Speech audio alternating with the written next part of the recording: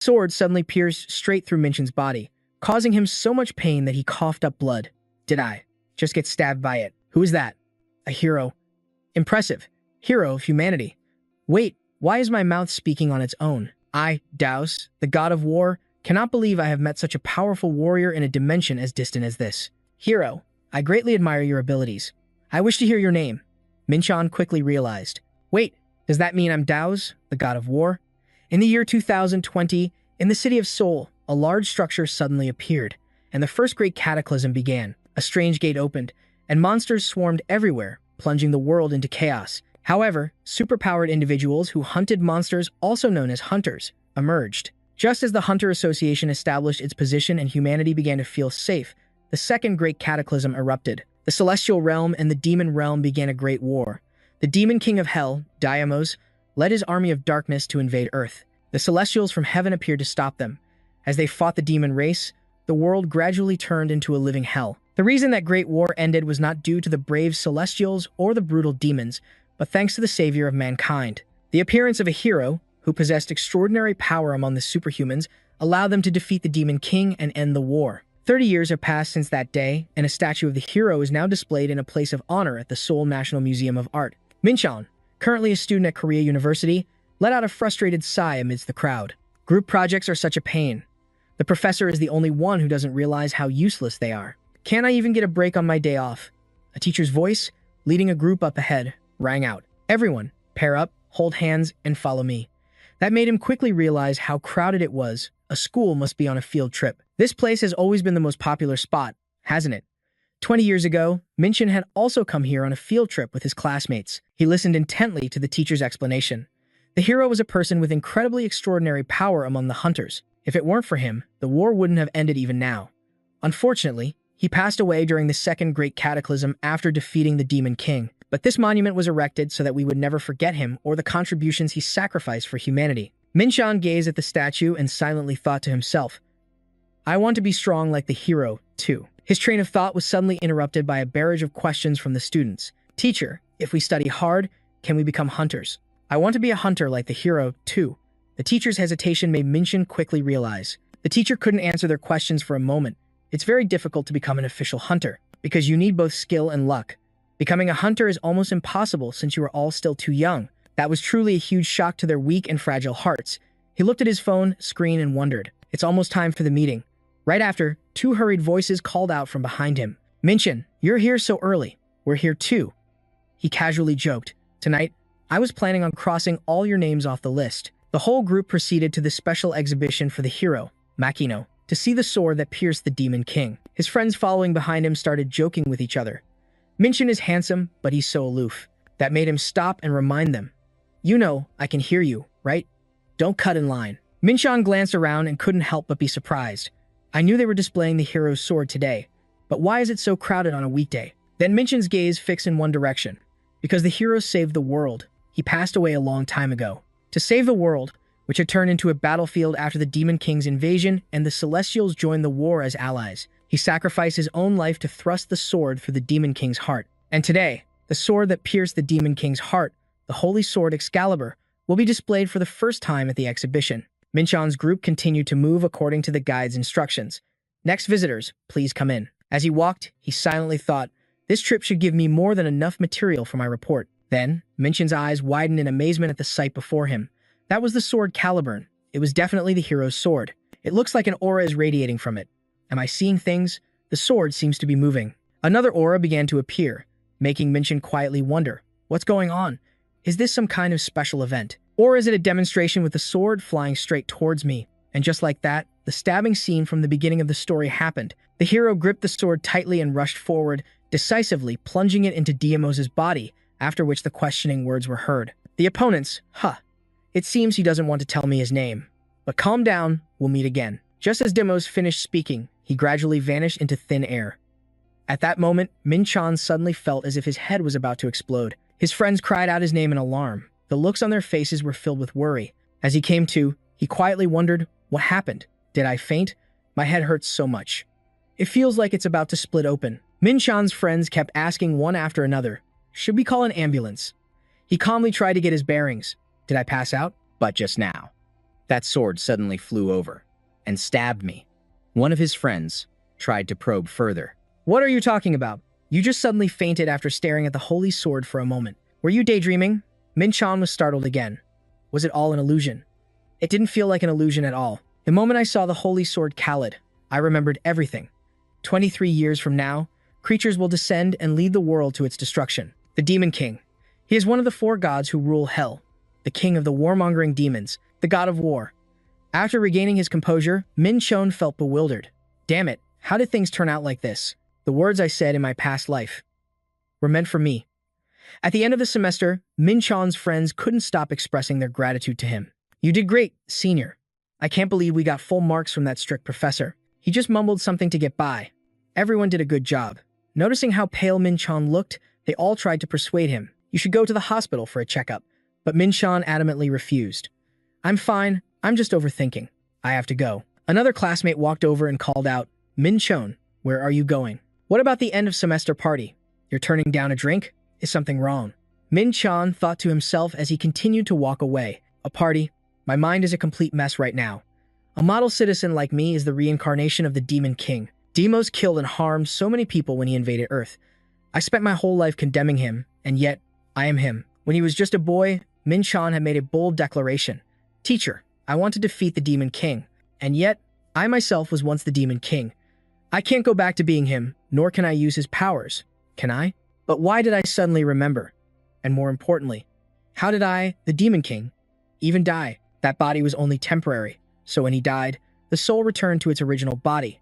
And it seems the hero from that time died along with me. Why am I suddenly thinking about this? What a waste of time. It's not like I can do anything about it now. The first difference between Daimos and Min-chan is mana. The demon race belongs to the upper world, so sensing mana is just like breathing for them. As for humans, they can only sense a small amount of mana, since they belong to the lower world. I still remember the method. Breathe deeply and concentrate. A notification quickly appeared. Mana detected. Conditions have been satisfied. Perfect. Now I just need to slowly figure out how to use this mana. The system also announced that the status chart was being updated and that Awakener Min-chan would receive the title Player. This made him feel incredibly happy. A question quickly popped into his mind. Is awakening really this easy? Then Min-chan became dejected again. Finding out I was the Demon King in a past life was shocking enough, and now I'm awakened on top of that. I don't know whether to laugh or cry. The system then prompted, say status window, to check your attributes. Min-chan finally nodded in acceptance. All right, I'll check. He currently possessed 7 strength and 6 agility and stamina.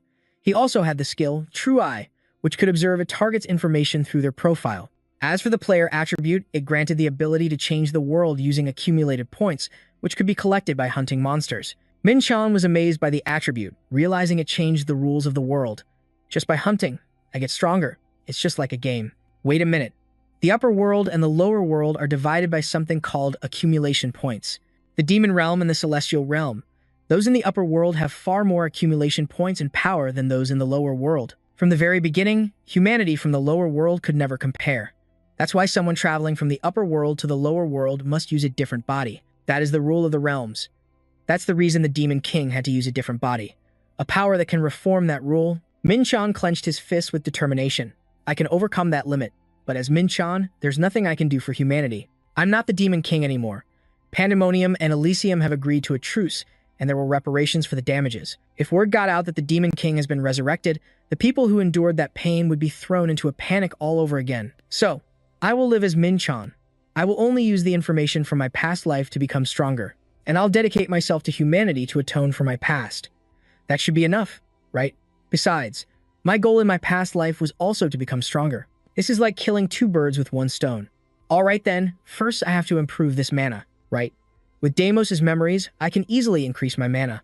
I must learn how to do that. By now, night had begun to fall. After a while of moving and searching, Min-chan could finally breathe a sigh of relief. I've finally arrived. This is a magic circle passed down through generations of Demon Kings. It can absorb mana from the surrounding area, but there's nothing here that can activate it. But if I place this neutralizing stone here, a notification immediately popped up. An E-rank mana stone is being used to supply energy to the Grand Mana Aggregator. The Grand Mana Aggregator has been activated. Mana has finally increased by 450%, a state that can be maintained for 5 minutes. Min-chan seized the opportunity, quickly sitting down to absorb it and was surprised to realize the mana was so dense it was practically leaking out of his body. This is the best chance to practice my energy cultivation, absorbing mana from both nature and my body. That's the fundamental principle of modern energy cultivation.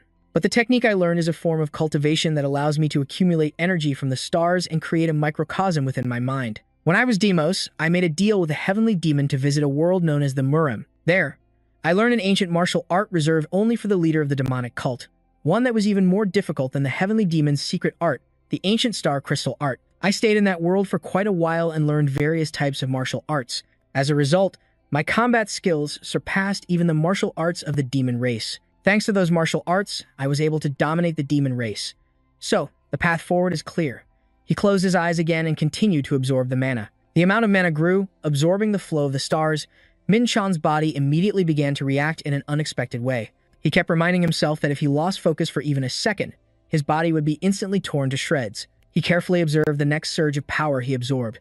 His body started to tremble from the strain. But Min Chan kept telling himself, if I stop now, I'll either die or go insane. No ordinary creature could withstand this terrifying amount of energy. But I was the Demon King in my past life. This is nothing to me. 5 minutes flew by, and the period for absorbing the grand mana ended. Min Chan had successfully acquired the ancient star crystal art, even reaching the 1-star level. His body was also enhanced by the effects of the ancient star crystal art. All of his skills increased by 5 points at the same time. The ancient star crystal art is a mana-breathing technique that forms a microcosm within a higher state of consciousness. Min Chan stretched and complained, my whole body is stiff. I wonder if my other techniques have been converted into skills as well? The system quickly displayed a notification. A new power has been formed. Magic power has been converted to chaotic power. Mana now also generates chaotic power. Min Chan's eyes widened in astonishment as he read the information. Chaotic power. He headed home immediately afterward. His status window now showed that his chaotic energy was at 210. His other stats were also on the rise. This made Min Chan quickly realize something. So, is it because of magic power that I have chaotic power now? Chaotic power and chaotic energy.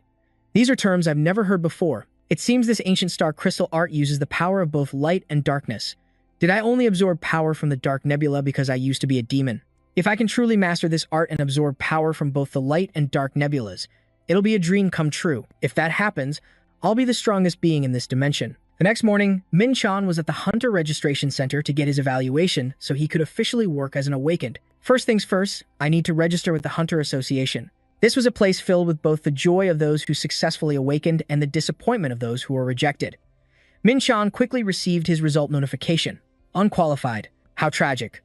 While he was busy reading the notice, he heard a voice ask, "You're E rank, aren't you?" E rank is the absolute lowest.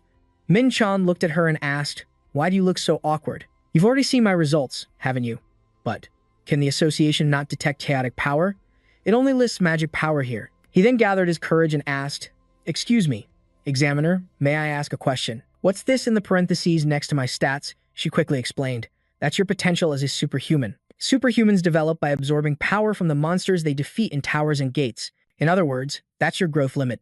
This made him realize something. So, a hunter's growth has a limit. The examiner added that although it's a small minority, some hunters are able to possess power that exceeds the limits set by the association. If you register as a hunter, you don't have to stick to towers or gates. There are plenty of other areas where you can hone your skills, you know? So please, don't be too disappointed. Min Chan could only reply awkwardly, "Thank you." He had just stepped out the door when he heard a welcoming voice. The Y-Sam Guild was ready to welcome and thoroughly guide their new mutants. As for our guild, our name is the Whirlwind Guild. This was not outside of Min Chan's expectations. Just as I thought, these representatives would do their utmost to recruit these mutants into their guilds. 2 members of the guild immediately approached Min Chan. "Please read through this and consider our guild." Their enthusiasm couldn't help but surprise him. Has the news that I'm only E rank already spread here? Word travels fast, but this actually turns out for the better. I hate these kinds of hassles. Except for my magic power, all my other stats are E rank. They say I'm so talented that no guild even wants me. He then unexpectedly received a message from the Hunter Association along with instructions for the Hunter License Qualification Test. Congratulations, Min Chan, on becoming a mutant. This is sent to all mutants who have completed their awakening registration. In order to operate as a mutant, you must officially register with the Hunter Association. The association will hold a qualification test to determine whether you are capable of venturing into gates and towers. A license will be issued based on the results. The test will be held on the second Monday of each month. The message made him wonder. A license test, so I have about 10 days left. Guess I'll have to postpone leveling up then. The hunter license qualification test would be randomly selected from 5 available sample tests. The common point among these sample tests was their ability to assess both the combat and survival skills of the candidate. Minchon now appeared extremely flustered. With my current abilities, I'll be eliminated right from the get-go. In other words, if I want to pass, my physical stats are the top priority. His strength, durability, and stamina were all on the rise. After stopping for a rest, Minchon quietly decided he would try using the ancient crystal technique as a breathing method to improve his own physical condition. No matter what, I still have memories from practical experience in my past life. As long as this body can handle it, that's what matters. During the day, I'll do physical strengthening exercises. His body was also upgraded thanks to the effects of the ancient crystal technique. Pushing himself to his absolute limit, nighttime would be for growth. Through cultivating the ancient crystal technique, 10 days later, Minchon requested to open his status window. Look at these numbers. This past week, I poured my blood, sweat, and tears into this, and the results are unexpectedly perfect. The stat with the strongest growth here is the mana-breathing skill. The power comes from the collision between the light nebula and the dark nebula, which creates chaotic energy. When I trained solely with the dark nebula in my past life, it took me over a year to reach the second crystal level. But now it only took me 1 week. And since my condition has improved, I'll unlock the 7 stars floating fist skill, a 7-second punching technique passed down from countless generations of nameless nomads. This technique strengthens parts of the body by using internal power to practice martial arts. A martial art that's easier to grasp than any other, combined with movements that suit my instincts. It all comes together to create a fantastic martial art for me. At that moment, the system quickly announced, "You have learned 7 stars floating fist." It can use internal power to fortify a part of the body or to increase latent potential. This would increase his combat ability exponentially. The next morning, Minchon moved while constantly wondering to himself, I wonder what others will think of the martial art I'm learning. It seems the way to activate this skill is similar to the ancient crystal technique. What's this? The ancient crystal technique is C rank, a much lower rank. It's understandable. This is just a basic martial art, after all. If I had a choice, I'd want to learn a high-level one. But if I learn a high-level martial art without a foundation, should I learn cloud stepping? This is a basic key technique. After all, although the movement technique I usually use isn't cloud stepping, looking at my physical condition, this is the most suitable movement method for me. Cloud stepping feels like you're walking on clouds. Although it's not the type of key technique used to suppress an opponent, it aids in counter-attacking while maintaining your original stance. Its limit depends on mana. Increases movement speed by 50%, amplifies power by 10%. Let's give it a try. His movement speed instantly increased by 50%, consuming 2 chaotic energy per second. This couldn't help but astonish Minchon. This is completely different from what I remember. It's too fast. Is this really Cloud stepping at only 1 star? Isn't this the speed of a 4-star level? What's more, not only is it faster, no matter how strange my movements are, I can still maintain my balance. Could it be that martial arts using chaotic energy are much stronger than those using magic energy? He continued to experiment, then a satisfied smile spread across his face. Should I give it a little test? Minchon channeled all the strength from his hands and struck the ground, creating an incredibly violent tremor. He adjusted. He laughed heartily. I didn't just break it. I crushed it into 100 pieces. And this is just with my basic martial arts. If I could master the ultimate martial arts I possessed in my past life. But before I can even do that, my body might just fall apart. If I have to use it with my bare hands again, I'll have no other choice but to use that. He also received an awakened license certified by the Hunters Association. Minjun then received a notification granting him entry. As soon as he peeked through the door, he heard a welcoming voice. Thank you for visiting the Yongsun branch of the Union. Could you please tell me the reason for your visit? I'll be happy to assist you. The Union is both an army and a merchant guild formed by various races from different dimensions. They are one of the 3 most powerful organizations in the multiverse, trading items and providing mercenary services. Regardless of the dimension or race, their influence is immense. No race dares to challenge their power. They are an organization that no one dares to mess with. Simply put, they are dirty merchants who profit under the guise of being a neutral organization. As soon as Minjun arrived, he demanded, I want to see the branch manager. She hurriedly asked, I'm sorry, could you please repeat that? Minjun replied confidently, Is this code enough to summon the branch manager now? A man suddenly appeared in a hurry, causing the crowd to murmur amongst themselves. Isn't that branch manager Ma Tan? He rarely shows his face, unless it's for a massive deal. A big shot who runs the entire federation. What's going on? As soon as he saw Minjun, he took the initiative to greet him. Are you the client with code R? Please forgive our rudeness. It's just that VIP clients don't usually visit this remote branch. I heard you wish to use the dimensional warehouse. Is that correct? Please, come this way. I'll lead you. Minjun was slightly surprised. Then, he was surprised to discover that Matan was a 311-year-old dwarf. His unique trait was monetary sense. With his innate financial luck, he had the ability to sense high-value products. Min-jun silently acknowledged this. He may look like a world-weary old man, but he's just a young adult by dwarf standards. To hold the position of branch manager, he must be very skilled. Just then, Matan made an announcement. This is the dimensional warehouse. Min-jun continued to follow him inside. Transactions between dimensions usually cost a lot of money and time. The dimensional warehouse is a revolutionary technology created by the Union. This has significantly reduced the time required for transactions. Due to its high cost and advanced technology, it requires verification to see if the user is a manager or a VIP client of the Union. There are only 24 VIP clients, but their identities are top secret, which means even the staff here have no way of knowing who I am. A prompt quickly appeared. Please input the magic pattern for code R. Min-jun immediately stepped into position to comply. The status panel displayed a message. Calculating reverse encryption. The dimensional warehouse quickly began to shift. Matan, who was watching intently, announced, "It's opening. Magic password confirmed. You have been granted access to the dimensional warehouse. Only one item is stored by the client." Min-jun let out a sigh of relief. Perfect. Give it to me. If I'd known I was going to be reincarnated, I would have stored more items. The dimensional warehouse quickly displayed the next message. Client's item has been successfully transferred to Earth. As Min-jun observed the item, he silently noted.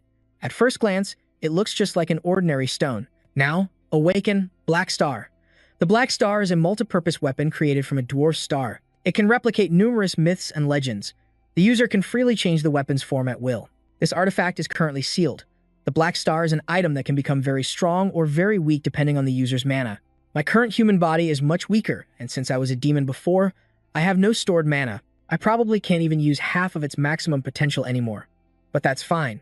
The most basic function of the Black Star still remains. The ability to transform into 10,000 different weapons. Once I have this, the Hunter test will be a piece of cake.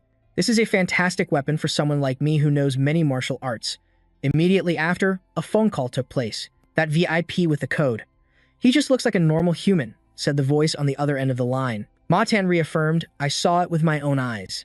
The VIP code was confirmed to be authentic. As soon as he hung up, he curiously asked the person next to him, "What do you make of this? A human from Earth, a low-level dimension, possessing a VIP code. This means a high-level entity who doesn't want their identity revealed is hiding their power by coming to Earth as an avatar.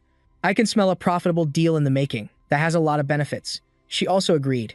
"You're really quick on your feet." Matan then explained that if they bring money, they're clients. "You should learn from me as quickly as possible. My life would be much easier with a competent subordinate." She then asked curiously, "So, you just want me to observe the situation, not investigate? I won't let the other branches find out." Matan happily agreed, "All right, I'll leave it to you. Earth is a place that has drawn the attention of high-level races." After that tower appeared, it took Min-chan a great deal of effort to secure the position of regional director near it, but that still wasn't enough. He was determined to hold onto this client and climb to a higher position in the alliance. The next day, Min-chan appeared at a different location with a look of utter astonishment. "It's huge." The day of the Hunter's certification test. Holding the paper in his hand, Min-chan quietly recalled. "They said, I just need to go to the waiting room by noon. It must be around here." The chaos before him infuriated him. What are these crazy reporters doing? Two figures who had just appeared were relentlessly hounded by them. "Miss Rumi, is it true you're taking the Hunter certification test today? Mr. Do-sung-yu, please give us an interview." The chatter erupted endlessly. "Isn't that Rumi, the daughter of Ambassador Van'e? I heard she's half-elf." In Norse mythology, Van'e is where the Vanna gods live, the gods of fertility, wisdom, and the ability to see the future. Rumor has it, she can use soul magic. Have you heard about Do-sung-yu? He was recruited by the Hwarang Guild after that ability test. Isn't that the #1 guild in the country? What were his starting stats? One of those two will definitely be at the top of this test. Just then, the loudspeaker suddenly made an announcement. "Hello, candidates. This is an announcement that the 55th Hunter certification test will begin in 10 minutes. Each candidate will be assigned to a Hunter match by the examiners. Once you have been assigned, please proceed to the gate with your match number." Min-chan followed the instructions, wondering, what is this place? It's not a natural terrain. Is it an artificial gate? The loudspeaker sounded again. The theme of the 55th test will now be announced. The theme is survival. You must score 100 points before the test ends. Detailed information will be displayed on your Hunter watch. Min-chan's registration number was 511. Current points, 0. Surviving until the end is worth 50 points. Each candidate will receive the same amount of shield energy. The shield will deplete upon impact. Any candidate whose shield energy runs out will fail and be automatically removed from the test area. Min-chan checked it and felt satisfied. This is pretty convenient. There are 3 ways to pass the test: hunt 50 normal monsters, participate in a raid on the boss monster marked on the map, or take out the other candidates. Just then, Min-chan noticed something strange. He focused, listening and observing, then figured out a strategy. This means there are competitors everywhere. Begin.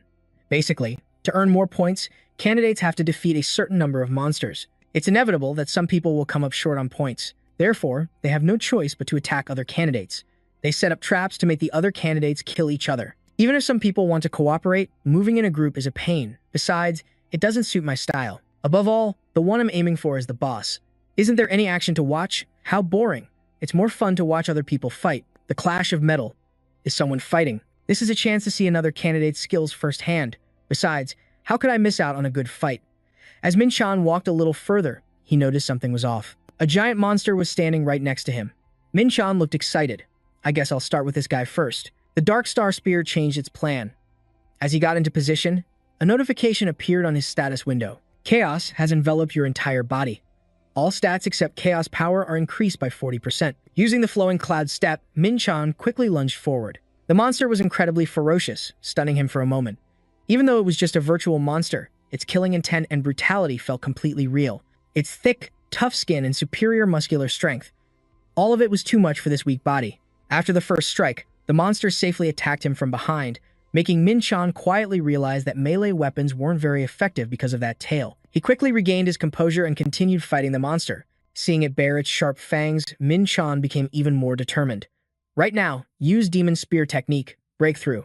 Cost, 8 points of Chaos Chi. The moment the Demon Spear technique was unleashed, it hit the monster with such incredible force that it died instantly on the spot. The system updated with a new notification: you have defeated a monster. 10 points collected. At that moment, Min-chan silently noted that the quality of the dungeon seemed higher than he had imagined. A named monster was worth this much. The boss should be something to look forward to. At the same time, a sound came from behind him. Brother, that guy. He's the one who took the name monster we were about to hunt. The oldest brother of the group shouted in anger. Daring to steal from us in broad daylight like this, it seems you still don't know your place, do you? Do you have any idea who we are? We are the famous 3 brothers, the Dark Trio. Min-chan silently observed them. Are they challenging me? It seems they're the ones who caused the fight I heard earlier. They plan to steal points from other participants after they've been weakened by the battle. He then used True Eye to inspect all of their status panels. Their physical stats are several times higher than mine, and their potential isn't bad either. At this point, Yongjin also expressed his frustration. Brother, is he smiling? Do you even understand the situation you're in right now? Min-chan confidently retorted. I don't care if you're the Dark Trio, the Supreme Trio, or whatever else. Stop yapping. Bring it on. The 3 of them began to challenge him in unison. You bastard. Bro, let me kick him in the mouth. We'll let you go if you give us your points. But first, you need to be taught a lesson, don't you? Die. The 3 of them started to charge at Min-chan. He quickly drew his dagger and demonstrated a few basic moves in front of them. Yongjin remained confident, thinking, you're running right onto the tip of my sword to die, you idiot. Min-chan silently noted that although their teamwork was seamless, he decided to use the sailor's pollen technique. The beauty of creation made Yongjin cry out in pain. The sailor's pollen technique would reduce the opponent's damage by 30%. It causes the attack direction to be altered, consuming 5 chaotic energy. It increases critical hit damage by up to 50% of your strength, consuming 3 chaotic energy. Seeing his youngest brother screaming in panic, get away, stay away from me. The eldest brother confidently assumed, if he gets that close, it'll be hard for him to use magic. Then he rushed forward with a threat. You bastard, stay away from my brother. Seeing Min-chan successfully dodge the attack, he yelled again, you're finished. Min-chan stood perfectly still, quickly observing the raging flames, then gave a sinister smile before unleashing a counter-weapon. It was the 5-tiger slaying technique. It's a special move from the House of Ha-Buk, a renowned warlord family famous for using practical sword skills in real combat, which made the other 2 turn pale the moment. Min-chan maintained an incredibly calm posture, preparing to step on the spear and launch himself straight at his opponent. The eldest brother was still bewildered, asking, what? But Min-chan had already confidently declared, it's over, making him scream in frustration, impossible. In the end, he collected another 15 points, bringing his accumulated total to 45. Then Min-chan thought to himself, this guy saved up a lot of points. Huh. Yong-soo quickly approached his teammate and whispered, Big Bro was defeated, and that guy's weapon. Yongjin confidently asserted, he must have infused his vital energy into it. It's extremely dangerous. While observing them, Min-chun confidently thought that they clearly had no way of consolidating all their earned points onto one person with their current skills. He then confidently declared, "What starts should also end, shouldn't it? Now, how many points can you guys give me?" The broadcast speaker blared with information again. Participant 450. Yongsu's shield energy has reached 0. The participant has been eliminated from the test. In the guild's monitoring room, everyone was busy discussing. A member of the Dark Trio has been eliminated. They are rookies being nurtured by the second-ranked guild in the country. Who defeated that trio? Yu Song-yu must have gone a bit overboard. What the guild master says is always right. Discovered by the second-ranked hunter in the country.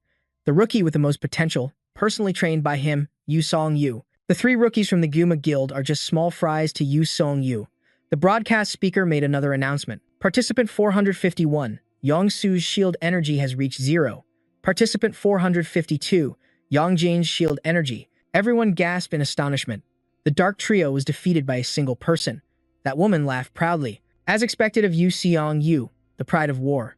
She suddenly froze for a moment, then exclaimed in shock, "Who was that?" She then fell silent in confusion upon realizing it was Min-chun. Inside the dungeon, other participants were being eliminated one by one, with swift and painful techniques. The announcer reported that participant 686 shield energy had reached 0. Min-chun's accumulated points had reached 172. Then he thought to himself, "One named monster, but in the end, I found nothing else. There's not much time left. We've entered the crucial phase of the test. I have to finish this thing first. Time to go meet the boss. This is the only path into the rocky mountain that leads to the boss. A narrow passage that only 1 or 2 people can pass through at a time. At the end of the path was a golem with high resistance, an unruly warrior with the ability to self-heal." Min-chun's voice rang out, asking, "Are you people trying to turn? Is this thing invincible or what?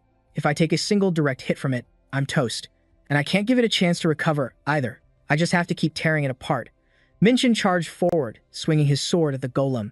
He could feel the monster's hardness. System notification, no damage dealt. The golem slammed its fist into the ground. Attack failed. Try again. Min-chun smirked confidently. "Oh, wow. Are you really going to tell me what you're about to do? How friendly of you.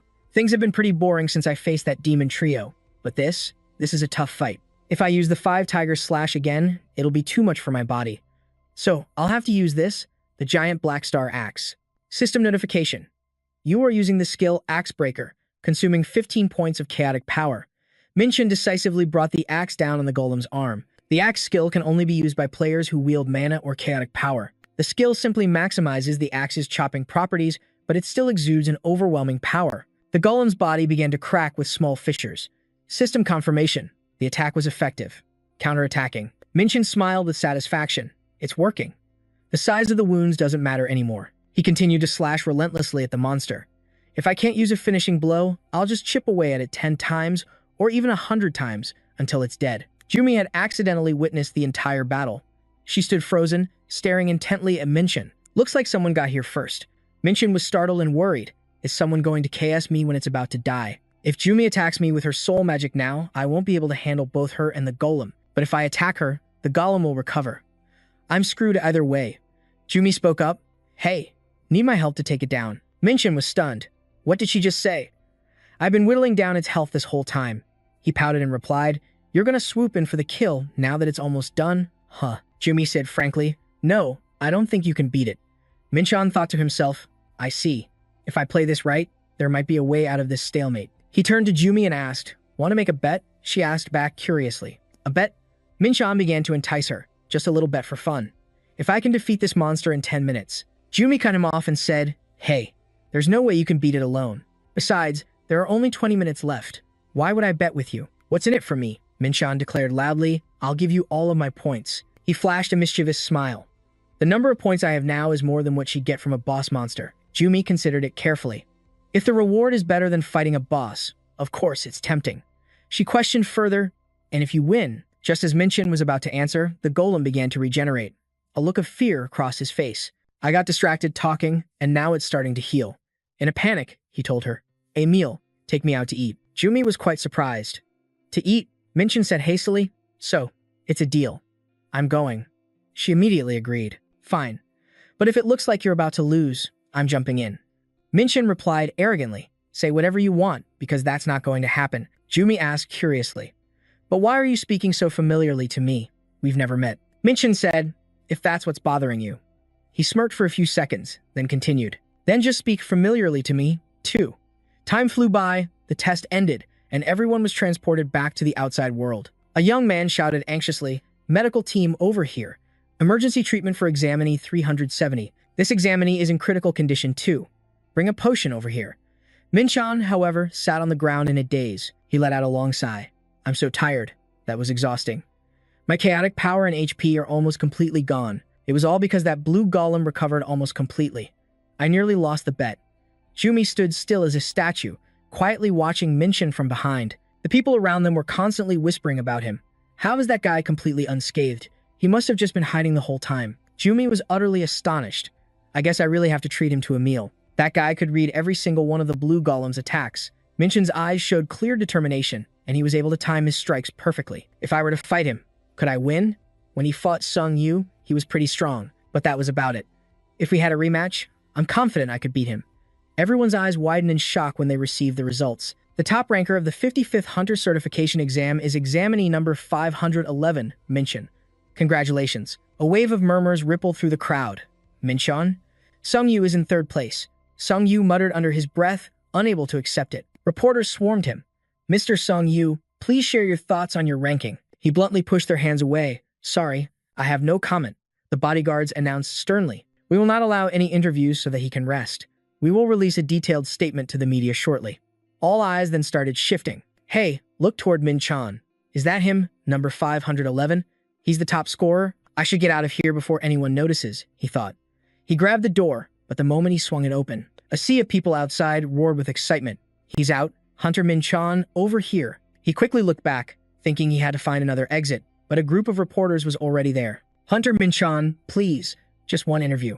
How do you feel about becoming the top scorer?" He was cornered. "How am I supposed to get home now?" Suddenly, Min-chan shouted, "I have one condition before I join any guild." He held up 5 fingers and declared, 500 million. I'll join any guild that offers me 500 million. Everyone present was completely stunned. He might be a great fighter, but his basic stats are rock bottom. Things might be different if his basic stats were A rank, but there's no real reason to offer that kind of money for someone with no growth potential. Min-chan grinned and thought to himself, well, it's not like I plan on joining a guild anyway. I'm just naming a high price so I can go home. Who would pay 500 million for some random nobody who just appeared out of thin air? Suddenly, a voice rang out, "I'll pay that price." Min-chan was utterly shocked. Wait a minute, for real? A guild is paying 500 million to recruit a newbie. What kind of lunatic is that? Min-chan frantically looked around. What kind of lunatic is this? I need to see his face. A hand shot up. Hunter Min-chan, over here. He stared blankly toward the arm, which belonged to a chubby man. Isn't that the branch manager? Inside a magnificent castle, Min-chan spoke seriously with the manager. What's this all about? I'll be blunt. I was just saying that I don't actually intend to join any guild. The manager chuckled and said, I know. I just want to help my client. Min-chan was baffled. You want to help me? The manager took out a contract and said, I want to invite you to be a freelance mercenary for the Star Alliance. You would technically be working for the Alliance, but your contracts will be rewarded, split evenly with us. This way, no one will bother you. Not only that, but you'll also be guided to the gates. You'll be supported by our customer care team and receive tax deductions. Plus, all items you obtain from hunts will be sold at the highest possible price. Min-chan considered it. Honestly, the terms were pretty good and the benefits were amazing. He spoke up. I wasn't aware the Star Alliance did volunteer work like this. The Alliance's motto is that nothing good comes without a price, and all these terms are in exchange for nothing? You must think I'm a child, he said bluntly. It seems I'm wasting my time here. The manager called out, Hunter Min-chan, all we want is your trust. He was quite surprised to hear that. What? Trust. Min-chan smirked as he thought, trust, huh? It seems he thinks I'm some kind of huge powerhouse after seeing my VIP code. But what he sees is all I've got. Maybe I've stumbled upon a great deal here. Why would I be foolish enough to refuse? Finally, Min-chan made his decision. All right, I'll sign. Sunlight streamed into the room. The secretary asked worriedly, is a freelance mercenary contract like this really okay? He replied gently, I never do anything without calculating it first. Go back and prepare to welcome our client. Normally, mercenaries for the Star Alliance are incredibly strong, at least noble rank or equivalent. Because of that, freelance mercenaries need approval from management or some other big shot within the Alliance. Even though just having a VIP code isn't enough for easy approval, I can't let this opportunity slip away. I've prepared everything. Now, all that's left is to discuss it with the CEO. A strange man appeared. Good. A mercenary contract, is it? I approve. The manager was quite surprised. Really, sir? Just like that, the man continued. Grant him all the benefits. If anything comes up, report to me immediately and keep this a secret. Is something wrong? The manager quickly replied. No, sir. Nothing at all. Thank you, CEO. What just happened? When I told him about the client, he didn't react at all. But after watching his match, he completely changed. Confident movements, not a single wasted motion. The 20th CEO of the Star Alliance, the Dragonoid Knocker, was intently watching the match. It feels like I'm watching him fight, but it can't be him. That person passed away. Suddenly, a knock at Min Chan's door startled him awake. He was sprawled out on his bed, a sleepy expression on his face. Sorry, I didn't get it. She also realized what the problem was. With a phone like that, it makes sense you didn't get the message. Min Chan remembered he hadn't received the message because his phone had been ringing nonstop. Who the hell got my number and keeps calling me? He invited Ellie inside. This looks like it'll be a long conversation, so please come in. She didn't hesitate to reply. Yes, thank you. Is this what people call a commoner's life? It seems a bit simple for a VIP. Min Chan asked, annoyed. What do you mean, simple? Haven't you looked into how I live? Ellie giggled. Of course not. Sir, we would never do anything to displease Hunter Min Chan. He hurriedly tidied up his room while asking, so, what brings you here today? Ellie began to explain about when he entered the Union headquarters. You presented identification as a mutant, so that's all I know. Min Chan praised her internally. She's good. She chose her words carefully to avoid angering me. If she's this sharp, it'll make things easier for me. Ely carefully handed him an item, getting to the main point, but Min Chan asked in confusion, what's this? She quickly replied, your phone, job information, deposit card, and bank account. Min Chan slowly opened it to take a look. A deposit? Huh. How much did I get last time? He was completely shocked when he saw the number. 4.7 billion. Ely added, due to taxes, we couldn't give you the exact 5 billion. Min Chan couldn't believe his eyes. You guys are really paying me this much? Ellie smiled brightly and said, of course. I didn't expect you to be so shocked. Min Chan retorted, well, you're the one who said I was living a poor life. And this is the very reason I chose to merge my finances with the college student Min Chan. Ellie changed the subject. Ah, there's also one more reason I came to see you so early. It's about establishing a support team for Hunter Min Chan, and to remind you of the terms and conditions, as well as the dungeon arrangements. He said, I think a corpse retrieval team is enough. Ely suggested, what about tanks and marksmen? They could be very helpful to you. He said confidently, I'm enough on my own. Ellie calculated, all right then, I'll arrange for a zombie expert and a mule to carry your items. Min Chan cut her off and asked, wait, when do I start raiding? She explained, as soon as the dungeon selection and team formation are complete. Min Chan became weary. That'll probably take a while, won't it? My body is getting restless. I really want to try out my hunter privileges. I've already upgraded my attributes and haven't even had a chance to test them. Ely shot up to her feet and said, it won't take long, because I'm very capable at my job. 3 hours later, she brought Min Chan to a place called the Amsangdong Dungeon, tropical forest terrain. Types of monsters, thorn pigs, smart monkeys, and carnivorous creatures. Min Chan was utterly astonished. You're so talented you can pull this off? Ely said proudly, I told you I was good. Min Chan could only manage a wry smile. So your confidence is well-founded, huh? A man appeared and spoke up. Is this the rookie who caused such a stir at the recent exam? Ellie quickly greeted him. Hello, Captain. Let me introduce you. This is your support team. The man introduced himself first. I'm Dong Hien, captain of the support team. It's a pleasure to meet you. Min Chan smiled. I'm Min Chan. I look forward to working with you. The two of them shook hands. Everyone began to divide the tasks. I'll be the one hunting in this dungeon. After I'm done, you can all go inside to collect the items. Dong Hien watched Min Chan step inside. I only joined because department head Ellie requested it. The others asked irritably, who the hell is he to summon us like this? Dong Hien stood there dumbfounded. Min Chan, huh? First time I've ever heard that name. A young man suddenly realized. Wait, is he the top scorer from the recent certification exam? The test was just yesterday, so it makes sense you wouldn't know. Dong Hien said angrily, I see. Are you insane? Even if he's the top scorer, how can an inexperienced rookie clear a dungeon by himself? Has greed blinded him? If he wants to hunt as much as he likes, he can go call another team. Min Chan easily dispatched a monster. I'm taking the day off.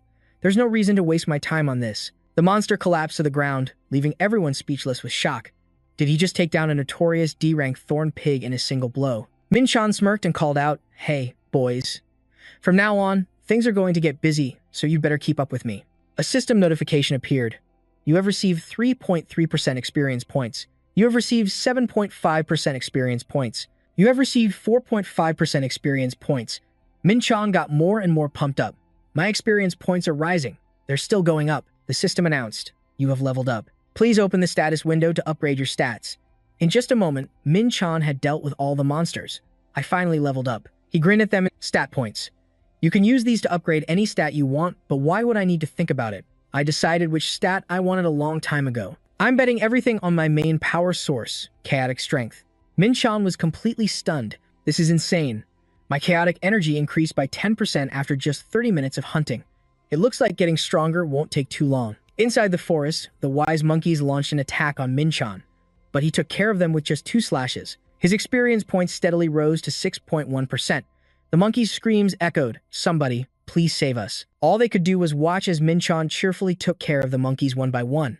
Dong Hein couldn't help but exclaim, "What an impressive fighting demon." What were they saying earlier? A kid with no real combat experience. This fighting style looks like it's been honed to near perfection through hundreds of battles. It seems I'm responsible for supporting an extraordinary child. It's hard to believe those skills belong to a new hunter. Min-chan leaped high into the air, chasing after a monkey. He mercilessly plunged his spear right into the top of its head. Dong Hein waited with great anticipation, wanting to see just how far he could go. The system announced that both chaotic strength and chaotic energy had increased. Min-chan thought to himself, only the boss monster is left, right? He then spoke to Dong Hein, team leader, I'm going to try and take down the boss right now. Are you sure?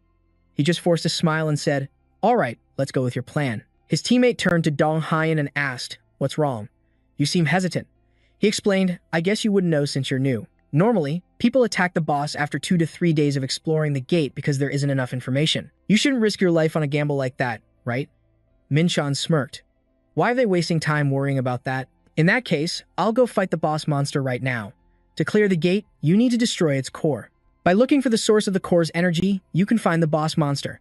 When he arrived, all Min-chan could say was, oh my god, an ete ape, the leader of the wise monkeys. Min-chan wondered, if it's the leader of the wise monkeys, its main magic and skills must be enhancement spells, right? Dong Hein warned Hunter Min-chan, the ete ape is a formidable enemy. You have to be careful when facing it. Min-chan immediately rushed forward. You don't have to worry. I just won't give it time to cast any spells. At first, the ape was still laughing playfully, but a few seconds later, its expression turned to horror when it saw someone charging at it. A pillar shot up from the ground. The system announced, you have entered the range of a force totem. Force lightning element is infiltrating the body. Speed reduced by 3 points. Min-chan muttered, how annoying. He used his ultimate skill, Flowering God's Sword, to split the pillar in 2.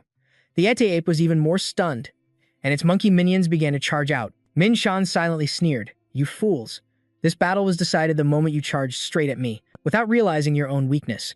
With a single swing of his sword, he wiped out all the monkeys. The ete ape couldn't believe its eyes. Rage welled up inside it, and the ete ape let out a massive roar. Dong Hein could only laugh helplessly. A 2-fold celestial enhancement. It's much stronger than a normal ete ape. The others were terrified. Leader, he can't fight that alone. We need to go help him now. Min-chan stood there dumbfounded. What the hell are they talking about? They want to help me. The enraged ete ape leaped towards Min-chan. He immediately used the skill, 5 Tigers Cleave, to deal with something this weak. In an instant, he had split its body in 2. Everyone's jaws dropped in astonishment. The system announced the end of the gate raid. He was extremely surprised to see Elle standing outside. As soon as she saw him, she praised him. Hunter Min-chan, you did a great job. He asked curiously. Have you been waiting here this whole time? Elle answered excitedly. Of course. I had to see it all. After all, it's your first ever gate raid. Min-chan thought to himself, I want to get to the next gate quickly. He asked out loud. When's the next gate? Elle told him it would be in 3 days. Min-chan smiled and said, good thing it's not tomorrow. I'm definitely busy tomorrow. Also, after those 2 days, please arrange 1 raid for me every day. Elle asked worriedly, will you be okay? People usually take 3 to 4 days between raids because each one is so draining, he said in a firm tone. I'll be fine. Oh, and can you introduce me to an equipment crafting expert? I feel like I should at least be wearing some protective gear. When I was the Demon King, I was covered by a protective demonic enhancement energy, so I never had to worry about petty damage. But now, I'll be in big trouble if I keep going without any equipment. Elle replied, I know an expert in the Alliance. I can contact them for you right away. I'll let you know after I've arranged a meeting. It won't take long. He replied eagerly, I'm really looking forward to it. Seeing Min Chan, the gatekeepers scrambled to greet him. "Thank you, sir. Please come back anytime." His face was pale. "I just spent 400 million. I didn't think the expert they introduced would be so chubby. He doesn't seem very trustworthy at all," he said confidently. "You won't be disappointed." I wondered. I can see that his skills are good, but what does that have to do with anything? Since that expert is so confident, maybe it's okay to trust him. The driver suddenly spotted a strange gate right in front of them. What? But Minjun was still lost in thought, thinking he should retrain his mind when he got back. A sudden gust of wind blew, and everyone on the bus panicked. The city's traffic descended into chaos. Minjun was bewildered. What was that? A sudden accident. Did he hit someone? A blood-curdling scream rang out. A gate suddenly appeared. A gate appeared right in the middle of Seoul. Yeah. Minjun looked outside to check, and it was even black. The one I saw yesterday was blue. Monsters also started to appear, bearing their sharp fangs. Pedestrians were too scared to speak. A monster! It's a monster! A monster appeared. Everyone, run. Everyone scrambled to escape. The monsters showed their ravenous hunger. Humans. Food. Everyone fell into a panic. When is the Hunter Association going to get here? Run. In the middle of the street, a child was crying their eyes out. "Mommy, where are you?" A monster appeared right in front of the little girl, ready to devour her. It shot an arrow toward her. At that very moment, Minjun rushed in. "How dare you wreak havoc here?" He quickly grabbed the child and used his other hand to fight the monsters. Those hideous monsters. The spear plunged into the wolf, killing it instantly. Minjun said angrily, "You're not even worth using my skills on. Just die and become my stats." System confirmation. You've received 2.5% experience points. Minjun scoffed. These monsters are too low level. They barely give any experience. The system window appeared again. Chaotic energy detected in the opponent you just defeated. You can now absorb chaotic energy. Minjun was a bit stunned. Absorb chaotic energy. Monsters started appearing in greater numbers. Minsu used his shield. Trying to block their attacks, he shouted loudly, "Fire arrows." The monsters continuously shot thousands of arrows toward Min. Min was also getting exhausted. "Honey, there are too many of them. My mana is depleted." Minsu replied helplessly. "My shield can't take much more. These bastards are also different from the E-rank goblins in the blue dungeon." Both of them screamed in terror. "We're going to die." Just as they fell into despair, Minjun appeared like a hero. This one is mine," he continued, plunging his spear into a monster's head. The other monsters all looked up at him. Minjun lifted his leg to gain momentum. He unleashed a series of masterful strikes, wiping all of them out. Minsu's jaw dropped in shock. "Who are you?" Minjun stood tall, like a world-saving hero. "The level of ancient astral arts has increased by 1.5%. Your chaotic energy has increased by 0.3. He turned to the two of them and said, "You two go help evacuate the civilians. I'll hold them off." Min gave a strange smile and replied, "Yes, thank you." With that, Minjun turned in another direction. "And now, you bastards will become my stats." The scene changes to a cafe where Minjun is talking to a man. The man cautiously hands him a business card. "It's an honor to meet you, Hunter. My name is Sung Hui. I heard you handled that gate all by yourself." A gate that suddenly appears in the middle of the city without any warning would have caused immense damage if we couldn't stop it in time. Thanks to you, Hunter Minjun, we were able to keep the damage to a minimum. On behalf of the Hunter Association, I'd like to thank you. Thank you. Sincerely. Minjun replied blankly. "Well, it was the right thing to do," Songhui added. "The association will reward you for clearing the gate breach, and there will also be a cash reward for the monsters you defeated." Minjun sat there, pondering. So, he's also a hunter from the Hunter Association's security team. Judging by his mana, he's probably A rank or B rank. I don't think I'll need to use True Sight. I probably won't have to see this guy again. I'm not really interested in this guy. I'll have L handle everything. It'll probably take a while. That's what I thought. A week later, Sang Hui came to see him again. Hunter Minjun. "It's great to see you again," Minjun replied with a smile. "It's Sang Hui.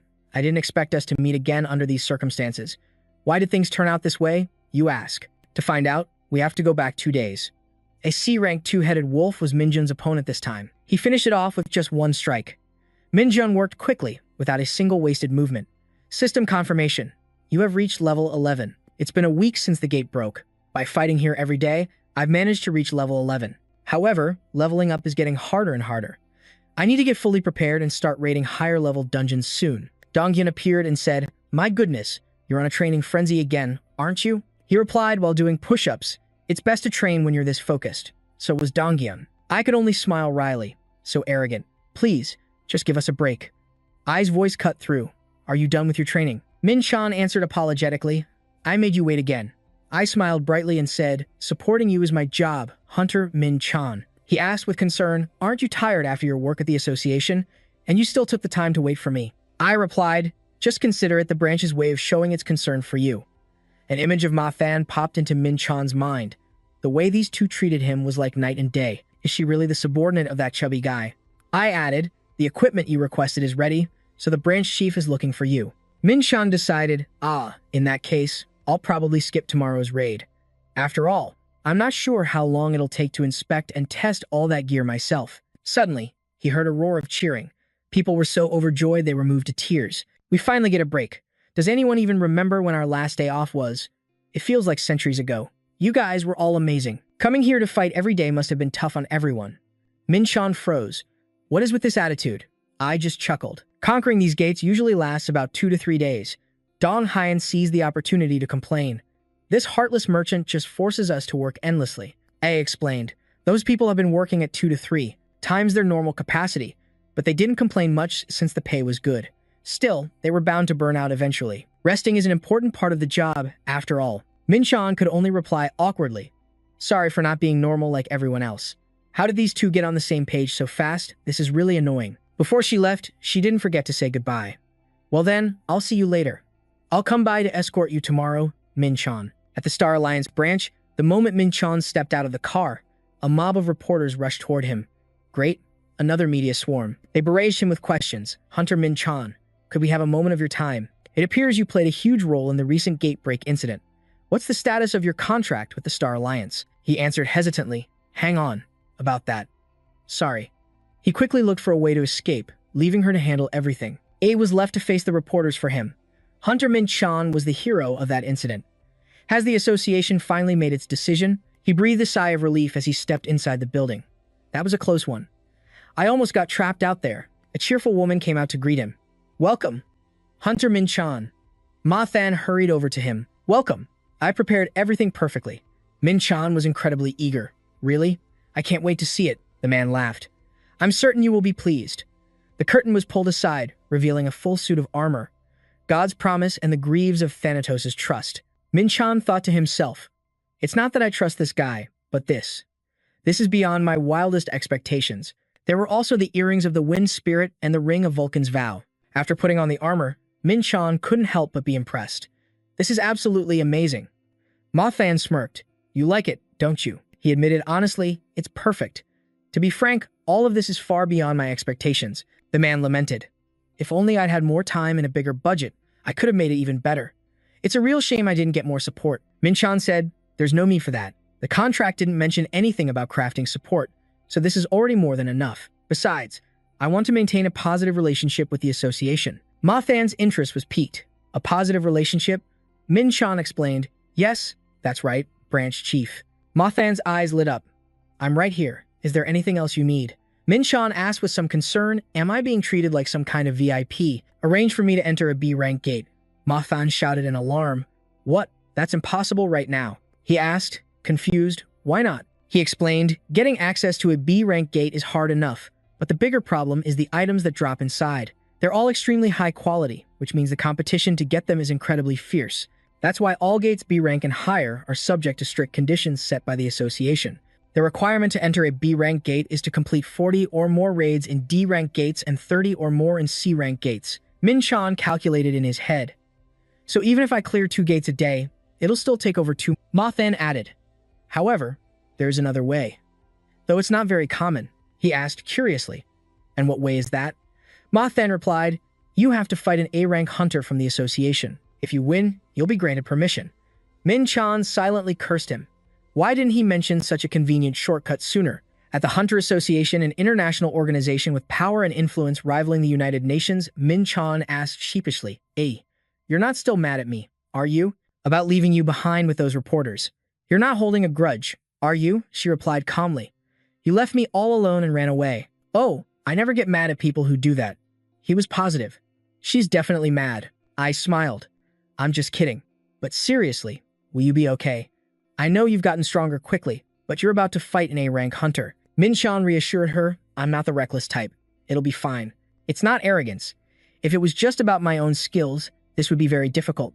but with my equipment and experience, it's a different story. In waiting room number 1, an instructor came out to announce that the results of the certification test would be decided by a match against an A-rank member of the association. Min-chan carefully asked again, "If I defeat my opponent, will I pass?" The man replied, "Defeat an A-rank hunter, huh? That's good spirit. However, whether you pass or not will be up to the judges." Min-chan asked further, "So, how is it scored?" The man said he couldn't disclose that because it was confidential information. Eli whispered into Min-chan's ear, "It's probably based on basic skills, reaction speed, and your ability to make decisions in dangerous situations." That was the usual way. It was like a light bulb went off in his head. The man announced that preparations for the test were complete and said, "Please, this way." Min-chan was a bit surprised. "This is the examination room? It looks just like the area around a gate." A voice called out, "I've been waiting for you." Min-chan's eyes widened in recognition. The man smiled and introduced himself. "I'm Sung Hai, an A-rank hunter and a member of the association's security bureau. I've been assigned as the examiner for today's test." Min-chan muttered resentfully to himself, "So that's how it is, huh?" Sung Hai drew his sword and said, "If you maintain your usual form, I think you'll pass easily. Are you ready?" Min-chan replied arrogantly, "Why don't you take a guess?" Sung Hai announced. "Then, the hunter certification test begins now." Min-chan swung his spear towards him. Sung Hai quickly parried the attack. They say everything is in flux. Sung Hai threw the sword back at Min-chan. He smirked and said, "If this is all you've got, I'm going to get bored." Sung Hai suddenly lunged forward with incredible speed, catching Min-chan completely off guard. "Let's see if you can block this." Then, Sung Hai unleashed a series of decisive slashes. Min-chan was stunned. "Wait, this guy." Eli watched from the sidelines. "I had no idea Hunter Min-chan's skills were at this level.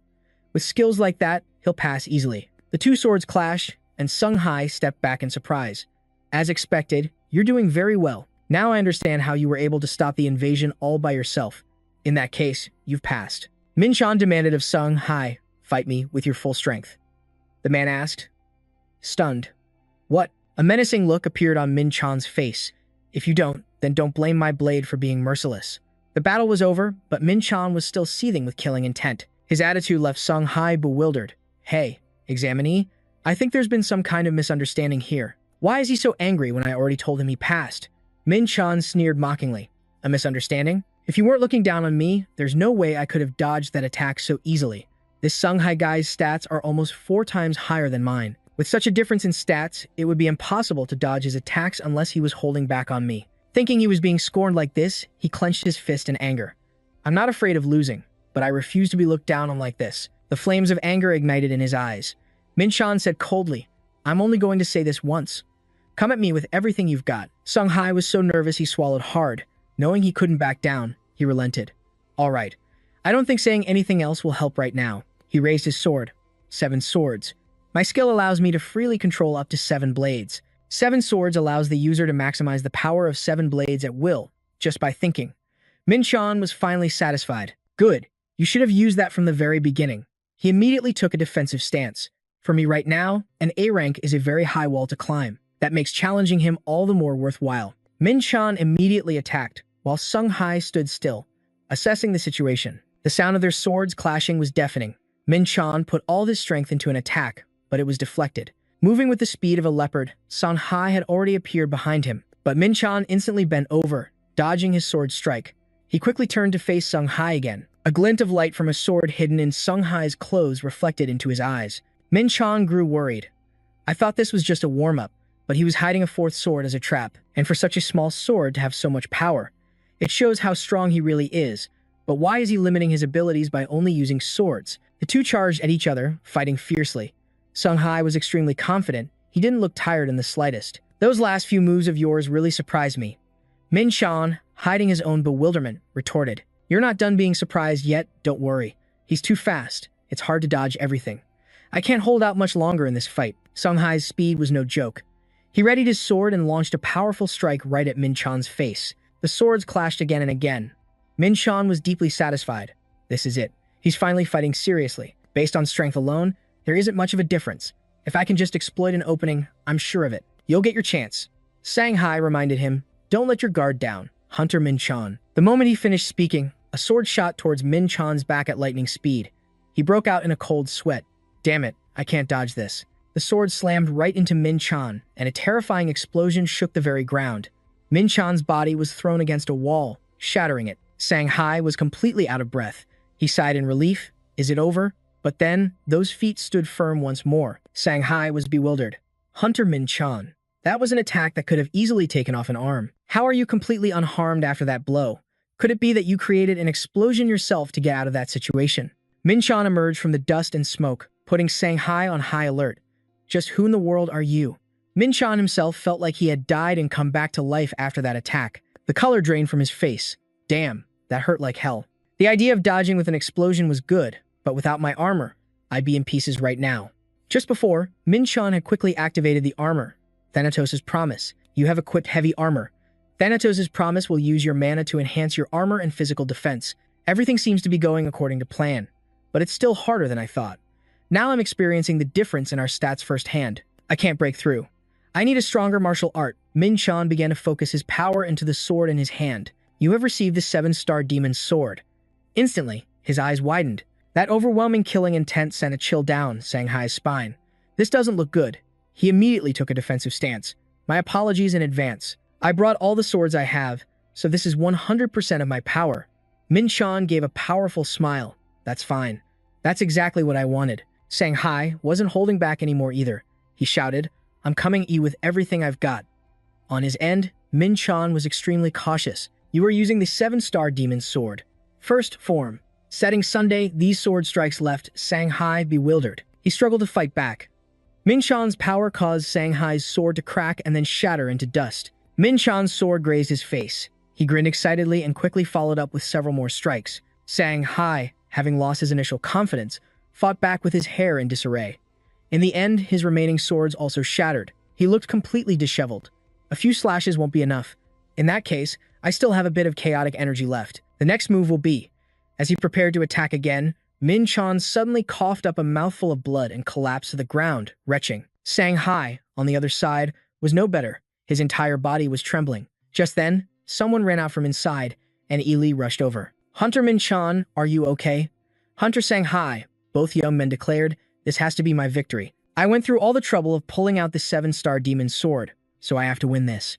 After they spoke, both of them suddenly burst into loud laughter. Laughing right after fighting left the other two completely confused. What in the world is going on? So, what's the verdict? Shanghai laughed heartily. Of course, you won. After that intense battle, it had been 3 days since he passed the verification test. Min Chan was still continuously training his martial arts on the rooftop. Each of his punches had grown stronger, and his kicks were filled with fervor. Min Chan was very satisfied. Looks like I've fully recovered. Now I can take on a B-rank dungeon. Chunho Gate, Plateau Terrain. Hearing his decision, Ellie was utterly bewildered. Are you really okay? You want to go fight in your condition. You should be getting treatment before going back there. But you're just going to charge in without thinking it through, and a B-rank one at that. Min Chan listened to Ili's nagging while putting on a fur coat. Haven't I told you already? I recover faster if I don't get treatment. It's because the Ancient Star technique can alter my physical constitution. My strength increased by 0.3, and my agility increased by 0.2. Sigh, I've actually gotten stronger. If I were in a continuous cycle of injury and recovery, then sure, I'd have no choice but to rest. But my body has recovered perfectly, so I want to get back to fighting immediately. The group passed through the spatial gate and into a frozen wasteland. It's so cold, Captain. I think this place is colder than any other we've been to. Hey, aren't you cold at all? The others, who were shivering, stared with their jaws dropped as Min Chan walked along casually. He looked completely comfortable in the harsh climate. The wind's not that strong. It's actually pretty refreshing. Min Chan was resistant to the cold thanks to his chaotic energy. To be honest, I was thinking of taking this coat off since it's useless. Hearing this, everyone erupted in worried protests. Good heavens, don't take it off. It'll get even colder later. He just laughed at their reaction. Gentlemen, how are you going to be any help to me in this condition? One of the party members spoke up. I think we should stop and set up the tents. Min Chan agreed. All right, I'll go scout the area while you guys set up the tents. Don't push yourselves too hard. Min Chan walked alone across the thick snow. This place is bigger than I thought. Up ahead, a hairy beast seemed to be waiting for his approach. Min Chan, however, was still unaware of the danger before him. I've been walking for a while now. Why haven't I run into... Behind him, that hairy beast leaped out of the snow pile. It bared its hideous teeth at him. Yeti. Power level 120. Min Chan was excited. Speak of the devil, the Yeti buried itself in the snow again. Min-chan was surprised. It can camouflage itself at that size? How strange. Then, it immediately attacked, swiping twice. Facing this gigantic beast, Min-chan was on high alert. He quickly drew his sword to fight back. Min-chan was very calm. I was a little worried since this is a high-ranked dungeon. But at this rate, Min-chan used his ultimate skill, Prison Tiger Slash, and beheaded the Yeti in one strike. Easier than I thought. He coolly turned his back after defeating the monster. The system announced, "You have received 2.7% XP. Min-chan couldn't stop smiling. D-rank dungeons only give 0.2 to 0.3% experience. The difficulty is the same, but the experience is 10 times higher. I was right to decide to conquer a higher-level dungeon. I should also thank him for all this equipment." At the Hunters Association, a resignation letter was already on the table. Gontek sighed warily. "What the hell are you doing?" Shanghai bowed his head respectfully. "I'm sorry, sir. I went through all the trouble of turning you from a reckless fool into the calm person you are today. Just so you could resign like this? Shanghai, we've worked together for over 10 years. You'd better give me a good reason for this." Shanghai hesitated. "It's a long story, sir. A few days ago, during the verification test, I met Hunter Min-chan." Gontek was surprised to hear that. "Min-chan? You mean the one who handled the gate break incident?" Yes, Min-chan was initially evaluated as an E-rank awakened, but he was able to clear an entire instance by himself just to save people. Even though he cleared an entire instance alone, I was still confident that I was stronger than him. But I was too arrogant. He taught an arrogant person like me a lesson and reawakened my instincts as a hunter. 3 days ago, when the test ended, the two of them shook hands. "Hunter Min-chan, for a veteran hunter like you to see my bad side. It's all right. Everything's fine." Shanghai smiled self-deprecatingly. "I've learned a lot from this match. You'll continue to get stronger, right?" "Of course, just you wait. I'll catch up soon." Shanghai issued a challenge. Min-chan didn't understand what he meant. "Sure, do your best. What does this guy want to catch up to?" For someone like me who has awakened this kind of ability, it's hard to get stronger through normal means, but I can still break my limits that way. "Chief, I want to become even stronger." "No, I must become stronger. That's why I'm going to enter the tower." Shanghai clenched his fists. Gontek saw his resolve. It seemed he had already made up his mind. A giant tower appeared in the middle of Seoul along with the first great earthquake. Anyone who can overcome its trials can become stronger, but the risk is betting their own life. Shanghai is a hunter who has almost reached his maximum potential. He doesn't need to go through something like that again. The chief thought it over carefully, then he suddenly tore the letter in half, right in front of Shanghai. "I don't see any letter. Since you've worked so hard, you're allowed to take a vacation. When you're done, come back to work." Shanghai was deeply moved by Gontek's gesture. He bowed deeply. "I will return after my vacation and see you then, sir." Gontek even joked, "Don't forget to bring me back a souvenir." "Yes, sir." He seems determined on his path to seek strength now. "I won't back down either." Hunter Min-chan in the B-rank dungeon. Day 3. Time remaining, 40 minutes and 30 seconds. If I don't kill the boss, monsters will keep appearing near the gate. Since monsters aren't spawning as much anymore, this is the perfect time to go hunting. Min-chan continuously sought out monsters to level up. He received a lot of XP. "You have reached level 15. The system announced, your new abilities have been awakened. You have awakened enchantment. You have awakened hellfire." Min-chan was surprised to hear this. "What is this?" Dong-hin heard him talking to himself and got curious. "What's wrong?" Min-chan immediately denied it. "It's nothing. Let's rest for a bit, then continue." Authority of Sin. There is an ancient castle known as the Hall of Sin in the deepest part of Hell, and there is a group of entities that have reached the pinnacle of Hell, known as the 72 Demon Lords. The Hall of Sin is where the Bone King race, an omnipotent entity so powerful it could break creation itself, resides. That is the power of the Authority of Sin, but that was in my past life. Now, I'm just an ordinary human, not a demon anymore. I shouldn't be able to connect to the Authority of Sin anymore, right? And both of these authorities don't belong to me anymore either. The Authority of Hellfire is the ability to use Hellfire to annihilate everything. The previous owner of Hellfire was the 11th ranked Demon Lord of Enchantment, Seraphim. Previously, the 55th ranked Deadly Charm was the ability of the demon Seraphim, which could enchant all living beings and make them lose their reason. These are the abilities of 2 demons that I killed. This means that my human body can possess the abilities of those I killed in my past life, telling me to choose one of 2 abilities. It's a no-brainer. How could I even use Charm? Min-jun decisively kicked the Charm ability to the curb. You have chosen Hellfire. The Hellfire Authority is being synchronized with your soul. You can now possess both dark and light energy. The Hellfire Authority is transforming into the Shadow Abyss. Min-jun was stunned by the announcement. It's transforming again? I want to try out my new ultimate skill right away. Just then, 3 monsters appeared. "Come at me, you white-headed monkeys." Hearing this, the three Yetis were enraged. Let me test my ultimate skill on you. Lately, the common sense I once knew has shattered into 100 pieces. I was reborn in a human body, and a human like me now possesses the relic of a powerful, sinful demon. Having just gained a new power, Min Jun immediately used it on the Yetis.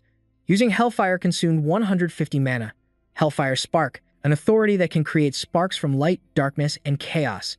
The shape and type of fire will change based on the user's will. I get Hellfire, but what is Sanctification? Min Jun struck the Yeti's head with fire. The flames engulfed its entire body, making it scream out in agony. Authority of the Demon Gain, Hellfire Eruption. This Hellfire will burn the target forever, as long as I still have enough mana for it. Seeing their comrade burn down to a skeleton made the other Yetis turn pale with fear, but Min Jun was still confused. So what is Sanctification? From the name, it sounds like some kind of holy power. The Yetis took the opportunity to flee from him, but Min Jun had already decided. I guess I have to use it to see what it does. I can't believe I, who was once a demon, am now using holy power. Using Sanctification. Sanctify Hellfire Spark. Holy power can only be used for the purpose of repelling evil, so I can't use it for a direct attack. Another flame erupted before the two Yetis, but holy power will increase the user's physical strength when cast on their body. Therefore, it can still support the user in battle. The two Yetis were cleaved in two by Min Jun's power. He gracefully concluded his performance. The Yeti collapsed onto the snow. It's effective, but maybe because I used to be a demon, I feel really awkward now. Wait a minute, this belonged to that bastard, President Archangel Michael. I killed him in my past life, too. So does this mean I'm possessing the powers of those who died by my hand? How ironic. Martial arts mostly focus on close-range attacks, so I thought raiding dungeons would be more difficult. But who would have thought I'd now possess long-range attacks and blessings like this? That's enough hunting for now. I need to kill the boss monster and close this gate. Die, you human. The ice spirit imp shouted defiantly and launched an attack. Min Jun's group was so scared they nearly fainted. How dare you? The ice spirit's attack was blocked by Min Jun. These bastards chased after the support team. Smart choice. But with me here, you're out of luck. That flame also burned the ice spirit's head. It shrieked in agony. The entire group continued on their way. Standing before a tall mountain, Min Jun ordered everyone, "Let's stop here for a bit." Dong Hyun wondered, "Are you planning to handle the B-rank gates boss by yourself?" Min Jun smiled confidently. "I don't intend to come back to this place again." Dong Hyun could only pray for his safety. "Don't die. If you die, we're all done for." Hunter Min Jun. Min Jun's face looked very reliable. "I will come back." Min Jun entered the cave alone. A voice came from up ahead. "You're all alone?" It was another hairy ape, but black. It was the snowman monster leader, Nanan. It was lazing on a block of ice. Min Jun didn't hesitate to reply, "You're alone too, aren't you?" Nanan opened its bloodshot eyes and gave a perverse smile. "Are you talking to me? Bring out the slaves." Immediately, several Yetis stood in front of their leader. Nanan ordered the Yetis, "Destroy the one who has trespassed on our territory." Min Jun smiled contemptuously. "So, you called these idiots over so you could just lie there? I'll make you regret it and get up immediately." Using Nimbus, Min Jun moved like the wind, stunning the Yetis. He then used the Great Axe technique, striking a Yeti in the back. Nanan was also surprised by his strength. The remaining Yetis glared with rage. One of them blew a gust of snowy wind towards him. Min Jun used Hellfire again to break through the gust of wind. The two opposing elements created a massive explosion. Before the smoke could clear, a figure appeared. Min Jun flew out of the smoke and brought his axe down on a Yeti's head. Then came a series of devastating blows on the remaining ones. Nanan couldn't lie still any longer. It was enraged. This bastard. All of its subordinates had been taken down. Min Jun smirked. "So, you want to join the battle now?" Seething with rage, Nanan said, "Enough of this. I'll kill you myself." It used its giant body to leap high into the air and then slammed down with great force. Min Jun nimbly jumped onto Nonun's back and cursed. "Why do you keep charging at me like an idiot?" He combined Hellfire with his axe and struck Nonun, his eyes filled with determination. A stream of fresh blood spurted from Nonun's head, and it went into a frenzy. "You short little bastard. You dare." Nonun immediately created a blizzard. Hundreds of sharp ice shards flew towards our hero. He became wary. "It'll be hard to defend against this with just Hellfire." "Die," Nonun screamed. And just like that, hundreds of ice shards attacked Min Jun all at once. At that moment, his sword was already drawn. He was like a baseball player, batting away one hit after another. The number of ice shards was immense, and his face was already injured. But in the end, he sliced through all of them. He taunted Nonun with a smirk.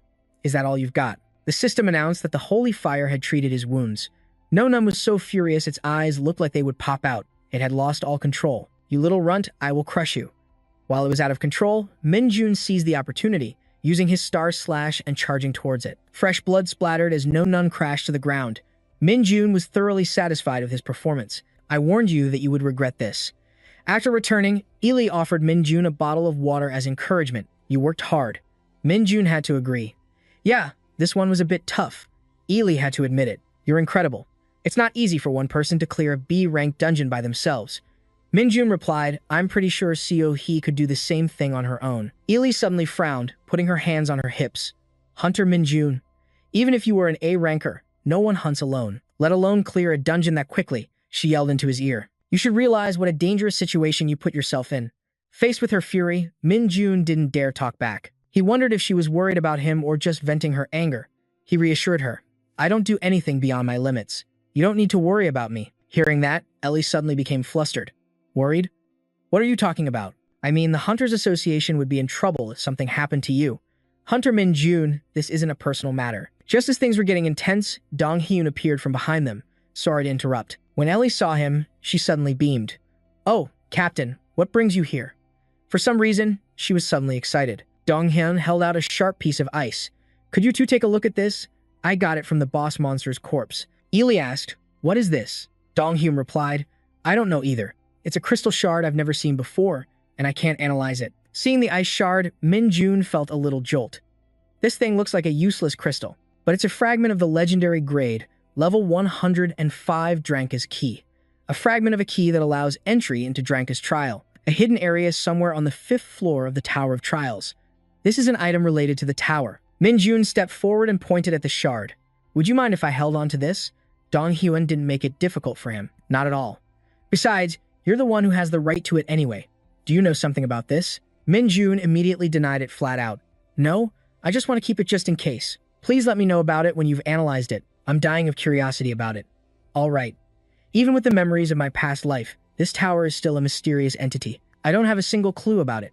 Since this thing is related to the tower, of course I need it. Before they parted ways, Minjun instructed Ellie, contact me if you find a C-rank gate or higher. A B rank would be even better. Yes, the branch manager is working hard on it, so it shouldn't take long. Please get some rest until then. Yeah, you get some rest too. Who has time to rest? I'm going to train more. While training, Minjun's eyes suddenly lit up. Since clearing the Jinho Gate, I haven't missed a single training session. You have gained an additional 0.4 strength. There are too few C-rank or higher dungeons, so this is my only option. The 5-Lake Slash skill has been upgraded. It's better to train by myself than to rush into D-rank dungeons. While he was training, he suddenly got a call. Yes, hello? The branch manager on the other end replied enthusiastically. We found a B-rank dungeon that you can enter. Oh, that's really perfect timing.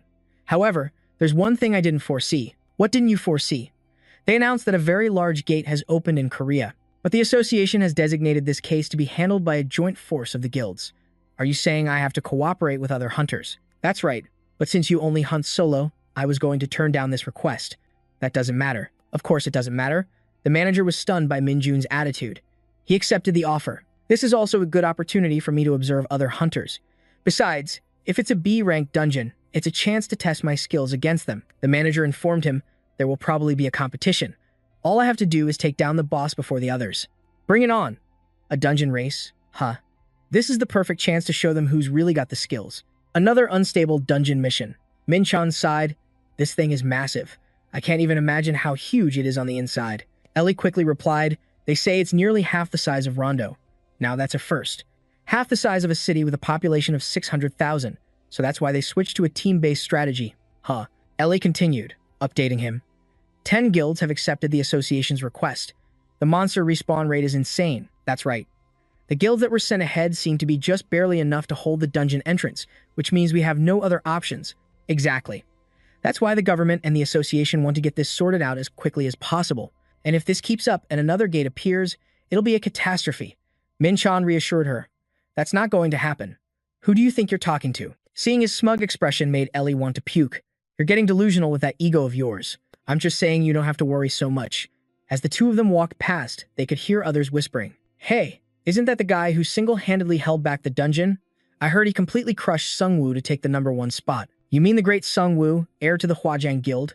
Minchan felt a surge of annoyance. Damn peasants love to gossip, don't they? Ellie suddenly giggled. ever since a rookie appeared and defeated the future heir. Min Chan didn't know what to do with her. You're getting a real kick out of this, aren't you? Just how famous are you now, anyway? Hunter Min Chan, I'm not doing this for fame. What are you talking about? The valedictorian of the Hunter exam who cleared a dungeon gate and now enters another one all by himself. Of course, tons of guilds have their eyes on you. Hunter Min Chan, huh? What a pain. Don't you worry, your brilliant partner will handle it all for you. Right, right. You do you. Suddenly, a voice came from behind them. Excuse me, are you Hunter Min Chan? Seeing the orange-haired guy, he couldn't help but judge him. Who the hell is this? The man stepped in front of him and began to speak. It's a pleasure to meet you. My name is... But Ellie quickly stepped forward. Hello, Dong Shu, guild master of the Demon Guild. Why don't we have a little chat? He put on a smug face. So, you know me as well? It's tough being this handsome. I'm so thrilled. Min Chan and Ellie froze, both thinking the same thing. That's not why she recognized you, is it? Seriously, this guy. He said that without a hint of shame. Dong Shu let out a carefree laugh and continued. It's always nice to make time for a beautiful lady, but I'm here to speak with the star of the show today. Min Chan already wanted to walk away. I should just turn him down flat right now. But still, why does this guy feel so familiar? To be more precise, he had a familiar scent. He quickly activated his true sight, a smug grin spreading across his face. I think I know who this is. He then took the initiative. I'm Min Chan. Dong Shu replied instantly. You're just like the rumor said. That confidence is fitting for a future talent who will lead this country. Is that all you came here to say? I just came to say hello. The two shook hands. As they did, Min Chan secretly activated telepathy. A chaotic energy was channeled. This is getting boring. Min Chan sent the words directly into his mind. Oh, Demon King. Your human disguise is pretty good. Dong Shu instantly froze. Min Chan kept that same terrifying smile on his face. You must be dying to know how I found out, right? Too bad I've cut the connection, so there's nothing you can do about it. How frustrating for you. An idea suddenly popped into Min Chan's head. Should I try to bait him? He turned to Ellie. I'm going to take a look around the gate. Ellie was confused. What about the support team? Min Chan came up with an excuse. I want to check the monster levels beforehand. Then he turned back to Dong Shu. As you can see, I'm pretty busy. Dong Shu played along. Oh, my apologies. I didn't mean to keep you. As he got closer, Dong Shu's true nature slipped out. I'm quite sure we'll be seeing each other again. Hearing that, Min Chan smirked to himself. He took the bait instantly. He replied without hesitation. Sorry, I'm not interested in men. The hook is in the water. I'm provoking him right to his face. There's no way he can resist that. Later, inside the unstable dungeon, Dong Shu appeared before him again. Hunter Min Chan, you're still here? Min Chan stood with his arms crossed and replied, I was waiting for someone. Dong Shu didn't let up. Oh, so you had a prior arrangement. Fed up with Dong Shu's act, Min Chan finally snapped. Stop playing dumb, you damn demon. You think I don't know what you are? Suddenly, Dong Shu's face twisted into a horrifying grin, and he burst out laughing like a maniac. His eyes glowed red. I'll admit, I was a little worried that a mere human had figured out my identity, but I never imagined you'd be this stupid. Min Chan remained calm as he faced Dong. Are you done laughing yet? At that, Dong Shu replied, You're not even going to react now that you know what I'm capable of. Not really. But deep down, he knew that was a lie. I wonder if even a goblin could last 10 minutes against this bastard. The reason he's not on guard at all is because he's confident he won't lose to a human. At that moment, Dong Shu spoke up again. But it doesn't matter. I will give you a chance to confess how you found out my identity. I will grant you mercy. Min Cheon simply replied, I understand why you're so confident. Because in my past life, I was a demon too. The arrogance of a demon. It's time to use that against him. Min Cheon coldly shouted at Dong Shu. Are you joking with me? A demon possessing mercy? Dong Shu immediately began gathering power in his palm. I was going to grant you a painless death with this power, given to me by a supreme entity. The seal in my left hand. Black flame. Min Cheon wasn't afraid in the slightest, even taunting. You talk big. Can you shut your mouth for a bit, talking this much? Were you bullied back in school or something? Hearing that, Dong Shu was so furious he could spit blood, his face turning red as a chili pepper as he ground his teeth. You! Seeing his opponent's reaction, Min Cheon smirked inwardly. That's right, I've been waiting for you to attack. Perhaps the easiest thing in the world is to trick a demon. Min Cheon quickly activated Hellfire, using 300 chaotic energy. That blazing aura overwhelmed Dong Xu. The demon Veed saw this and panicked. What is this? Am I trembling? What are those flames? Min Cheon then said, Are you genuinely stupid or just acting dumb to only realize it now? Every demon in hell recognizes the authority of sin. Every demon has the instinct to recognize that power, Vede must have realized by now that I am a much higher-ranking demon than he is. Min Xion then openly declared to his opponent, I am the one who created the era of fire, the father of shadows, and the very symbol of destruction. Vede quickly recoiled, not daring to speak loudly anymore. Min Xion, like a supreme being, created fire in his hand. Little demon, the Lord of Fire has heard your call. Lord Efreet. Before Min Xion's imposing aura, Vede was terrified. Lord Efreet. Min Xion silently observed the person before him. Vede trembled, breaking out in a cold sweat. He immediately knelt down. I, Vede of the Demon Clan, am in your presence, Fire King Efreet. Vede was still in disbelief. But why?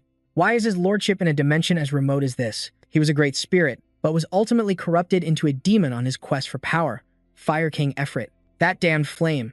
I mean, that flame is considered the most ruthless of all. Min Xion stepped forward and spoke, failing to recognize the Fire King as a crime punishable by death. That insolence of yours must be cleansed by my flame. Vede wanted to curse out loud. Cleanse my ass. You just want to kill me with that flame. I won't let myself be killed like this. Just as he was about to risk it all, Min Xion suddenly cut him off. But turning you to ash would be such a waste. Vede froze on the spot. What? Min Xion continued, I can't just kill someone who can use mana like you. You must atone for your sin first. Then, he smiled dangerously. All right, if you agree to become my subordinate, I will withdraw the punishment of cleansing by hellfire. Hearing this, Veda's expression changed. Become your lordship's subordinate? That's right. If you become my subordinate, I will forgive your transgression. Furthermore, your talents will not go to waste. This offer is more than merciful. After saying this, Min Xion thought to himself, this is so exhausting. The system window kept popping up. You are maintaining hellfire. 150, then 100 chaotic energy is being consumed. Hellfire is a destructive power, so it can move on its own. To maintain it in a specific shape, the user must maintain a high degree of focus control. Only I can do this. Others wouldn't be able to pull it off. But why am I using such a strenuous method instead of just fighting him? Is it because winning against a demon in this body isn't easy? The difference between races is not something to be taken lightly. If he refuses the offer and counterattacks, then I'll just have to beg for his cooperation. But what are the odds he refused to become the close subordinate of a high-ranking demon king like me? After a moment of contemplation, he spoke again, urging him, answer me quickly. I still have many questions for you. After asking, he worried inwardly. Please fall into my trap. Hurry up. Vade, standing in front of him, kept making strange noises, scaring Min Xion half to death. Damn it, did he not fall for the bluff? Suddenly, Veda's expression changed and he laughed loudly. I knew a great being like yourself would see my potential. He revealed a smug face. So my potential is so great that even the Fire King Efreet acknowledges it. It's tough being this exceptional. Hearing this, Min Xion was at a loss for words. This guy is really weird. Vade continued. The others were all jealous of my talent, so they never acknowledged me. But I knew that someone with great foresight like you would recognize how special I am. I will become your subordinate. I, Vade of the Demon Clan, swear on my soul that I will protect you. This over-the-top performance gave Min Xion the chills. How terrifying. Maybe I shouldn't have offered anything. Huh? A notification window appeared. The demon VD has sworn his soul to be loyal to you. He will follow any command you give, except for an order to erase his own existence. He explained to the demon VD, Here, my name is Min Xion. I understand. Master Min Xion. Min Xion continued, You don't need to be so formal. Don't call me master anymore. VD asked politely, Then what should I call someone like you, who sits upon a throne? Min Xion immediately retorted, But you were speaking informally just a moment ago. At a loss for words, Dong Shu fell silent, unable to say anything more. After embarrassing him, Min Xion changed the subject. Forget what just happened. Besides you, have any other demons come to Earth? Hearing this, Dong Shu quickly replied, Yes, my lord. I mean, Hunter Min Xion. Let me tell you everything I know. According to what Dong Shu said, 5 demons had come to this Earth, including himself. To conquer Earth, they were ordered to build up their forces in South Korea. The Black Baptism. They received the Black Baptism to minimize the restrictions they would face. I don't know who developed this kind of secret art, but it's definitely one of the 4. No. Now there are only 3 space demons left who are connected to the Black Baptism. That Jocelyn, who serves the demon Amodius, is the most suspicious one. But luckily, it seems the Black Baptism isn't enough to overcome the restrictions for those at the Demon King level or higher. Dong Shu boasted, Among those 5 demons, I am the strongest, so why didn't anyone come with me? Hearing that, Min Xion thought to himself, Good thing they're weaker than I am. If something happens, I'll be safe. But if the Celestial Realm finds out about this, a great war will surely break out. In the past, the Celestial Realm and Hell confronted each other at the tower that appeared in South Korea. After the death of Demos, it was difficult for Hell to continue the fight. The Celestial Realm realized there was nothing to be gained by continuing the battle. Hell lacked the forces because one of the space gods had died. Therefore, both sides agreed to a ceasefire, and South Korea, where the tower was located, became a neutral third party. But the demons have come here in defiance of the treaty because the restrictions are weakening. At this, Min Chan mused, they must be watching the tower as well. The demon race will do anything for power, so I can't just let this slide. A great war could break out at any moment. I have to prepare in advance. He then said, Dong Shu, I have an order for you. Dong Shu replied enthusiastically, please, just say the word. I will carry it out perfectly. Min Chan was taken aback. God, why is he so intense? Min Chan gave Dong Shu a trusting look. From now on, you will be my eyes and ears. Dong Shu was a bit shocked to hear that. I master Ifrit's eyes and ears. If he could, Min Chan would have loved to ask him about the situation in Hell or the Demon's Civil War, but that would make him suspicious. Although he can't betray me, it's better to make him completely loyal on his own terms. So, Min Chan suppressed his questions and spoke casually. While you're carrying out that mission for Joe Solin, make sure to report back to me on what they're planning. Dong Shu replied clearly, leave it to me. I will do my utmost for your grand plan. Min Chan smiled dangerously. So reliable. The situation in South Korea, North Korea, South Korea, and world peace. I couldn't care less about any of that. I just can't forgive those bastards who dare to cause chaos where I live. I will destroy your plans. 2 weeks had passed since Min Chan entrusted Dong Shu with investigating the other demon's actions and came to this place to level up, inside the Pat Bok Dong Gate. Within this gate lies a giant forest filled with many kinds of monsters. Forest monsters with special regeneration, darkness-devouring monsters proficient in magic and curses, and tree monsters that can assassinate you at any moment, and so on and so forth. Min Chan easily cut through them. To him now, they were nothing more than experience points. To think he could develop this quickly, just 2 weeks after the Chan Ho Dong incident. Real combat truly is the best. In martial arts, people typically master a style by repeating a single stance over and over or by using it in actual combat. Throughout this process, you gain enlightenment and become more and more proficient. He no longer needs to go through that repetitive process, because when he was Demos, Min Chan had already achieved that enlightenment. The biggest problem right now is that his physical body isn't capable of utilizing that enlightenment. In reality, his current body needs to experience real combat in order to learn the martial arts stances. Once his mental enlightenment and his muscle groups are in sync, allowing him to move proficiently, Min Chan will be able to unleash the full power of his martial arts. While he was lost in thought, a monster appeared from behind him. It dragged its colossal body in his direction. Min Chan grabbed his sword. You're being too noisy. He used the 5 lakes slashing art, sending the battle axe in the monster's hand flying. Having lost its weapon, it threw a punch. Min Chan took a step back to build momentum, then unleashed a perfectly clean slash. The monster was defeated in a flash. The system announced, you have obtained 0.6% experience. Min Chan grinned mischievously. This is the true power of the sword. Before, I couldn't control its overwhelming strength, so it would just leak out. But now, I can perfectly control my chaotic energy and channel it into this sword. It's all thanks to my martial arts knowledge and my improved control over chaotic energy over the past 2 weeks. My body can't take any more. I need to train more. For now, I need to focus on improving my physical strength instead of my chaotic energy. After finishing his training, as he was heading back to rest, someone suddenly appeared behind him. You're the hunter Min Chan, aren't you? Min Chan turned around and asked curiously, who are you? At this, the man replied, it's a pleasure to meet you. I am Yu Jin, the leader of Team 3 of the Flowering Sword Guild. I'm here because I have a proposal for you. Many guilds are training to clear the Pakdong Gate, including Dragon Claw, Horizon, and me. But most of them have chosen to enter dungeons instead of competing. However, none of them have been able to secure the boss thereafter. The reason is that Korea's top guild, the Flowering Sword Guild, is here. The Flowering Sword Guild, the undisputed #1 guild, has formed its own team to handle the gate. At that moment, Yu Jin made his offer. Would you like to join us to clear the gate? Min Chan thought to himself, why would they suddenly invite me to cooperate? What are they planning? He asked. Join you? The man replied, that's right. The gate of the scale hasn't been cleared by any team for a long time. The public is getting more and more uneasy about it, so we have to take care of it as soon as possible. Min Chan cursed internally. The public, my ass. Since when has a guild ever been this benevolent? He definitely has an ulterior motive. He said, I understand you need to get the job done, but you guys are the top hunters. Aren't you more than capable of clearing that gate on your own? Why would the strongest team suddenly ask someone else for help? Yu Jin is one of the 3 leaders of the Flowering Sword Guild, rumored to be even stronger than San Hai. A guy like that came all this way just to persuade one person. Yu Jin said, I'm just considering all the hunters who are currently working hard to try and clear this gate. Min-chan laughed. Sorry, I'm allergic to bullshit. The man got angry. Hey, young man, watch your manners. Min-chan calmly asked, and barging into someone's private space is considered good manners. This was a perfect night to practice my ancient star technique, but it's been ruined by this bastard. He deliberately mocked him to get him to slip up and reveal his true intentions, but it didn't work. What a waste of time. It'd be faster to just ask A.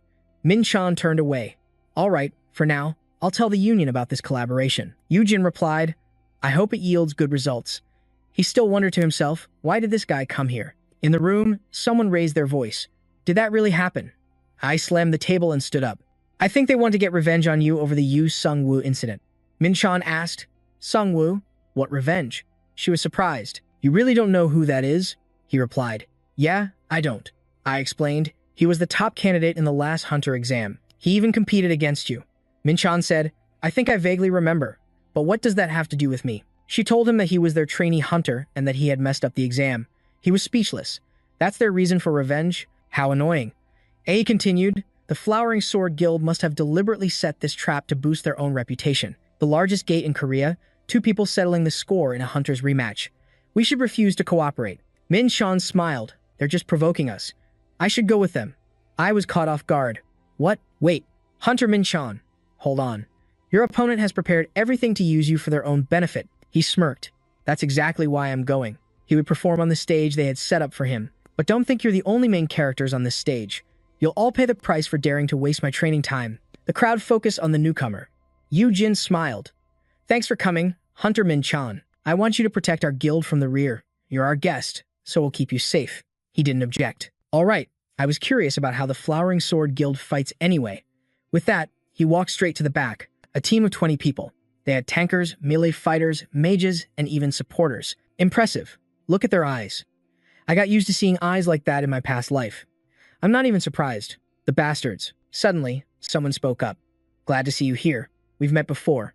Min-chan thought to himself, who's this guy? How dare he pretend to know me? He replied bluntly, I don't know you. The person flinched. I'm Yu Sung-woo, the hunter who took the exam with you. Hearing the name, he asked, the guy who ranked 3rd. He forced a smile, very happy to be hunting with him this time.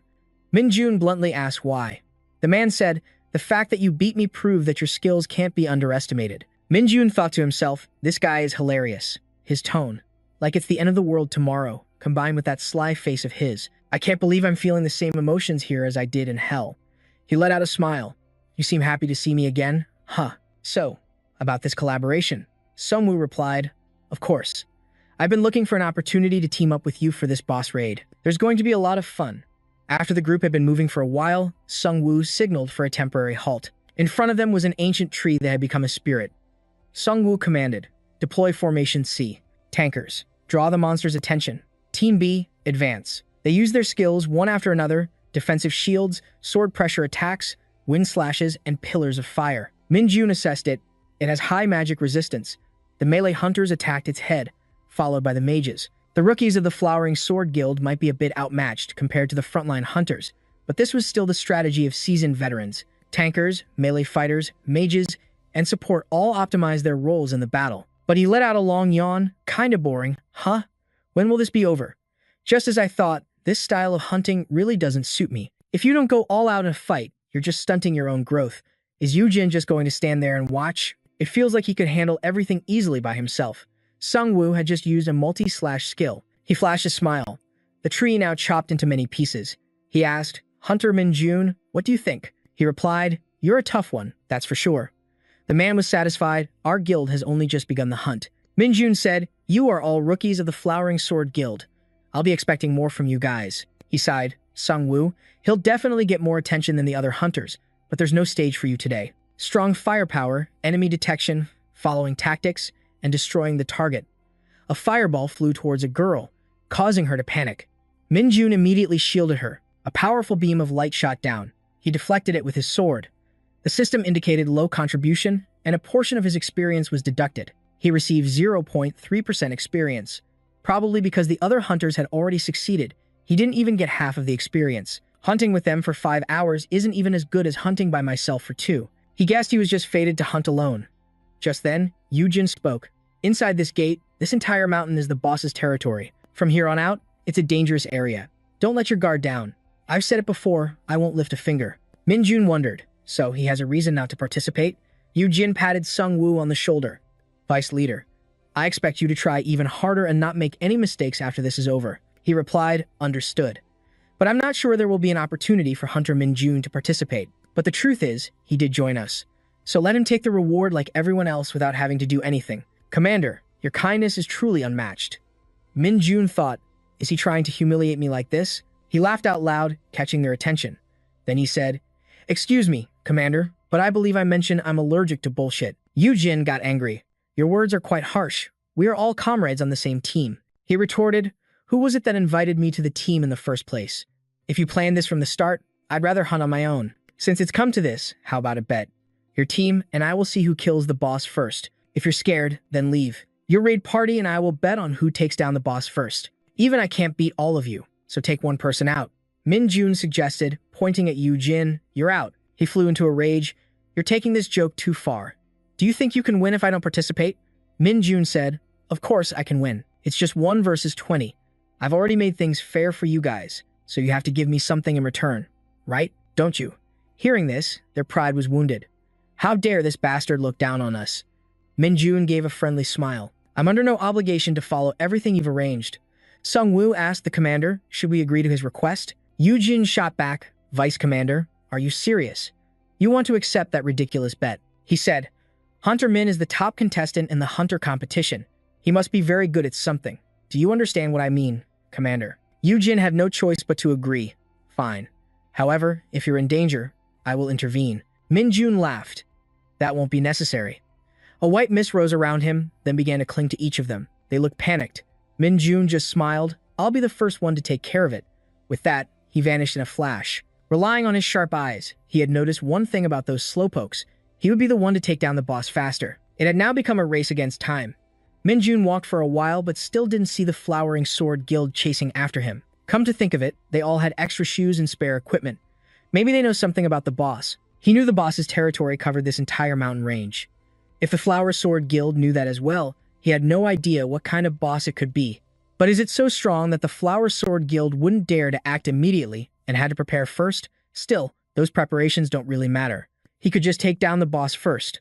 Suddenly, he felt something. Instantly, a giant monster appeared. Minjun was surprised. A sandworm, it opened its grotesque mouth wide, as if it wanted to swallow him whole. He covered his ears in disgust. It was as big as a mountain, but also incredibly loud. It roared continuously. Minjun, while blocking its attack, said, What? Does it understand what I'm saying? I won't be able to hold on if I don't reinforce my guardian's aura. The sandworm has no eyes, but it uses vibrations and sound to find its prey. Just then, it opened its terrifyingly large mouth again. Minjun was a little surprised. So fast, and it has a layer of armor and amazing regeneration. This monster is going to be a problem. The gash on its skin healed in no time. Minjun thought to himself, I can't dodge this attack. He took out his weapon. Then I'll just have to attack to disable it. The Flower Sword Guild still hadn't arrived. They must be preparing a lot of things to face the sandworm. Minjun leaped onto the monster's back. But unfortunately for them, it looks like I'll be the first one to take this worm down. A sharp blade appeared, and he slashed it right across its back. The sandworm shrieked in pain. He thought to himself, it's a bit stronger than I imagined. But this is effective. I'm not just about martial arts, you know. With that thought, he swung his fist, aiming for the soft flesh under its shell. The cut was so clean. Time for another round. Over with the Flower Sword Guild, they asked each other. An earthquake. The other guy snapped, You idiot. It's a landslide. Run. What the hell just happened? Did that hunter just provoke the sandworm by himself? The female hunter was startled. Before her was the enormous sandworm. All three of them witnessed the scene. Meanwhile, Minjun was calmly fighting it. He fought comfortably, a smile on his face. The members of the Flower Sword Guild were in awe. Can a human even move like that? Of course. Our commander can. Sung-woo started to get jealous. He's fighting the sandworm all by himself. I thought he'd be scared, cowering in a corner with his tail between his legs. Just then, Yujin patted his shoulder. Stop it. If you start a close quarters fight now, I can't guarantee the safety of the whole team. He refused. But commander, if we lose a bet like this. Yujin cut him off. We miscalculated this time. There's no chance of winning. We have to go back. Trust in my potential and the guilds. In the end, Sung-woo had to obey. I understand. Yujin thought to himself, anyway, thinking about him actually defeating it. I guess he's not that different from Sungwoo. It wasn't just a hunch. His decisiveness and sharp senses seemed to predict the sandworm's movements, inflicting devastating injuries without making the slightest mistake. The sandworm would probably be a difficult opponent even for Sungwoo, but even if he had the same physical abilities, could he dodge all those attacks alone? Impossible. There was no way Sungwoo could ever catch up to him. He'd be exposed as a fraud. Minjun stopped his sword. Didn't your preparations take a little too long? What are you even doing here? He chuckled. I won before I even got to see what you guys prepared. A gate opened, and the Flower Sword Guild appeared to the cheers of the crowd. The Flower Sword Guild's raid team has cleared the gate. Minjun provoked Sungwoo, have fun cleaning up. He thought to himself, of course, they'll be furious. So angry they won't be able to sleep. After saying that, he turned around. Someone was waiting for him. Ely asked worriedly, what happened? He said smugly, what do you mean, what happened? Obviously, I annihilated it. Back at the office, a crisp laugh rang out. Ely said excitedly, you're going to get tons of advertising offers from this. Minjun replied, but that also means you're about to have a lot more work. Are you okay with that? She affirmed, I've always loved this kind of thing. Minjun smiled. You really are a workaholic at times like these. Ely sounded annoyed at that. People like you really get on my nerves. He didn't understand why. She explained, you're addicted to hunting. What else? That hit home. He said there was no need to look for gates for a while. It wasn't because he was annoyed, but because he was planning to try and overcome the trial. Ellie was stunned. Aren't you taking the joke a bit too far? But he insisted that he was serious. Most of the people he competed with in his past life had overcome the tower's trials. Based on their stories, he would receive a reward if he passed all the trials, and he could also get more mana, items, and other rewards. However, you don't always get stronger just by entering the tower. Minjun thought deeply. He would use everything at his disposal. Right. Call the branch manager and tell him I want to see him tomorrow morning. As soon as he got home, someone shouted, Hunter Min-chan, I've been waiting for you. I hear you're preparing to climb the tower again. I figured you'd need some supplies to prepare for your trip. He pointed to a bag. Min-chan asked, this fast? He replied, a talented partner must always be prepared. This is a 500-kilogram spatial bag. Min-chan praised him for being so thoughtful. Ma Fan said with delight, I'm the branch manager, you know. I didn't get this position by just sitting around playing cards. The Federation will sponsor it this time. Please, accept it. Min-chan said bluntly, give me a discount and I'll buy it. I can't sleep well if I just keep taking things from you people. The Star Federation is the kind of place that wants to take back double what they've given. If you're not careful, that's what happens. The Federation's investment weighed heavily on Min-chan because he didn't want to be indebted to anyone. He had to maintain a balance with the Federation at all times. Min-chan added, and I need your help with one more thing. Ma Fan was enthusiastic. Please, feel free to ask. Min-chan said, I need a construction expert. I'm planning to build a training ground. With a giant mana vortex, he would be able to instantly detect gates and more. But since he couldn't always enter dungeons to train, he needed a place with abundant mana. A place where he could set up a magic circle and everything would be fine. Every time he trained, he could activate the magic circle and increase his mana capacity. Ma Fan asked, a magic circle that can store mana. It's a place large enough to carve a magic circle and set up a defensive spell to prevent anyone from entering from the outside. Min-chan asked, that should cost around 700 million, right? How much would I need to cover all of it? Ma Fan said, in my opinion, it would only be a little over 600 million. Hearing that, he said, go ahead with that plan for now and send me the bill for the rest later. The man said excitedly, if it's not enough, I can help you out. Min-chan was speechless. No, thanks. I wouldn't dare accept. Ma Fan said, let me help you. I just want to fulfill your request. Before leaving, Min-chan said, I'm counting on you. My business here is done, so I'll be going. Suddenly, the man called out, there's one thing I wanted to ask you. Min-chan stopped. What is it? He said. To enter the tower without an invitation, you have to be a pure-blooded human, right? Min-chan replied, that's right.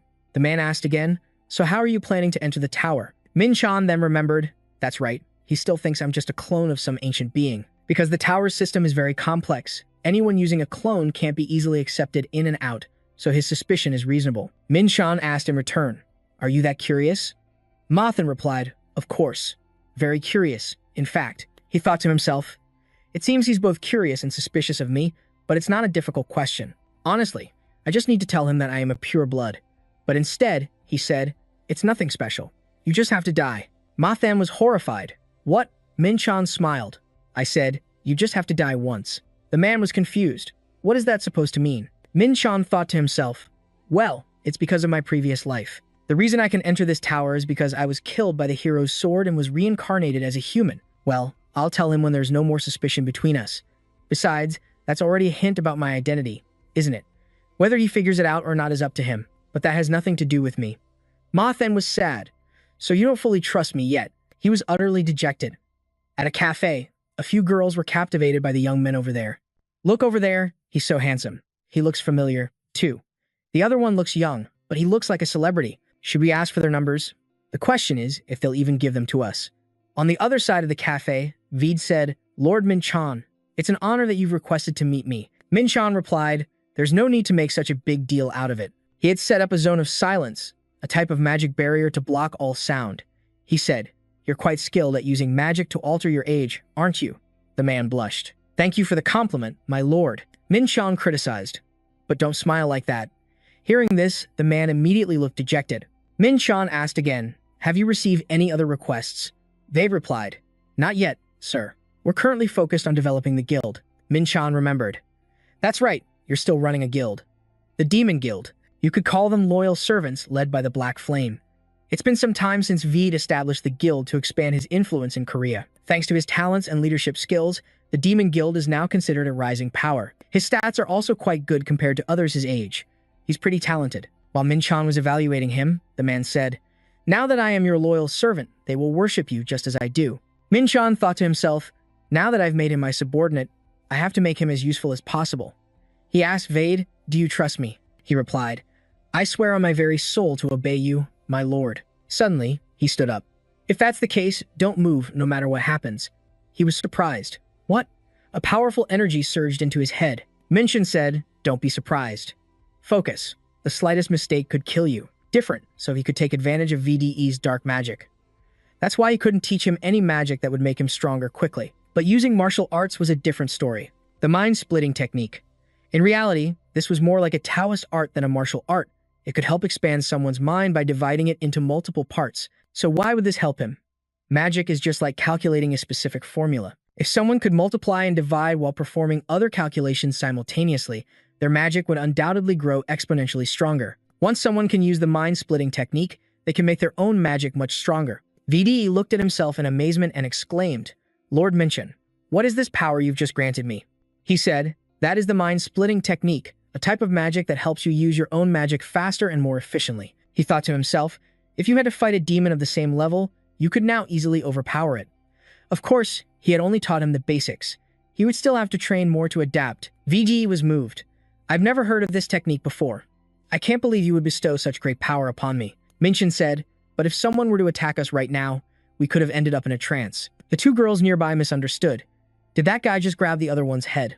Are they fighting? Min-chan added, I didn't want to do this in a public place, but thankfully, I was able to transfer it to you without any problems. VDE agreed, yes, you're right, my lord. If someone had touched us, the energy wouldn't have synchronized properly. Emergency alert.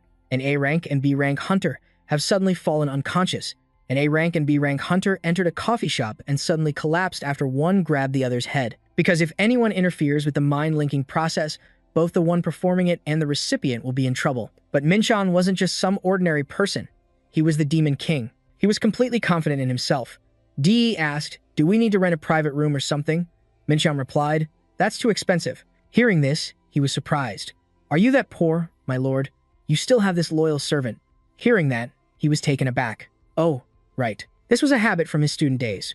VDE realized something. Oh no, I accidentally ordered 100,001 coffee. Time to change the subject, Min-chan said.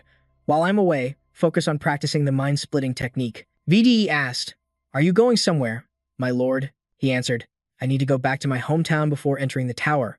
He wondered, are you returning to a higher dimension? Min-chan gave a forced smile. Don't worry about it. You'll thank me later. At the station, Min-chan told the young man next to him, you didn't have to come all this way. The guy said, this is the only way to make you remember I exist, and it's a good chance to visit my parents, too. Min-chan said politely, send my regards to your mother. He was key. The Min-chan's childhood friend and also his university friend. It's so frustrating coming all this way to see you, but you're never home. You completely fell off the grid. You even dropped out of school. Min-chan reflected on himself, training until morning, phone always dead. His friend had dropped out of school to become a hunter, which left him speechless. He said, thanks a lot. Ki this said, I'm not done yet. Our friends from university have been freaking out ever since you suddenly got famous. A lot of people surrounded Key. They asking for information, autographs, and news about Minchin. He was also the one who stopped Minchin's mother from flying to Seoul when she couldn't contact him. His mom asked, "You can't contact him either? That boy must be in some kind of trouble. I'm flying over right now." He had no choice but to show her the article about Minchin. His mom was completely shocked. After clearing the Batbok Dong dungeon in the middle of the night, he met Key, the again. It was a good thing they reunited like this. Minchan's mother scolded him fiercely. "You damn kid, why haven't you been calling home?" "I was so worried." After apologizing, he admitted that he'd become a hunter. She asked, "Why would you choose such a dangerous job?" "Don't you know how worried I was?" he explained. "It's not dangerous, Mom. I'm not in danger." Key found it hilarious to see the powerful hero trembling in fear. Back in the present, Key praised himself. "I mean, where else are you going to find a friend who picks out gifts for your own parents like me? You got a great childhood friend, you know." Minchan replied, "I already thanked you. Just let me buy you an expensive gift too, all right?" He had bought him fruit and Korean beef. Key said, "Next time, you have to take me to the best restaurant in Seoul.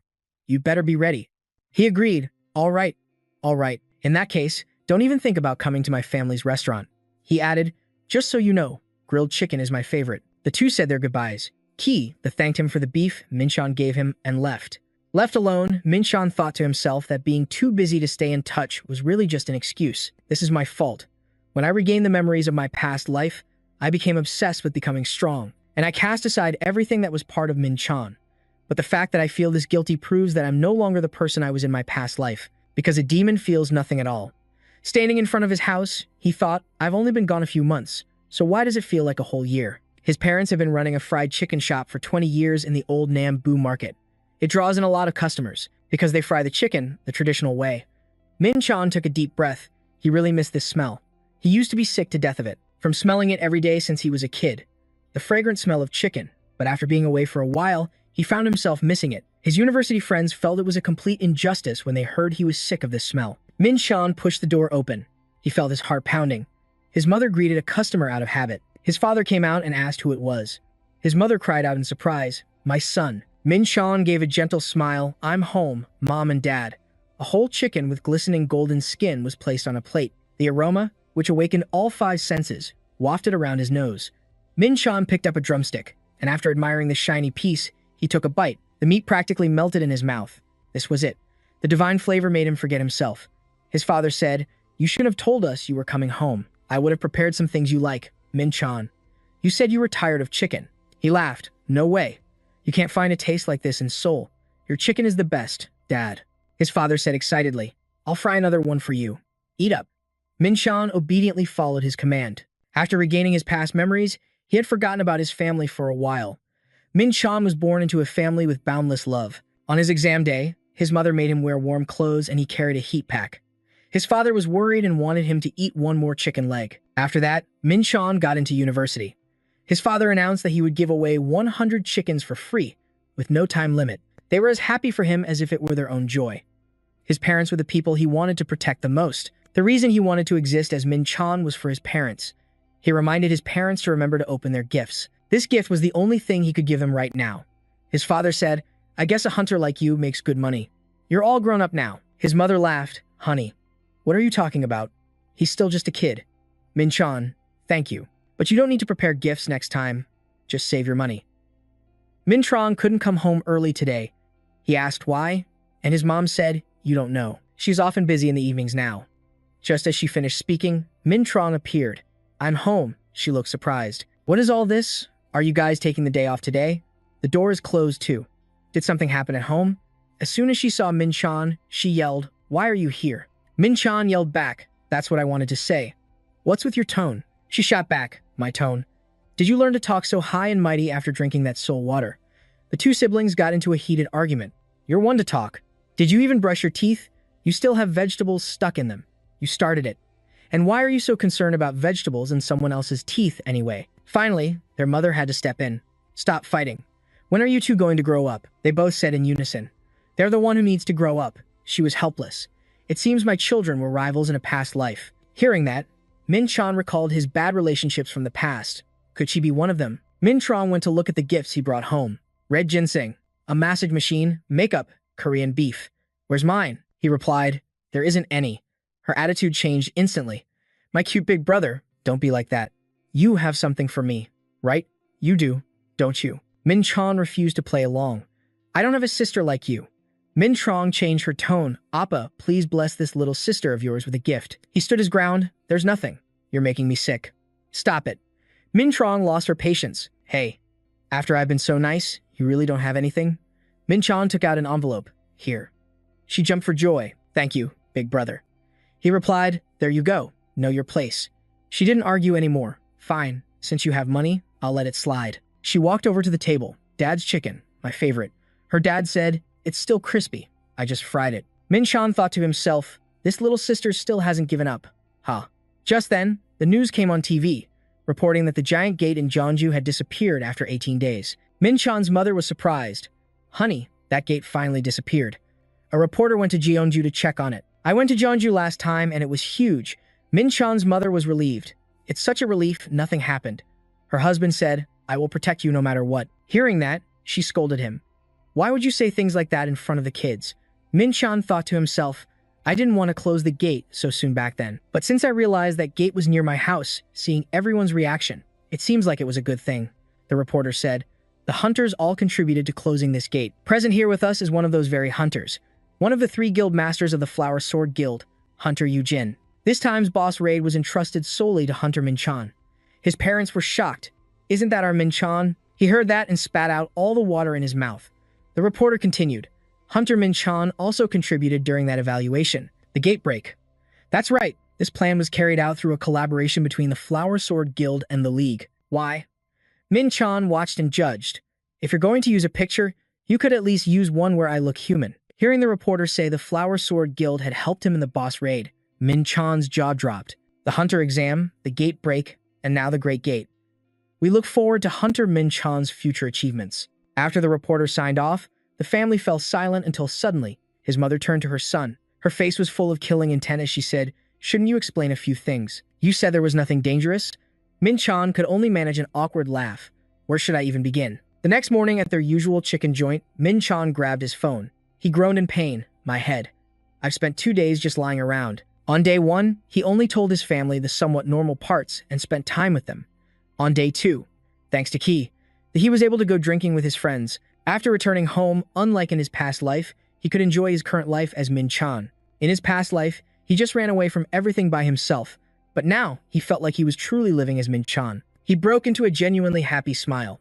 He promised himself that he would return even stronger, because he couldn't face others with ordinary strength to protect the people he cherished. He had to get stronger, no matter how dangerous it was. At the train station, he said goodbye to his family. I'm off. His mother told her son not to do anything dangerous. He said, don't worry, Mom, I'll never do that again, she said in a threatening tone. Don't you ever do something like that, Pat Bok Dong Gate again. He replied, it'll never happen again. He thought to himself, if that's how you're going to be, then I'm sorry, Mom. She then said, make sure you keep in touch. You really worried me last time. Min Chan replied, I'll try. She pulled him back. Why would you say it like that? Min Chan asked, when are you leaving? Isn't it time for your train? He said he was leaving right away. You just want me to get out of here, don't you? Just see if I give you any money next time. She changed her tone. My dearest, respectable brother, I will fulfill my duties as a daughter to make up for your absence. Travel safely. Min Chan said, I know, you'll be fine without me. Before long, he had arrived at Seoul Station. The train was pulling into the station. When it stopped, he stepped off. A look of surprise on his face. She was right on time. Ellie was already waiting there. He said to Ellie, you're punctual, too. She replied, have you ever seen me be late? Thinking back, it was true. He hadn't. She smiled. And that's not going to change. She then asked, you're heading to the tower, right? He confirmed. That's right, Min Chan instructed.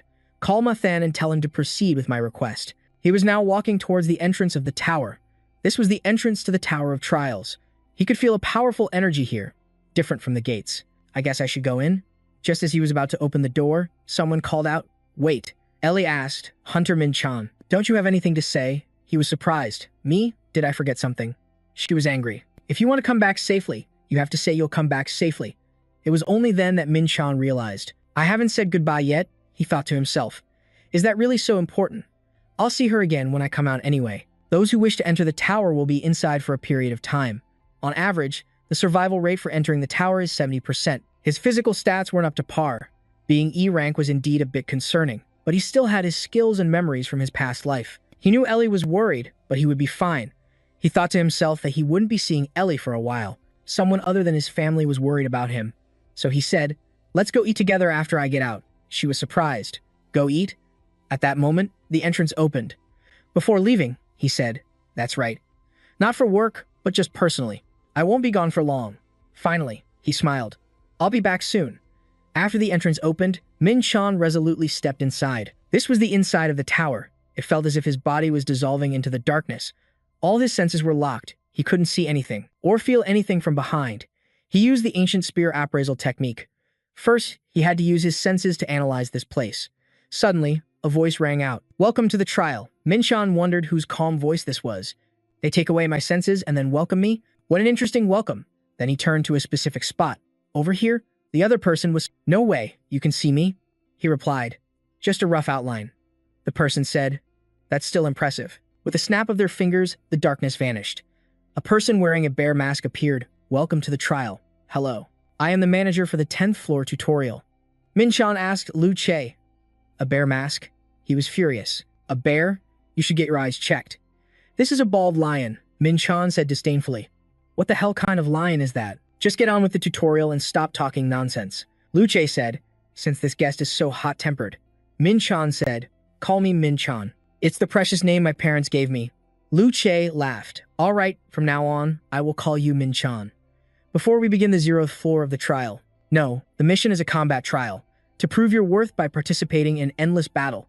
It will only end when the challenger dies. You're revived by the tower's authority, but with equipment and stat limitations."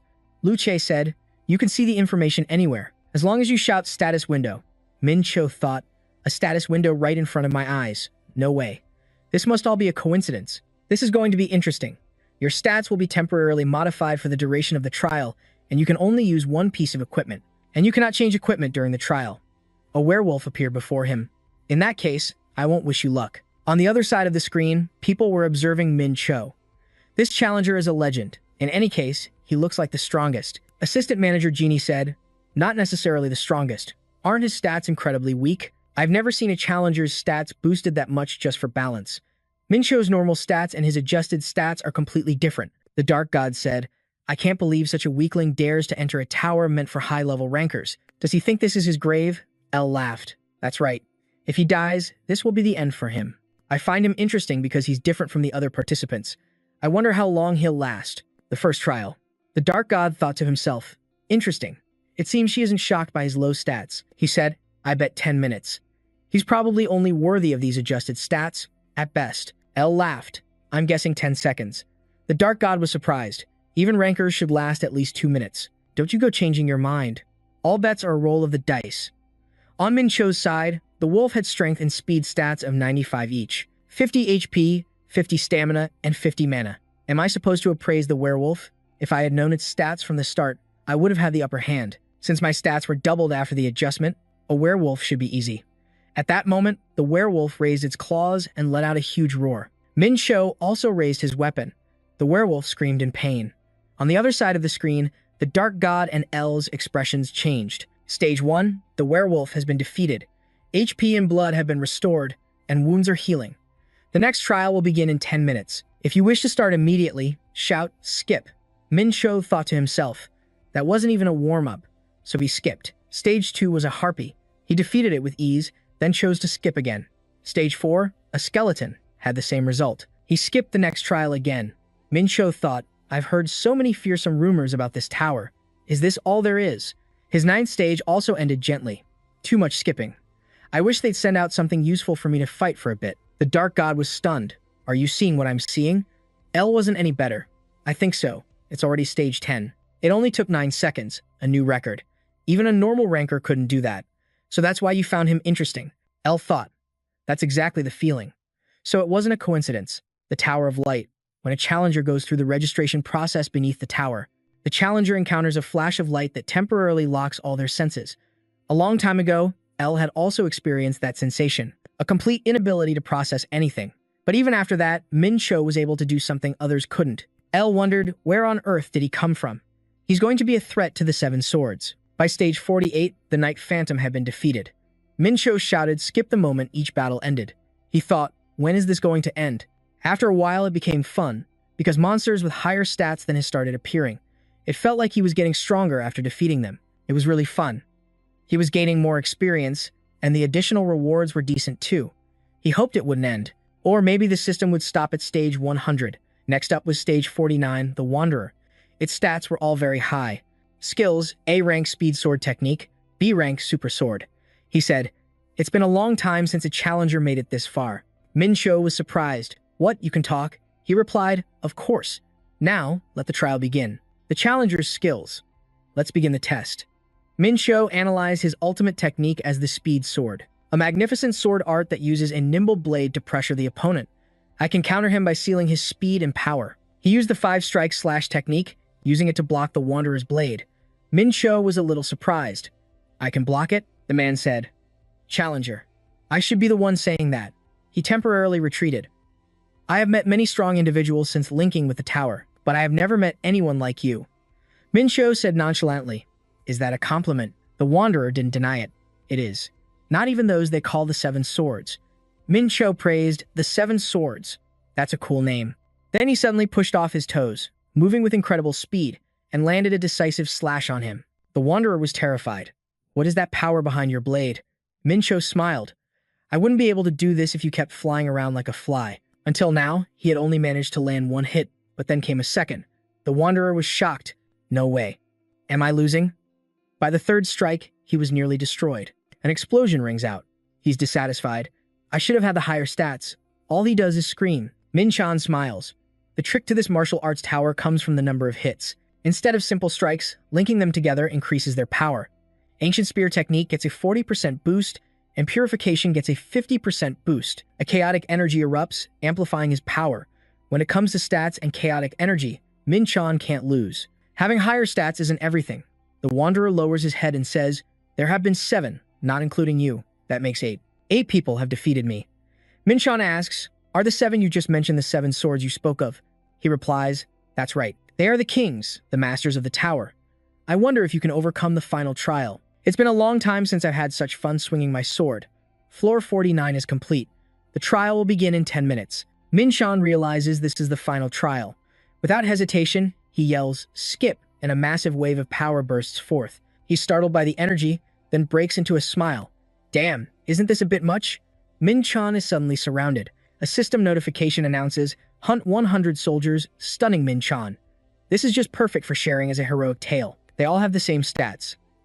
Are they trying to overwhelm me with numbers? I doubt it. If I drag this out, they'll probably just get more buffs. I can handle all of them. Alright, let's get started. I'll take out the troublesome one, casting buffs first. Minchan immediately charges forward. But unexpectedly, they unleash their special moves, fireballs and water arrows. A massive explosion erupts. The soldiers continue their relentless assault. He rushes past them. Spear attacks ambush from the shadows. A slow sigil punishes the prey. They don't stop. A series of curses is unleashed. Minchan instantly realizes they're casting a barrage of debuffs, giving him no chance to escape. The system continues to warn that Minchan has been affected by a punishment curse, reducing his abilities and stamina. This time, a great danger is present. They are working together to deploy a magic formation, making Minchan quite worried. Once they've finished applying all the debuffs, they'll prepare a fatal blow. I won't be able to dodge it. If I can't escape, then I'll fight back. If I do that, they'll definitely. Just as expected, the frenzied soldiers charge forward in unison to destroy Minchan. But it's a trap. That's right. You'll charge at me no matter what. Now it's my turn. When fighting a large army, the standard method is to create an opening and exploit it. I'm sure these guys, with all their experience, would aim to create just such an opening. This move might have worked against the 7 emperors. As he finishes speaking, Minchan stabs a soldier straight in the face, causing the others to panic. Seizing the momentum, he charges in for a decisive battle. But you can't do anything to me. The consequence of the opening you see is a one-way trip to oblivion. This victory makes Minchan extremely pleased. The remaining number of soldiers to be eliminated has dropped significantly, down to 97. He continues to open up a new wave of attacks. The relentless strikes cause the number of soldiers to plummet uncontrollably. With the current situation, Minchan has come to a realization.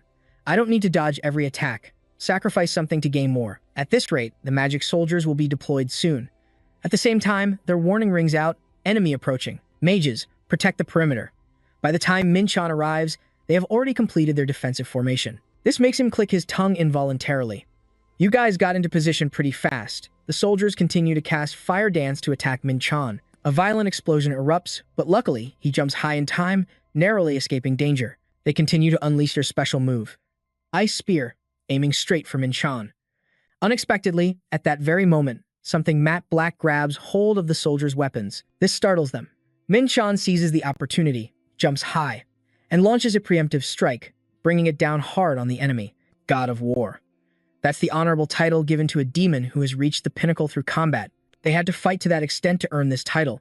This time, the soldiers coordinate and raise their guard. But just by making a small change, Min-chan can destroy the strong fortress they've created. As expected, the soldiers start shouting defensive commands, solid shield, impenetrable defense. However, all those efforts only tip the battle further in Min-chan's favor, giving him an opportunity to win. Without hesitation, he charges forward with a counterattack. Min-chan is quite pleased this time. An attack like this, even I would have a hard time withstanding it. Any damage to create even a small opening.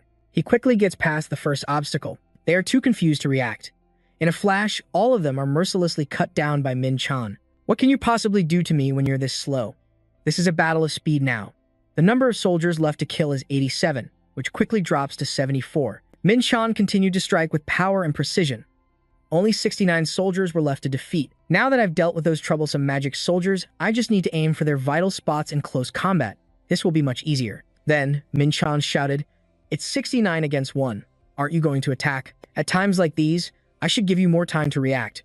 But if you won't attack, then I will." With that, Min-chan charged forward, mercilessly wiping out the soldiers. One by one, he sent them off in silence. The number of soldiers left to be defeated was down to just 21. Min-chan continued his relentless assault. Now, only a single soldier remained. Having been almost completely wiped out, they began to panic. Impossible. How could one person defeat all of us? So what? Min-chan replied with a smirk. Let's end this. Just as he moved to strike, the soldier suddenly broke down sobbing. But it was too late. Min-chan had already moved to end it all. The soldier collapsed to the floor. All the soldiers had been wiped out. As the battle ended, Min-chan flashed a cold smile. You all did well. Elsewhere, the true mastermind couldn't believe his eyes. He screamed, "This is insane. How could the soldiers possibly lose?" Did you foresee this outcome? She replied immediately. How could I have? Even though I was looking forward to this battle, I never thought he would actually defeat the soldiers. That's because the soldiers fight with a unified will and a terrifying spirit of vengeance, just like top-tier undead. Even a well-coordinated team will still make mistakes on the battlefield. However, the soldiers don't make those kinds of mistakes. They are monsters with overwhelming power who have never known defeat, and yet they were defeated by a single person. Min-chan had become the first person to clear the trial of Floor 0, ranking number 1, above the Demon King. That fact left the mastermind astonished. There are those who go by the grandiose name of the Seven Kings, but none of them could make it here. And what a powerful-sounding name that is. At the same time, a series of system notifications rang out. You have achieved something never before recorded in the history of the tower and have received 1 million points as a reward. Min-chan couldn't help but be curious. 1 million points? What kind of points? How much is a million worth? As an achievement reward, it can't be a small amount, right? Suddenly, a voice spoke from behind him. Congratulations on clearing the trial. He replied nonchalantly, thanks. It was only when he turned around that he was taken aback. Whoa, where did you suddenly come from? Is this an exclusive ability of the tower system or the administrator? Not knowing how this works is making me uncomfortable. The being then asked, you seem sad after clearing the trial. He replied, it's nothing. With that, it started to cry and said, then I'll give you the trial reward. This took Min-chan by surprise. What? This is a mythical grade creation stone possessing the power of creation. They're giving me a creation stone as a reward. It's a gem with the power to create a dimension. But Min-chan knew full well that a stone this small wasn't enough to create a dimension, though it was still quite powerful. Then the system said that this was probably the final reward of Floor 0. Hearing that, Min-chan couldn't help but be confused. What? Even the administrator doesn't know the final reward? Aren't you supposed to know everything? The being quickly replied. This tower hides many secrets. Even administrators only have a certain amount of authority. But how do you know what it is when you've never seen it on Earth? I have my ways. Of course, there was no need to tell him the reason why he knew. The administrator continued. In any case, you understand. The reward is a rare item. It's even more valuable than the rewards from other floors. Hearing this, Min-chan was surprised and thought, is there anything more valuable than a creation stone? If you know how to use this stone, you could get transcendent or mythical grade equipment if you can hire a skilled craftsman in this tower. Min-chan just smirked and replied, "No, I don't need a weapon." This surprised the administrator. That was the best way to use the creation stone. But for Min-chan, using the Dark Star as a weapon was more than enough. "I've already figured out how to use it." He gripped the creation stone tightly in his hand and squeezed hard, causing it to shatter into countless pieces. The administrator panicked. "Challenger, what are you doing?" That madman just destroyed a priceless item, and so, the creation stone was no more. But its power enveloped the space around Min-chan. Chaotic energy is primal energy, and the creation stone contains a power equivalent to that primal force. I'm going to do something no one has ever thought of, which is to absorb the creation stone into my body and transform it into a source of absolute energy. The system administrator was extremely puzzled. What is happening? That energy is surging violently. The creative power within the stone. I'll channel it into my microcosm, the world inside my mind. The proficiency of his ancient star arts began to increase. However, Min-chan still couldn't absorb it completely, probably about 1%. I've likely reached my limit for now. If I push myself, I'll destroy everything. At the very least, a sun has formed. If I can control this power, I'll become even stronger. I'll complete the first objective. The system then displayed a new notification about the ancient energy technique. EX rank star technique, a 4-star skill, can activate chaotic energy, a 2-star privilege. Min-chan couldn't help but feel proud, going from 2 stars to 4 stars. Suddenly, the manager's voice asked inquisitively, "Challenger, what did you just do? You've destroyed it. What will you do next?" He immediately replied, "I only absorbed a part of it. I never knew that was possible." "How did you know how to do that?" Hearing this, Min-chan thought, "What if I just say it was a feeling? I don't know for sure either. There's nothing I can do if you don't believe me." The manager and elf thought to themselves, "It seems he isn't lying. It's only natural for the first person to clear the 100th floor to hide a few things. I'll believe you, because I have my own talents as well." As he spoke, the manager reached into his coat pocket, tossed something to Min-chan, and said, "Take it. This is proof of my interest in you." As if I care? The manager heard this and continued, "You don't need to know when you'll use it." But Min-chan really didn't care much. The Eyes of Truth. It was a legendary grade creation of Oron, an item related to some space within the tower. There's still plenty of equipment I can obtain, including the fragments of Frenka. This is getting more and more interesting. Then, Min-chan spoke up. "I'll accept it as a souvenir." L, watching from behind, smiled. This guy. Then, Min-chan continued his journey, challenging the floors to climb to the top of the tower. I don't know how it will all end. But the first step was a success, so what's next? He wondered. The scene changes to an early morning, with fresh air and a sunny sky. Trial Tower, first floor. Mission, horrifying desert. Objective, survive. Min-chan was annoyed the moment he arrived. To suddenly throw me into a desert, this is just too much. If I didn't have chaotic energy, I wouldn't even be able to walk. Suddenly, a system notification appeared. New terrain confirmed. Search rate increased by 0.01%. Min-chan was stunned. What? 0.01%? Suddenly, a giant monster appeared with a deafening roar, but it was quickly destroyed. Min-chan yelled, "Shut up. I thought I'd traveled so far, but it was only 0.01%. Hearing that just makes me more tired. This is why the 0th floor is the tutorial floor. Please, just let me fight some monsters." And so, over the next period of time, hordes of monsters were attacked and completely wiped out. Min-chan sighed, "So tired. I'll eat something before I go." And he immediately ate some fried rice with dried rations. After the first bite, Min-chan was amazed. "Tastier than I thought. But I can't believe the search rate is still only 0.2%. Besides, the goal isn't to reach a 100% search rate, but to find the way to the 2nd floor somewhere around here. If I'm lucky, I'll clear this stage quickly. I need to move quickly if I want to avoid the worst-case scenario. Definitely, because the scavenger flies will start showing up." Sure enough, they arrived faster than expected. Min-chan shouted, "Stop right there. Don't come any closer." They laughed and said, "Calm down. You don't need to raise your spear. We're here to offer a trade." Min-chan was taken aback. "A deal?" The man continued, "You haven't been past the 0th floor for long, have you? So, would you like to trade food for directions to the 2nd floor?" Hearing this, Min-chan smirked inwardly. "Look at these guys. You want me to go up, but you're not going up yourselves. How can I trust you?" This made the man panic. "What are you talking about? Of course we're going up too. Once you get here, you have to go to the next floor, right? We're just not going up right away. You know there are main and side quests to advance in the Trial Tower, don't you? We're doing a side quest right now, and we need food to stay on the 1st floor." Hearing that, Min-chan nodded. "That's more believable. But I still can't trust you. What if you give me the wrong information just to get my food?" The man quickly replied, "Don't worry, we've got a way." We'll give you a map with the information we've gathered. It has a marker showing you the way to the second floor.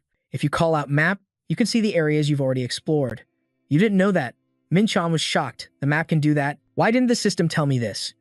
After hearing the explanation, he was quite interested, but he didn't expect them to be liars. The man smiled to himself. Newbies are so easy to fool. This will go smoothly. Then he asked Min-chan, "What do you think?" "Not bad. It's a pretty good deal. I could use more food before heading to the second floor." "All right, I agree. Information is the most important thing right now." The moment Min-chan agreed, all three scammers smiled with satisfaction. "Thanks. You're welcome." He replied, "I should be the one thanking you, shouldn't I?" The moment Daigen heard his name, he froze. "How do you know my name?" Suddenly, Min-chan lunged forward to attack. The two lackeys panicked. "What are you doing?" "He was targeting us from the very beginning. You idiots. I have the eyes of truth skill. Even if you try to hide it, your bloodlust is crystal clear. Is this how you go around tricking people? What did you think I was doing?" Just then, the two lackeys leaped into the air, ready to counterattack, but Min-chan took them down in a single, swift blow. "I'm just giving you a taste of your own medicine, just for you. I'm not doing this for justice or anything like that. I'm just punishing those who've forgotten the warrior's code. A warrior is supposed to fight, but you guys resort to tricking others. You all deserve to be annihilated." Just then, the system announced that you have cleared a fake trial on the first floor and obtained area exploration information. The exploration rate increased from 0.2% to 81.1%. That's a surprise. Let's see. That staircase still leads to the second floor. Is this the shrine where I'm supposed to use the key? Min-chan held that very key in his hand.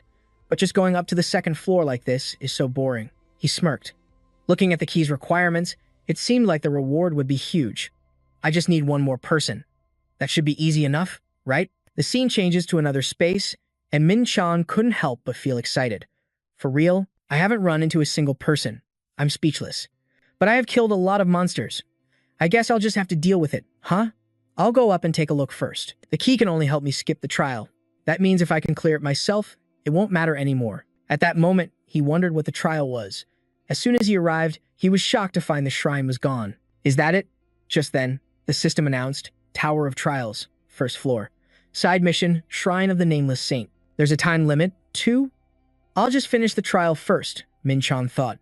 Besides, he was quite happy that the reward was 10,000 points. That 1,000,000 points I got before was a lot, wasn't it? Suddenly, a flash of light from outside startled Min-chan. Did someone get here before me? This guy is strong. He's louder, a draconian. If he's 100 years old, he must have just completed his coming-of-age ceremony, but his energy is much stronger than that. Min-chan cursed inwardly. An unexpected variable. At my current level, I can't beat him. Draconians inherit the blood of dragons.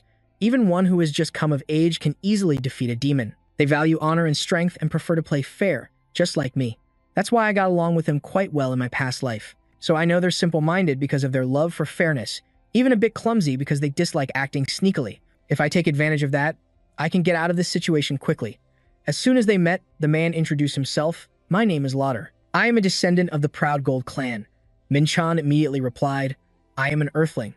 My name is Min-chan. Suddenly, he reached out his hand and said, even though this is our first time meeting, I'm going to give you some advice, which made Min-chan curious. What is it? Don't attempt the shrine's trial. An earthling like you won't be able to handle it. Min-chan found this ridiculous.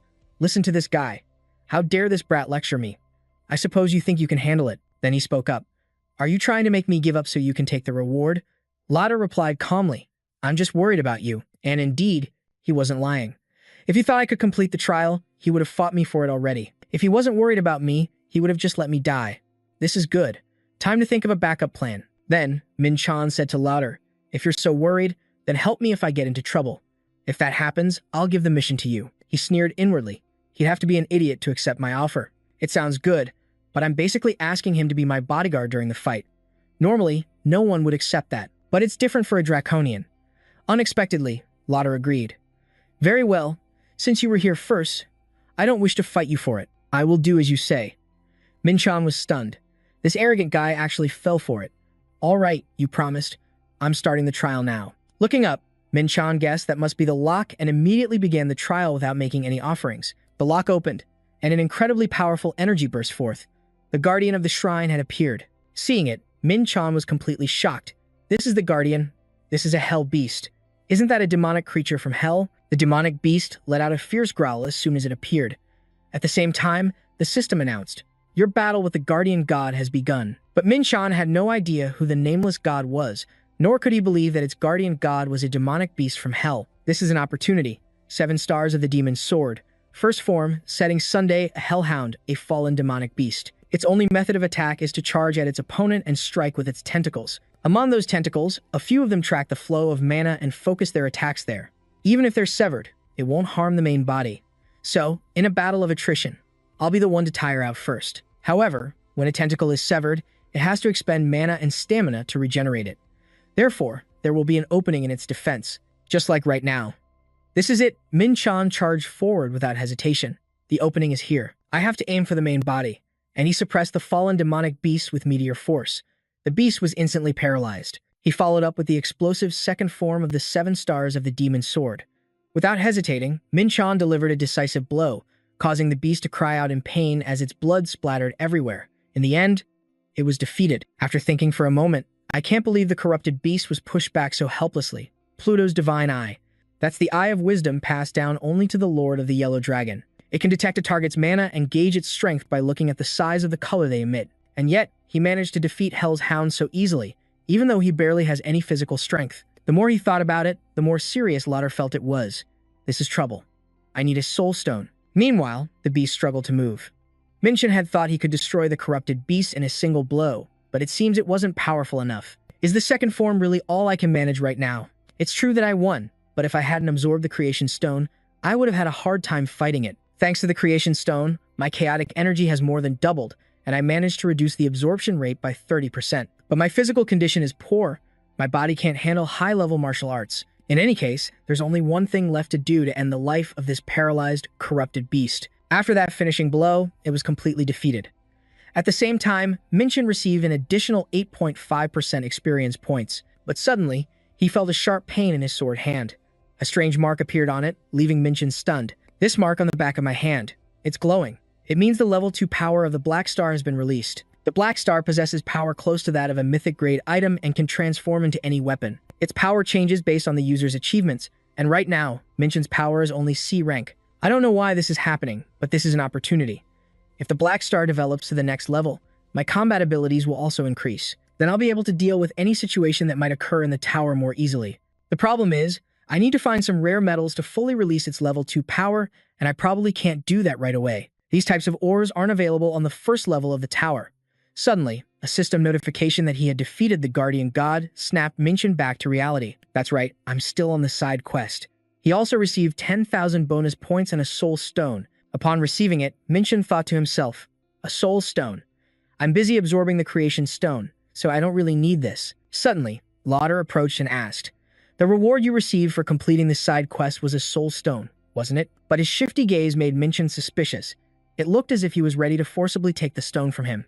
Why would someone from the dragon race need a soul stone? Some demon created something similar to a creation stone, and they crushed countless living beings to create this cursed item. If someone were to use this to create items or as a catalyst for magic, they could increase their power many times over. But because it contains so much evil energy, the vengeful souls within must be suppressed. This is the kind of item that any demon or practitioner of demonic arts would covet, but it's not a suitable item for the dragon race. Beings with such pure mana. And he wants it this badly. Whatever the reason, it doesn't really matter. That's what Min-chan thought. Besides, what's certain here is that this dragonoid apprentice wants the soul stone, and I'm the one who has it. Since he promised to protect me, he won't attack me rashly.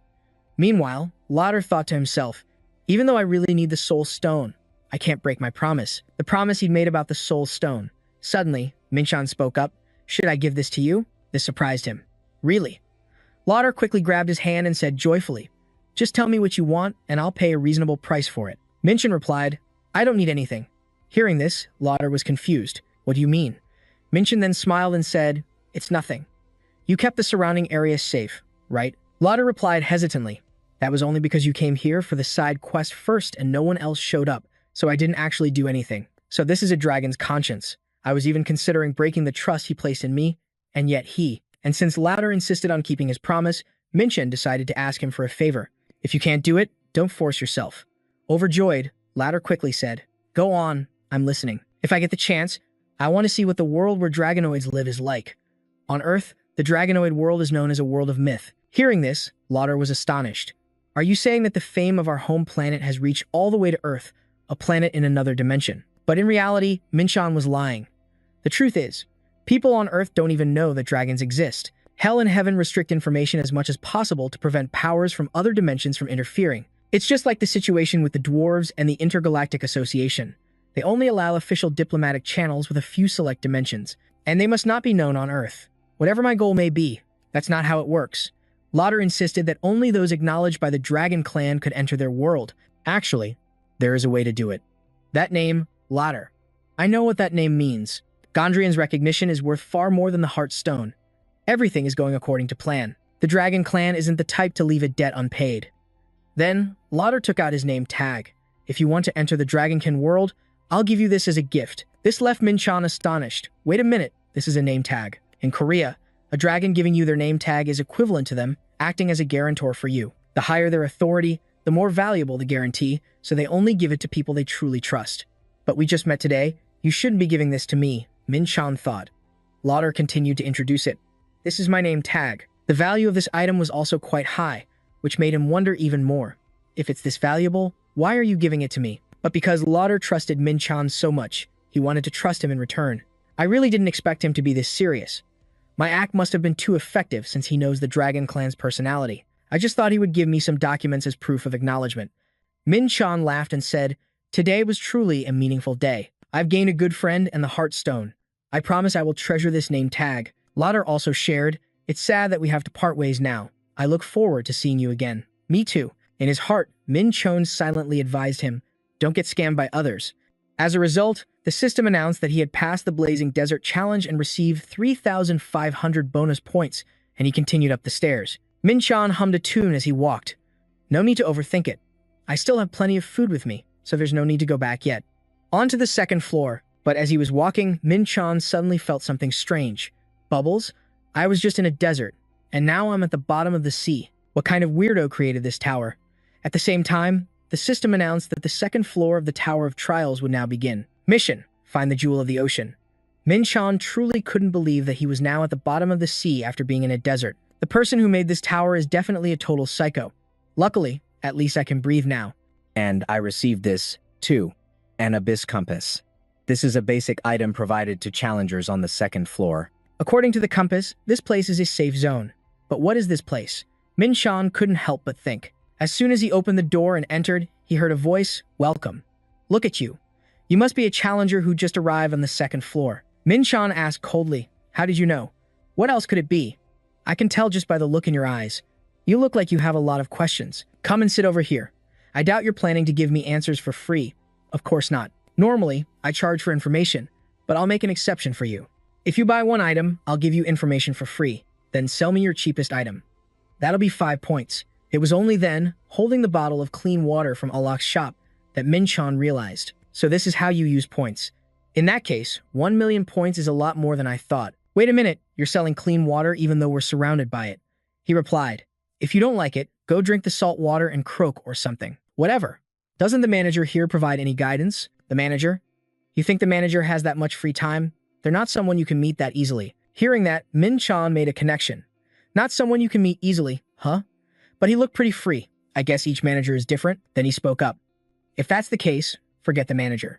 What's the gemstone that's the objective of this trial?" The Sea of the Abyss is divided into 7 seas.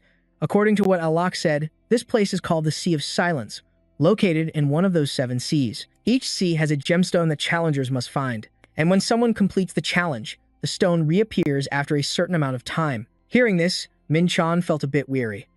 I want to know more about each sea, but unfortunately, he doesn't have any more information. I guess this is all the information I'm getting for now. Suddenly, he shouted unexpectedly, "I almost forgot something important. You can't get the gemstone just by finding its location. For 500 points, I'll tell you how to get it and even tell you about a useful item." Minchan wasn't interested. "I'll just go ask someone else," which made him panic. "Wait, 400. No, 300. Newbie, hold on." But in truth, he already knew the guy was giving away too much information for just 5 points. Does he think I'm a sucker like him? I'll start looking for the gemstone here and follow the current that Alok mentioned is around here. That merman. He wasn't tricking me, was he? Suddenly, a giant sea monster approached, startling Minchan. Is that the gemstone? The sea monster saw someone approaching and immediately fled. Minchan sneered, So, you want me to race a fish? Interesting.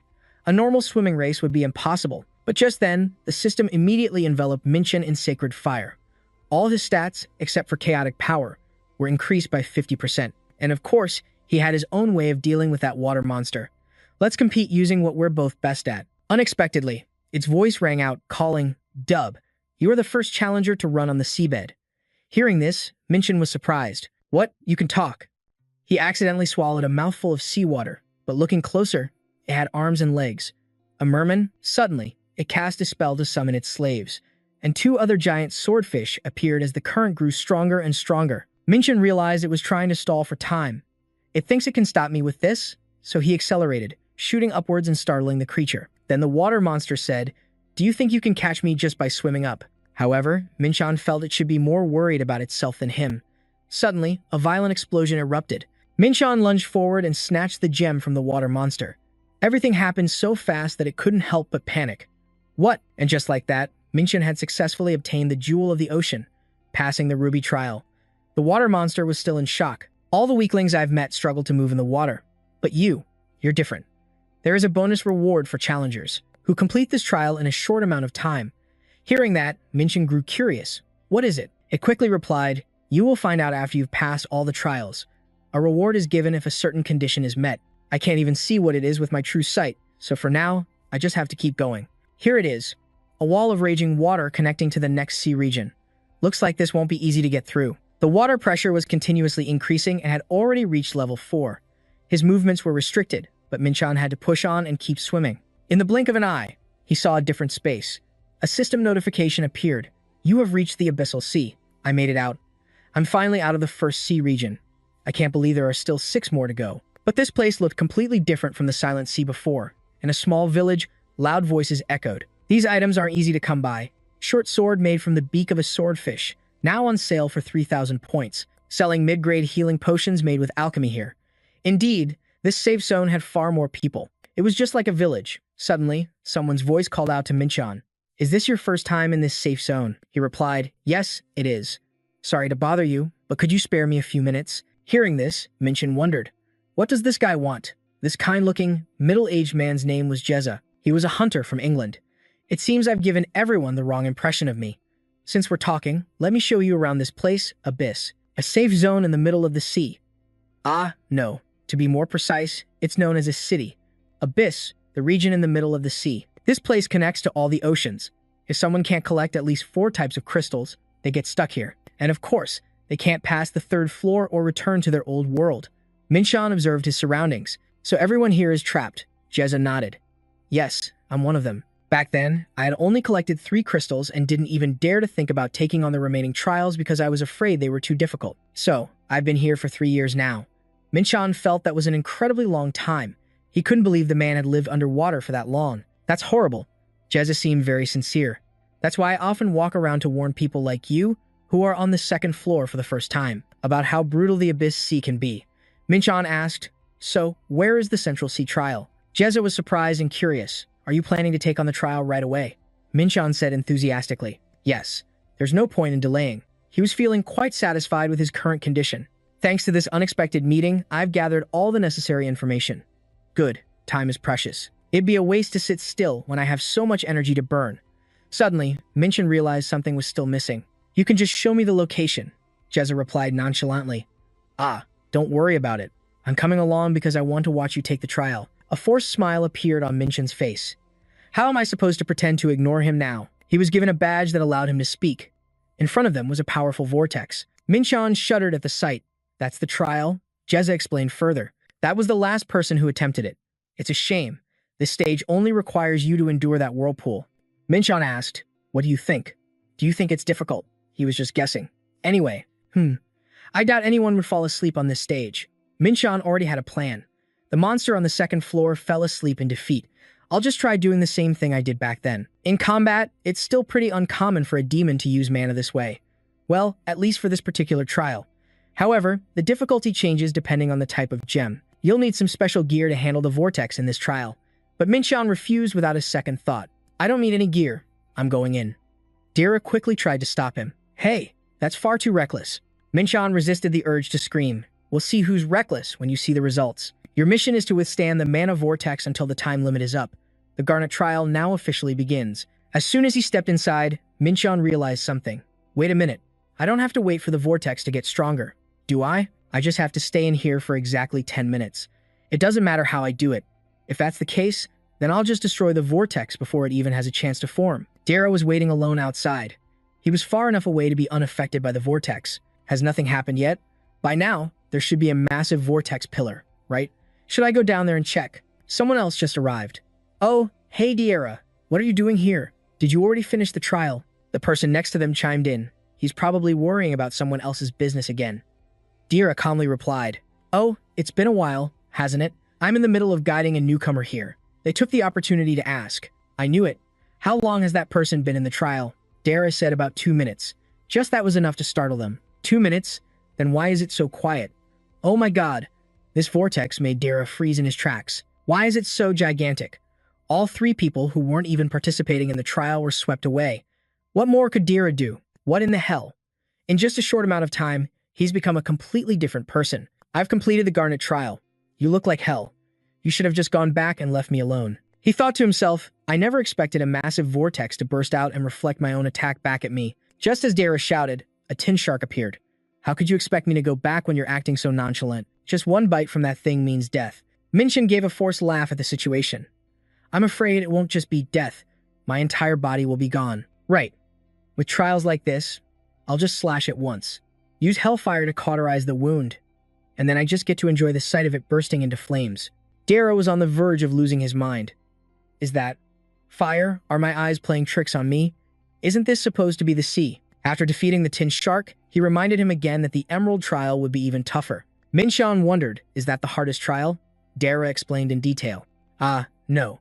This one is still easy compared to the remaining trials, but it's dangerous because the mana can explode at any moment. I think it'll be easier to pass by relying on my senses instead of observation. Don't worry, old man, passing the emerald trial will be a piece of cake. Regardless, Dara had to offer his praise. Congratulations. Finishing so quickly, you can proceed to the next floor now. However, Minchin wasn't done warming up. What are you talking about? Since I've already gone to the trouble of doing these trials, I should collect all the gems before I leave. Dara reacted. Is that really necessary? Minchin was more ambitious than anyone. I heard that the higher the difficulty, the more valuable the reward. I'm sure that after collecting all the gems, I'll get some pretty decent loot. He even started to wonder what kind of reward he'd get after clearing all the trials. Maybe they'll even give me a certificate for collecting all the gems. Dara sighed. In the past 3 years, I've never met anyone like you. Minchan just gave a friendly smile. I'll take that as a compliment. He immediately shut it down. No. I'm just wondering what kind of land could possibly produce a monster like you. Minchan got angry. How dare this old man call me a monster? Dara suddenly burst out laughing. All right, fine. I'll guide you until you've completed all the trials. Minchin didn't understand him. Why would you go to such lengths to help me? Dara's reason was simple. I already told you, didn't I? I just want to watch you take on the trials. This is all part of that. Since he put it that way, Minchin had no reason to refuse. All right then, I'll be in your care. The gems he had collected so far were ruby, garnet, cat's eye, and emerald. The 5th trial was sapphire. I also got the lapis lazuli from the 6th trial, and for the 7th trial, only amethyst remains. Dara introduced the next area. This place is considered the Sea of Death. Minchan bluntly commented. The name's a bit unnecessarily dramatic, isn't it? Dara focused on his job. Almost no one has ever survived this trial. Minchin caught on to the key point. So that means someone has survived, right? He nodded. Yes. The ones known as the 7 Kings of the Tower. Minchin thought deeply. They must be incredibly strong. They even have the title King in their name.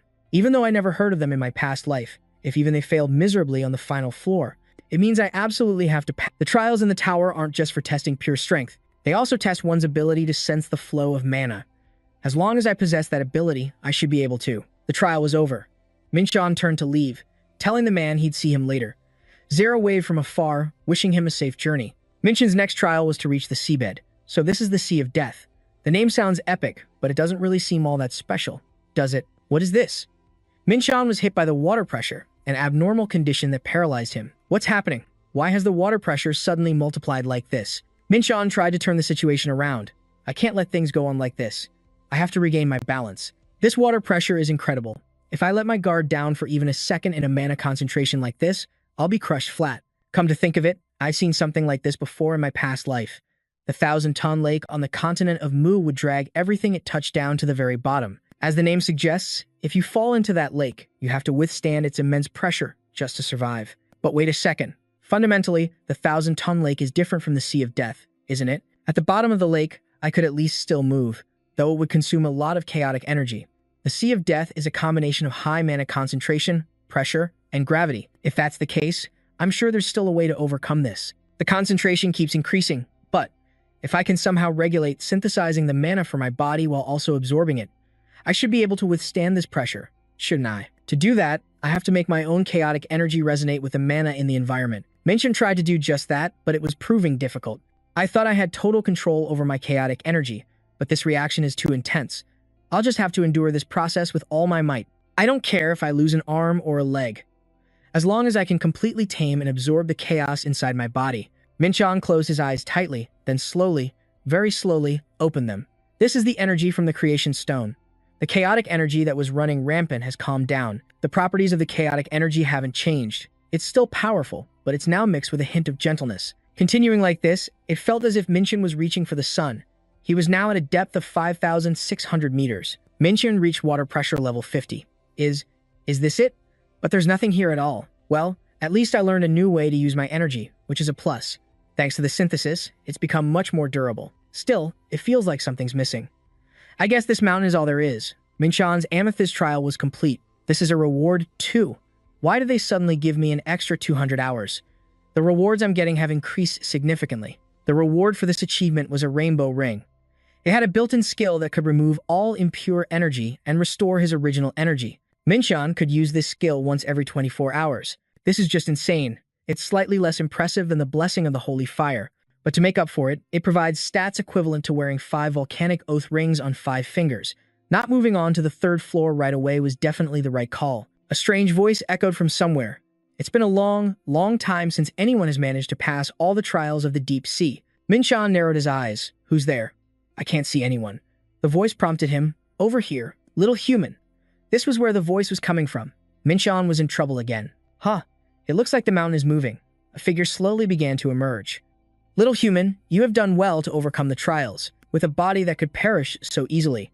Minshan was stunned into silence. What in the world? A snake? A gigantic one at that? Ah, wait. Now I know what this is. He seemed to possess deep knowledge about it. The snake that swallowed an entire dimension. Gando. It was once one of the lords of the 72 thrones that ruled hell, but one day, it angrily left the 72 thrones and vanished. The records about it end there. I only remember this stuff because I used to be a dimension lord myself. This is the first time I've ever seen it with my own 2 eyes. Gando spoke calmly, a strange creature indeed.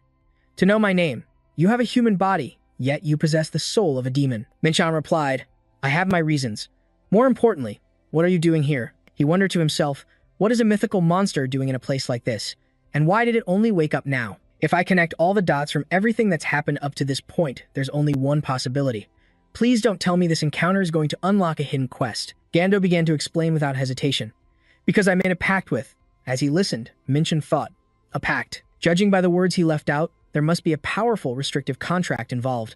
Gando doesn't seem like a bad guy. I promise to lie dormant in this place, so the thing you are worried about will not happen. Minshan breathed a sigh of relief. Thank goodness I don't have to fight this big guy. One scratch from him and it would be all over. If he were a little smaller, I'd totally be up for a fight. Gando is acting surprisingly human. Lately, it seems like everyone starts conversations by trying to kill each other on sight. Kids these days have no respect for their elders. Minshan got annoyed. Is this old snake trying to lecture me? He suddenly felt insulted. I have to get stronger, fast. If I were my past self, I would have fought a glorious battle against that massive body with so many places to hit. He asked, what kind of pact did you make to get yourself locked up in here?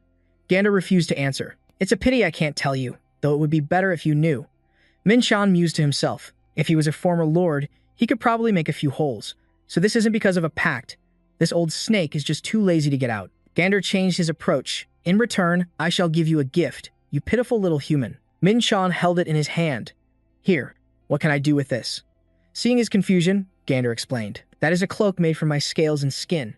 You just need to engrave your own mark upon it. Minshan was now stunned. This thing was more valuable than a rare cloak. These are the scales and skin of a mythical monster. This snake is so generous. He shows so much favor to creatures from hell. His attitude changed in a flash. Sir, I will never forget your warm kindness. Gander delivered some bad news. It seems my allotted time is up. Min-chan gave a strained smile. Huh? Why are you suddenly closing your eyes, sir? Gander appeared unexpectedly and left just as suddenly. Min-chan always had to put up with this kind of thing. He said everything he wanted to say, and now he's just going to sleep? I have so many questions that need answers, but with him sleeping like that, there's nothing I can do. It's probably because of that pact he mentioned. If I can't solve these questions through reasoning, then I just need to not think about them all at once. Besides, without Gander, this place became completely silent.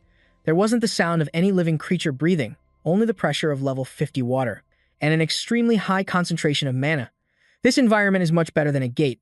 Is this why I was given 200 hours in the air supply kit? I still have 300 hours left in the air supply kit, so I'm ready to take up the offer to use it right now. Outside the trial world, at a certain tavern, one person couldn't stop chugging alcohol, and another couldn't stop talking. Good grief, stop being such a busybody. Did that person pass away after being with you for such a short time? You did everything you could. Just forget all about his passing. Zera looked like he was about to cry. I shouldn't have sent him to the Tower of Trials back then. I didn't think he would pass away like that. Speak of the devil, and he shall appear. Zera looked like he'd been revived. You survived and came back. Min-chan scratched his face. Why are you spreading rumors that I kicked the bucket when I'm still alive and well like this? Min-chan thought back. Have I been in the abyss for 12 days? A lot has happened, and I've overcome it, my bad habits, and improved my physical strength. I've also mastered the basic martial arts I've been using for so long. I've learned many new skills, too. I've also doubled my stats. It's time to prepare to return to Earth. I need to engrave the cloak and release the level 2 Black Star. I also have to check on the mission that I assigned to Mathan. Before returning to Earth, I have to visit Zera one last time. Zera spoke without a hint of deceit. I wasn't sure if you were still alive. That's why I was drinking in your memory. The person who was just here left to give Zera some space. I'm so glad. It's such a relief that you were able to return safely. Min-chan was completely stiff. You should be congratulating me. Why are you sobbing like that? He thought to himself, why is a middle-aged man crying like this? I'm glad he was worried about me, but I don't have time for this. After hearing the story, Zera said, you're right. Then that means you passed the final trial. Min-chan nodded. That's right. Zera never stopped acknowledging him. Congratulations on passing all the trials on the second floor. It's truly unbelievable. In the 3 years I've been here, no one has ever done it. Min-chan already knew that. Not just in 3 years. I heard no one has done it since the tower was created. Zera reminded him, now all you have to do is keep climbing. Min-chan couldn't help but ask what he would do.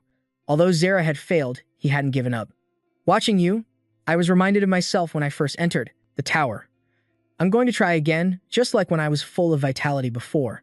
Min-chan smiled. I'll be rooting for you. Zera had met a good friend. Let's meet next time on Earth. No, at the very top of this tower. Min-chan was very happy about this. I hope we'll see each other there. Min-chan returned to his original space. He entered the tower again and ascended to the 3rd floor. Has it been 25 days since I left Earth? It hasn't been that long, but it feels a little strange. A car parked right in front of Min-chan. A cheerful Mathan rushed out. Hunter Min-chan, you've returned safely. Min-chan couldn't bear to look. This is the first thing my eyes have to see after leaving the tower. Isn't that a little harsh? Mathan was completely ignored. Illy said something similar, but didn't get the cold shoulder. You've returned safely. Min-chan replied with his full attention. Yeah, we had plans to eat. Of course, I had to come back. Mathan was both disappointed and flustered. He didn't answer me, but he answered Ellie. Min-chan hated gossip the most. Mr. Mathan, people are staring. Let's go somewhere else. As long as he paid him some attention, he was happy. All right, let's go. The car headed toward their destination. At the same time, Min-chan inquired, how's the construction of the training ground coming along? When asked, Mathan excitedly said, it's finished. Min-chan looked unimpressed. Did I hear that right? He needed a proper answer, but it hadn't even been a month. Mathan spoke about it with pride. Yeah, as soon as we heard, we got right on it. Min-chan wasn't convinced. Was it a rush job? Mathan said enthusiastically. Of course not. Don't you know who I am? Of course, Min-chan knew that the dwarf race was born with a talent for construction. If he's that proud of it, it must be pretty good. Mathan changed the subject. Oh, right. What do you think about moving to a house near the training ground? I've thought it through. You have no reason to keep living in that inn. Min-chan thought this guy was a genius. All right, then go ahead and get it done for me. Mathan happily accepted. Understood. I'll get more built. Min-chan felt this dwarf was becoming an increasingly useful subordinate. I mean, a partner. Oh, that's right. I want to buy something. Mathan was ready to help. Just say the word. I'll buy anything you want. Min Chan's words stunned him. 10 kilograms of midran and 5 kilograms of oj kokum. Can you get them? Ma Than's jaw dropped. Those are all rare minerals, extremely rare on Earth. Even if I went to find them myself, it would take a very long time. What are you going to use them for? Min Chan glanced away. They're essential for creating the second stage of the Dark Star. Do I have no choice but to wait? Ma Than changed the subject again. What about participating in the auction? In 2 weeks, the Star Alliance will be holding an auction, Min Chan asked. But there's no guarantee they'll show up, right? Ellie passed the device over to him. Ma Than lightly scolded her. Hey, Ellie, showing the auction list to an outsider is against the rules. She looked at him and laughed. It's not like you're one to follow the rules, are you? Besides, Hunter Min Chan is hardly a stranger. Min Chan got it. My partners are really something else. Ma Than cried tears of joy. I guess I really am that good. Ellie snickered. Of course you are. Min Chan looked at the list on the screen. He couldn't believe that besides the minerals, there was also a fragment of the key. Looks like I have another reason to participate in the auction. This was the training ground. Everything from the restroom to the outdoor equipment caught Min Chan's eye. It's perfect. Exactly what I wanted. Ma Than was smug. I'm just that good. Min Chan wondered. But the architect was someone else, wasn't it? Ma Than was at a loss for words. Well, about that. Min Chan knew how to joke around sometimes. I'm just kidding. Finishing this in a month is already incredible.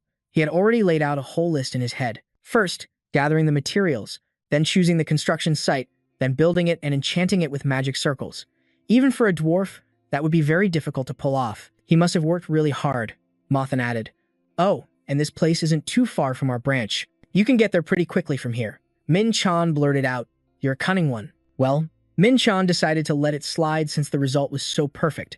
I've decided not to conquer any more gates and to focus on training until the auction takes place. Now that I have a good training ground, let's give it a try. A magic circle formed. Min Chan stepped into it. It's been a while since I've trained. I finally have the perfect place and conditions to practice the ancient star arts. There were too many variables in the tower, and it wasn't certain if there was a place like the Abyss, so it was very difficult to train there. What's more, I no longer have to rely on the energy of stars or stones. Now I have something to replace them, and when I mobilize my energy, my fatigue disappears, so I don't need to sleep. That means I can train all day long. Wait, this familiar energy. It's dark mana. Deep inside a forest, someone had arrived in the dead of night. It was none other than VD's group. They are still far from reaching my level. They just need to entertain me a little, and that will be enough. After saying that, he laughed to himself like a madman. What kind of monster would dare ruin a wonderful moment for someone as wonderful as me? Oh my, look who it is. Someone even more wonderful than I am. The voice on the other end was Min Chan's. Cut the crap. What are you doing in Zhongshan right now? VD instantly turned into a well-behaved little boy. What? I'm in Naz. I was about to enter a gate with some guild members, but if you need me, sir, I'll come right away. Min Chan was surprised. Huh? It's not him? It seems he's not lying. I thought it was VD because I sense his aura, but thinking back, besides him, there are 4 other demons. Could it be one of them? He interrogated him. You don't know of any other demons who have come here, do you? VD humbled himself. That's right. Due to my own weakness, I am unable to confirm the locations of the others. Min Jun was at a loss for words. All right, then let's just focus on resizing the gate. Min Jun changed direction. It's useless. I'll have to do it myself. First, I need to find the source of that dark aura. After all, there's no telling what schemes hell will use to take over the earth. I can't just ignore it. In an instant, he teleported to a forest where a powerful dark aura enveloped the entire mountain. What the hell are those lunatics trying to do in the middle of Seoul? A rustling sound came from the bushes, and a small flash of light appeared right there. It was aimed at Min Jun. If he got hit, he definitely wouldn't make it back alive. An assassination arrow, it was no ordinary arrow. The one controlling it was very experienced. You fool, you won't be so lucky a second time. Before his foe could even make a move, Min Jun unleashed his flying thunder sword swarm. Though the swords were small, their power was immense. Min Jun spotted him easily. Now who's the fool? Min Jun's eyes were fixed on the figure before him. I knew it was him. Because they are archers, dark elves, they have a malicious and incomprehensible nature. So, our relationship has never been good. A part of the mountain was destroyed, and the elves were in a panic. There's an intruder. He's heading south. Min Jun charged into their lair all by himself. Despite being thin and frail, they're proud of their elven heritage, as they are highly skilled in dark magic and archery. Confronting them in an environment with many obstacles is very difficult. However, for me, it's a different story. An elf used magic, you shall not pass. Perish in my darkness. Min Jun charged straight ahead without hesitation as a monster loomed before his eyes. I already know its attack pattern. Now, Min Jun unleashed a truly torturous attack. Infinite Celestial Sword. In a flash, the darkness the elf had created vanished. Because of that, the other elves were also affected. Min Jun moved to the elf's side. How did you all get to Earth? He didn't answer. Instead, he said, take my life, for the Great One. Min Jun was starting to lose his patience. The Great One, my ass, he's spouting nonsense again. He didn't have time to ask anymore. I knew you wouldn't answer anyway. Then I'll grant your wish. Min Jun didn't stop there. He knew they wouldn't talk from just threats. I can't give them a chance to recover, either. Who knows what evil they'll do next. Judging by the energy he's emitting, that guy is pretty strong. A dark elf possessing an enormous amount of mana. Is he the source of the dark aura? But something feels off. Dark elves cherish their own kind. A powerful dark elf, like an elder, would have attacked me with black lightning by now. So why hasn't he made a move? Min Jun stated confidently, you can't move because you're preparing a spell, right? The elf elder thought to himself, spot on. Min Jun pressed on. I'm asking what you are doing in South Korea. I don't suppose you'll answer me. The old elf muttered something. Min Jun waited. Suddenly, the old elf coughed up blood. For the great demon king Deimos. He will invade this world once more and spread death everywhere. Was Min Jun getting pissed? So these guys are subordinates of the demon king Deimos. He grabbed the old elf's necklace. What a load of crap, don't lie to me. Just then, Min Jun realized, damn it, he's detonating his energy to self-destruct. Hey, how can you just die after saying that? How dare you use my name? You're all just a bunch of trash. In a secure, high-walled room, Rumi received a phone call. Who is this? Hello? The person on the other end introduced themselves. This is Min Jun. We met before at the hunter examination. Do you remember our bet? Rumi laughed and said, of course, but it's been a while since you last contacted me. I gave you my name card a long time ago. Min Jun said anxiously, sorry, I've been really busy lately. Oh, right, there's something I wanted to ask you. Rumi playfully twirled her hair. I hope it's not a personal matter. Min Jun mentioned the words, dark elves. They're on Earth. If you want to know. We still have that dinner date we planned, right? 30 minutes earlier, Min Jun thought. These fools actually dared to use my name. What's their plan? Are they amplifying a specific sound wave? So, according to the information, this magic formation alone isn't very useful, and it seems there are quite a few more of them. I can't possibly investigate everything on my own. I need more information and manpower. Of course, there's no need to worry too much. I've taken on a disciple who's extremely useful in situations like this. Oh, right, he said he was going into a dungeon. He's nowhere to be found when I need him. Of all times, he had to go into a dungeon now. Who knows when he'll finally crawl out of there. And going to the Hunter Association or the Star Alliance for help wouldn't be very useful either. The Hunter Association might just act rashly. And doesn't the Star Alliance only have connections to the Yongsan branch? Damn it, how am I supposed to deal with these dark elves now? Wait a minute. Elves. Elves? Right, there are elves, and then there are dark elves. Although they were originally one race, a schism occurred after a few progressive elves started working with Hell. The two sides have been rivals for ages. It's a good thing I remembered Sinzumi in this situation. She's bound to have a reaction to this incident. After all, she's a half-elf. Her parents.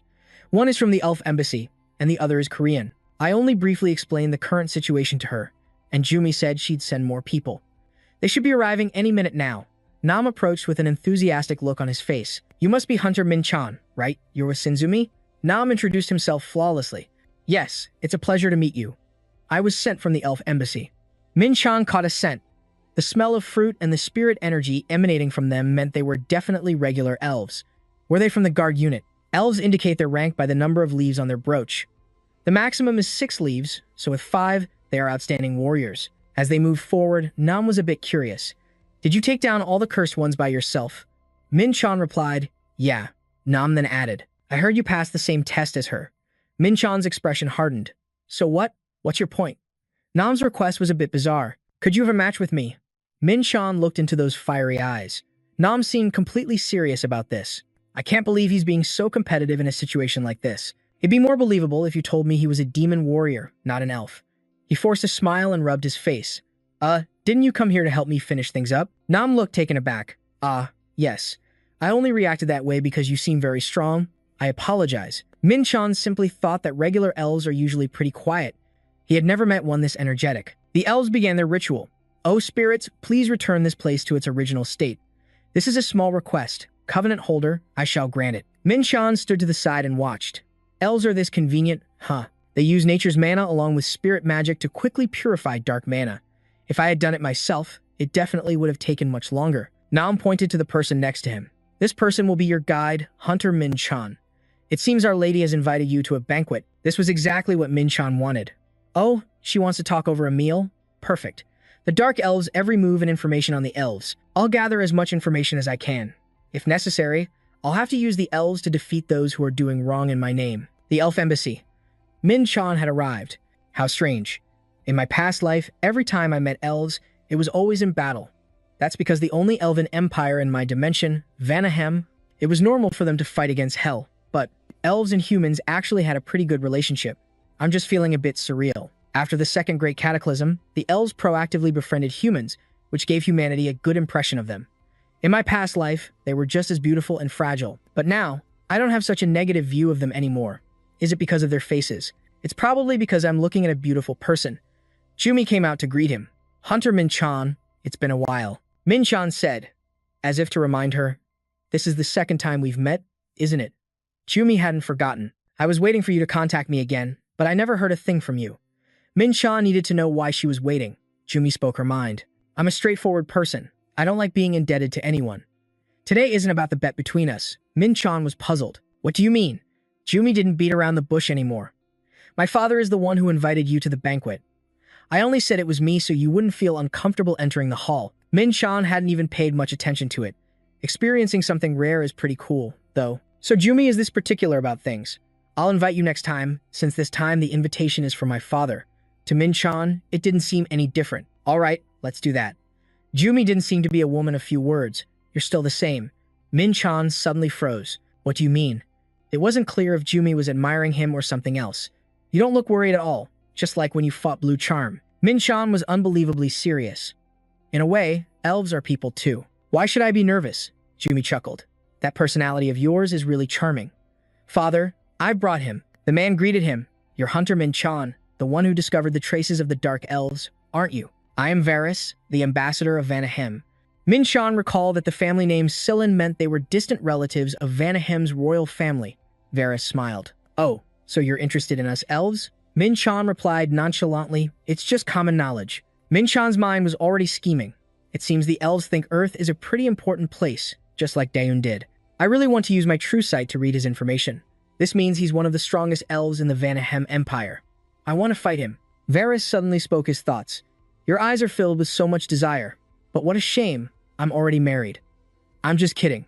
Come, have a seat. And my little princess, sit next to me. Jumi wasn't happy.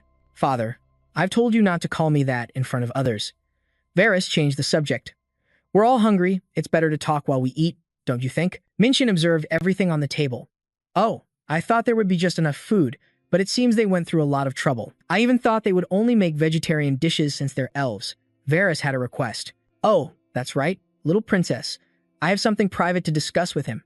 Could you go upstairs first? Jumi was very well-mannered. Yes, father. Only then did Varys speak. I heard about how you discovered the Dark Elves and fought them. Min-chan didn't hold back. I was just lucky, he said, as if mocking him. Is that so? You have good luck, don't you? A little too much, from what I see. Min-chan saw right through this behavior. He changed his attitude the moment he sent Jumi away. Is he trying to get straight to the point? He's not going to believe what I say. I saw this coming. Varys added, you've helped us. We knew the Dark Elves had set foot on Earth, but we couldn't find any trace of them. Min-chan started to get antsy. This feels more like an interrogation. But Varys wasn't fazed at all. Dark Elves are nearly on par with B-rank hunters. They must have been a tough opponent since you're only E-rank. That made his blood boil. I understand you've looked into me, but why bring up something so embarrassing? You're stalling for time. Varys changed the subject. The informant is an acquaintance of my daughter. Did you plan this since the hunter exam? Is something funny? Min-chan retorted immediately. Do you think elves are the center of the universe? Don't be so ridiculous. I don't have time to waste on things like that. How arrogant, Varys sighed. I can't help but be suspicious of you, Min-chan said bluntly. Is it just because someone at my level shouldn't be able to take down a dark elf on his own? Varys began to cast a spell. That's right, the soul wall. This is a wall that can block all external flows. Even an A-rank hunter can't easily break it. Min-chan saw this as the eternal problem with elves. Is this how elves repay a favor? I can't believe they think I'd use such a petty trick. Is this pathetic method how they capture dark elves? If they consider me an enemy, they should just attack. Varys continued to act displeased with him. Once the investigation team returns, we will decide how to deal with you. Just wait a little longer, I don't like doing this to someone who has helped us either. Minchin's eyes darted around. Ah, are they talking about the elves who stayed on the mountain? If they use soul magic, they'll be able to see the techniques I use, and then my suspicions will be revealed. But this is really starting to piss me off. Varys sat with his legs crossed. It's useless. You can't break that wall with your strength. Minchin cursed, shut your mouth. 7-star demonic sword. First form, setting Sunday. Minchin's power shattered the wall. Varys said nothing more after that, because the tip of Minchin's sword was pressed against his neck. Shall we continue this discussion then, you damned elf? The sword in Minchin's hand pressed closer to Varys' neck. My apologies. It seems I underestimated you. Minchin also understood why Varys thought he was weak, because Varys could create a sword with just his spiritual power. Varys smiled, thinking about how he had hidden his strength like that. Minchin didn't want to hear another word from Varys, so he cut in. You should get straight to the point. I didn't hide anything. You people just refused to believe it. Damn it. That bastard elf said they just wanted to ask a few questions, but it ended up like this. I'm busy hunting down an imposter. I can't believe I'm wasting my energy in a place like this. Minchin decided to withdraw his sword. Varys was stunned. Since you've withdrawn your sword, I'll stop as well. Aren't you going to continue the fight? Minchin replied. If I wanted to kill you, I would have swung my sword long ago. In other words, if I continued, we'd both end up seriously injured. Pointing your sword at an ambassador is a serious crime. It could cause diplomatic problems. Fight me seriously. I won't hold you responsible for anything. Varys immediately refused. Come on, can't you take a joke? I just wanted to blow off some steam. Minchin couldn't believe Varys treated his words as a joke. Doesn't this crazy elf know this isn't the time for jokes? Then Nam appeared, walking in and asking, May I present the report now? In the reception room, Varys answered, yes. Since he's also involved in this, he has the right to know. All right, I'll begin. First, the Dark Elves' objective is to awaken someone imprisoned in the ancient world. Varys was bewildered. The ancient world? Minchin thought to himself. They figured that out just from the magic circle. It seems they're not completely useless, but those Dark Elves are preparing to do something terrible. A multiverse contains hundreds of worlds. Among them are newly formed worlds, as well as worlds that have developed for millions of years. It would be great if they could all coexist and grow, but some worlds have already reached their end. The ancient world is considered a fallen world. Varys wondered about the one who was imprisoned. Do you know who the imprisoned one is? Nan immediately said. It seems to be the god from the Dark Elves' faith, the god of war, Demote. But Minchin knew that wasn't right. That demon died ages ago. Varys then asked, Demote, the god who destroyed the earth in the past. Nan replied, yes, to be precise, we suspect the Dark Elves are trying to find a way for that god to manifest again. Minchin sighed. No way, they're going in the wrong direction. Demote is already dead and has been reborn right in front of you, trying to make this fallen god manifest on Earth again. The Dark Elves were already evil to begin with. I bet they're hiding something. We have to report this to the Heavenly Palace and the nation, but we can't just blurt it out. And we can't track the location of the Dark Elves. My apologies, Mr. Ambassador. Furthermore, the ritual will be complete in about 1 to 2 days. Varys sat and pondered for a long time. Is that so? We can't trace them, and the ritual is almost complete. Varys then turned to ask Minchin. You said you can detect dark mana, right? I wonder if we could borrow your power. The god of war. I mean, the one everyone calls the Demon King might appear again. For the sake of the Earth, we desperately need your help. Hearing this, Minchin glanced at Varys. Damn elves. They finally realized their predicament. I'm the only one who can track the Dark Elves quickly. Since I need to finish off those imposters anyway, this is convenient. If you want my help, why did you act that way before? Faced with Minchin's question, Varys was flustered. Seeing that, Minchin continued. The way elves show gratitude is truly eye-opening. I can use this. Minchin turned to leave. Varys quickly tried to stop him. Please forgive my rude actions. Fine, Minchin replied, but I'm a bit petty. I'm not sure I can forget it that easily. Varys grabbed Minchin's sleeve, pleading, don't be like that. This affects everyone's safety. Is that so? But someone wasted a whole lot of my time when I'm very busy. Varys swallowed his pride. I'm begging you. Can you please forgive me? To let this go, I think I'll need some proper compensation. What do you want? Just say it. Can you deliver? Of course. I swear on my honor as Varys and as an ambassador. You better remember that oath. Varys answered decisively. Of course. When you get to name your price, you should ask for as much as possible. The sky had begun to darken. Varys handed Minchin a paper to write down the amount. Minchin took it and left the reception room. Leaving the room, Minchin stared at the paper. All right. How much should I write down to be reasonable? Shaking down that damn elf feels so good. What am I thinking? I don't have much time. They first detected the Dark Elves' energy about a month ago. They wasted a whole bunch of time before asking me to track them. But the ritual is almost complete. Both sides are wasting time. but I can't forgive these dark elves. First, I have to find the dark mana. If I had enough time, I could find them one by one, but things are pretty urgent now. In that case, there's no choice but to use it. The new mana circulation method I learned in the Death Zone. The key is to assimilate it. You are my eyes. The dark mana will react to my energy. Even if I have to search everywhere, I'll find all of them. The next morning, the sky brightened. Minchan lay in the sunlight, streaming through the door, drenched in sweat. I almost died. Tracking those dark elves was exhausting. I converted my chaotic energy to increase the search range. It felt like my brain was about to explode. Luckily, my senses are slow, or it would have actually blown up. But Seoul is so big. There are about 10 suspicious locations.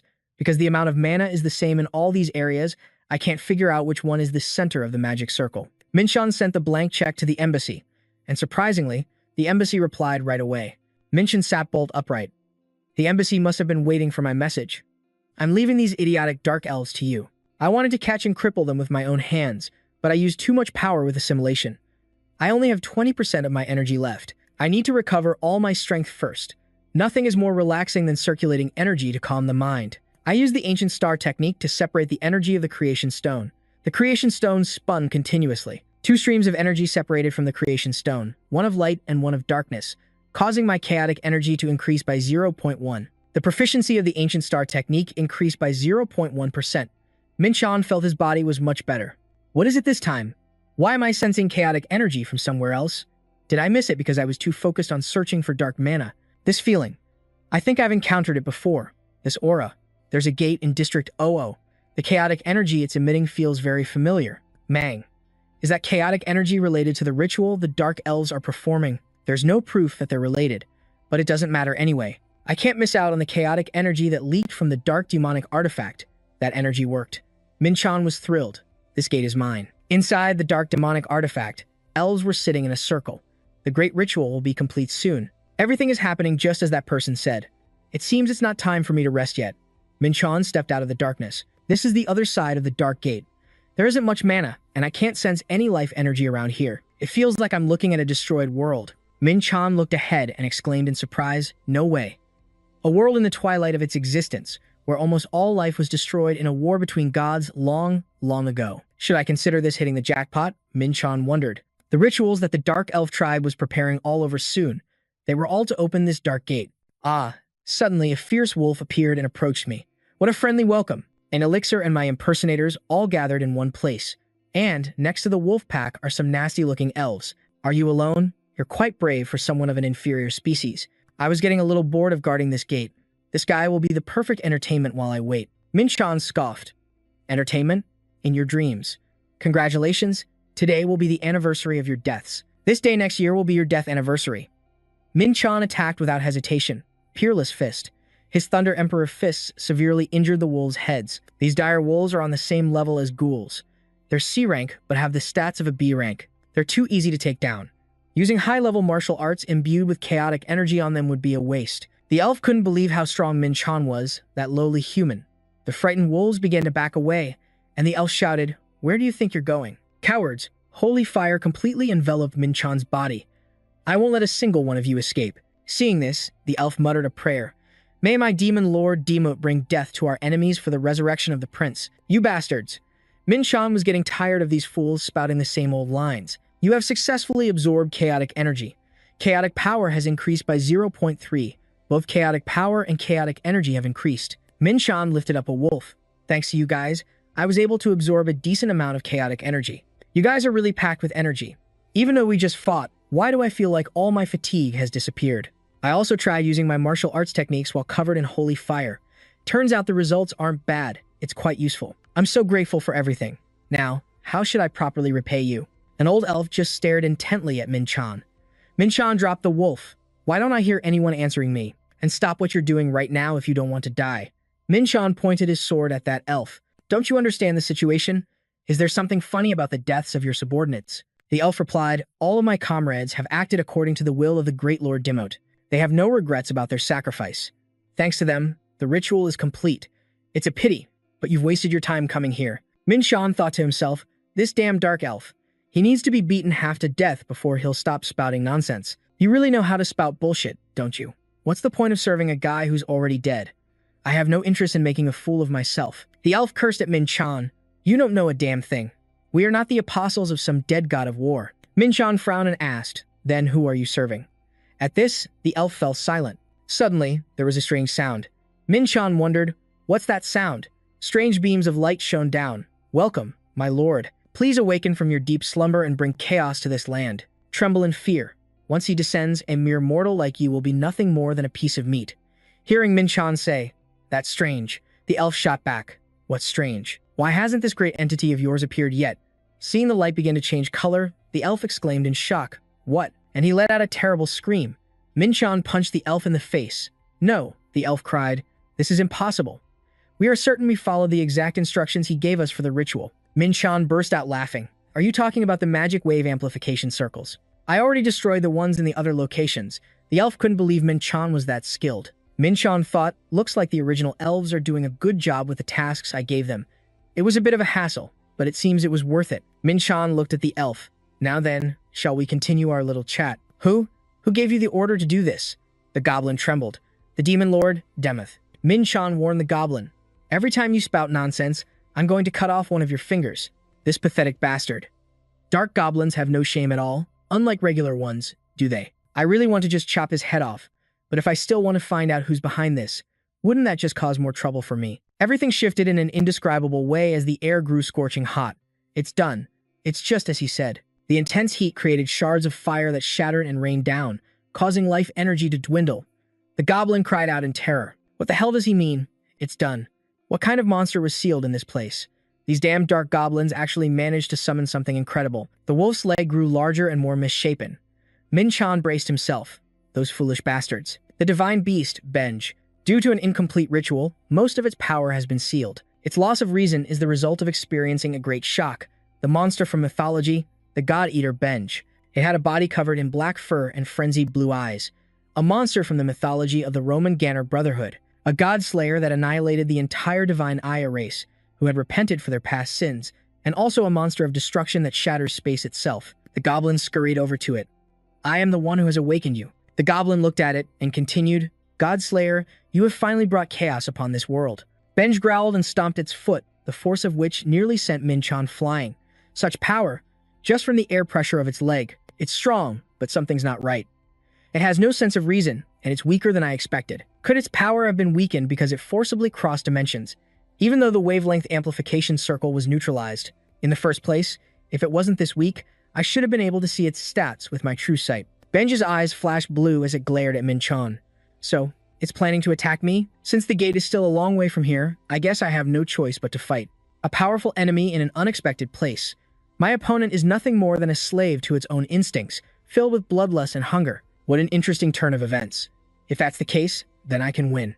After all, I am both Min Chan and the god of war, Demoth. Today, I'll show you a truly interesting fight, you stupid mutt. I am the greatest fighter in the entire universe, both past and present. Min Chan darted all around Benj's body. You must have plenty of blind spots with a body that big, right? Waiting for the perfect moment, Min Chan unleashed a devastating punch. It's like hitting solid rock.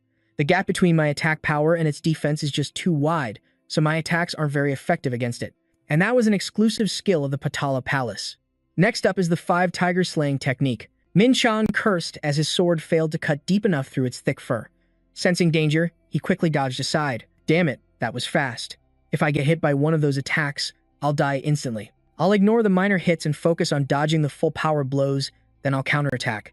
I can heal wounds of that size with holy fire. Anyway, even though it was injured, Benj was still ferocious. You damn furry beast, you think I'm just going to run in circles? Hellfire. Even with most of its power sealed, it's still a mythological monster. Huh? Even Hellfire barely did any damage to it. A powerful energy began to radiate from its body. If you're going to broadcast a major attack that openly, do you really think I'm just going to stand here and let you hit me? If single strikes won't work, this is going to hurt. I'll just have to slash you over and over again. I know that enough slashes will eventually pierce that fur. Like water eroding stone, I just have to attack relentlessly. Min Chan slashed at its head, then used his rapid sword plan to drive his blade into it. You damn mutt, you'll never catch me with that pathetic speed. The nation-destroying thunder fist made the beast's face twist in pain. Min Chan tried to rip it apart, but it was incredibly tough. Min Chan estimated he had only about 50% of his internal energy left. This was a fight where one wrong move could get him seriously wounded. That's right. This is what a real battle feels like. Min-chan glanced up at the crumbling sky. Damn, our fight is getting too intense. Benj lunged, trying to tear into Min-chan with its sharp teeth. Min-chan quickly chanted a spell, freezing its teeth solid. This world is starting to fall apart. Is the shockwave from our battle causing this?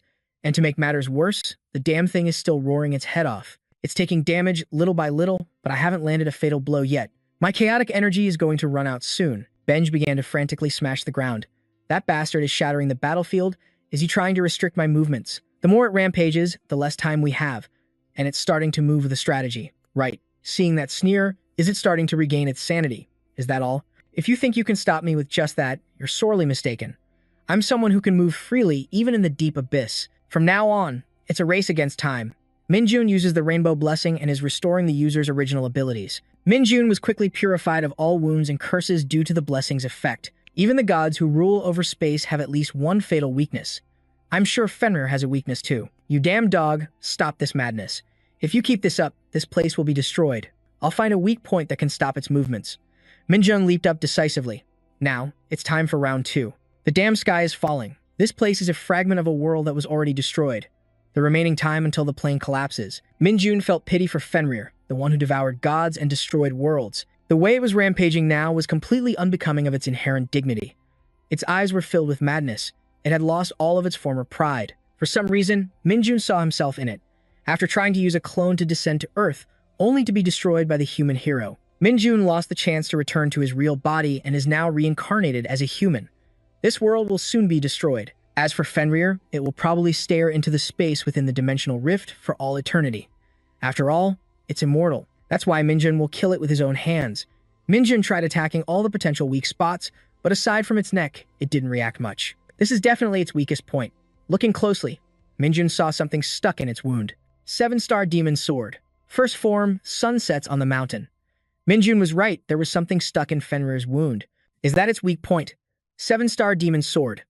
Second form, Meteor Sword. Minjun struck its weak point decisively. Fenrir roared in agony, its cry echoing through the sky. The reaction was stronger than Minjun expected. It really is its weak point. All right, let's end this. I'll take this monster's head with a single strike. Fenrir lay writhing. My neck hurts so much. Wait, it's regained its senses. Where is this? Who am I? Minjun hesitated. You're Fenrir? That's right. I am Fenrir. Is Ragnarok happening? Am I fighting the gods? I think I was released to fight. Minjun was puzzled. What nonsense are you spouting? I think you're mistaken. You devoured the strongest gods and destroyed worlds. Fenrir continued, that's ridiculous. I'm certain I was in the middle of a battle with the gods. Minjun asked Fenrir. Do I look like a god to you? Fenrir replied, no. A lowly creature, a small, weak human with a finite life. Listen carefully.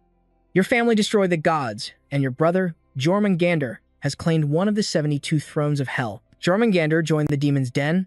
That's strange. I have no memory of this. It seems you don't believe me. Look, my senior. I mean, Jormungandr gave me this. It's Jormungandr's energy. No, that's impossible. Jormungandr was preparing for war with me, I think. I don't remember clearly. Minjun saw that there was definitely something wrong with its memory. Could it be because of the stone I just destroyed?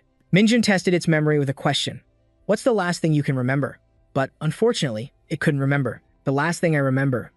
Oh, my head hurts so much, everything's a mess. I can't just leave it here like this, compared to letting it wander aimlessly, trapped in a dimensional rift for eternity with only its consciousness intact. I should grant it one last act of mercy. Seeing Minjun about to leave, Fenrir stopped him. Hey, human. You're not going to get angry just because I said your life is finite, are you? Can we talk after you put down the sword? You're really scary like this. Minjun said in a low voice, I could be turned to dust by a single swipe of your claws. Brother, you're pointing a sword at me. How could you do this? I don't have a brother like you. I just want to live. I'm sorry, but you're too strong. I need to finish this while I still can. Those gods said the exact same thing you did. That's the very reason they tied me up and tortured me. Even though I hadn't done anything yet. I don't want to die. I only fought because I wanted to live. I don't believe you. How can I trust you? I will serve you as my master. Serve me as its master. One of the primordial creatures that could go toe-to-toe with the angels in heaven. If you wish, I will form a master-servant contract. Didn't you say your memories are a mess? You can still remember about the contract. Those gods kept repeating the contract to me, forcing me to say it. But you've never done that before. I didn't want to because they kept stabbing my chin with a sword. It hurt a lot. Monsters from the age of myths who follow the old divinity usually have incredibly high pride. They would rather die than bow their heads and beg another for their lives. I know because I fought a few ancient monsters in my past life. I can't believe a being like that is saying it wants to do it. Of my underlings, I accept you as my servant. Thank you. You won't regret this. It looks so happy. It's even wagging its tail. I am Benj, son of Loki, and I swear upon my soul that I will serve Min Jun as my master. Thank you, master. Wow. He changes his tune fast. A few minutes ago, he was calling me brother, and now it's master. But master, my neck has been hurting for a while now. It feels like it's about to break. Hold on a second. Holy fire has been used. The blessing of healing has entered the target's body. It's so warm. My pain is subsiding. Don't talk, your wound could get infected. He's acting more and more like a dog. It reminds me of Bobby back home. Min Jun sensed a strange phenomenon approaching and said to Benj, "Can you run?" Benj panted heavily. "No, sir. It's quite difficult since both my neck and leg are injured. I think I'll be fine after a little more rest. If we keep resting here, we might just be taking an express train to the afterlife. Time remaining until collapse, 5 minutes and 33 seconds. Benj panicked. What? Master, doesn't that mean it's dangerous to stay here? But I can't run right now. Master, you have to think of something. Min Jun actually had no intention of leaving. The plan was simple. Just defeat it.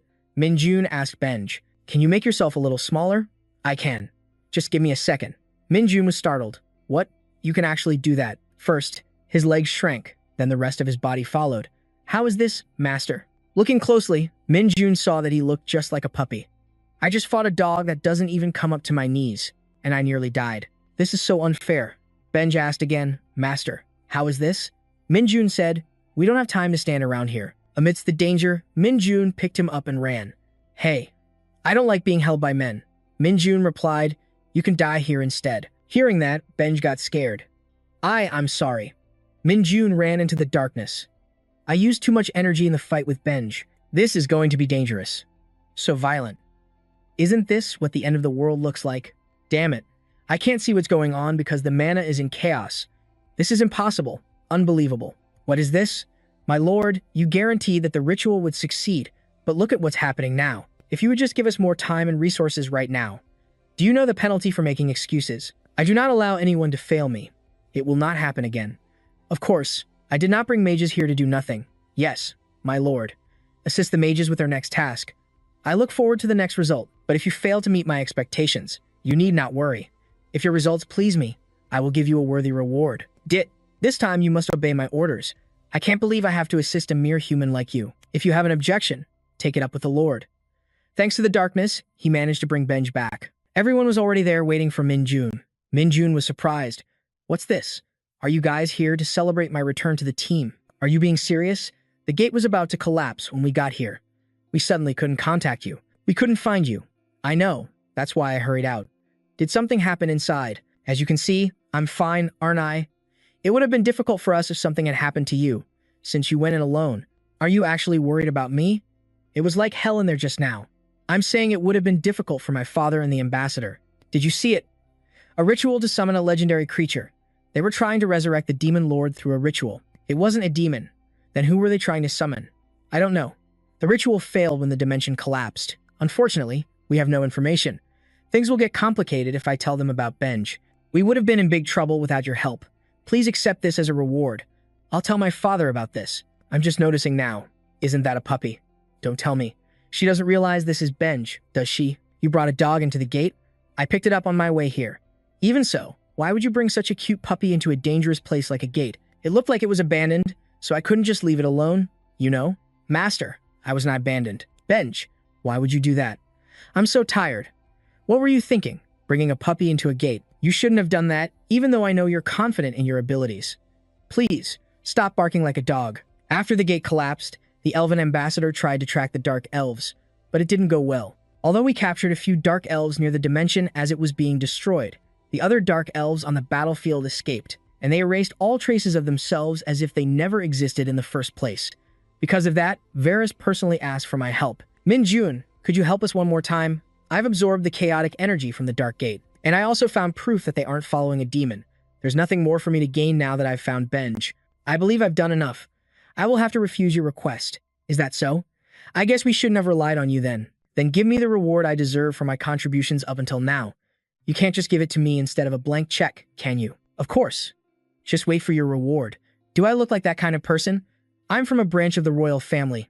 I'm not that poor. Let me know if you find out who's behind those dark elves. All right, I'll contact you when we find anything. Since I've confirmed that the shadow elves aren't following me, I'm sure there's some other creature behind them. Seriously, if I find out which bastard it is, I won't let them get away. Master, I'm hungry. I'll rip out their horns and spin them like a pinwheel. Finally, I can get some rest. Why are you so picky? Even though I'm hungry, I can't eat this. Didn't you say you weren't picky about anything when I asked you earlier? It's strange that this tastes sour, spicy, and salty. It's Master's fault for giving me something inedible. What have you been eating until now? I don't know. Back then, I was always full even though I didn't eat anything. I guess it's still Benji, even though he looks like a fluffy dog. I thought his sense of taste would be very different. So, should I give him the things that elves eat? Elves? Who can I ask about this? She's the most suitable person. Ellie exclaimed, "Oh my, how adorable." Ellie has a side like this. What bloodline are you from? I can't tell anymore. I have amnesia. And is that why I can't transform? I think it has an ancient bloodline. Its scent is very strong. Even famous bloodlines aren't this potent. I'm truly surprised. I can't believe it. You suddenly called me and asked what a spirit dog likes. I thought you asked me because you knew I had some knowledge about spirits. You know about spirits? What an amazing coincidence. What's his name? I am Benji. I think he's become a compulsive liar because of his amnesia. He keeps saying he's Benji. Oh no, the poor thing. Look at him. He wants to protest what she's saying, but he's wagging his tail because she's holding him. He's completely different from Ron Gander. Ellie, don't be fooled.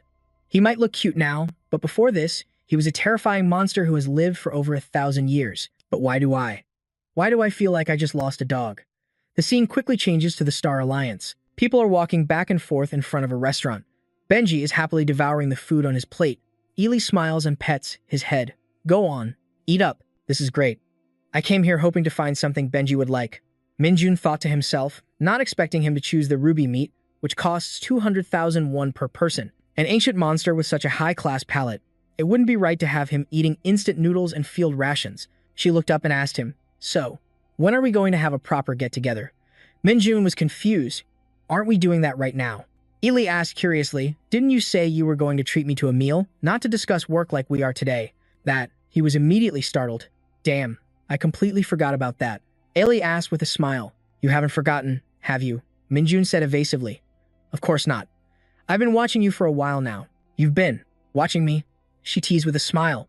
"When you blush, it's like the words are written right on your forehead, just like right now." He cursed inwardly. "Damn it, she caught me." Ellie playfully insisted. "So, when should we go eat next time?" Suddenly, Mathan spoke up. "Oh my, you're here too?" "Mathan, I'm saved," he said cheerfully. "Is it all right if I join your table?" He quickly replied, "Yeah, that's fine." The two of them then started a conversation. "You're the branch manager, so why are you drinking beer in the middle of the day? Don't you know that for dwarves, beer is like a drink for the soul?" "Ah, well, that makes sense. You chugging beer right next to me is making me want some too." The scene changes to Mathan's office. Minjun crossed his arms seriously. "I need your help with something." Mathan agreed without hesitation. "Please, just tell me what I can do for you." He searched for something. "Wait a second. Can you engrave this for me?" The man was horrified. "This seems to be an incredibly amazing item. Where did you find this?" He answered, "At the tower." Mathan studied it. "It would be difficult for us to enter the tower ourselves. Let me try to appraise this." Suddenly, his expression turned to one of astonishment. Mathan told him, "I'm being blocked at the appraisal stage." "Is that so? It would be difficult for me to engrave something on this." "What is this thing?" "A cloak made from the skin of the world serpent."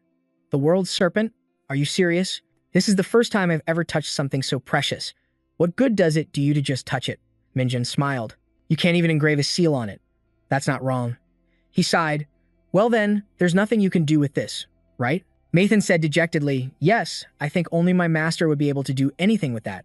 Having something this special is such a pain. Model. I can only use it once it's been engraved, so I can't use it right now. I guess this gift is more incredible than I thought. I'm curious.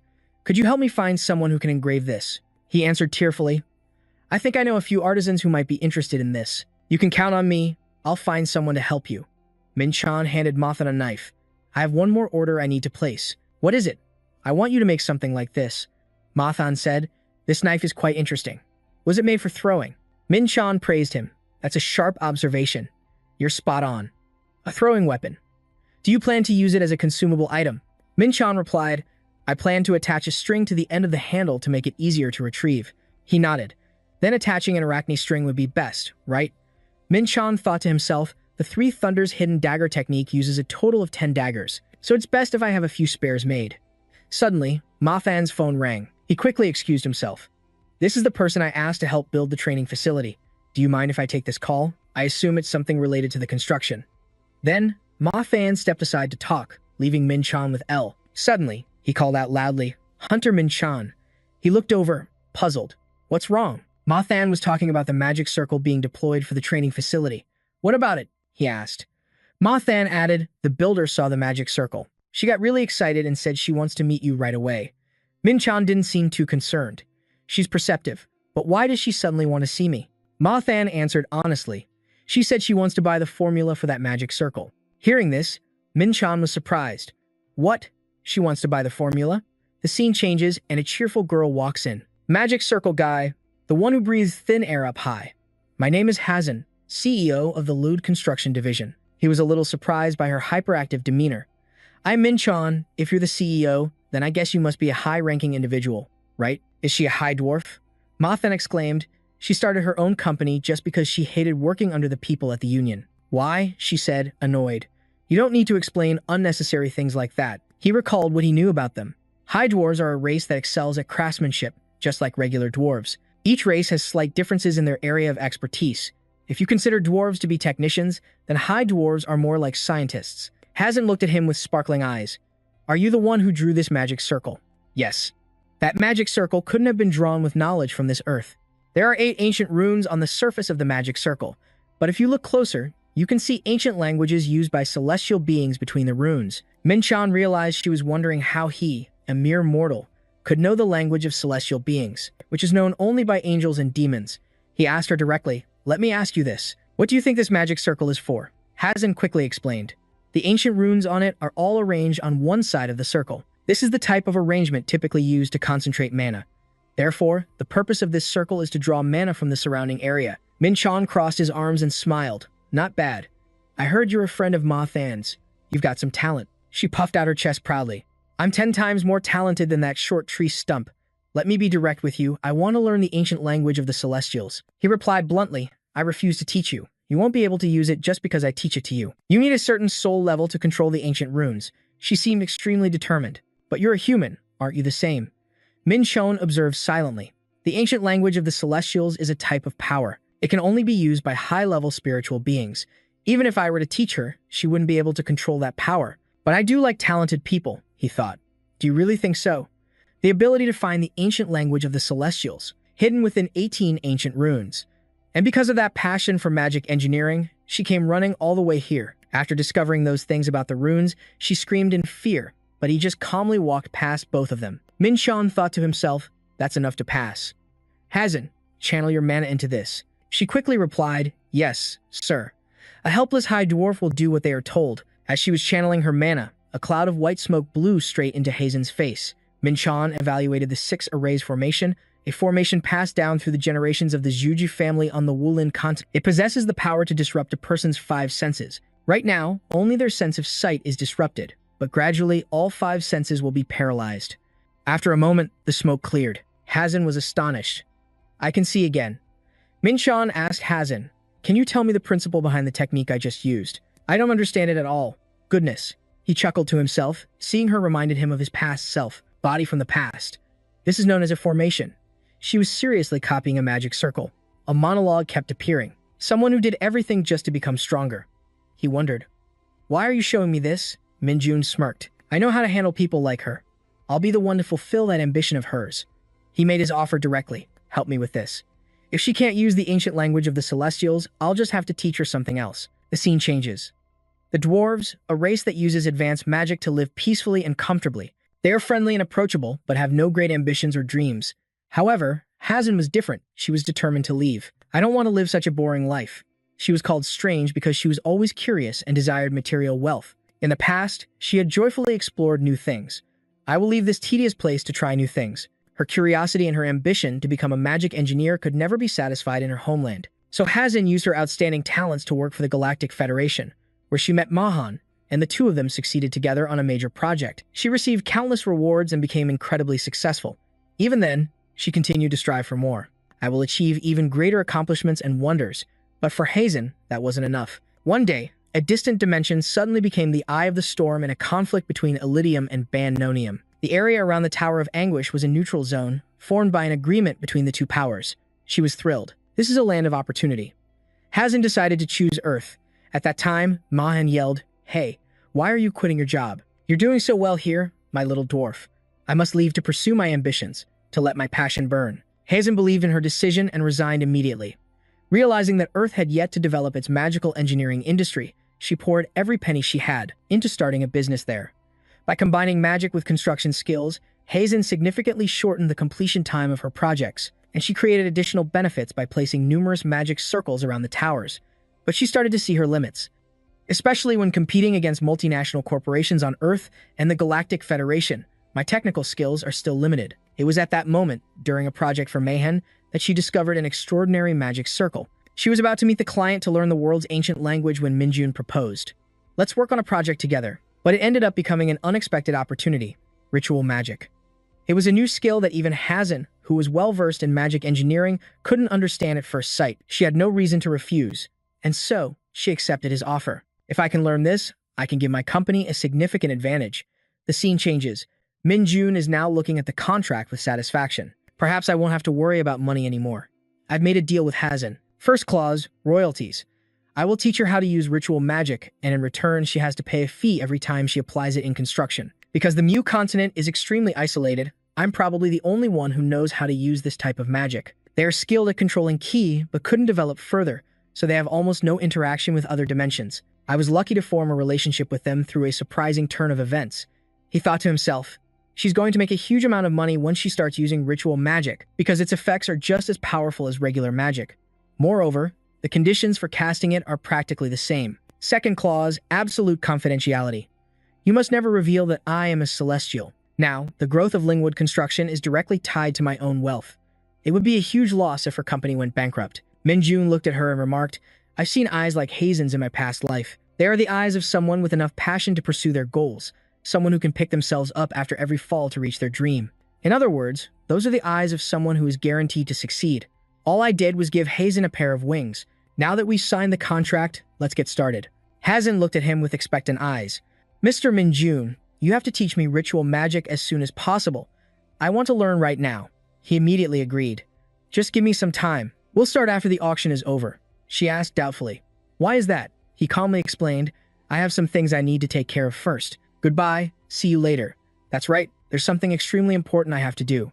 I need to practice the heaven and earth martial arts. I spent a huge amount of money building a training center, but I haven't even had a chance to train in it properly yet. It's not that I didn't gain anything important during that time, but I've only absorbed a small fraction of the energy. I don't know how long it will take to absorb the rest of the world's stone if I don't focus. There are 10 days left until the auction. So, if I can take the remaining aura in the world's stone, convert it into the heaven and earth martial arts, and absorb it, the small universe I've built in my mind will be completed. My ultimate technique will be perfected."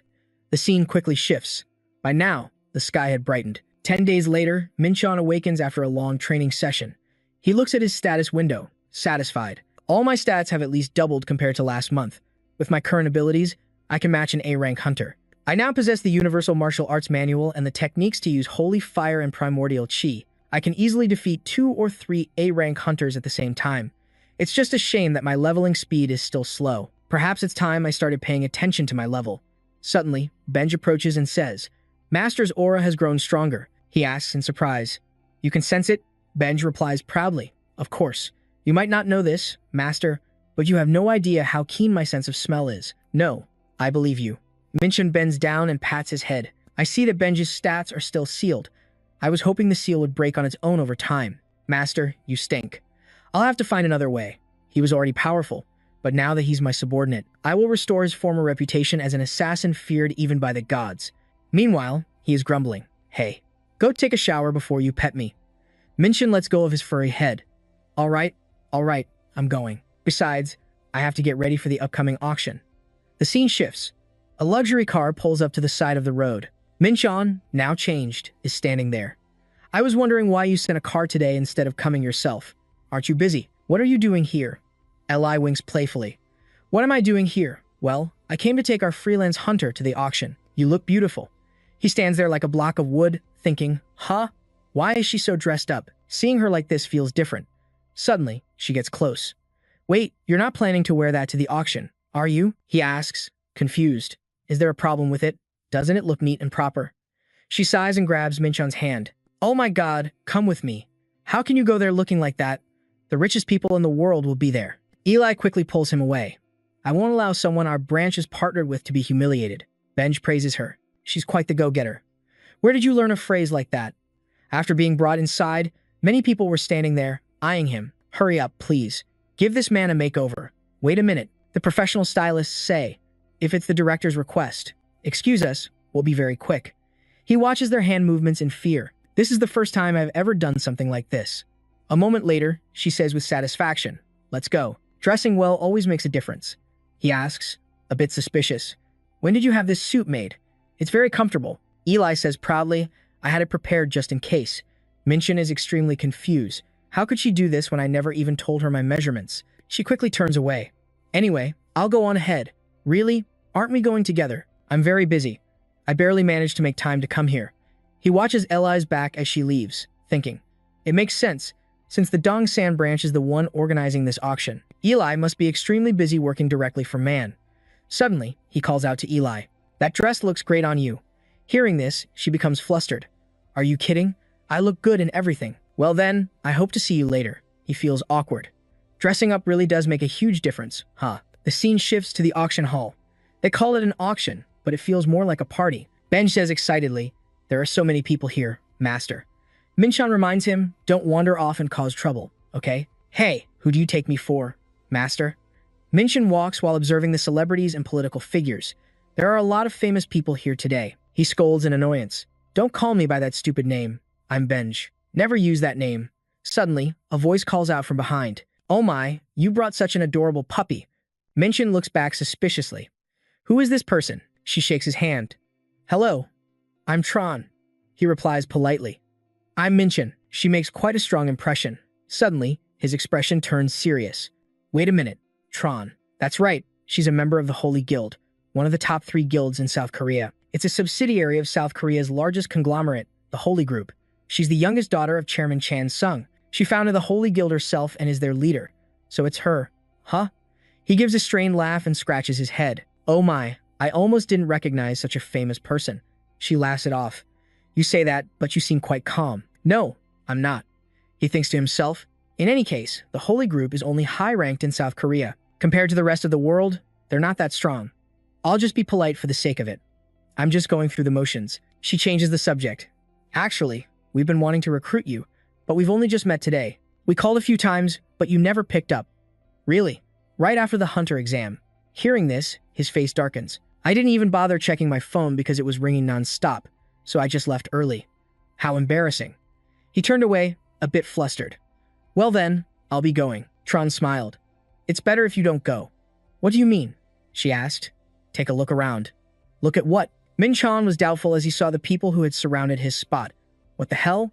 When did so many people get here? It seemed like they were all looking in this direction. From now on, things are going to be a real hassle.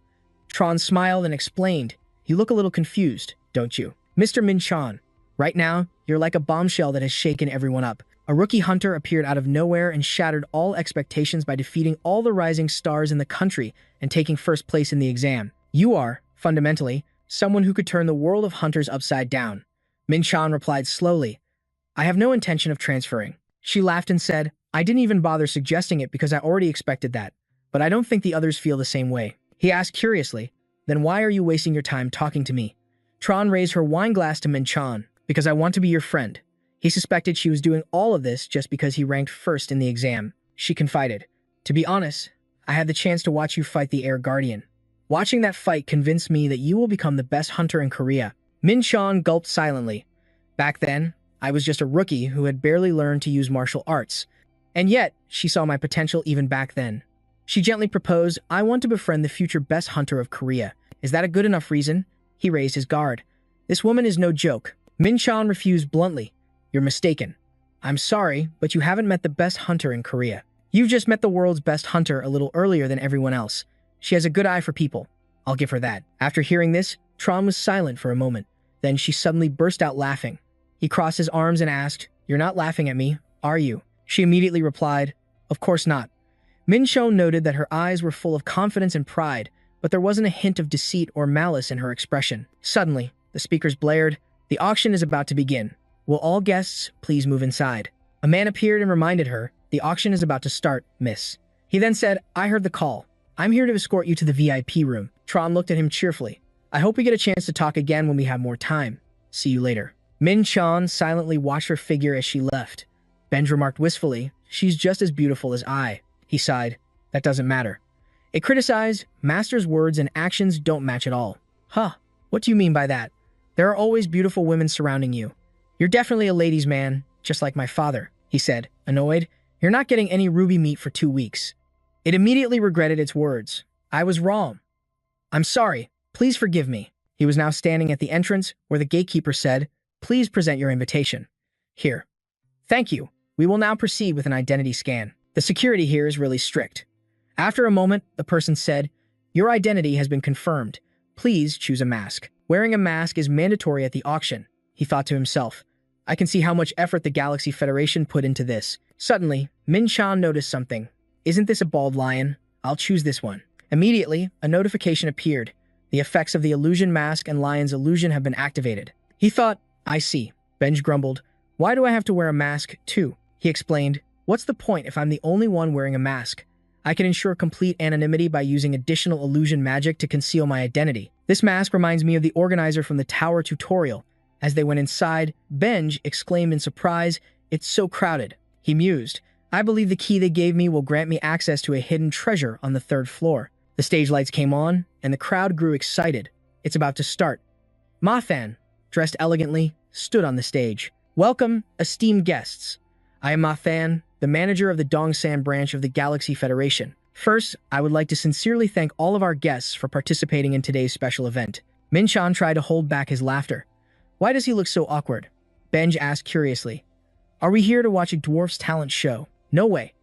Ellie also came out to replace the man. "Thank you for waiting, everyone.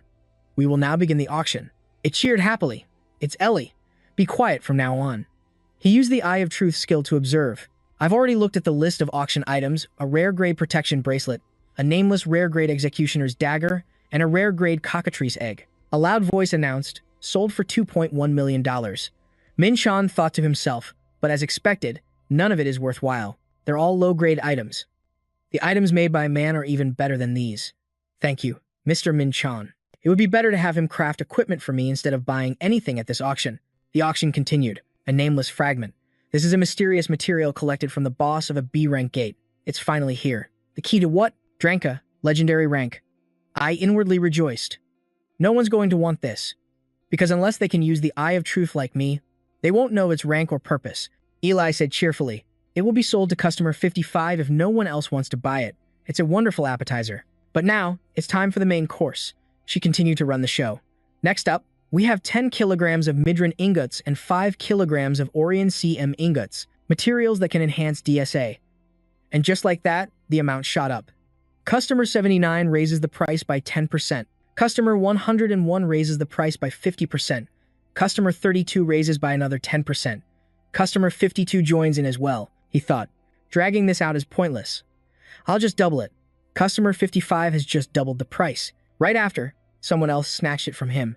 Customer 79 raises the price by another 10%. Who is that son of a bitch? Minjun's face darkened. He wants to play hardball. Customer 55 doubles the price again. Customer 79 raises it by another 10%. He cursed inwardly. So annoying, that bastard. Customer 55 raises the price by 50%. Customer 79 raises it by another 10%. Eli's eyes were sparkling with money. The current price was $13 million. Minjun lamented internally. Are you a little too excited while I'm bleeding money over here? Damn it, Eli. Whatever. If I have to, I'll use the white book. Customer 55 raises the price by 10%. Then came Ellie's rapid-fire questions. Is there a higher bid? Going once? Going twice? 3 times. Sold to customer 55. He chuckled to himself. You shouldn't have messed with me, you piece of trash. Suddenly, customer number 79 turned to look at him. The man's eyes were filled with contemplation. The scene changes. He was now taking a leisurely stroll. I successfully bought the items I wanted, and the auction ended smoothly. It reminds me of the old days. All I had to do was snap my fingers, and I could have anything I wanted. This auction was really fun, but now I just want to get my items quickly. Suddenly, a young man approached him. Hey, you, the Korean guy. Wait. The person introduced himself. My name is Ji Zaffer. Do you have a moment? Minjun was suspicious. Who is this guy? Have I met him somewhere before? No, I've never seen him. He bluntly tried to leave. Sorry, I have something urgent, so I have to go. The man smiled slyly. Don't be in such a hurry. The Midran and Orion items you got. I need them. Minjun asked in confusion. How does he know I was the one who bought them? What did you just say? Ji Zaffer replied calmly. I know you took the Midran and Orion. Don't deny it. Minjun, full of killing intent, taunted. So you're that green-eyed dog. I don't care what you like. What a cute little puppy. He squinted, examining him. But this is strange. The type of illusion magic on that mask was specially prepared by the Interstellar Union. Even I can't see through it. If he can recognize me, then who in the world is he? In front of his eyes, Ji Zaffer's attribute panel appeared. Huh? An angel? Minjun looked at him with a bewildered expression. The scene shifts. They had now changed locations to talk. So in 1 month, you'll have $20 million. Are you asking me to sell the Midran and Orion to you for $20 million? The man laughed and replied, That's right. You and I, we're on the same wavelength. Minjun fell into deep thought. At first glance, it seems he only wants the Midran and Orion. The man continued to persuade him. In 1 month, you'll be rich. He grew suspicious.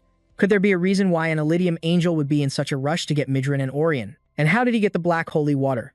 I can feel the same kind of energy from him, but he shows no signs of being fallen. This means he's still an angel, but someone is definitely pulling the strings from behind. First, I should try to probe his intentions, he asked tentatively.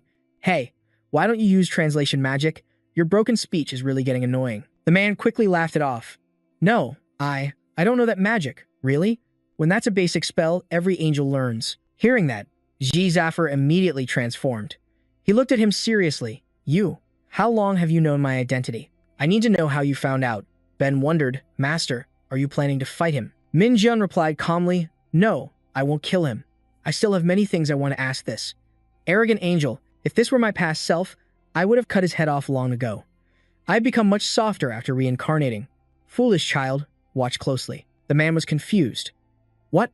Minjun chanted inwardly, Holy flame, grant life, and at the same time, banish all impurities. 100 divine power has been consumed. If he's truly an angel, he'll have to recognize this famous power. Child, do you still not know who I am? The holy flame was used. Ji Zaffer was instantly shocked. This energy. His mouth hung open, unable to say a word. A moment later, he hurriedly bowed deeply. Lord Michael, I greet you, one of the 7 archangels. He immediately got into character, feigning, I should lower my energy first. The man was completely fooled. Yes, I understand. Minjun said in a stern voice. Now, stop that and stand up. Zaffer insisted, No. I am not worthy to look directly upon Lord Michael. This is why I hate angels. They're so damn rigid. He tried to start a conversation. Child. Yes, Supreme One. You must be wondering why I have descended to the mortal realm, correct? How would a lowly being like myself dare to wonder? No, just shut up and listen. Minshin said that there's actually a rebellion brewing in Elydium. A rebellion? The proof is the purification energy radiating from your body. He bowed his head in fear. I'm sorry. I was just following orders. I don't know anything about a purification ceremony. Minshin probed. Then who sent you to Earth after performing the purification ceremony? One of the Yahello powers, he suspected. I've never heard that name before, and besides, he's only a 6th level angel. Then why did you come here? Tani quickly explained his reason. I heard that in 2 months, there will be a ceremony in America. That's why I wanted the Midran and Ori Hankalkum. Minshan tried to connect the dots. From the dark spirits to the angels, everyone was preparing for a ceremony. This is too strange, and the scale of this is too large to be handled by a single 6th level angel. The angel behind this must be at least at the level of a king of pandemonium. Even if I try to dig for information, he doesn't know anything. Just like Verney, he's just a disposable pawn.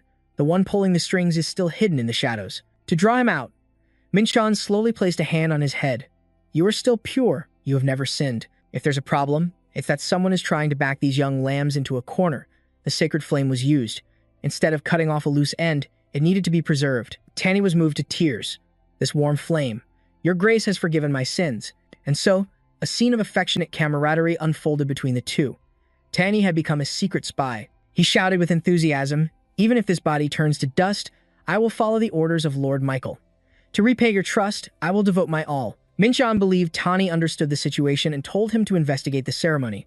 "I'm sure he'll gather some intel. Whoever is behind this, I won't let you do whatever you want with Earth." His expression changed, and he gave a wicked smile. "Now, let's go get my item back." Benji, standing beside him, was terrified. "I'm sure Master is not an angel." The scene changes. Mathan was now talking with him. "It seems you got what you wanted. Hunter Minchin, it'll only make your pockets heavier." "What? That sounds annoying," he mumbled.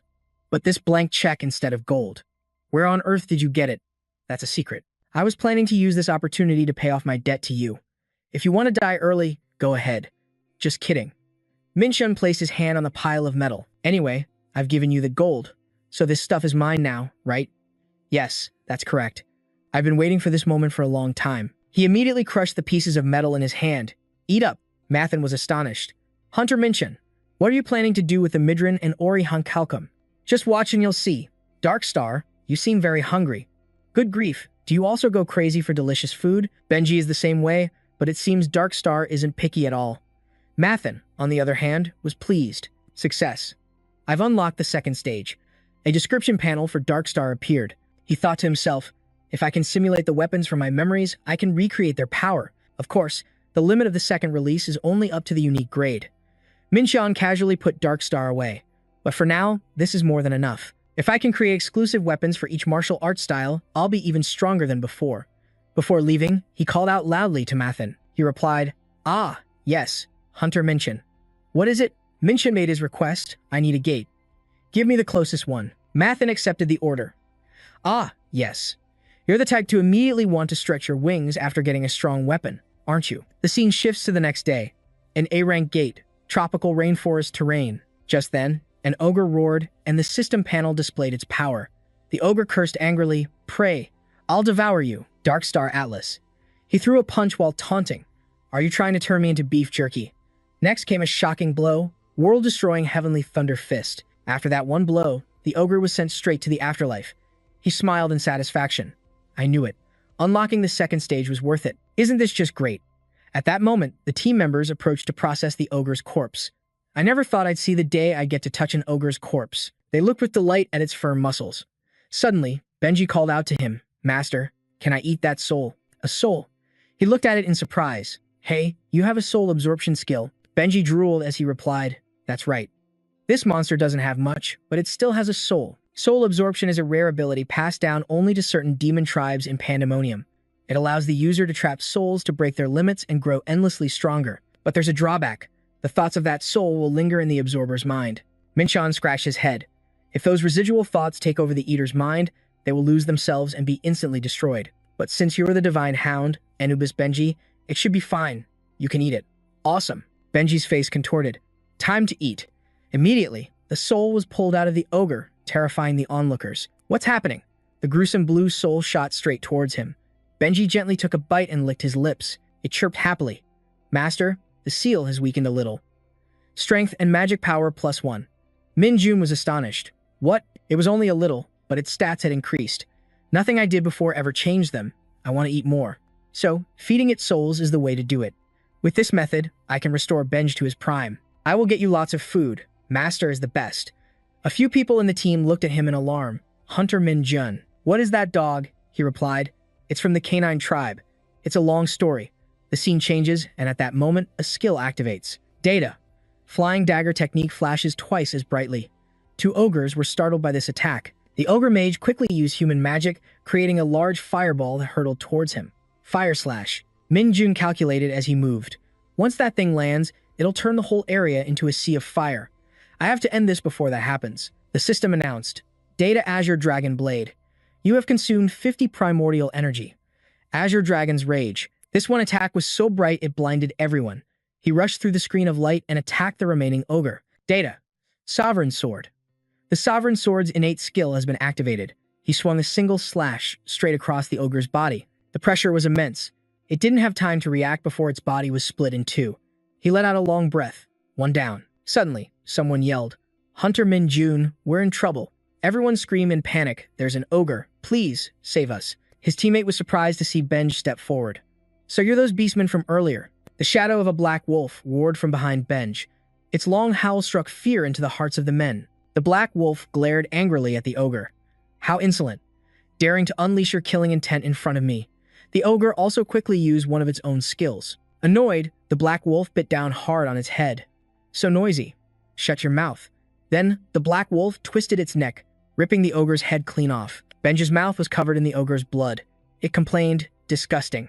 Ruby meat is still the best." Another ogre stared at Benj in terror and quickly turned to flee. "That monster is too strong." Minjun rushed from behind towards the unlucky ogre. The system displayed a notification, "Demigod's Gauntlets, Black Star, Innate Skill." He focused his power and slammed a powerful punch down onto the ogre's head. Lightning Emperor's Annihilation Fist.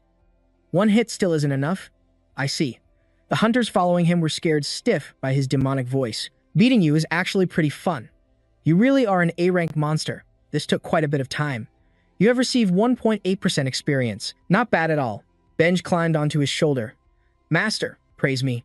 He replied bluntly, "You don't have to do that. This monster wasn't even worth a post-dinner workout." "You say that, but you can't even make a clone." Min Jun smiled and patted its head. "I was just kidding.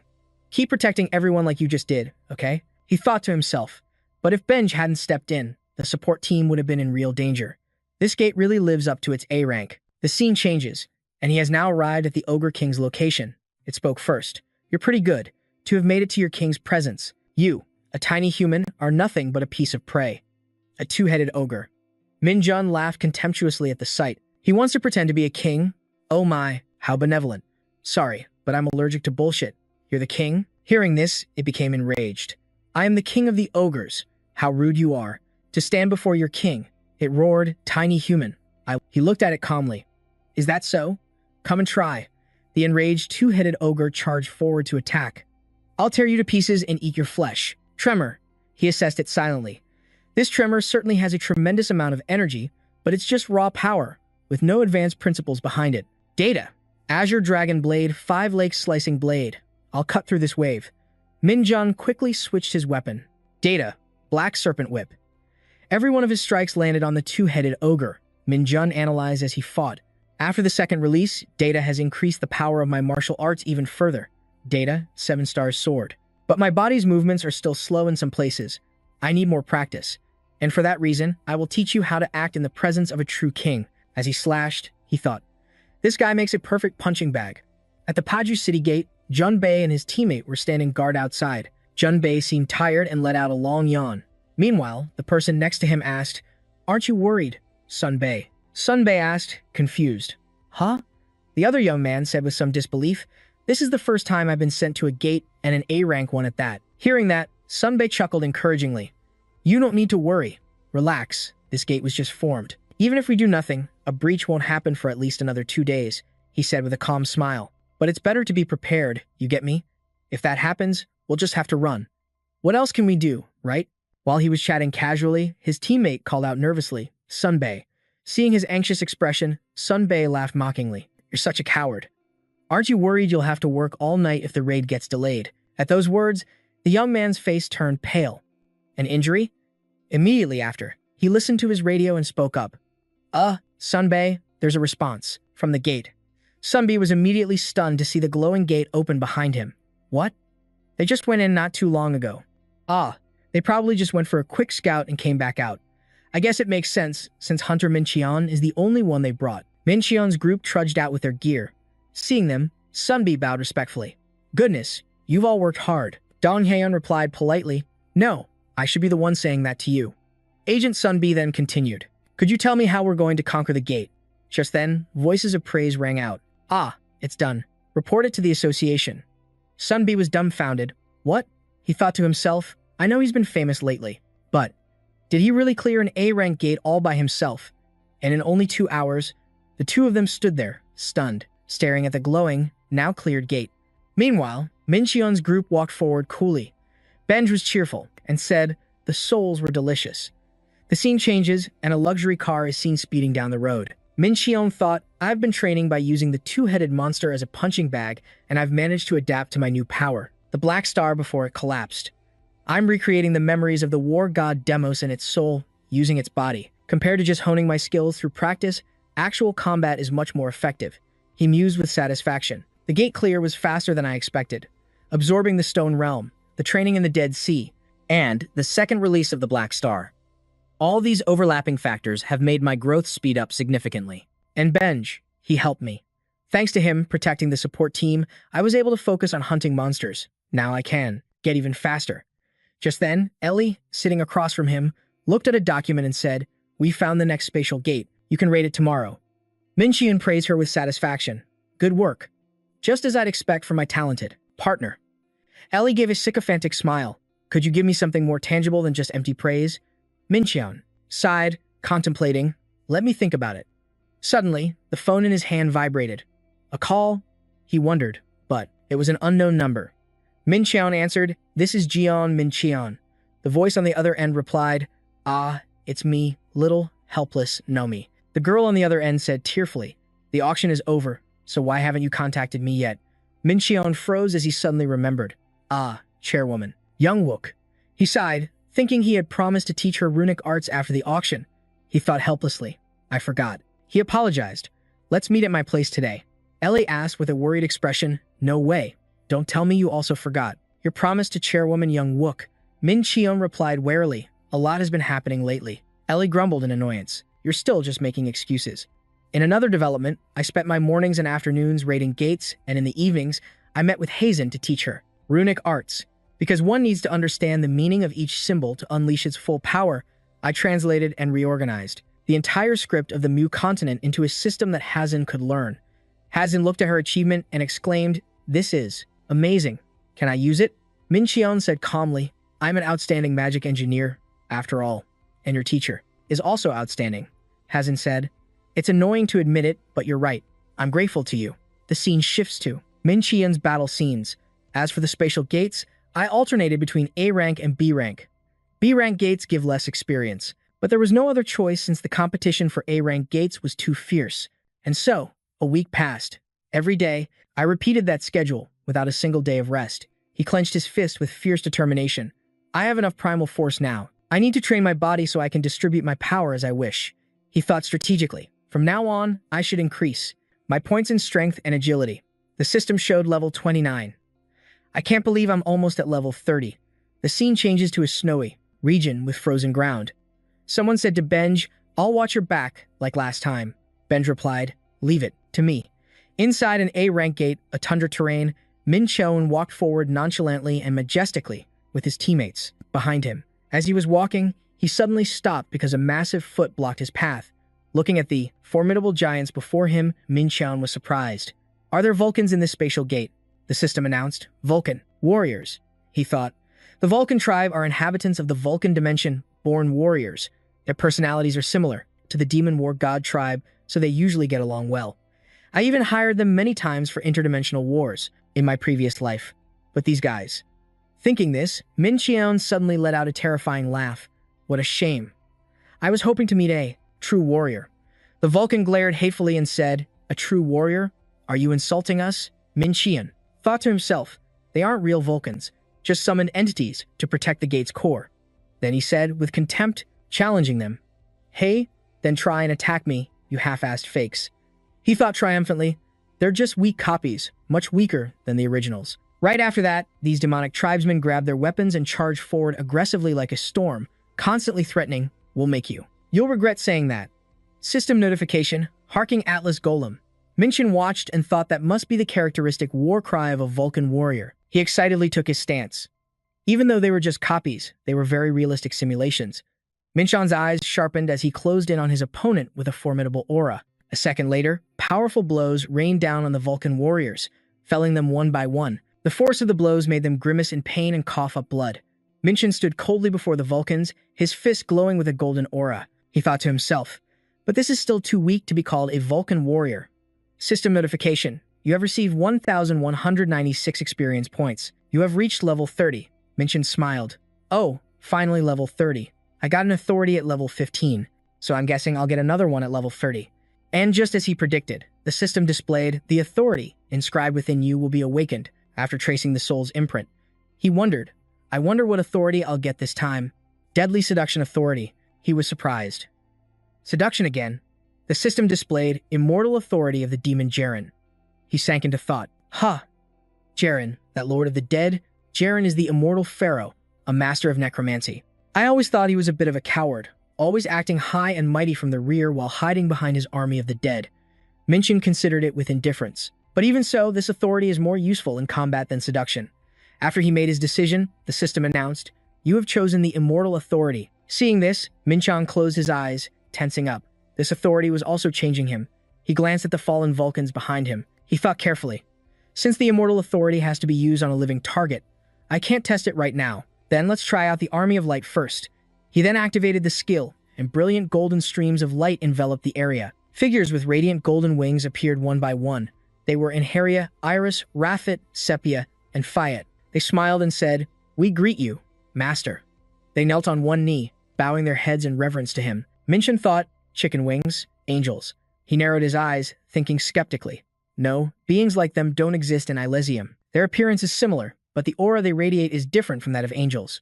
In terms of stats, they're even stronger than the Vulcan warriors, on par with or even stronger than Ajas. Since I've never seen them before, I want to see them in a real fight. System notification, Fiat, Warrior of Light, Radiant Swordsmanship. A loud, unified shout echoed out. Minchan glanced over. Humph, a squad of Vulcan warriors. They were rushing forward, eager for a fight. Seeing this, Minchan thought, perfect timing.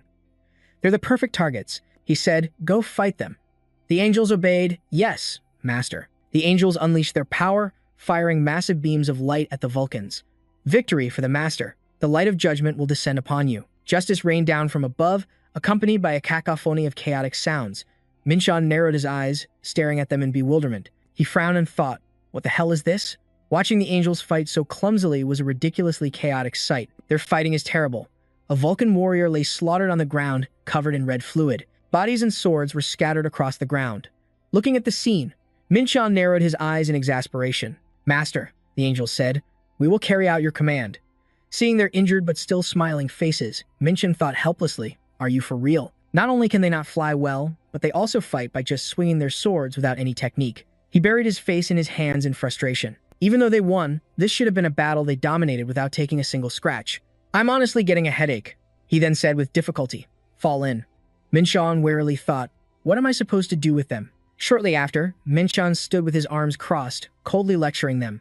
You are all individuals who don't even know how to utilize your own power. You have high movement speed and stats, yet not a single one of you knows how to use them. Not only that, do you even consider your swords to be weapons? Weapons are for stabbing and slashing, and yet you simply swing them around haphazardly.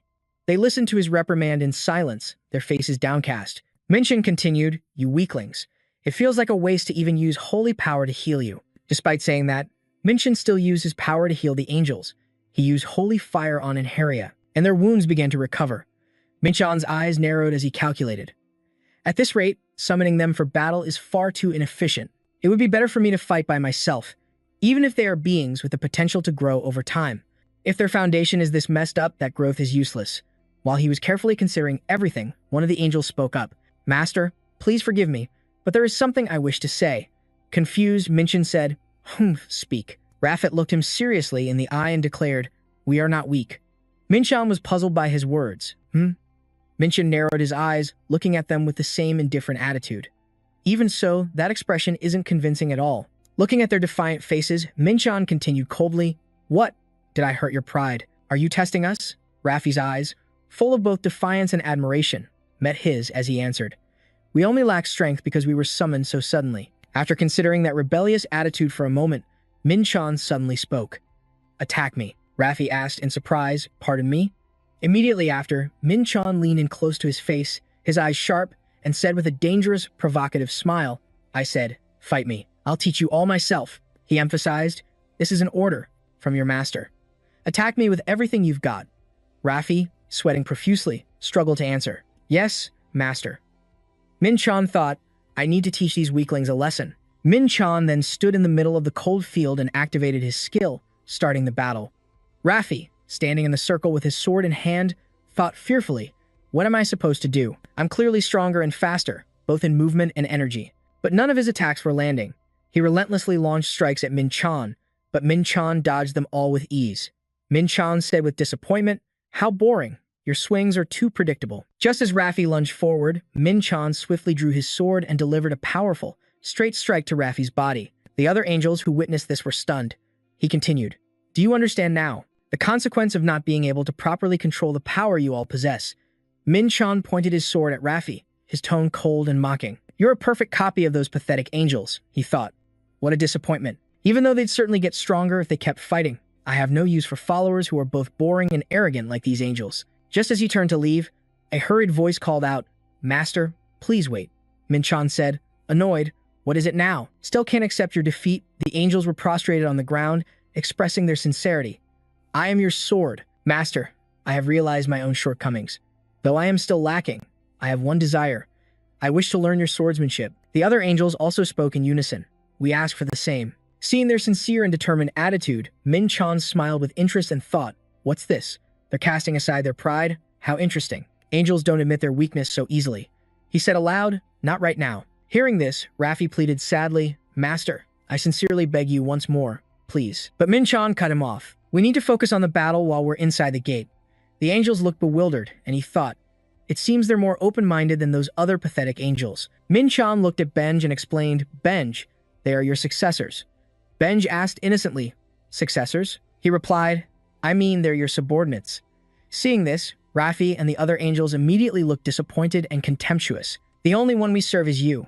Master, how can we possibly follow the orders of a mere creature?" Min-chan turned away and said, "Humph, Benj, show them how superior you are." Hearing this, Benj became enraged. It transformed into a giant beast with sharp, steel-black eyes and asked, "What did you just say?" Seeing this, the terrified angels immediately said, "We pledge our loyalty, my lord." Meanwhile, Min-chan thought, "Since I've tested the army of light, now it's time to use the power of the immortal." He manipulated a magic stone in his hand and calculated the condition to use the power of the immortal. The target must be alive. "I'll bestow immortality on a living target, and if it's killed, it will be resurrected as an undead warrior." Watching the stubborn Van-Ken warriors charging forward, he thought with satisfaction, "Oh, here they come. Well then, let's give this a try." He then directed the power at one of them. A beam of purple light shot straight into a Van-Ken warrior. The power of the immortal has been bestowed upon the target. All stats decreased by 10% due to the curse of immortality. The Van-Ken warrior sensed something strange about itself. "What is this?" Meanwhile, Min-chan flew in from behind, sword in hand. "Are you curious?" The system announced, "If the target of the curse dies, you can create an undead warrior." Min-chan spoke, "You'll find out when you're dead." Then, he swung his sword in a powerful slash to finish off the Van-Ken. The system announced, "The target of the immortal has died." The Van-Ken's body began to transform, covered by a layer of mystical purple ice. Min-chan was pleased. "Oh, immortality points are 10 out of 50. Cracks began to appear in the purple ice, and light shone from within. A massive warrior emerged. "Greetings, Supreme One." The system displayed, "Immortal Warrior." Min-chan was thrilled. So strong. Its stats are even higher than a two-headed ogre's. Based on stats alone, it could fight an S-rank hunter. He then commanded, "Immortal Warrior, destroy them all." The warrior replied, "Yes, Supreme One." The warrior charged forward majestically with a scepter in hand, summoned its weapon, and attacked ferociously. That immense power terrified even the other Van-Ken. "We'll die instantly if we try to block that head-on." Dozens of Van-Ken were overwhelmed by its strength. Min-chan watched in silence. "What? It's actually skilled in combat, too. The warrior class should be the lowest rank among the undead armies under my command." He turned his head to look at the angels, and thought helplessly, "Are the Undying really stronger than the forces of light? If they still don't meet my expectations after I teach them swordsmanship, I won't summon them again." Dong Hien watched everything unfold and thought in a daze, "Hunter Min-chan. I've heard about summoned creatures like these before. Just how strong has he gotten?" The scene changes to another location. Min-chan casually held his sword as he walked, thinking quietly. "The maximum number of undead I can create now is 5. It's convenient that I can store them in a separate space thanks to my immortal authority, but unfortunately, they move slowly due to their large size. Above all, the problem is that I don't know the requirements to raise my authority level. Well, I'll figure that out later. For now, I'll just teach these guys some sword techniques." Min-chan calmly instructed the angels. "Let's make one thing clear. If you don't prove your worth this time, we will not be meeting again." The angels replied firmly, "We will keep that in mind." Min-chan praised them. "I like that answer." Then he continued, "Let's start right away. All of you, focus. I have to go raid a gate tomorrow, so we need to finish this quickly." Min-chan began to execute fluid slashes with his sword. He thought to himself, These guys aren't suited for the martial arts I use. A sword technique that flies through the sky with many variations to deceive the opponent. The Angelus are best suited for this type of sword technique. The Plum Blossom Sword Technique. The sharp point of his sword flew forward lightly under his control, like plum blossom petals.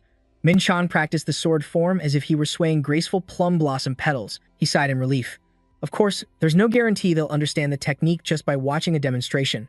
It's nearly impossible even for naturally gifted martial artists. He held his sword and asked, "Do you understand any of it? If you don't, just say so." For the technique to be considered correctly executed, the scent of blooming flowers must be released. The angels replied, "I think we'll understand the principle if you demonstrate it again." Min-chan thought in astonishment. What? What did he just say? He asked again, "You understand?" With bright eyes, the angels replied in unison, "Yes, master." He thought in surprise. They fought so clumsily, but it turns out they're martial arts geniuses. Rit swung his sword with excitement. The other angels also eagerly practiced the sword technique. "Master, this is amazing. I feel like I'm flying in the sky even though I'm on the ground." Min-chan observed them and considered it carefully. "I thought they were sword prodigies, but that's not even the full extent of it. I can't believe they even learned the art of movement, moving with the wind, after just watching it twice. This isn't just about talent," an idea sparked in his mind. "This is synchronization linked to the soul. The experiences and enlightenments hidden in their souls are awakened when I use martial arts, and then it's automatically transferred into them. I think they can grow by absorbing my experiences like this. At this rate, it could be on par with the level of my immortal authority." He smiled with excitement, thinking, "If I teach these divine warriors various martial arts and train them over time, I wonder how strong they'll become." Afterward, he gathered the angels and said, "I have seen enough.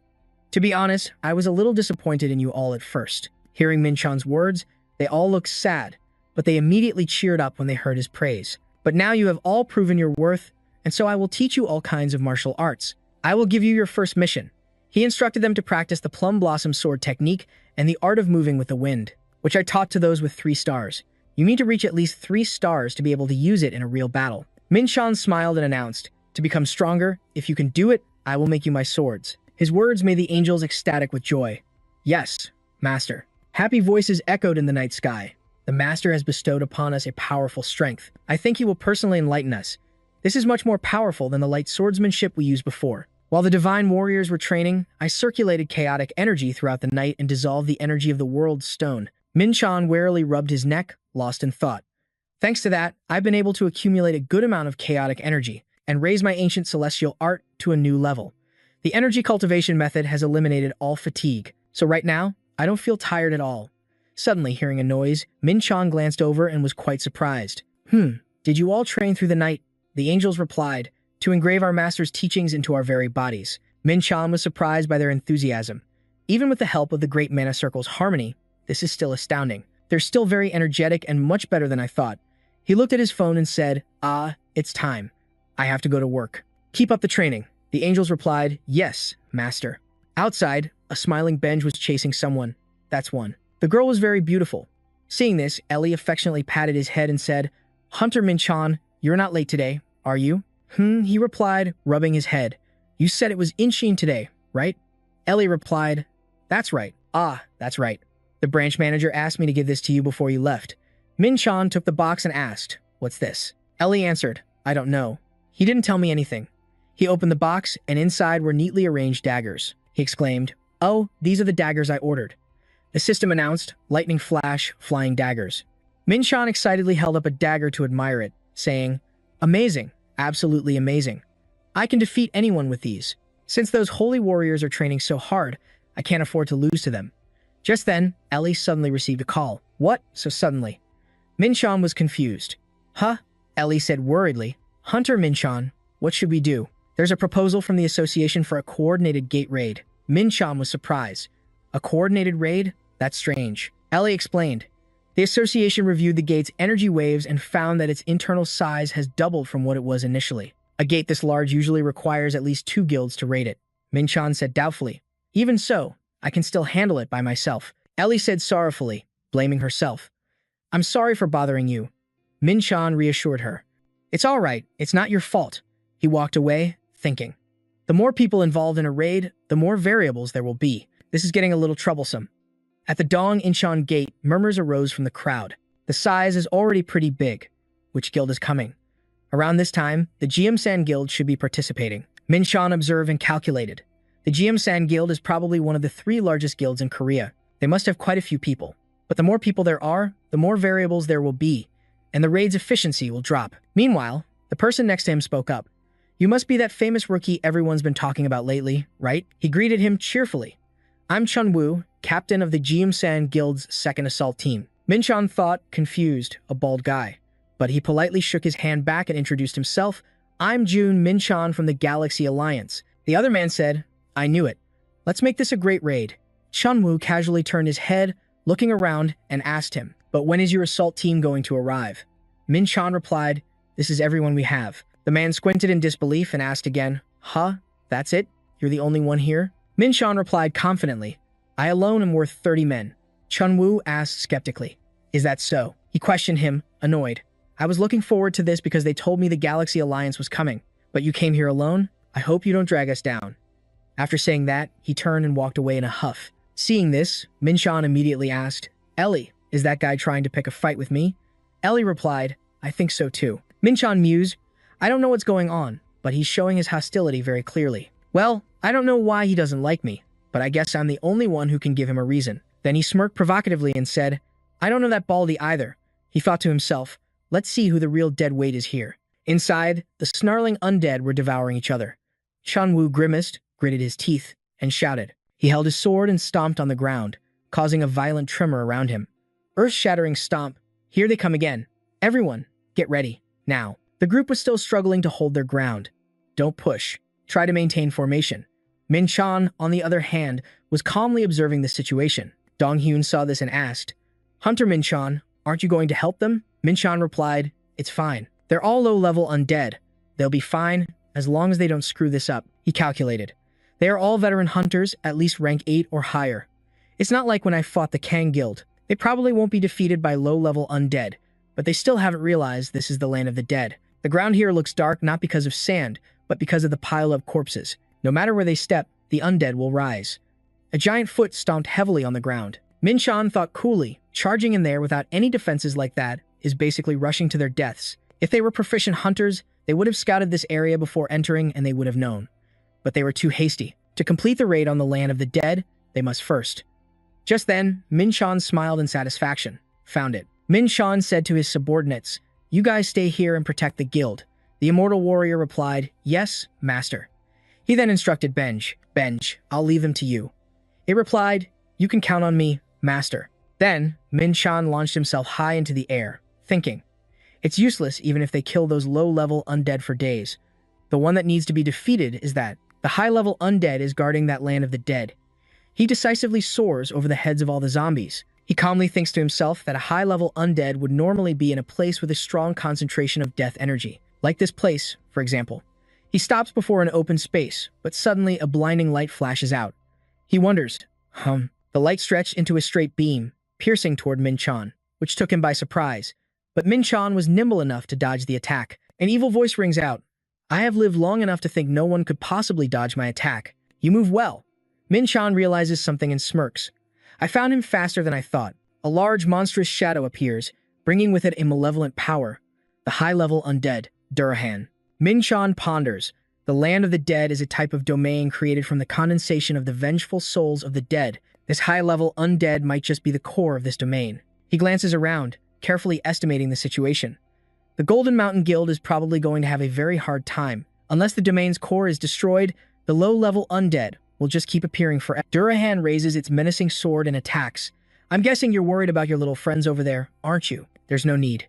After all, both you and them will soon become one of us. Flames envelop the tip of his sword. The sacred flame has been unleashed. Min-chan says coldly, my friends over there? Friends my ass. The system announces, black star, flashing dagger. Immediately, a dagger shoots forward like the wind, slashing at Durahan. Min-chan strikes with force. 2 beams of light, one gold and one purple, representing 2 frenzied powers, clash with one another. The impact creates a powerful shockwave. A barrage of daggers flies out, skillfully combining to form spinning wheels. At his command, the daggers return to their master's hand. Durahan warns angrily. This isn't over. It raises its hand and commands, rise, my army. Sensing the powerful aura, Min-chan is stunned. It says, tear that living thing to shreds. Heeding their master's summons, the undead surround Min Chan one by one. He observes them and thinks, mid-level undead, black hoods. Are these magic-specialized zombies? I can't fight them in close combat. He smiles calmly and says, are you sure that's a good idea? If they tear me to pieces, you won't be able to turn me into one of your undead. Durahan says arrogantly, you don't need to worry about that. Go, my army, kill him. The savage undead charge forward, while Min Chan stands still, calculating. Do people lose their sense of humor when they become undead? At his command, the daggers all rise into the air. Min Chan scoffs, what a boring guy. I'll get rid of these things quickly. Then, Min Chan confidently raises his hand and unleashes his daggers. Flash dagger technique. A second later, each dagger is embedded in an undead, piercing through their auras. That energy is disgusting, Durahan exclaims. We have to get away from this, you bastard. With that, it grips its sword and rides its horse straight toward Min Chan, intent on annihilating him. It threatens, I will tear you to pieces myself. Suddenly, a flash of light streaks across its body. It yells, what the hell was that? Then it collapses to the ground. Min Chan, sword in hand, says casually, I'd be even more grateful if you came to me personally. On the other side of the battlefield, Chun Yu, who is fighting and cursing these bastards, suddenly notices something strange. What's this? All the undead have suddenly fallen to the ground. Seeing Min Chan standing ahead of them all, he's confused. What just happened? The system announces that Min Chan has received a large number of experience points. He grins with delight. Now this is more like it. If the high-level undead is killed, all the low-level undead under its control will also die, and all of their experience points will go to me. From behind, Chun Yu runs toward a confused Min Chan. Huh, the bald guy. He stands before him, panting, and asks, were you the one who stopped all those undead from endlessly spawning? How on earth did you do that? Min Chan points to the undead lying on the ground and states plainly, I defeated the high-level undead that was controlling them. If I hadn't, the undead would have just kept on coming. Chun Yu is astonished. A Durahan? He asks in disbelief. You faced that danger all by yourself and defeated a Durahan alone. That's incredibly dangerous. He can't believe his eyes. It's unbelievable. At that moment, the rest of the guild members emerge, looking utterly exhausted but alive. Chun Yu thinks, he's the culprit who eliminated our guild's promising new members, the Shadow Trio. Because the Shadow Trio was taught by my master, I thought Hunter Min Chan was an arrogant hunter who had tarnished my almighty master's reputation. That's what I thought, but I never imagined that he would be such a noble-hearted hunter. He did it for our sake, for us who were being overwhelmed by the assault, for recklessly rushing in. He took on all the danger himself to fight the high-level zombie alone. But Min Chan silently turned, flew off, and reminded him, get back if you sense danger. That moved Chun Yu. Look, he's stepping up for our sake. That's a true hunter for you. But he was completely misunderstanding the situation. He rallied everyone. Let's show that hunter we're not a pathetic sight. Yes, sir. Min Chan found it strange. What was that? Why are they suddenly so motivated? Don't tell me they're trying to steal my kills now that they know how to raid this dungeon. He was also misunderstanding the situation. So, Min Chan resolved not to let them have any of his experience points. The zombie spoke arrogantly. How interesting. Aren't you afraid? Come at me by yourself. Without hesitation, Min Chan rushed forward with his sword and said coldly, shut up and die. With a single strike, it was annihilated. The Soul Eater has been defeated. He fought relentlessly. You, die. The monster was beaten to a pulp. You die too. The system announced, your speed has increased. Min Chan thought triumphantly, great. So far, I've eliminated a total of 4 of the core ones. The only one left is. He thought seriously. The death energy has begun to gather in one place. That's the sign that the final core one is appearing. A hideous red hand emerged from a puddle of mud. A terrifying, cruel face with fangs emerged. The giant, multi-headed, and disgusting monster appeared before him. Min Chan was wary. The last one is a disgusting creature.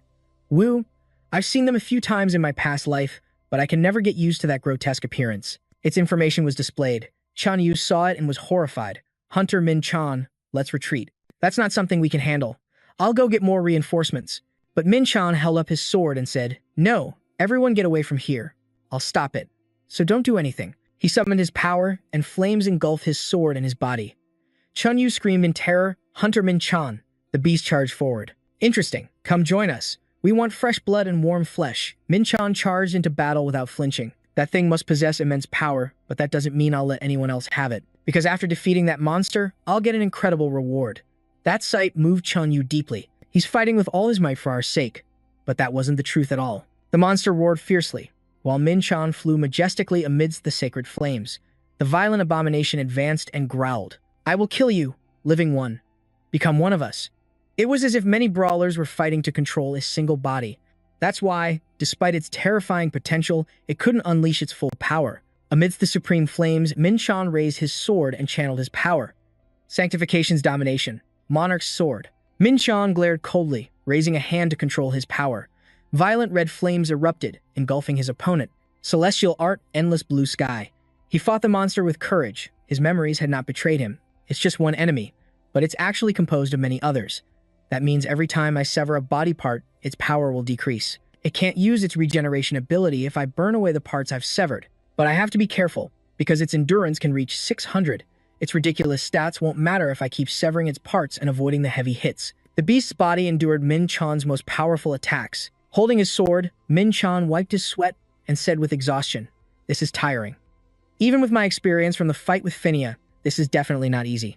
I've used up all the recovery charges on the rainbow ring, and my protective aura is almost depleted. My body is starting to feel heavy, but I've managed to cut off a lot of it." The beast had become weak and small.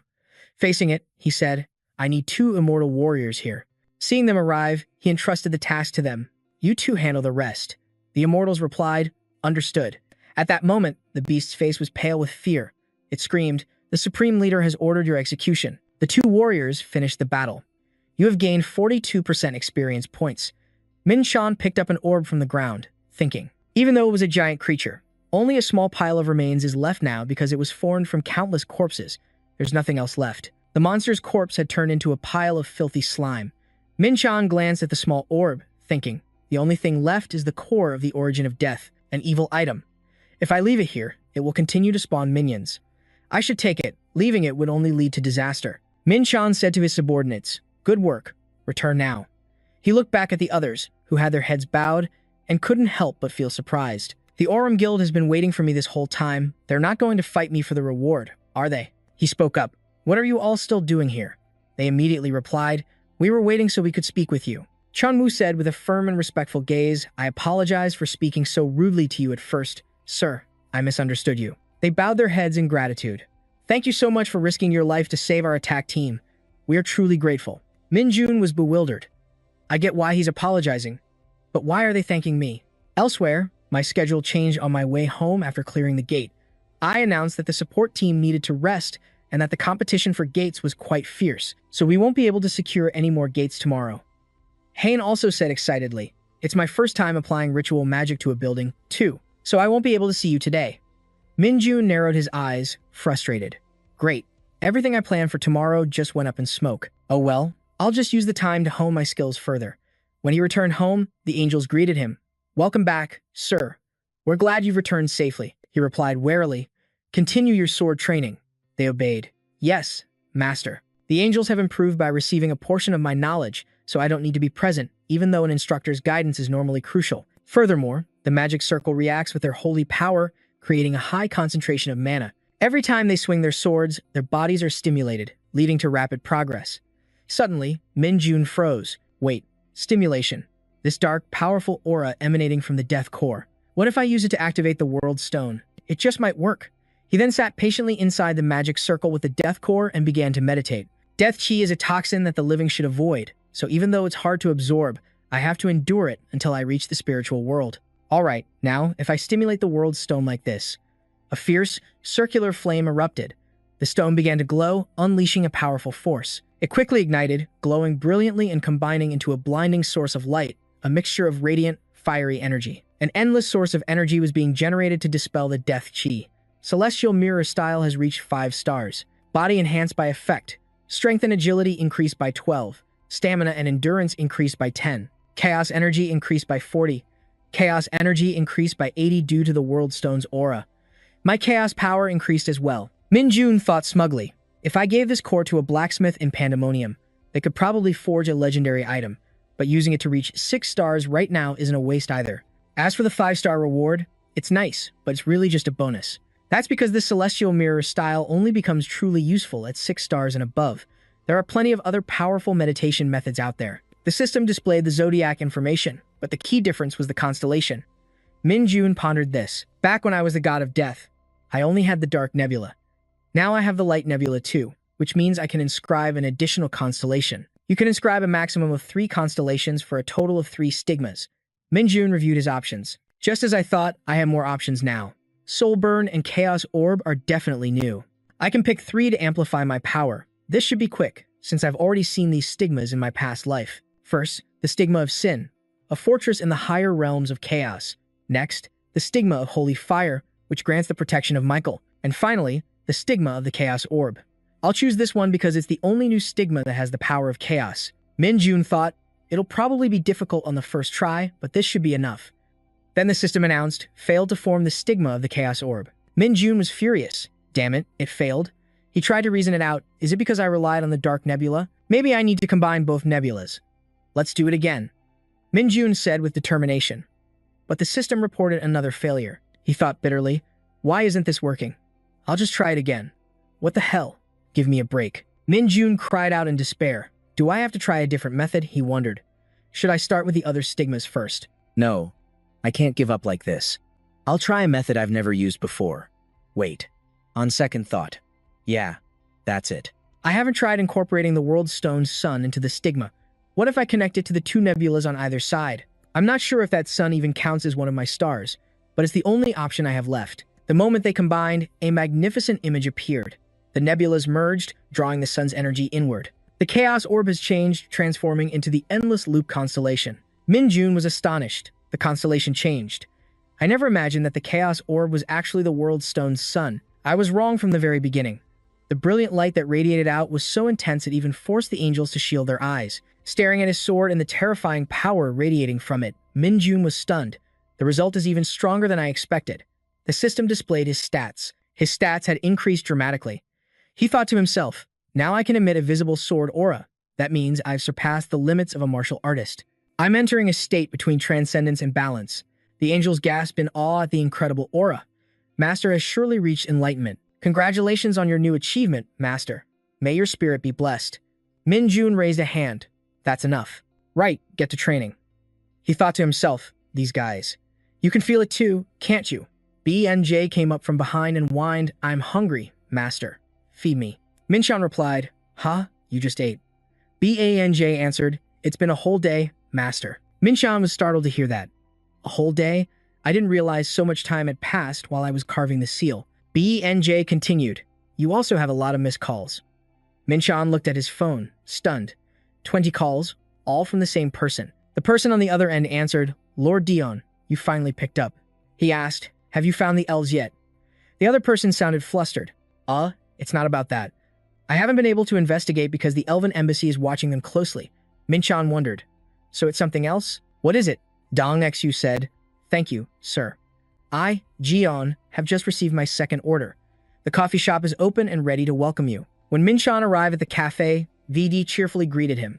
It's so good to see you again, Sir Jion. He was surprised the kid had arrived 10 minutes early. VD warmly invited him to sit down. He said a master should never be kept waiting. He replied, all right, but let me order a coffee first. VD quickly understood and handed him a cup, saying, Master, Sir, I already know your coffee preference, an iced Americano, right? Minshan replied, surprised and hesitant. That's right. The kid chirped in a syrupy sweet voice, a perfect match. A very fitting choice for a man like you, Sir Jon. He still didn't quite understand the kid. VD's eyes sparkled like stars as he jumped up. He enthusiastically explained the magic of the coffee to Minshan, drinking something cold to soothe the fire that always burns in your heart. Isn't that the trait of someone who wields the power of fire? Minshan lost all patience with him and said bluntly, why don't you just announce to everyone that you're here? The kid quickly apologized. Minshan asked him, so, what's the second mission you received? He scratched his head in embarrassment. I was ordered to help the dark community establish a base in South Korea. Minshan looked curious about this dark community. The kid then explained that it was a large-scale criminal organization affiliated with the Dark Network. He became more and more interested in the Dark Network and demanded that VD explain. He revealed more information, saying it's an international alliance that brings together many criminal organizations like the mafia and drug cartels. From trafficking stolen or illegal goods on the black market to underground assassins, they're the ones who take on any job for the right price. The Dark Network is involved in all illegal activities worldwide. The Dark Community, however, is headquartered in China. VD and Minshan sat down to talk. The kid confided, my orders are to help them get a foothold in South Korea. Minshan said, but based on what you said, isn't the Dark Network already in Korea? Bendermonium and Ellium have already invested heavily in this country.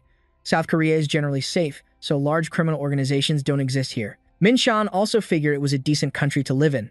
After all, even VD and Thano were operating undercover here. He said to VD, "To put it simply, you have to cooperate with a new branch of the dark network in South Korea." The kid said regretfully, "That's right. Unfortunately, due to my limited abilities, I haven't been able to gather any more information." Thoughts raced through Minshan's mind. Would they really send a demon to perform a christening ceremony just to expand their organization? That means this must be a stepping stone for Bendermonium's next move. So, who could be behind it all? He calculated, if these guys are different from the Dark Elves, then could he be involved too? He tried to get more clues from VD, asking what the relationship between Dark Blue and the Dark Network was. The kid explained in detail. If they snuck onto Earth, the network definitely had a hand in it. Minshan reminded him, "It doesn't matter anyway. You just need to worry about completing your mission. But I'm worried this will interfere with your grand plan." He said calmly, "It's fine. Catching them now is meaningless. Just knowing that the dark community is connected to Bendermonium is enough." He crushed the cup in his hand and said confidently, "I have to wait for the real mastermind to show themselves." He told himself he needed to be patient and wait for the right moment. The scene changes to a palace. Minchin was hosting a guest here. As he poured tea, he asked, "So, what brings you here today?" She stated her reason bluntly. "I had nothing to do today." He asked EL, "Aren't you busy?" She replied cheerfully, "I am, but supporting you is always my top priority." "You call this work?" Her tone was casual and carefree as she said, "If it weren't for moments like these, I'd never get any rest." Hearing her say that left Minchin speechless for a moment. She then called for the manager. "Where's the branch manager? I wanted to ask about enchanting the cloak I brought in last time." The man rushed over, panting so hard he could barely speak. He's been very busy lately and hasn't found a suitable craftsman yet. He continued asking about the palace's situation. "What about the new gate? When will it be arranged for me?" She answered tactfully, "It's hard to say. Too many guilds are fighting over gates right now." EL shared honestly, "It's been a week since I cleared the Incheon-dong gate. Things have gotten much more difficult, especially since the Lost Lands mission ended." She explained everything clearly to him. It's the part of the land that transforms after a gate collapses and merges with reality, creating a place where monsters spawn. The areas that vanished during the first cataclysm are called the Lost Lands. Missing land. In South Korea, there's a region like that near the demilitarized zone in Gangwon province. She pointed out that this is where the main attack force is located. The Hunters Association also coordinates with many guilds to clear it out regularly. He calmly enjoyed a sip of tea, lost in thought, but now that many large guilds have returned to Korea, handling the gates has become more difficult. "I need to get even stronger. I have to level up to the point of becoming a whole new person." With about a month left before the ceremony, the Divine Doctor mentioned that I needed to return to the tower. He told Ellie, "For now, you don't need to find any new gates for me." She guessed his intention and asked, "Are you planning to go back to the tower?" Minjun hesitated like that. Suddenly, she remembered something and subtly reminded him, "You know, I think you forgot something." He was dumbfounded, not understanding what she meant. He wondered, what is she talking about? Did I forget something? Minjun guessed it might be related to a gate, but she just smiled, which made him even more curious. She replied, "No, think again." He realized he had already paid at the auction. She frowned, looking impatient. "I said, think again." He insisted, "I don't remember." Ellie lost her patience and told him to his face, "No, I'm serious. Did you forget?" He still didn't understand what was going on and wondered what he had done wrong. She had to remind him, "You promised you'd treat me to a meal." Minjun remembered it and blamed himself for forgetting again.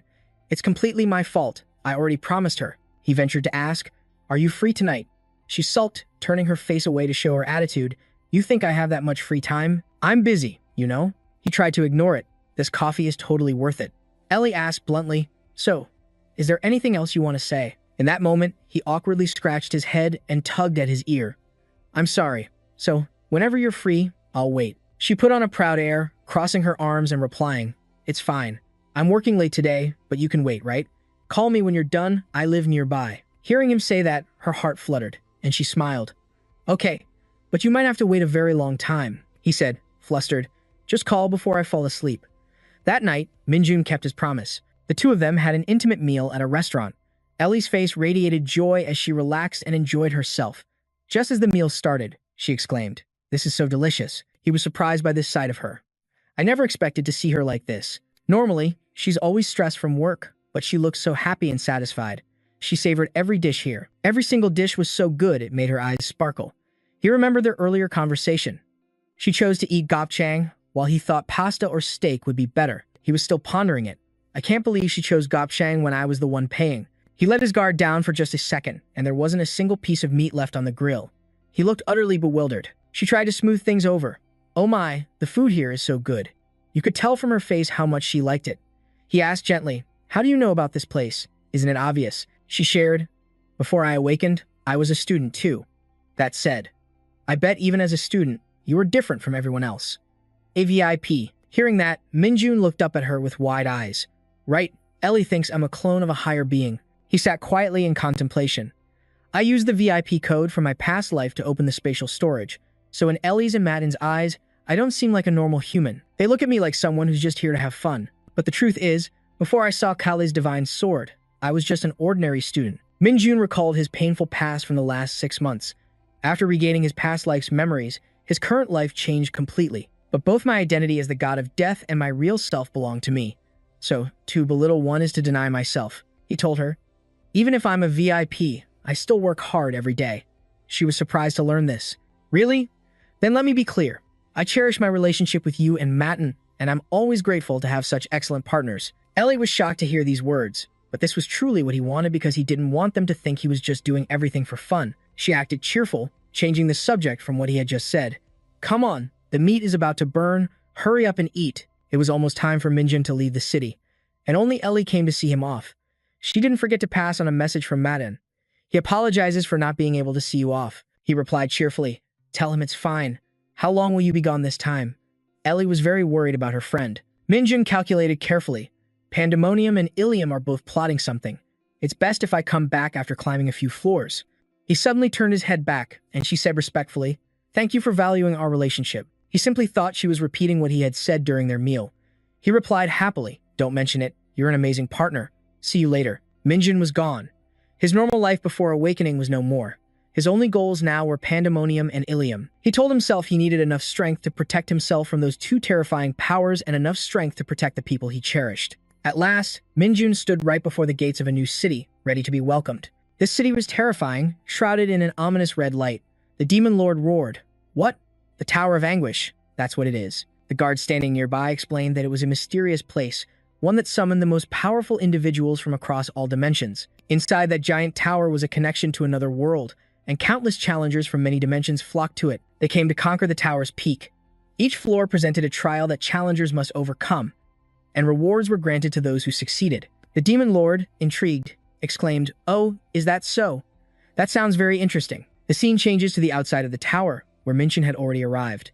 The trials inside the tower were so harsh that many had lost their lives. In fact, it seemed as if the purpose of each challenge was to kill the challenger. But the tower always rewarded those who overcame the tribulations. Participants were forced to display power beyond human limits. The system notified Minchon, You have entered the 3rd floor of the Tower of Tribulation. Before him stood the towering fortress. He couldn't believe he'd already made it to the 3rd floor. This floor was the Dark Fortress. Minchon calmly and slowly stepped inside. He listened intently, staying vigilant of his surroundings. The mission board displayed, Defend this dark fortress. He had to defeat the monsters and protect the core. He accepted the mission and thought that these skeletons were supposed to be allies, but they looked so useless. That big orb must be the core. He smirked to himself. What an obvious target. As he got closer, he discovered a small house with a caretaker there. An arrogant crow spoke, another new challenger. Minchon asked, Who are you? It haughtily introduced itself. My name is Kojiao, and as you can see, I am a merchant. What makes you think that's so obvious? Minchon turned away, refusing to listen. Damn it, I thought you were the caretaker. If you're not the caretaker, then I have no interest in you. It was taken aback and retorted sharply. The caretaker isn't someone you can just meet whenever you want. You'll regret not listening to me and rushing in there, challenger. Minchon said bluntly, What do you want? I know you're going to ask for points in exchange for information. They did the same thing on the 2nd floor. The crow insisted, I would never do that. I am a true merchant. Minchon challenged it, Oh, really? Then talk. It replied confidently. Then I shall begin my explanation. First, the objective. The trial of the 3rd floor is to protect the fortress. He said, I know that already. Then it continued, pointing, Monsters will periodically appear from that space gate, and they will split into 3 paths to attack the fortress. The challenger must utilize the 3 defense points to protect the fortress at all costs. Each point will regularly spawn undead warriors to aid in the defense. The challenger can also move once during each wave to an undestroyed defense point. Remember that each point has a different level of durability. You can use points to repair the fortress and its durability. It costs 10 points for 1 point of durability. It advised him thoroughly. You'll have no other choice but to use points. He was still troubled. I understand the mechanics, but how am I supposed to manage this alone? Minchin probed. Are there any other challengers here? The crow replied, You are the first. A maximum of 5 challengers can enter this trial. Though in his mind, he thought it was hiding information about playing in a group to squeeze more points out of him, but he still had to remain firm. Clearly, he said, I knew it. Then there must be a way to meet the others. Tell me, the crow said. Actually, a group left half a day ago. Right now, it's just you. Then it flew away, he said to himself, so I can't waste time waiting for others. Who knows how long that would take? Just then, the crow sidled up to him, ready with an offer. Don't worry, I have an item that will help you when playing solo. Minchan was determined not to buy it. It shouted angrily, What? You plan to do this alone without using any items? What an arrogant challenger. You can't block them all by yourself. No matter what it said, Minchan ignored its words. How will I know if I don't try? I left Luffy back on Earth, so the only thing I can use now is... He summoned his loyal knights. Appear. It is an honor to serve you, my lord. He didn't want to beat around the bush and told them to skip the formalities. We don't have time for that. He ordered everyone into position. I want 2 of you up there, and 3 of you stay in the center. Seeing the large force, Kojiao's face went pale. Minchan confidently stepped forward, declaring proudly, Who needs teammates? I can fill the empty slots with these guys. I will conquer this trial alone.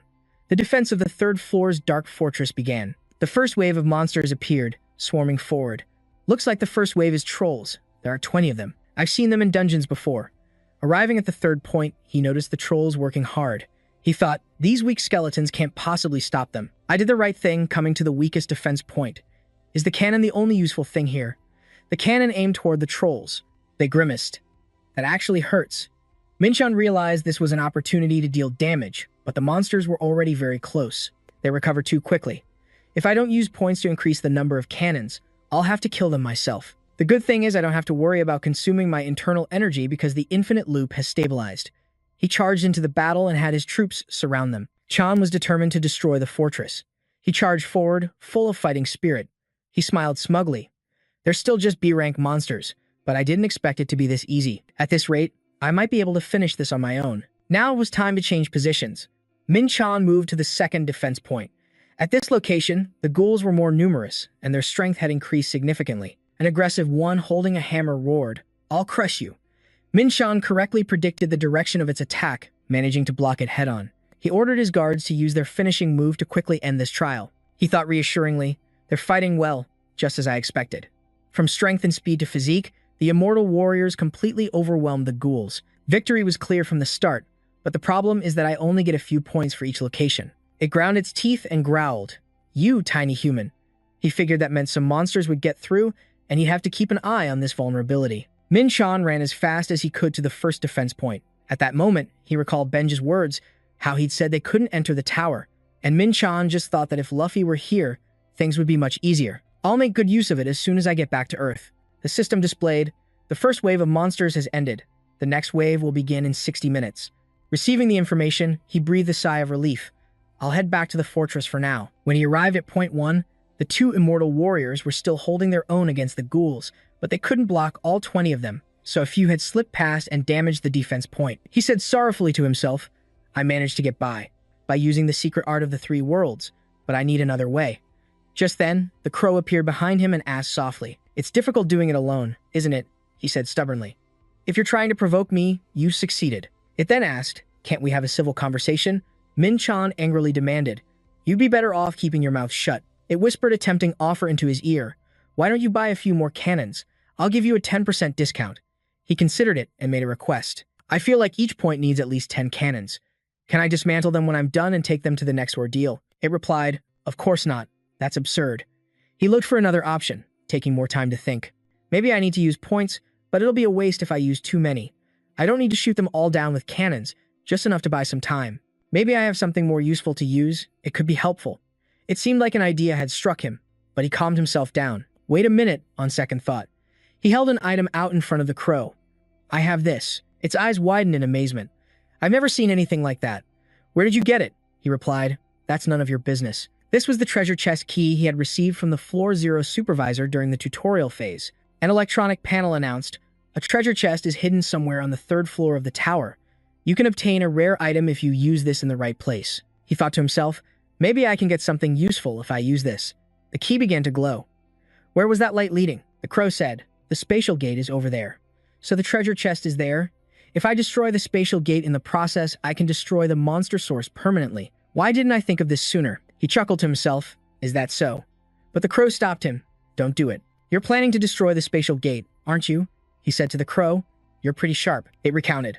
I've seen countless challengers think the same thing, but not a single one has ever succeeded. There's a monster guarding the spatial gate.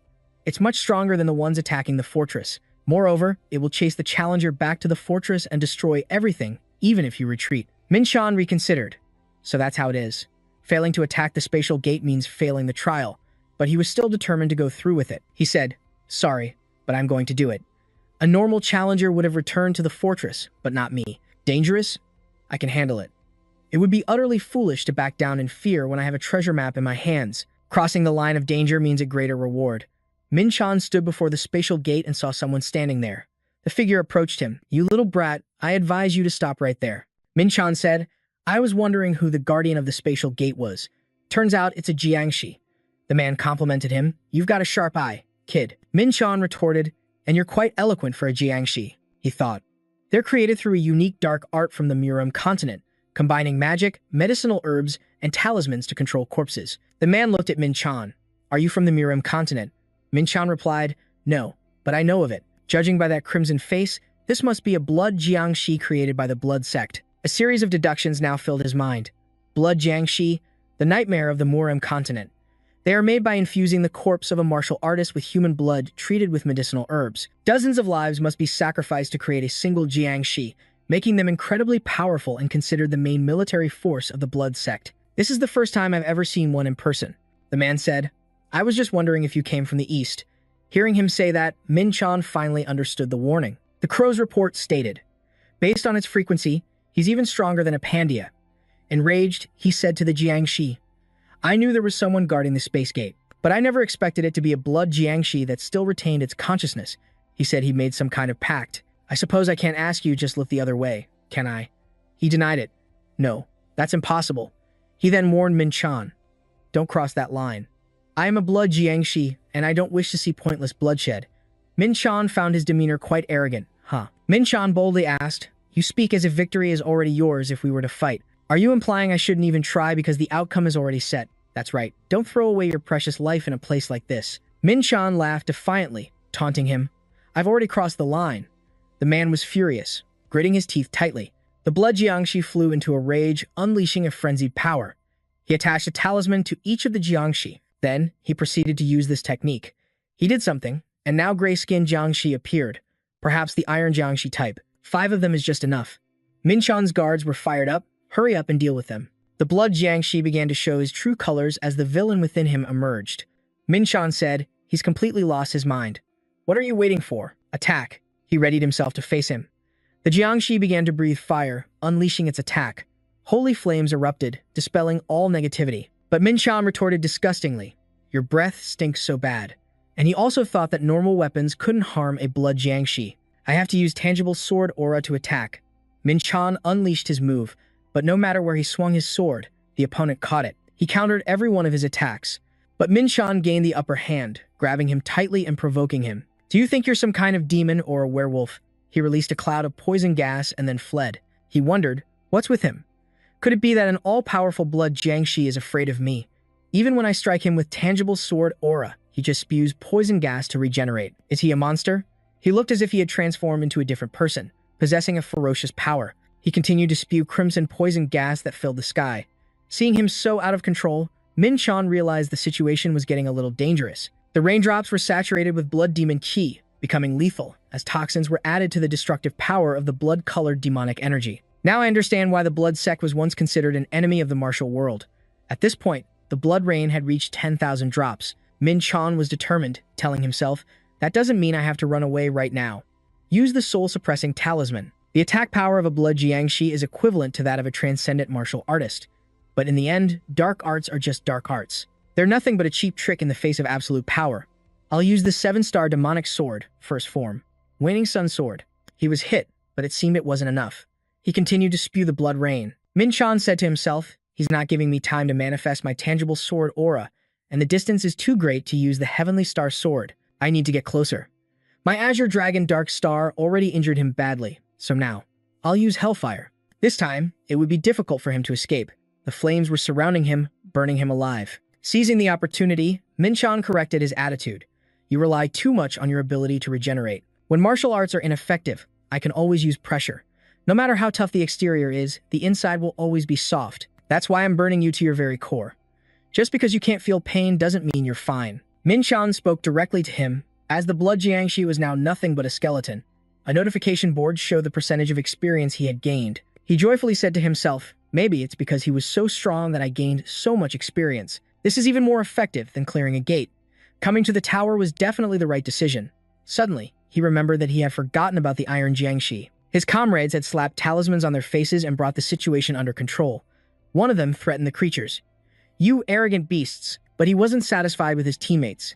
They hadn't even taken down a single one. It was understandable, though. The blood-sucking art doesn't work on Jiangshi because they are undead, and attacking them is difficult because they are too fast. But the Iron Jiangshi couldn't take down the immortal warriors either, unless they could break through their thick armor to strike the core. This battle was truly defense versus defense. He scratched his head in confusion. They'll fight forever if I don't intervene. Looks like I'll have to finish them myself. Min-chan decided to walk forward alone with his sword, and he sliced right through them. They dropped dead like flies. He said to his comrades, I don't think there are any more hidden enemies. You guys keep watch over this place. Finally, I can check the hidden treasure chest on the 3rd floor.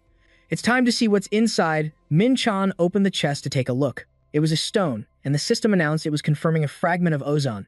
Access was granted to ozon's hidden treasure chest on the 3rd floor. Min-chan went up to the 3rd floor, and before his eyes was a row of treasure chests. He laughed with delight. How lovely. Stepping into the treasure room, Min-chan felt excited. This place is amazing. Everything here is a precious artifact, he exclaimed. There are hundreds of them. Aren't there thousands of them? I wonder if I can take them all. The notification reminded him that he could only choose one treasure from the endless treasure trove, so choose carefully. He carefully examined the items, curious about everything. This one is so cute, but only one item? He mulled it over. Being allowed to choose one item for himself probably meant he didn't have to rely on luck. If it were just a matter of luck, they would have given me a random box from the start. This is a test to see if I have the ability to identify valuable artifacts. It can't be that hard, can it? He thought. Luckily, I have the ability to appraise artifacts. All right, so which one should I choose?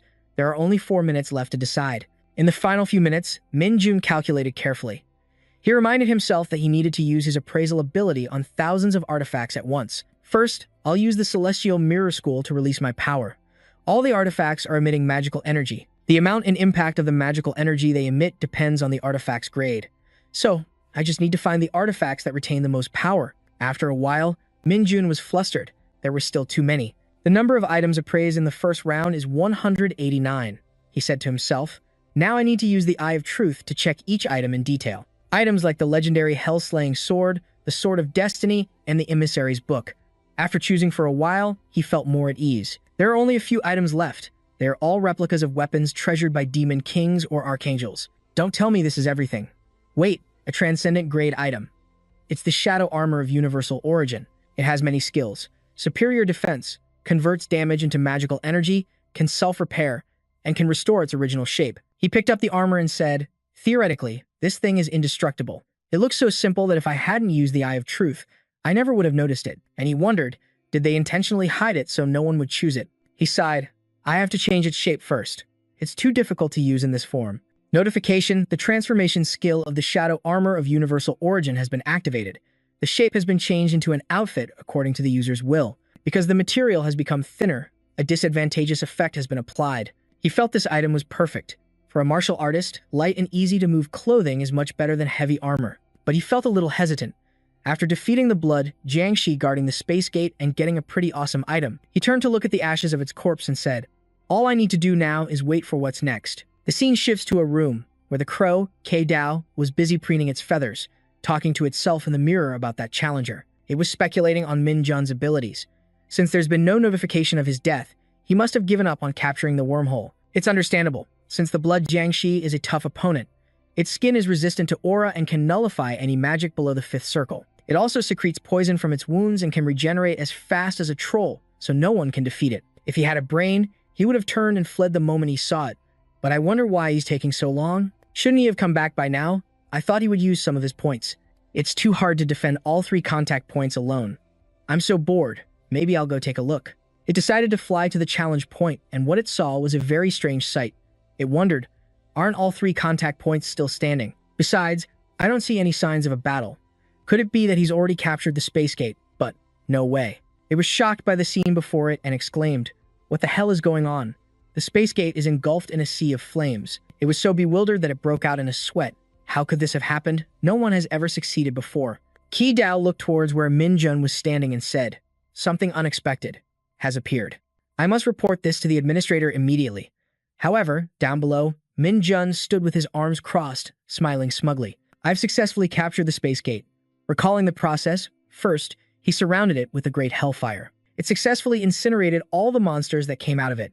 Even when 1 or 2 lucky monsters managed to escape the sea of flames, the immortal warriors eliminated them immediately. Then, he used the eternal purgatory flames to incinerate the monsters. That only made the fire burn even more fiercely. Notification: the 10th monster wave has begun. Min Jun said in a regretful tone, this must be the last wave. The monsters inside the space gate screamed, it's so hot. Is this hell? We have to get out of here now. Min Jun continued, they are S-rank giants. Though not as large and powerful as the behemoth tribe, I still can't let my guard down. He ordered his general not to go anywhere. Hey, come and deal with them. On the other side, the giants started cursing. You little rats. Where did you weaklings get the nerve to challenge us? They roared. Their loudmouth captain commanded, don't you dare lose. Tech of them. Warriors, fight back. If you don't want to be defeated by them, then by the master's command, you will die here. Min Chun quietly observed the situation. He thought that even though they were S-rank, they were more vulnerable because they'd already been partially absorbed by the great hellfire. At this rate, the 10th wave will be over soon. He commanded his entire army. Everyone, get out of the way. I'll clear a path. He approached the pile of ashes, from which a frosty breath emerged. The giant declared, from now on, this will be my domain. Min Chun looked up, intrigued. An ice giant? I never expected to run into a mythological monster here. He could dissipate a portion of the icy flames. Surprising, but that's not nearly enough to extinguish it completely. It couldn't be helped. Since he wasn't a real ice giant, just an imitation based on legend. Back with his troops, the squad captain reminded the groups, we must follow the master's orders. The ice giant was furious. You insolent brat. He unleashed ice and snow everywhere, then roared at Min Chun. How dare you stand in my way? What insolence! To block my path. See for yourself how powerful I am. But Min Chun retorted sharply, his voice dripping with sarcasm. Oh, are you mad? There's no one left to see it now. The giant still didn't understand what he meant. Min Chun just said, look around you. They're all dead. The giant was helpless. He had managed to crush an immortal warrior, one whose power had been amplified by siphoning life force. Min Chun laughed nonchalantly. You should have paid more attention to your subordinates before acting on your own arrogance. Although it's not 100% perfect, I think he's a pretty good replica. The giant seethed, his voice full of hatred. You tiny little creature, your insolence is unacceptable. Today, I will take your head and reclaim my rightful throne. Min Chun didn't understand what was spreading through his body. It was the supreme immortal power that had been infused into his body. All abilities have been reduced by 10% due to the immortal's curse. He replied confidently, you sure talk a lot. Can you just shut up and fight? I like this one. I will make him mine. The ice giant ground his teeth at his attitude. The giant said, you bastard, don't you dare insult me. The giant grew enraged and began to unleash his power. You insect. Min Chun saw that this guy had extraordinary power, with stats even higher than a blood zombie. I think he could even become an immortal warrior at the warrior rank or higher. At this rate, the remaining warriors will all be annihilated, as long as I don't get crushed by this weight. Min Chun looked up at the giant's block of ice, shocked by its size. It's an ice age. He's blocked my escape route. The giant boasted, behold my great power and my ability to control nature itself. He had created an ice fortress, blocking every path. Min Chun thought that he must have realized he's not as fast as him, so he decided to prevent his retreat. He's decided to use the weight of the ice to crush me. A notification panel appeared. Skill Ruler of the Frost has been activated. The boundary of the far north has expanded. Strength, speed, and stamina have been reduced by 10%. That's a clever move, he smirked. But he doesn't realize he just dug his own grave. He created a synergy of the art of the celestial realm and sanctification. Perfect, damn it. He confidently unleashed the great hellfire. You're no king. The giant was livid. You damn little brat. For Min Chun, fighting him was just like dealing with any other monster. He might as well use him as a stepping stone. He bellowed, you brat. What are you planning this time? Minshan used every crowd control method to break his ice, and his ultimate goal was to overthrow him. After a while, the giant was heavily injured and screamed in fury, "Damn you! That's satisfying, but a bit dull."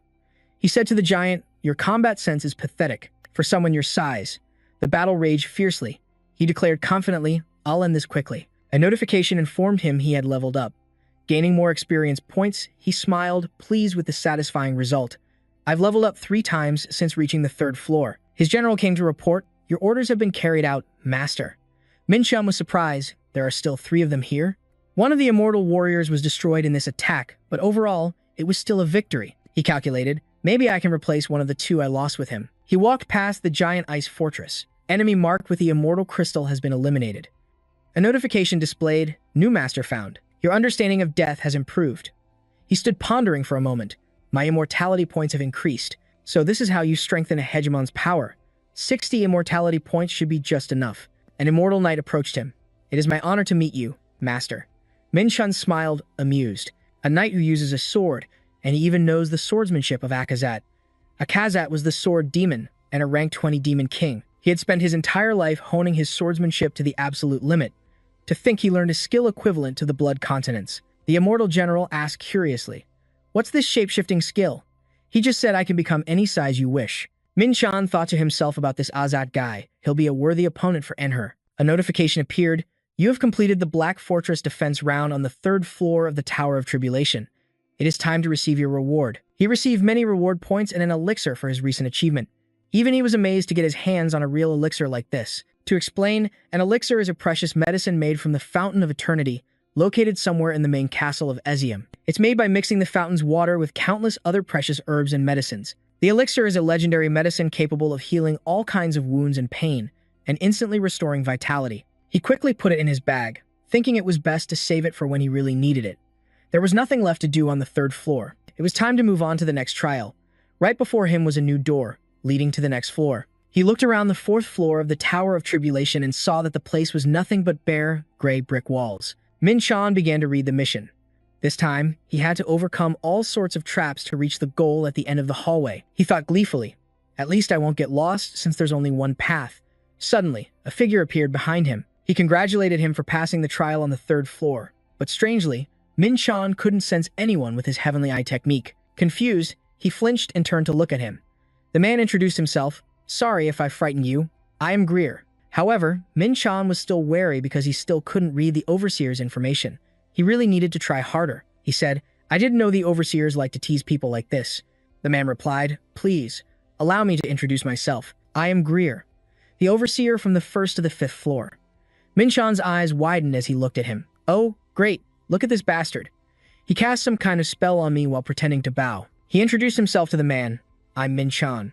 Greer said, "I came to see you in person because the 0th floor Overseer told me you were a formidable new challenger." Minshan asked him, "Is that your only purpose?" Acting uninterested, Minshan turned away and said bluntly, "Whatever. He probably thinks I didn't notice what he did since I didn't say anything. The truth is, I didn't pay it any mind because it wasn't a harmful spell. See you again. You're going to regret this." As he walked away, Minshan thought to himself, "A trap, huh? Attacks from machines are really hard to dodge. Since I can't sense any killing intent, I'll need to use all 5 of my senses to avoid them." Suddenly, he froze. There was a warning sound from the left. He wondered, is this just a noise? Gravity enhancement magic has been activated. Just as he thought, there was another trap below. He quickly escaped from the thorny bush. Damn it, I have to stab my sword into the wall for a foothold. This area is protected by the tower's system and cannot be destroyed by force. Follow the path of the trial. He didn't expect the system to control even these walls. He struggled to hold on, blaming himself. "I knew the 3rd floor was too easy. They're definitely testing me now. I better be more careful. If I hadn't used the spirit tiger armor, I'd be dead." It still pierced halfway through. His determination surged. "I won't be fooled a second time. I'll use both the heavenly eye technique and sanctification, and I won't let my guard down." But the truth was, he struggled greatly with the traps on this 4th floor. He kept fighting monster after monster until he finally shouted in frustration, "Is it still not over? How long is this going to go on?" Just then, the system announced, "The tense situation has pushed you to your limit. You have attained the 6th sense." He kept wondering, the 6th sense? But my senses were already far sharper than those who've awakened the 6th sense. The karmic energy accumulated in the user's soul has activated a special skill. The 6th sense has evolved into hypersense. I can't believe I unlocked it here. Overseer Greer stood before a series of system monitors. He mused as one of his eyes flashed red. A notification panel appeared. Prophetic ability has been activated. Riker observed Min-chan on the screen and recalled how he had become a completely different person from when he first entered. He thought, his stats, which were originally only A rank, have now doubled or more. He pondered, even if he did awaken the sixth sense, moving as if he knows where the next trap is should be impossible. I don't understand. Without turning his head, Riker suddenly asked the person standing behind him, "Are you the one who reported on that survival trial?" A crow replied, "Yes, sir." He wondered, did he violate any rules during the entire process? The crow immediately replied, "No." The crow bowed its head. "I see," Riker said quietly. He sighed to himself, how troublesome. Riker recalled, "I didn't expect this when the floor administrator, Jezo, reported on him. But if this continues..." He thought back to what the floor administrator, Jezo, had said. He could reach a color tier level strong enough to face the 7 emperors. He placed a hand on his chin, wondering, no. How can this be? Who would have thought an unranked being from Earth could reach the color tier? Suddenly, someone called out to him. Riker looked at the screen in front of him and mumbled, "Did he just call me through the screen? Impossible." Min-chan smiled and pointed at the screen, saying, "No, it's quite possible, because I'm talking to you right now. Don't look away." Riker turned to face him. Min-chan asked, "Have you ever heard of the life flashing before your eyes phenomenon? It's like when a person's life flashes before their eyes, right before they die." Silver arrows flew towards him. He calmly explained, "It's the brain's survival reflex. It scans all information in an instant to find a way to save oneself. A normal person can't endure having their consciousness expanded for long." Dodging the arrows, Min-chan continued, "But Super Sense can artificially expand the user's consciousness." A barrage of arrows shot towards him, but Min-chan dodged every single one. He said to Riker, "That way, the skill user can willingly enter that state of their life flashing before their eyes." A notification window appeared, explaining Super Sense. The skill can be activated manually and also activates automatically when threatened, with a mechanism that significantly slows down the user's perception of time. Min-chan explained that Super Sense is usually awakened by beings with the status of a demon king or an archangel, but it awakened in me because I needed it to overcome my past self. He walked on a holographic map. He then explained to Riker, "Now, I can think and react by splitting a single second into thousands of pieces." On the digital map, red arrows indicating danger were clustered to one side. Min-chan said, "Once I significantly slow down my consciousness and assess every incoming danger." He glanced at a virtual map displaying his own defensive power, then told Riker, "Then I have nothing to worry about. The survival trials in this tower are truly incredible." Min-chan stopped in front of the stairs. He mumbled to himself, "Did I already reach the exit?" He then looked up and spoke, "I got through without any obstacles, thanks to Super Sense. That staircase will lead me to the 5th floor." Min-chan glanced over and said, "But before that, I want to hear about that little trick you just pulled." A notification popped up, reminding him that Riker was watching via prophecy and was in violation of the tower's policies. Min-chan spoke up, "You're listening, aren't you? I think we need to have a talk." Riker was silent. A hologram of Riker suddenly appeared behind Min-chan. Min-chan's words made him freeze. "Thank you for giving me your time." He turned to look at him and asked, "I see you were playing a pretty interesting game. So, what about the tower's rules?" Riker thought to himself, "This guy." This time, he sensed me appearing behind him, completely unlike before. Min-chan smiled and asked, "An administrator contacting a survival trial participant and using prophetic abilities without any warning. Isn't that against the rules?" Riker froze, mumbling, "How did you? How?" He quickly composed himself. Riker wondered, how would a trial participant from a lower floor know about that? "Don't tell me the administrator of the Jizo floor told you." Stepping in front of him, Min-chan said, "Enough." He added coldly, "That is none of your concern. So tell me, how are you going to compensate me for this?" Riker stammered, "Administrators aren't allowed to interfere with survival trials." Riker felt like he was in the palm of Min-chan's hand. Min-chan told him, "In that case, you should face the penalty according to the tower's policy." Min-chan thought, he must be wondering how I know about the policy, but he'll never find out. That the player system showed me everything when I analyzed the administrator's prophetic ability. He smiled slyly and laid out his terms to Riker. "I think information about a hidden location or a key that opens such a space would suffice." Riker trembled, thinking, I feel like he has me right in the palm of his hand. He sighed, making his decision. "I have no other choice. This is still better than being reported for violating the rules." Riker took out an old scroll and spoke. "I never thought I would hand this over to you." Min-chan snatched the map from his hand. As he turned and walked away, he thought, "Good. The administrator of the Jezo floor also gave me a map and the key to Ozon's treasure chest, so a reward like this doesn't violate the rules." Riker looked at him and said, "I can't tell you what it's for." Min-chan nodded, remembering. The administrator on the Jezo floor didn't tell me what Ozon's fragment was for either, but that's not a problem, because I have the Eye of Truth. A notification appeared for the legendary grade document of Ficode. Classification: miscellaneous item, durability, 25. Location is the ancient shrine on the 9th floor. The user must decipher the code on the document to solve the shrine's secret. Minshin thought to himself, excellent. I can use this at the Shrine of Suffering on the 9th floor. Riker said wretchedly, I never imagined I'd be outsmarted by a trial participant like you. Minshan smirked and said, I can make things much worse for you, if you want.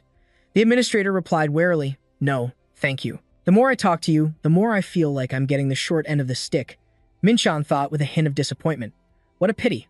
I was hoping I could squeeze a little more out of him. You are definitely going to regret giving this to me. Warden Minshan waved and said, a promise is a promise, so the deal is done. Riker sighed farewell. It was terrible meeting you, and I hope we never see each other again. Minshan walked away. The system announced that the Tower of Trials' 4th floor mission was complete with a reward of 10,000 points received. Minshan walked up the stairs, and the system confirmed that he had entered the 5th floor of the Tower of Trials. He froze as he took in the scene before him. What is happening? He looked at the towering structure before him, wondering, why is there a Tower of Trials here? Did I say I would return to Earth? He recalled. No, that wasn't the option I chose. Besides, the mana concentration in the air here is double that of Earth. This isn't Earth. Minshan stood on a tall tower made of white marble. He looked down at the residential area built in a medieval style. The system displayed some information. Every 5 floors of the tower is connected to a large-scale residential area called the Hanging Garden. Minshan concluded silently, I see. So the next survival trial doesn't start immediately. A group of people appeared behind him. Minshan warily turned his head. He looked at the approaching crowd and wondered, are those other survivors? A dog in human clothing was constantly adjusting its black sunglasses. Minshan wondered to himself, but what's with the sunglasses? Is that a trend here or something? The system notifications suddenly became chaotic. Minshan felt a surge of magical energy flowing through him. A system panel announced, the survivor, Jesus, has used Sunter on you. He thought, these guys are trying to steal my information without my consent. He angrily clenched his fists, wondering, should I kill them right now? Minshan told himself, no, I've just reached the 5th floor, so I need to assess the situation first. I'll hide my true power by suppressing it. A system panel appeared, showing an overall assessment. One of the men in the crowd commented, this new guy is terrible too. The dog-headed man said, I don't even get how he made it this far with stats like that. Someone in the crowd froze. A person called out, are you Mr. Minshan? Jung So-hyun stepped forward. Minshan immediately recognized Agent Jung So-hyun from the Hunter Association. He exclaimed, I knew it. Minshan said, I didn't know you were climbing the tower. He scratched his head and replied, I'm honored that you remember me. He wondered, I think those guys just scam me with magic. Is that a common thing here? Seo-hun explained, they're assessing the stats of new survivors who reach the 5th floor in order to recruit them as allies. Minshan said, I noticed they're all wearing sunglasses. He replied, yes, that's an item called a scouter. It helps you assess other people's abilities. As you can see, there are many interesting items in the tower. Minshan ground his teeth in annoyance and muttered, I don't like that. So-hyun said, although it has been abused a bit too much lately. That's because of an unexpected variable in the tower. Minshan asked in surprise, an unexpected variable, he explained. Everything got turned upside down ever since a super strong rookie showed up, he continued. He seems to have broken the 7 Emperors record in the tutorial survival trial. Minshan froze.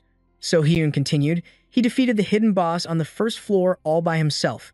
Minshan thought, wait a minute. So-hyun added, and he collected all the gems of the deep sea on the 2nd floor in record time. Minshan was inwardly stunned. Wait, no way. So-hyun smiled cheerfully and said, so everyone is eager to recruit the rookie. He paused. He looked at Minshan and wondered, what's wrong?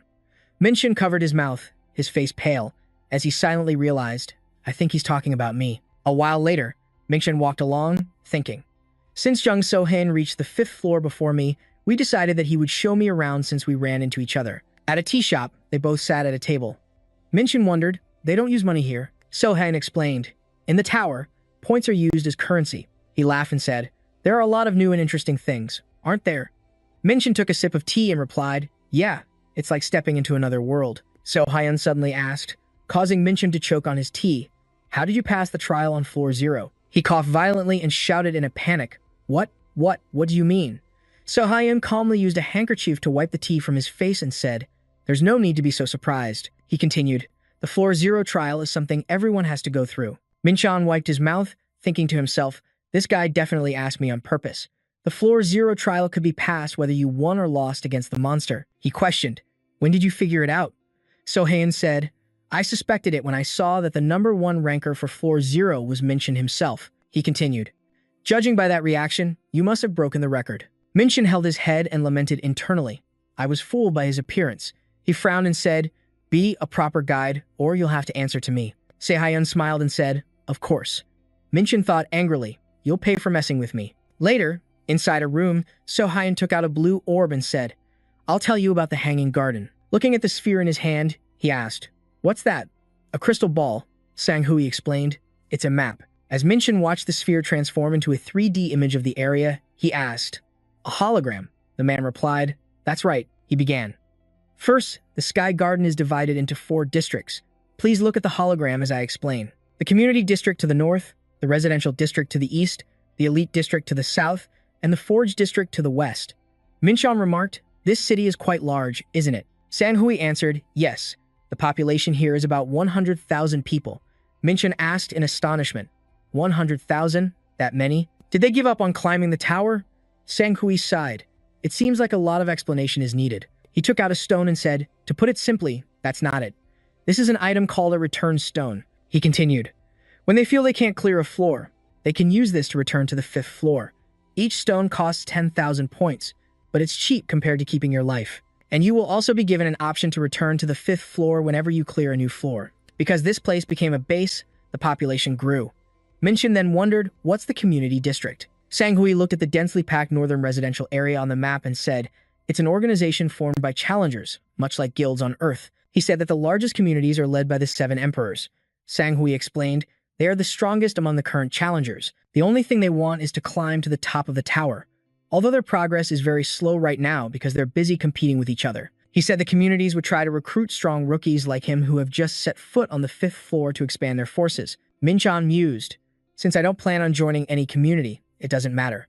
He then asked, "Were you also waiting to recruit me because you heard about me from a community?" Sanghui smiled and said, "My community is part of the association. I was assigned the task of gathering teammates in the association, which is why I was waiting here." Minchin said, "What a coincidence, huh?" The man replied, "Yeah, it is." As the two left the tea shop, Sanghui handed the sphere to Minchin and said, "Please take this. It's the hologram map I just showed you. Consider it a gift for our fateful encounter." Minchan took the sphere, silently looking at it in his hand. He looked at Sanghui, who had already turned to leave, and asked, "Why are you being so nice to me?"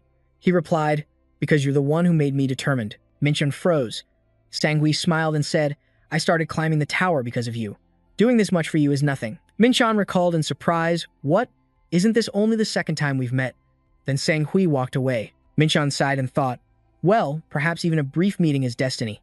He reflected, "But when I first started climbing the tower, I didn't care about the rankings. That was a mistake." Minchan pondered. "I didn't think the 5th floor would publicly announce achievements and rankings." He thought, "I never expected it would draw so much attention to me." He used his skill and walked on, telling himself, "Anyway, when I heard about the 5th floor just now." Minchin recalled that the man mentioned there were blacksmiths here. The system window showed the West Sky Garden Forge district.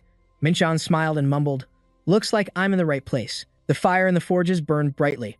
The sounds of hammers and metal clanging echoed throughout the district. Minchin observed. Looking around, he thought, "There are blacksmiths everywhere here.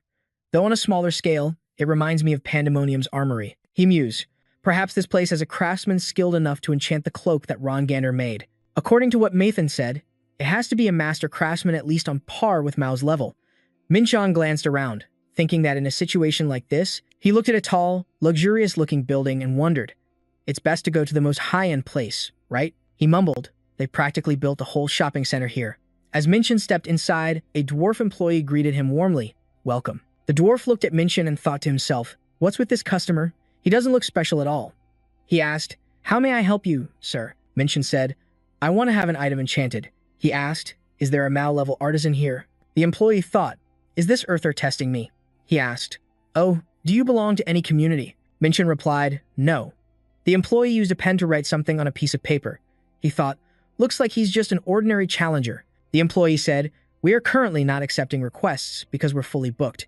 You can fill out this request form just in case we take on more." Minchan took the paper and noted, "He doesn't show any remorse at all. Even the request form is sloppily handwritten." Minchin suddenly asked, "Hey, Dwarf, what's your name? The employee replied, I'm Atten Hamden. He froze, his eyes wide. Minchan took out the snakeskin and said, this is the item I need enchanted. Atten exclaimed in shock, that's. Then he put the snakeskin away. Minchan said, well, if you can't do it here, I'll just have to go somewhere else.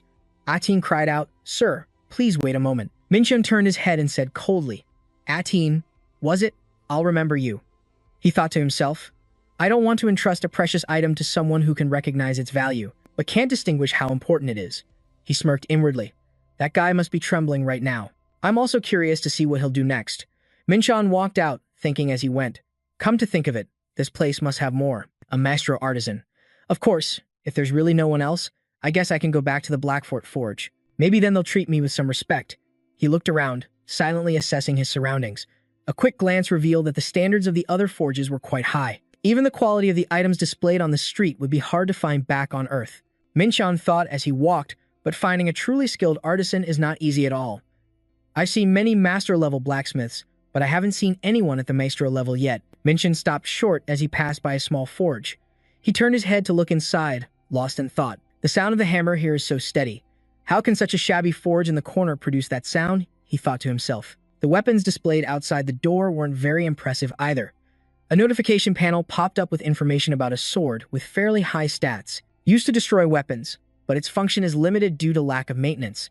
Minchan wondered, this was originally the highest quality item among the unique grade items, but its function is limited, he mused. It's not a lack of maintenance. The artisan deliberately downgraded its function. He pushed aside the curtain and stepped inside, wondering, who on earth did this? A man with bright red skin stopped hammering as Minchan entered. He asked, who's there? Minchan replied, I'm here to place an order. He silently realized, damn it, it's that blacksmith. The man placed a hand on his chin and mumbled, an order. He told me to wait a moment. The information panel revealed he was Hakan Kantosha, a Vulcan with a hidden maestro trait. Minchan noted, he's not just a Vulcan blacksmith, he's a maestro. At Hakan's forge, the man wiped away his sweat and told him to place his order. You looked at the items displayed in front of my shop, right? You've got terrible taste in equipment. Minchan rubbed the back of his neck, thinking, I don't think someone at the maestro level should be saying that. I don't know why you're doing this, but you must have your reasons. Hakan was lost in thought for a moment, then continued, I won't be held responsible if you're not satisfied with the finished product. He suddenly froze. Hakan stared at the piece of leather Minchan had placed on the table. He exclaimed in shock, wait, where did you get this? Minchan replied, I'm not obligated to tell you. Hakan lifted the leather and asked, this cloak is almost complete. What do you want me to do with it? He explained. This is an artifact that can only be completed by engraving it with runes. I want you to do the engraving. Minchan silently observed Hakan. He's hesitating. After all, this material is something any blacksmith would dream of touching. Let's give him a little push. He took the leather back and said, if you're not confident, feel free to refuse. I'll just go somewhere else, like the Blackfort Forge. Hakan froze. No, he stopped him, flustered. I'll do it. Why did he change his mind so quickly? Minchan thought with a smile. All right then, Hakan said. Oh, you'll have to pay for the materials used for the engraving. He asked, how much? The man announced, 100,000 points. I've already excluded the labor cost. This is just for the materials. Minchan thought to himself. That's cheap, especially when it's being done by a maestro. A system message appeared. You have transferred 100,000 points to Hakan Kantosia. Minchan and Hakan shook hands. He handed the leather to Hakan. The man laughed and asked, no hesitation over such a large number of points. Then let's consider this deal official. Don't worry, I'll do my best. Come back in one day. He introduced himself. My name is Hakan. You can just call me Hakan. He replied, very well, I'm Jiun Minchan. He stepped out of the shop and said, then I'll be back tomorrow. Hakan suddenly stiffened. He said, hey, you look like a rookie who just recently arrived on the 5th floor. Minchan wondered, is it that obvious? Hakan pointed towards someone hiding behind a window and warned, I'm just letting you know, there are a lot of troublemakers around here. Minchan was surprised. Who's that? He smiled as he walked away and reassured him, I can take care of myself, don't worry. He thought, he has his cute side, huh? Minchan said, thanks for worrying about me. Hakan immediately denied it. I wasn't worried about you or anything. Leaving the forge, Minchan walked down the street alone. He entered a deserted area and stopped. Minchan glanced towards the person who was hiding and commanded, come out. Atten stepped out, praising Minchan. You got sharp eyes, rookie. He looked up and asked, your name is Atten Hamden, right? He mused, I thought something would definitely happen after I showed Hakan the Zomium Gander cloak. Has he been following me? Aden said sarcastically. You seem to have a good memory. From inside the alley, two men were hiding, waiting for Aten's signal. Minchin smiled and said, What a coincidence. Meeting in an alleyway. Aten retorted, Do you really think this is a coincidence? Minchin drew his dagger and replied with a laugh. I know. I'm not that stupid. He threw his daggers towards the assassins, one of them piercing straight through the black-haired man's stomach. The other daggers quickly took down the remaining men, but a few of them managed to dodge. Aten yelled in astonishment. Wait, what did you just do? Minchin said calmly, I intended to finish them all in the first strike, but this group reacted faster than I thought. I thought there were only 3 of you. One of them cursed through gritted teeth. Damn it, Aten, you said he was a rookie. Minchin sensed that 5 of them had just avoided fatal blows, while some others had even used their weapons to block the attack. The remaining assassins, one by one from their hiding spots. Minchan counted about 20 of them, including the injured. When I showed him the cloak, I thought. He clenched his fist and muttered, If something like this happens, it'll be fun. He smiled to himself, Now I can finally deal with him myself. Elsewhere, someone was watching Minchon on a monitor.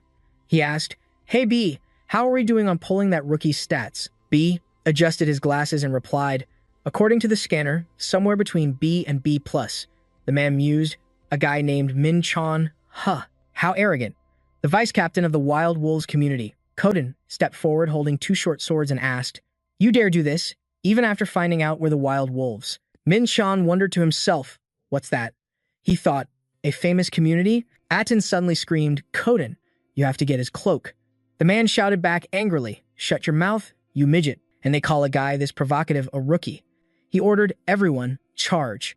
Pin him down before he throws another dagger. Minchon stood calmly, observing and assessing the hunters. Their average stats were around A to A+. Most were on par with or slightly weaker than Trong Suong Hai. He drew his sword and thought to himself, I need to be more careful next time I'm fighting mock challengers. Minchon said coldly, Now, I'm getting serious too. He then swung his sword, injuring a slew of warriors. Aten's jaw dropped as he cried out, What? He stared at Minchon, who was still standing peacefully before him, and wondered. A rookie took them all down. Koden's entire body was covered in bright red fluid. He clutched his own severed left arm. He roared, A monster. He recalled, I used all my aura, and I still couldn't escape that fatal blow. He's clearly only B rank. Who is his sponsor? Minchon walked up to him and said, calling an unranked person from Earth a monster is a bit rude, you know. Koden asked in shock, What the hell? You're unranked. He then collapsed to the ground. Minchon said coldly, Thanks to you all, I remembered what it feels like to fight against a crowd. He raised his sword and said with a smile, Thanks for being my stepping stone. As he finished speaking, a painful scream echoed out. A moment later, Minchon mumbled, The only thing left to do is.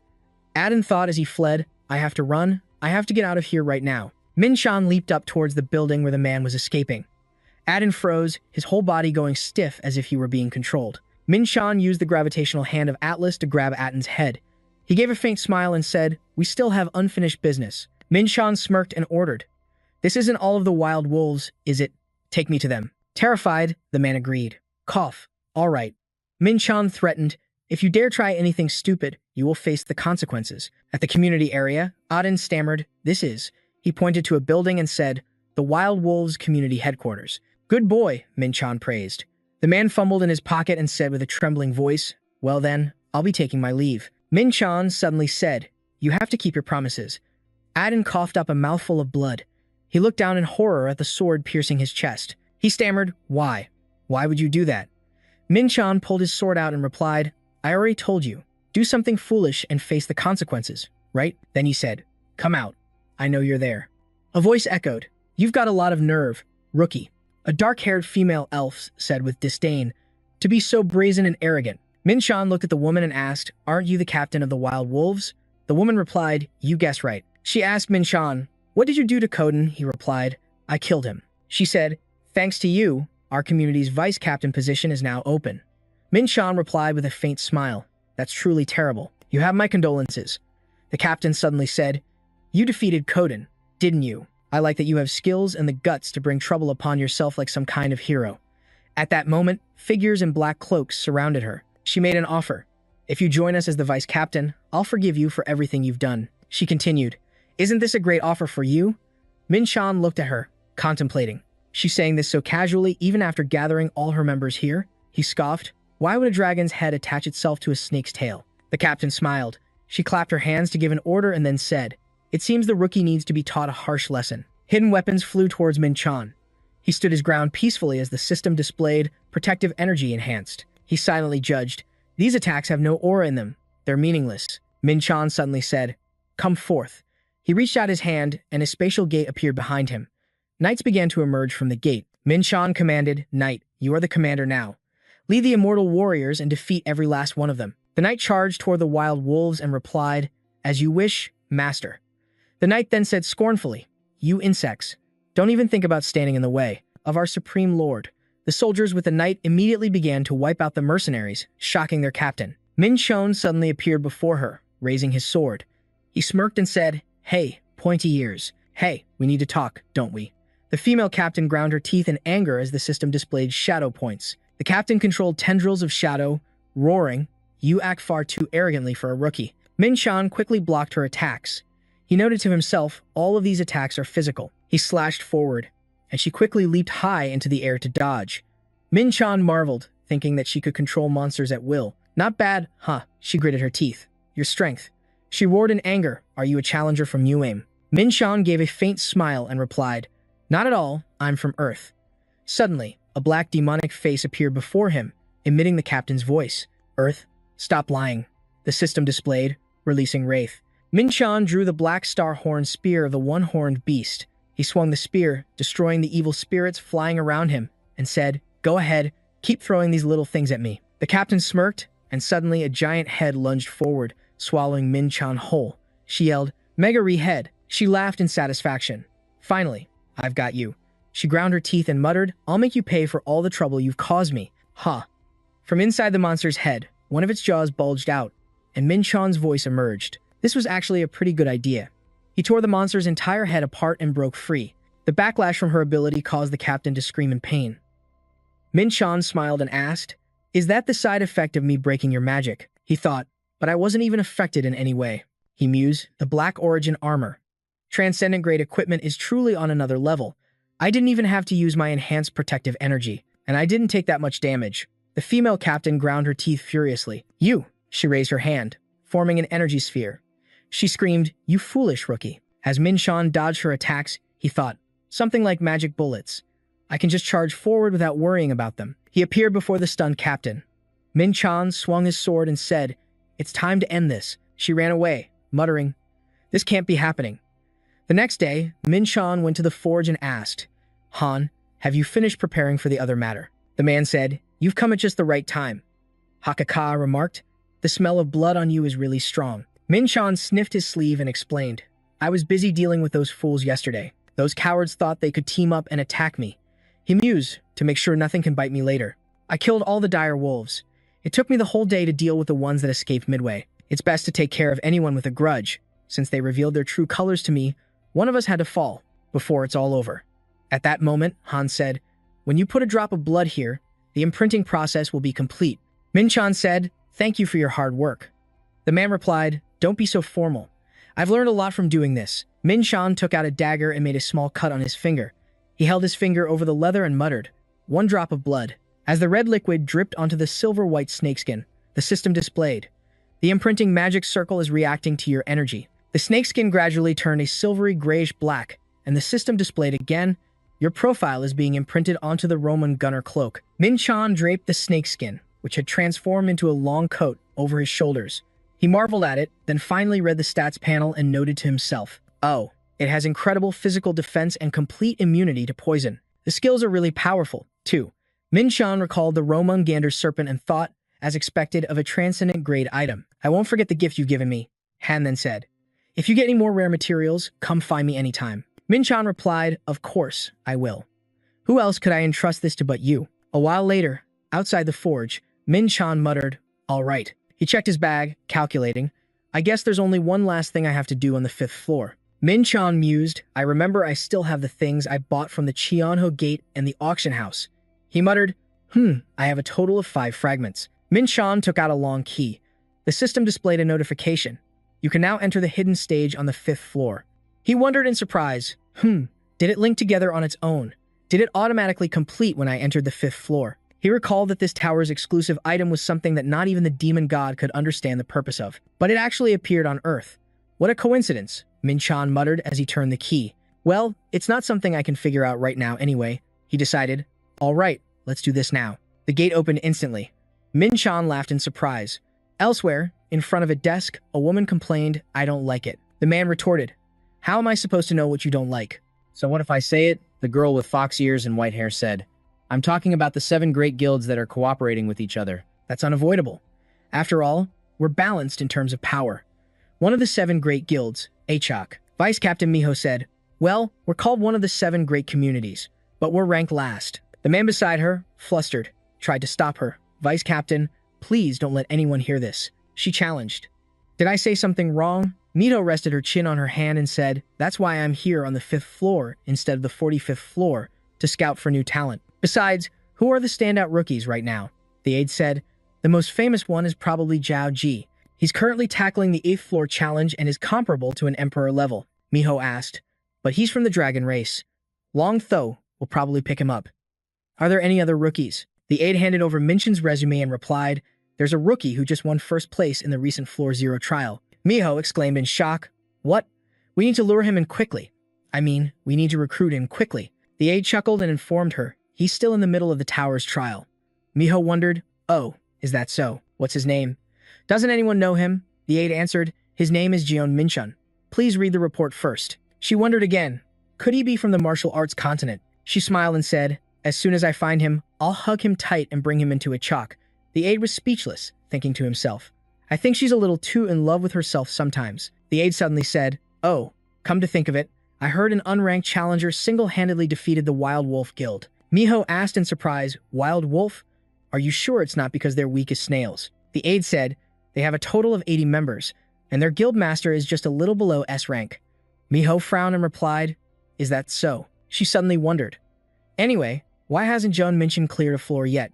The aide replied, "I'm not too sure about the details." Miho licked the corner of her lips and ordered, "2 noteworthy rookies appearing at the same time. For now, focus on quickly getting information on Jeon Minchin and the location of the newcomer who fought the Wild Wolf Guild. It's been a while, but this might be a chance to get some praise from the captain."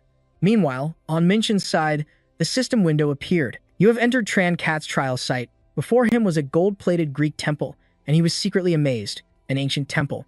He observed his surroundings thoughtfully.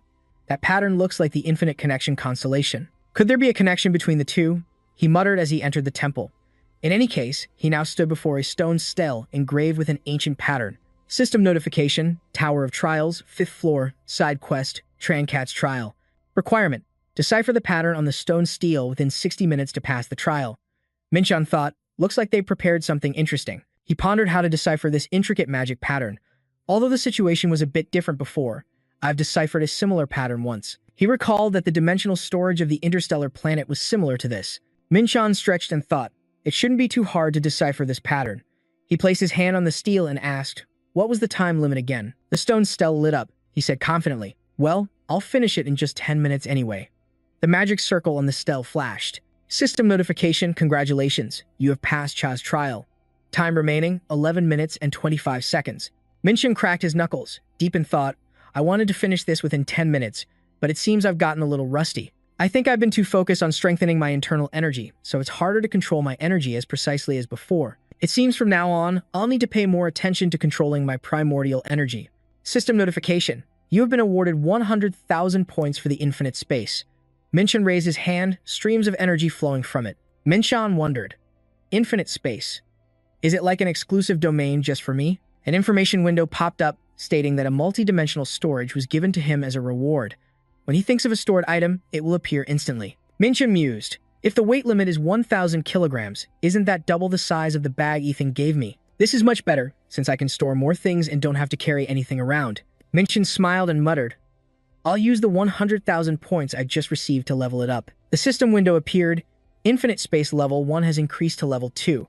Capacity increased to 2,000 kilograms. A flash of light appeared, and Minchin paused. The stone stele emitted a pale blue light. He muttered in surprise, wait, isn't this trial over? He wondered, is something engraved on the stele? I've never seen these characters before. Are they ancient script? System notification, you cannot decipher the texts because your level is insufficient. Minchan reached out his hand, muttering, I can't decipher it. Is it that high level? If I can't decipher it right now, then I guess I'll have to take it with me. The system popped up. Please enter the correct item type. Minchin whispered, I guess I can't take it since it's part of a quest. He glanced aside and muttered, if I can't carry it with me. Minchin raised his hand, and his aura formed a small blade on his finger. He aimed at the stone stele and swung his hand, slashing at it. The steel flashed for a moment, then remained intact, absorbing all the aura from the blade. Minchan created a scroll. He smirked. Then I'll just copy the text. I'm sure I'll decipher this thing one day. He mused, I've finished the carving on Ron Gander's coat and also obtained this ancient script that I haven't deciphered yet. Minchan walked out of the temple, whispering, I really did. He told himself, gain a lot on the 5th floor. He reflected, I wanted to challenge the 5th floor immediately, but I don't have that much time. Minchan recalled that the real hardship began from the 5th floor onwards, where the tests would become much larger and the difficulty would increase so much that it usually took at least half a year. He contemplated, right now, I have to pay attention to the movements of the Black Abyss Guild and the Celestials. I don't have time to sort out the tower. He thought with a faint smile, but I can't just not protect what's mine. I can't let Elysium and Bendermonium run rampant in my territory. I'll go back right now. The system displayed a notification. You are now returning to your world. Back on Earth, Minchan recalled, a week has passed since I returned from the tower. Minchan meditated, thinking, VD and Thanel have updated me on what's been going on. Bendermonium, the Black Abyss Guild, a huge, dark Chinese family, is secretly making moves to ensure they can establish roots in Korea. Minchan pondered, Elysium. They're collecting items for some kind of ritual. They had to delay the ritual's schedule because of a supply problem with Mill and Ojicham. Minchan frowned, thinking. Meanwhile, there haven't been any major moves from either side. He stood up and exclaimed inwardly, I'm gradually getting used to detecting the flow of energy. It's great that I can increase my primordial force just by breathing after obtaining the Infinite Link constellation. He stood up and stretched, looking at Phoenix, who was standing in front of him. Minchan reflected, I've taught her Anha's swordsmanship techniques, concentration techniques, and even the purple nether profound art. A notification panel appeared, explaining it was one of the cultivation arts passed down only to disciples of the Mount Hua sect. He watched Phoenix perform the technique and thought, the ultimate martial art of the Mount Hua sect, the purple nether profound art. For the Ainha, who have the light attribute, it works very well with the purple nether. Minchan mumbled, I'm glad I taught them the martial arts of the Mount Hua sect. They really are exceptional disciples. They don't slack off in their training at all. He thought, if they train a little more, I'll be able to use them in real battles. His phone vibrated, surprising Minchan. He answered it and said, Hey, what's up? Ellie's voice came from the phone, Hunter Minchan. Where are you right now? She picked up a stack of documents, explaining as she looked through them. We just received a request for an emergency gate raid. An S-rank gate. A gate that's S-rank. Minchan wondered, S-rank? What's so special about it? Ellie exclaimed, this is a gate that hasn't been announced to the media yet. Minchan paused. She continued. And they specifically requested you. Minchan wondered, requested me? A few days later, a group of people were gathered in front of the S-rank gate. Minchan walked over and said, I didn't expect we'd meet like this. The red-haired woman was from the Cheon-Jon Guild. She replied with a scornful laugh. That's right. It would have been great if we had met under better circumstances. Minchan recalled, Ellie told me something before I came here. He remembered Ellie's words. If an S-rank gate appeared all over the internet right now, I'm not sure why they would specifically request you from the start. Minchan spoke up. I want to hear the details first. Cheon-Jon rubbed her neck and replied, 2 of our guild's attack teams entered an A-rank gate, and it reached the point where it needs to be destroyed. Its rank has increased to S. She continued, yes, that's how it happened. Cheon-Jon looked towards the Crimson Space Gate, then said, it became a gate that must be destroyed. That's right. It's become a death zone where you can only escape by destroying the gate after entering. Cheon-Jon added, furthermore, the maximum number of hunters who can enter is 5. Our main attack team is currently raiding another gate, so we can't send reinforcements inside. Minchan thought for a moment, then asked, that sounds pretty dangerous. Are you sure you can bring a rookie like me in there? Cheon-Jon said with a faint smile, a rookie? Huh. She suddenly said, the Gayang Incheon Gate.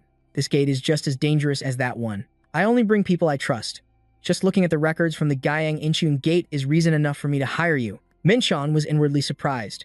How did she find out that I cleared the gate by myself? A-rank, isn't it? You have sharp instincts, don't you? Trish smiled and replied, thanks for the compliment, but I'd rather hear your answer on this. Minjun thought with a faint smile, I've had my answer from the very beginning. He replied, all right, I'll go in. The two shook hands. Trish spoke first, I'll be counting on you for this expedition. Minjun replied, same here. He thought to himself, besides, it's an S-rank gate. There's no reason for me to turn it down. Inside the gate, trees were everywhere. The two people accompanying Trish were screaming in a panic. Something struck out at them. Both of them fell right in front of Minjun. He looked up, a little surprised. 3 dinosaurs were chasing and attacking them. One of them screamed, "It's a black Tyrannosaurus." Another yelled, 3 of them at once? This really is an S-rank gate. Minjun smirked, thinking of them as his prey. Black Tyrannosaurus. Their fangs were sharper than any sword, each one about a meter long. With the immense mana covering its entire body, normal attacks could barely leave a scratch. It was an ancient species of monster, on par with beasts from mythology. It opened its mouth and roared, tearing the sky apart. Black Tyrannosaurus, strength level 450. Everyone who saw it was stunned. 3 black Tyrannosauruses from an S-rank gate were on a completely different level. Trish stood by, observing everything. Minjun just gave a mysterious smile and said, "There's no need for you all to waste your energy right now. Those monsters are my prey," he declared, surprising her. Seeing him make such a confident announcement left many people stunned, and they tried to talk him out of it. "Young man, what are you doing? A giant monster like that is much stronger than a typical one. We have to work together to take it down," he thought to himself. Not really. That's just how the weak fight. A domineering aura erupted from his entire body. In his hands, he wielded 2 swords, the Black Star Azure Dragon Blade and the Black Star Emperor Sword. This is the dual-wielding swap skill. I'm ready. Let's begin. Minjun thought smugly, thanks to a week of insane training. I can now use a different skill in each hand. He commanded, lead the others and take care of the other 2. Receiving their orders, the Shadow Knights he had summoned obeyed at once. Yes, master. Then, he leaped forward with blinding speed. The black Tyrannosauruses immediately rushed toward him. The Shadow Knights roared, "The Lord has spoken. Kill them." He used instantaneous movement, leaving them bewildered and searching for him. Minjun activated his Super Sense skill, calculating internally. They're far stronger than the giants I faced in the Tower of Trials. It'll be hard to fight them head-on. He quickly leaped high into the air, constantly analyzing. But if I can see through all of their movements with Super Sense, dodging their attacks will be a piece of cake. His eyes lit up with excitement. The fight with Fanny and Nia was useful after all. At that moment, he struck. Scorching Flame Needle. This is going to sting a little. He slipped behind the monster's back, leaving Trish and her teammates frozen in place. They were speechless, witnessing what had just happened. No way. Are you kidding me? He's really taking on a black Tyrannosaurus all by himself. They whispered amongst themselves. And what are those summoned beasts? I've never seen anything like them. But she just stood there, dumbfounded, marveling to herself. I can't believe he's handling that monster without any of our help. She sized him up. Even a hunter like May couldn't overpower a single black Tyrannosaurus. If he can do this, he has to be at least an S-rank hunter. She couldn't stop wondering. He's not just physically strong. How can he dodge an attack at point-blank range and still counter so precisely? And what in the world are those summoned beasts? The fight wasn't exactly one-sided, but he was slowly pushing the dinosaur back. Watching the monster gradually being defeated, she became certain that the stories people told about him at the East Anon Gate, where a massive explosion had occurred, weren't exaggerated at all. She plotted to herself, I absolutely have to maintain a cooperative relationship with him. Just how much stronger can he get? After annihilating the monsters, he was satisfied with the result. The knights were restored. He mused, we won against the black Tyrannosaurus without too much difficulty. A few of the undying warriors fell, but they were revived thanks to life drain. Minjun was also pleased that he'd earned a good amount of EXP, but this Monsoon Gate is different from the report I received. I didn't expect its area to have expanded. He used his super sense to survey the area. Even when I focus my primordial energy into my eyes, I still can't see the end of this gate. That means this place is nearly 11 kilometers wide. A medium-sized gate or even larger. Monster corpses were piled everywhere. He thought as he walked, I might not be able to finish this raid quickly. Back at the camp, Trish and her teammates were in a discussion. She asked Sungwoo, have you grasped the details of this gate yet? He replied, I have a clear understanding now. She said, then begin the report. He explained, it's about 15 kilometers wide, with monsters like the black Tyrannosaurus, white centaurs, and black pteranodons. Mitch listened intently, thinking, we've only just entered the gate, yet he's already gathered that much information. He guessed that the team she brought with her was probably her second strongest. Her key members must be stuck in another gate, which is why it's like this. Even so, they were still able to quickly scout and gather information. They even analyzed strengths and weaknesses, and used special equipment to counter them. Now that's true professionalism. I have to learn from that. After they finished discussing, she said wearily, we'll just have to explore slowly. Suddenly, he suggested, I think I can handle that for everyone. This surprised her. What? You can? Mi-chan said confidently, I have an ace up my sleeve, and I'll help them out on the sly, since they hired me for this one. I'll throw in a free service. I have some useful guys for a situation like this. The system panel appeared as he used the Legion of Light. You have summoned. The Aya joyfully exclaimed, "Master, we, the Aya, pledge our loyalty to you." The whole group started to get restless. "Our time has come. The Master needs our strength. Please give the order. We will do it, even if it costs us our lives." Seeing their reaction surprised him a little. "I must have left them in the training grounds for too long," Fiat said excitedly. "Oh, Master, I can feel the power surging through my body." The system announced that the power of the holy fire had entered Fiat's body.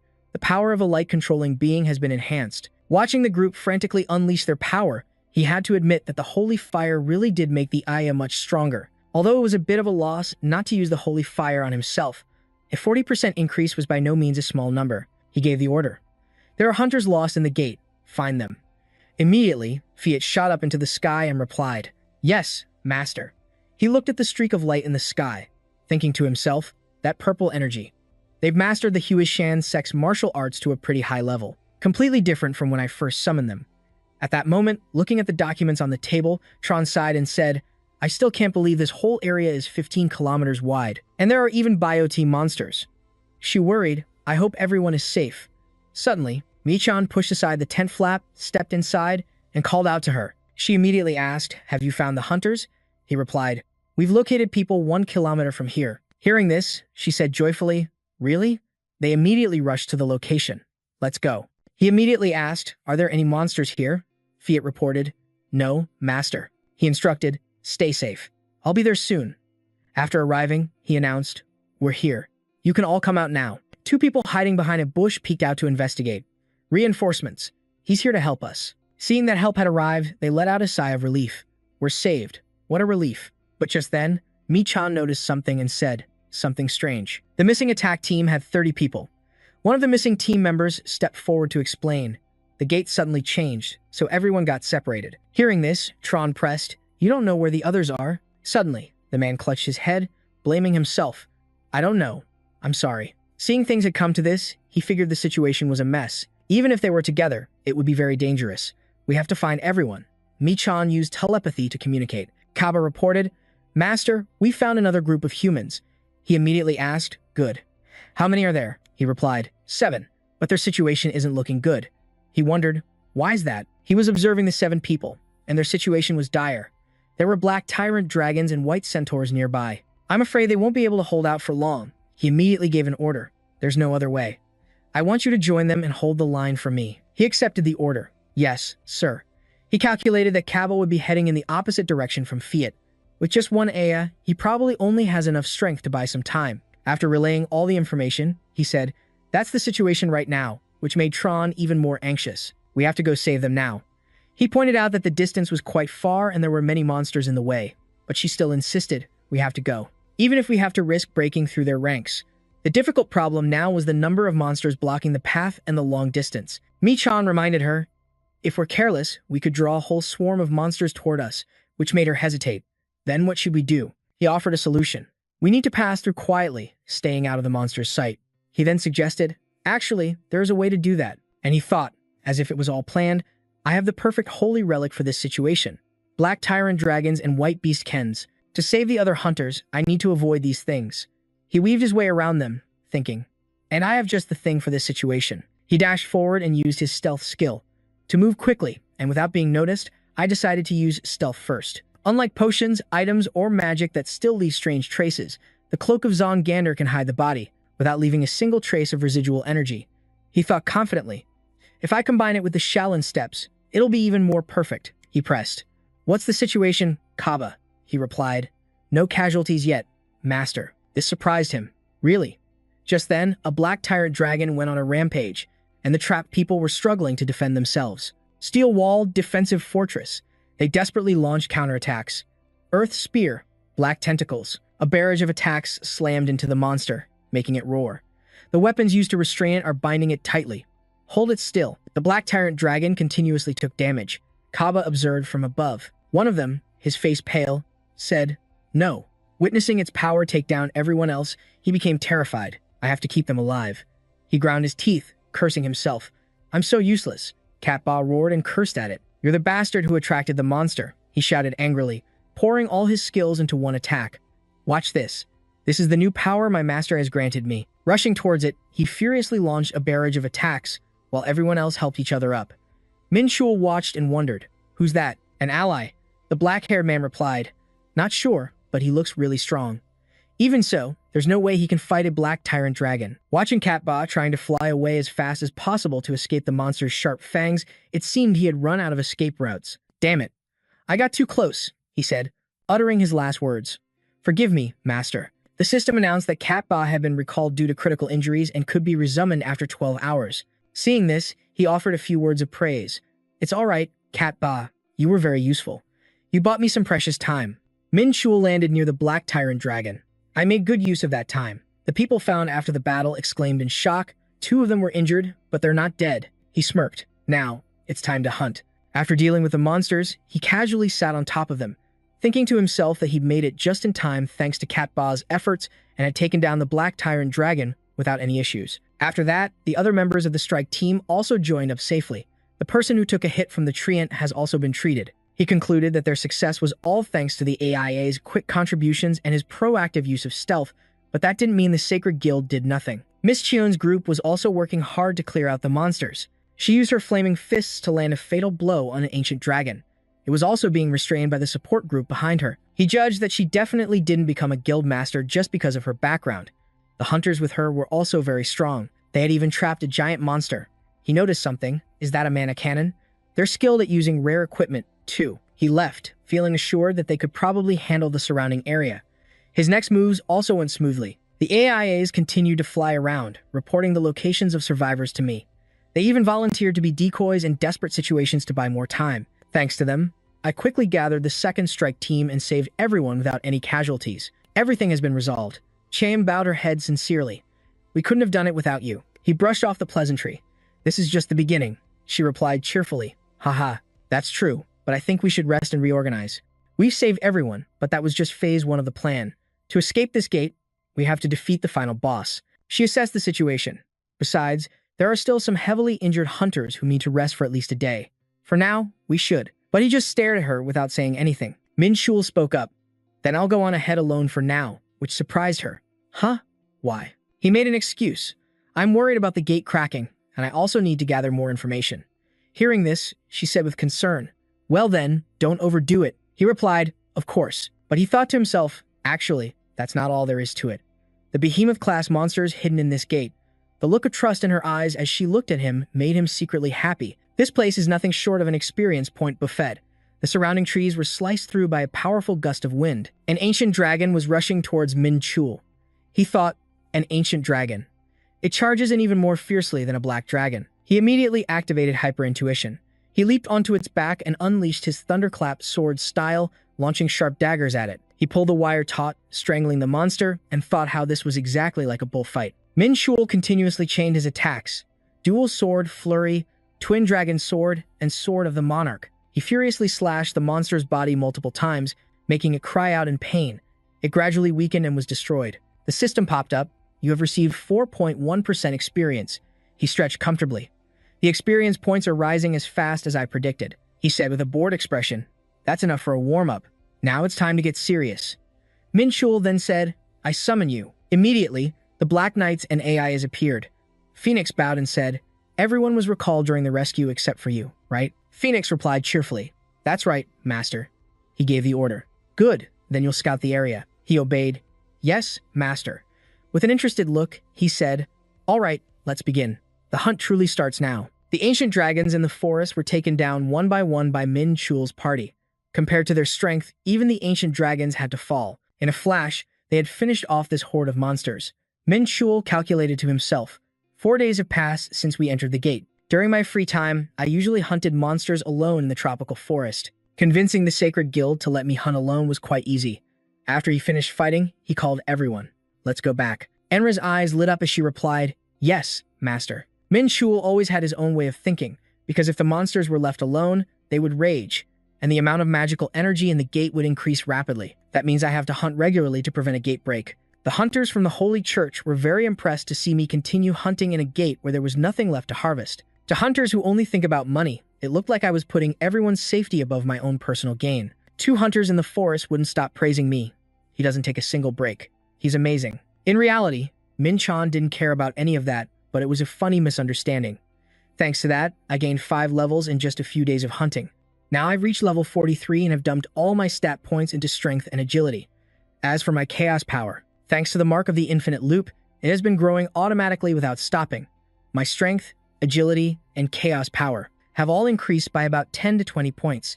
I'm just a little short of reaching level 45. I'll probably awaken my third authority soon. Lost in thought, Min-chan didn't notice someone calling him. "Oh, Mr. John, you're back." What a surprise. "Oh, Miss Tron," she asked warmly. "Did you just get back?" Min-chan replied, "Yes, I did." Seeing this, Tron said, "Haha, perfect timing. I wanted to discuss something with you." Min-chan was a little curious. "What is it?" Her expression suddenly became excited. "We're planning to raid the boss tomorrow." The scene changes to the next morning. In a mountainous region overgrown with vegetation, Tron's party and Min-chan strode confidently through the forest. They arrived at a place with a very deep cave and exclaimed, "Over there is the hiding place of the boss, Vilos." Min-chan felt a flicker of suspicion. I could feel a strange aura coming from that place. Beside him, Tron was shouting orders to everyone. "Everyone, get into position." Then, someone immediately activated a magic orb.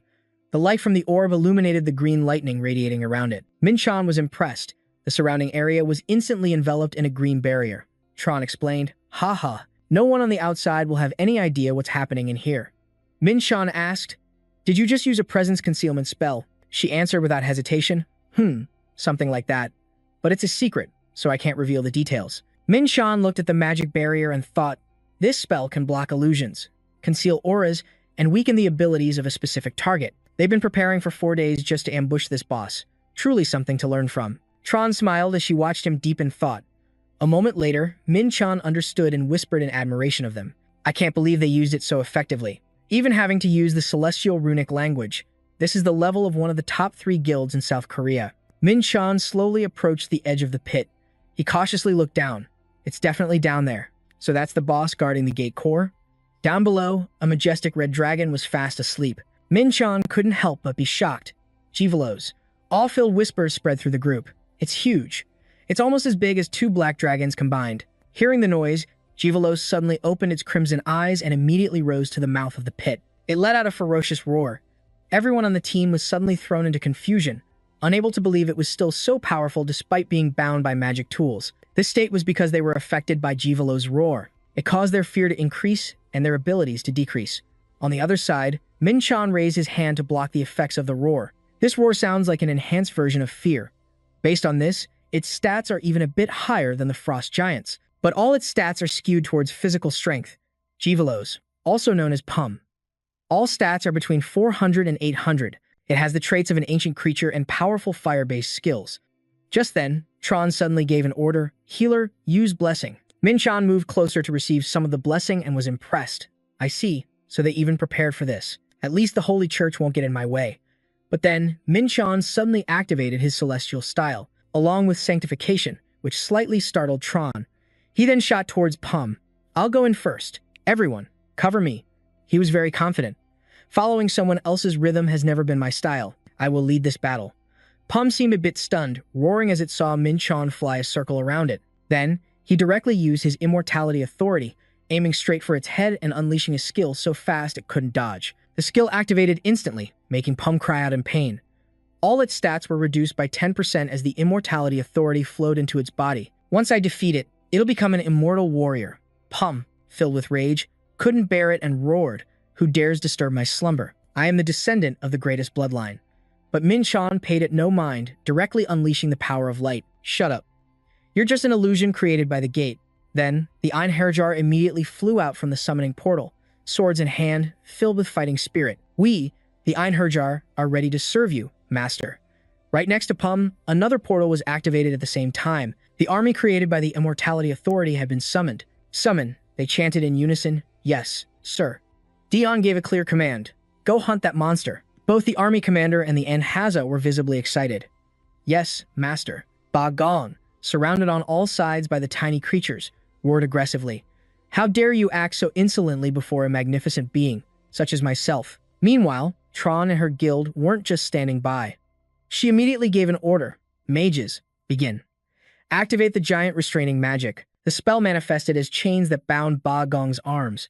With its strength and speed reduced by 15%, It became enraged and glared at them. You bastards. Just then, Dion proudly charged forward, wielding his dual magic swords. That must have been the magic formation they prepared before the boss fight. Not bad. The Sanctuary Guild immediately rushed in, slashing relentlessly at Ba Gong. If they still lose with this level of support, they're truly useless. A fiery aura erupted around Ba Gong's body, its blazing red eyes fixed on them. You wretched creatures! You dare injure me. Suddenly, giant thorns sprouted from the ground. The thorns burst open, revealing powerful warriors with hardened shells. The ancient soldiers had been summoned. Seeing how tense the situation was, Dion grew a little concerned. This is starting to get troublesome. Suddenly, the mages shouted, "Fire!" From a nearby fortress, a powerful blast of ice energy shot out. An ice bomb was fired directly at the ancient army, scattering them. Dion glanced toward the cannon, pleased. A magic cannon. They even prepared something like that. With its help, the ancient soldiers will no longer be a problem. Suddenly, Ba Gong roared again, startling Dion. "You lowly insects!" Its entire body radiated a blazing aura of fire and purple lightning, consumed by rage. Dion quickly realized it was preparing a breath attack. Seeing this, Dion calmly called out, "Immortal Knight, go smack it right in the face for me." Understood. The Immortal Knight charged forward without hesitation, using the basic Agacat sword style to slash directly at Ba Gong's face. This truly sent it into a frenzy, its eyes blazing with fury. Ba Gong let out a roar and immediately spewed a fierce, lava-like flame. The terrifying heat forced both the Enhaza and the Immortal Knights to fall back. Dion quietly glanced at the stream of fire behind him. Good, everyone's alive. Lucky I dodged that. The magical power was so immense it made the ground melt and boil. Even a demon dragon couldn't use this move consecutively. This was the perfect chance to attack before it recovered its mana. But suddenly, he felt a scorching heat beneath his feet. Looking up at Ba Gong, he saw it opening its massive mouth, its eyes streaked with red sparks. Dion thought, another breath attack. No, that's not right. It's going berserk. Panicked, he immediately shouted, "Everyone, retreat now." He hastily ordered, "Stop it! Immortals!" One after another, the Immortal Knights charged forward. Understood. The arrogant Ba Gong charged forward like a rampaging Tyrannosaurus Rex. Die, you weak creatures. The commander of the Knights blocked a blow from its claws and yelled, "Hold the formation no matter what happens. Do you hear me?" The Immortal Knights used all their strength to hold back Ba Gong's jaws, preventing it from unleashing its fire breath. But it was still an ancient creature, after all. They couldn't hold out for long, and Ba Gong crushed the knight in its jaws. Dion was shocked. It took down an immortal warrior in a single blow, but for it to go berserk like this, that must mean it's desperate. He immediately rushed forward, calling out, "Enhaza." The enraged Enhaza drew their swords and surrounded Ba Gong. "You foolish monster. Watch this." Dion calculated to himself. It's about to run out of stamina. But even so, the Enhaza are no match for it. Ba Gong grabbed one of them and squeezed tightly. Wincing in pain, the Enhaza could only say with regret, "Ugh. My sincerest apologies, Master." Dion immediately activated a gate. The Enhaza was recalled due to its critical injuries. He then circled around to Ba Gong's back to assess the situation. Its defenses drop significantly when it goes berserk. We have to use this chance to launch an all-out attack. He then channeled mana throughout his body and into his sword, charging forward. By now, even Tron had realized this was their chance. She shouted, "Everyone, attack together." Powerful blasts of ice energy shot out from the ice fortress in succession. The mages from the Sanctuary Guild also focused their power, casting spells aimed at Ba Gong. Daeon bravely leaped above its head to strike with his sword. He plunged straight down. Black Star, 7 stars, magic sword. 7 stars, magic sword, second form, meteor sword. The blow landed directly on Ba Gong's head. Immediately, its entire body began to tremble. Blood streamed from its eyes as it roared in agony. Everyone who witnessed the scene was stunned, unable to believe what they were seeing. "We just cleared an S-rank gate." They erupted in cheers. How on earth did the guild master recruit a hunter like him? Who was that man, Dan? Anyway, the gates open. Excellent. Meanwhile, the Enhaza respectfully addressed him. "Thank you, sir. Master, we thank you." And just like that, we defeated Ba Gong and successfully cleared the gate. A system notification announced, an additional 17% experience gained, immortality points increased to 200. Dan smiled smugly and reached out his hand. A new host item. As he was collecting the loot, Tron called out his name from below, making him jump. Mr. Daeon. It was only then that Min Chan realized he'd almost used the fallen Jeveloso as a host for his immortality power. But that would be a huge hassle, because I'd have to share the reward with this guild. I can't just backstab them after helping them kill the boss. The fallen Jeveloso couldn't be used as a host. He nimbly jumped off Pum's body and asked, "What's going on?" Taron gave him a polite smile. "If it weren't for your help, we would have suffered heavy losses fighting that boss. So, I'd like to give you 50% of the loot. Min Chan was pleased to hear that. Of course, but that's not the real reward, is it? Terran replied with a radiant smile. Of course not.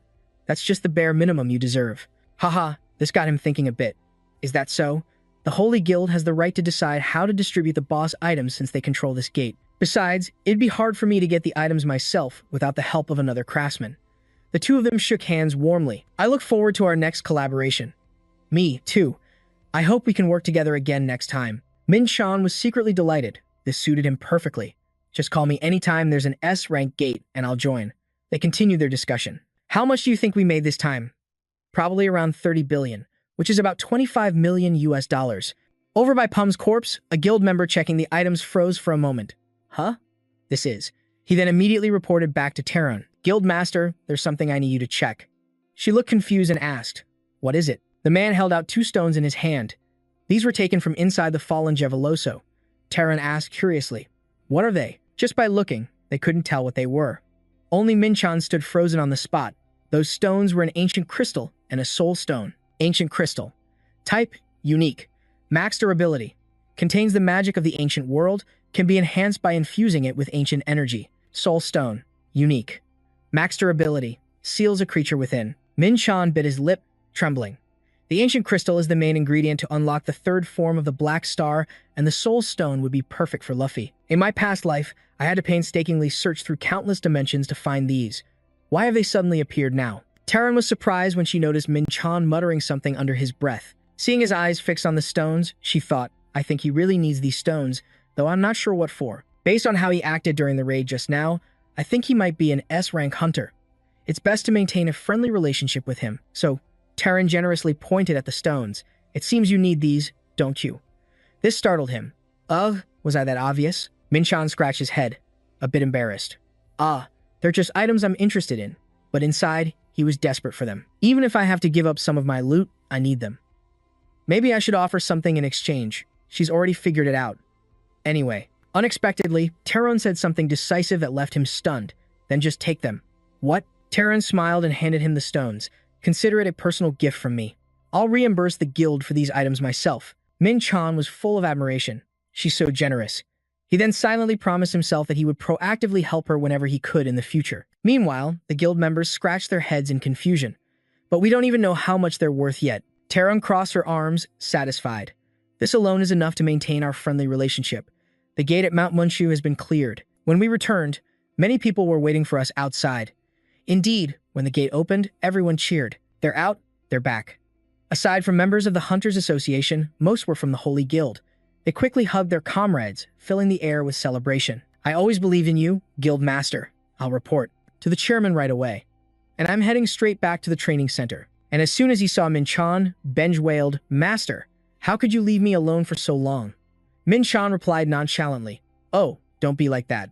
But Benj was very emotional. You have no idea how bored I was after those white things disappeared. You'll never understand how lonely I was. Humph, you're a terrible master. Unexpectedly, Min Chan took out the stone from before and showed it off. Forgive me. I brought you something I'm sure you'll like. Benj drew closer and exclaimed, that smell is... It started fawning over Min Chan, its eyes sparkling. You're the best, master. Min Chan was a little exasperated. I thought you were still mad at me. Benj feigned innocence. Humph. Benj doesn't know what mad is. He sighed. Stop talking in that tone. Then he tossed the stone straight into Benj's mouth. It happily opened its jaws wide. All right, thanks for this. Suddenly, its entire body was enveloped in a strange blue smoke. Min Chan watched from the side, a little worried. Is it really okay for it to swallow it just like that? A moment later, the blue smoke transformed into a violent whirlwind. The room was filled with an ethereal blue light. Min Chan, astonished, blocked the wind. Humph, what the hell is this? Defensive magic system activated due to detected impact on the building. At that moment, Min Chan's eyes widened in amazement. This pressure is unbelievable. What is this? I hope the training center doesn't get destroyed. In the middle of the green vortex, Benj is slowly transforming, letting out an excited howl. Outside, Min Chan looks on with surprise. Good, it's absorbing that pressure. That fluffy pup's aura is completely different from before. Benj's form now even carries the likeness of the Great Pum. All of his power stats have spectacularly increased to over 700. Min Chan can't believe his eyes and can only smile to himself. Most of its power have been sealed by an informal ritual. Its stats have all increased by over 300. He's gotten really strong now. Man, I want to fight him. But I should probably hold back. I've already invested all my remaining power into the gate. Having just absorbed that massive amount of energy, Benj excitedly asks, Master, is there more? Min-chan doesn't hesitate to reply, No. Then, he channels his magic into the enhancers once again. He sits down and thinks seriously. If I look back at every battle since the Monsoon Raid, I should reevaluate them one by one. I've improved a lot through training, including my control over the chaotic energy zone. Although it's not perfect yet, I can now attack quite flexibly with both hands. I've also reached the level where I can mix martial arts with various attributes. But there are still some other combat aspects I need to improve. When fighting giant monsters, I still don't have many effective attacks. The slashable surface area is pretty limited, even when I materialize an energy field using chaotic energy. The martial arts moves I know now are no longer useful. So, I need to learn more martial arts moves that are effective against giant monsters. First, I have to learn about infinite weight. It helps control one's stance by increasing their weight. So, it's very useful for many things, like maintaining my balance while on top of a giant monster. The next thing I need to learn from Shaolin martial arts is a concealment technique called Phantom Shadow. It's an A-rank technique that can blur a person's presence to block sound, energy, and the flow of magic. The last one is Internal Energy Breakthrough. This is a move that attacks the enemy from the inside by transmitting energy directly into their body mass. It will be effective upon contact, pushing magic inside to cause destructive blows from within the monster. The system announces that Min-chan has acquired infinite weight, and he smiles to himself, satisfied. I never thought about using concealment techniques in battle in the past. Maybe my perspective has broadened. It feels strange, but it's a good feeling. Having learned the moves he needed, Min-chan stands up and stretches.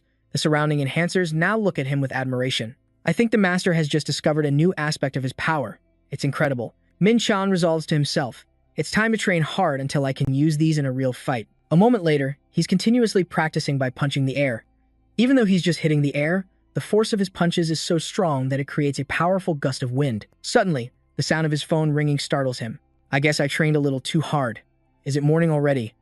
Behind him, Benj wags his tail and asks everyone, Is there any meat? They answer awkwardly, No, sir. We are very sorry. A notification for Min-chan states that 50% of the revenue from the looted items has been transferred as promised. However, it also says you'll have to pay a lot in taxes for not refreshing your ranking. You'll understand when you see the amount transferred. Min-chan stares blankly for a moment.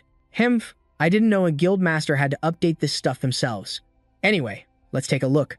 Oh, it's still in the 10 billion range. Reading this, Min-chan is completely stunned, but I have to pay 20% in taxes. Why did the rate go up so much? The screen shows a transfer of 12 billion G out of a total of 15 billion, with the tax being 3 billion. Then, Tron doesn't forget to remind him, make sure you refresh your ranking.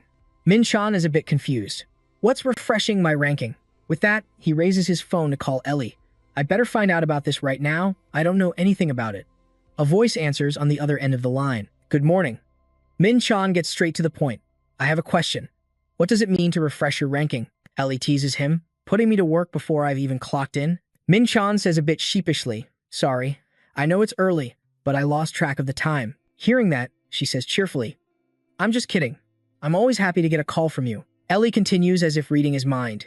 You didn't refresh your ranking after you passed the hunter exam, did you? Min-chan scratches his head in embarrassment. Isn't that the same as the license? She states bluntly, No, it's different. Then she launches into an explanation for him. A license is for checking the degree to which you can survive inside a gate. A ranking, on the other hand, is a tier specifically for hunters. It doesn't update automatically just because you cleared a gate. Min-chan, finally understanding, stammers. Oh, a model. I had no idea. You sounded so serious, Ellie, that I felt the responsibility to guide you. Min-jun asked curiously, So what's my current rank? Ellie asked gently, You still haven't reevaluated since you passed the test, have you? He answered bluntly, Yeah. Without hesitation, Ellie replied, Then you're rank E. Since you haven't reevaluated, you'll start over from the lowest rank. Hearing this, Min-jun froze. I heard I'll have to pay a lot of taxes, too, she said casually. That's just the association's policy. Afterwards, Ellie and Min-jun headed to the association's headquarters. Why don't you take this opportunity to get your rank reevaluated? The two chatted happily as they walked. Reevaluate my rank? You should rank up to make our branch proud. I'm not sure that's the right reason to do this. Come on. I had to bury myself in a pile of your annoying paperwork, Ellie said smugly. Haha, with your skills, you'll definitely get rank A. Min-jun turned away to avoid her gaze, but the process to get it is such a pain. Ellie looked at him, fed up, and scolded, Stop complaining. Seeing her expression, Min-jun got a little scared. Huh? Is she angry? I've never seen her make that face before, but it's actually kinda cute. As they were walking, Min-jun suddenly noticed everyone's stares. Oh my god, she's so cute. Which guild is she from? He couldn't help but wonder. Why is everyone staring at us? Maybe I should apologize before things get worse. Having thought it over, Min-jun shyly scratched his head and said, making Ellie burst out laughing. All right, I won't complain anymore. When they arrived, a headquarters staff member greeted them warmly. It's you, isn't it? You're very famous, so I've heard a lot about you. But I never thought I'd meet you here like this. Min-jun was stunned and stammered. I'm famous? Just then, Ely analyzed with a bright smile. You placed first in the hunter exam, solved the gate fracture incident, and after that, your fame grew significantly. When you cleared the S-rank gate with the Holy Spirit Guild. Min-jun looked at her cautiously. Why do I get the feeling you're messing with me? Ely flashed her signature smile. Of course not. I would never do that. Even the headquarters staff member seemed a bit helpless. This isn't a place for flirting, you know. Hunters seeking a rank promotion must take a test that requires them to strike a dummy. So please, attack the dummy placed in the center of the training hall. Min-jun asked again, puzzled. Just hit it? That's all, the staff member replied. That's right. Just to be sure, he asked one more time. If I break something, are you going to make me pay for it?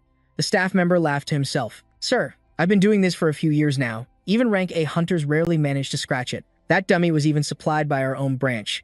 Hearing this, Min-jun smiled smugly as the powerful green thunder appeared in his hand. It's true that it's difficult for a rank A hunter to even leave a scratch on that dummy. That's because they are already at the highest level or first class. He immediately dashed toward the dummy, leaving Ely and the staff member completely astonished. 7-star Divine Sword. A moment later, in the director's office, WCH said calmly, barging into my office really isn't like you at all. So, what happened? The person named GCH just now was Leontek, the director of security for the Hunter Association.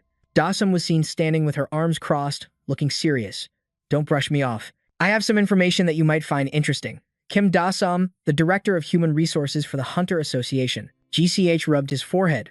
All right, I'm listening.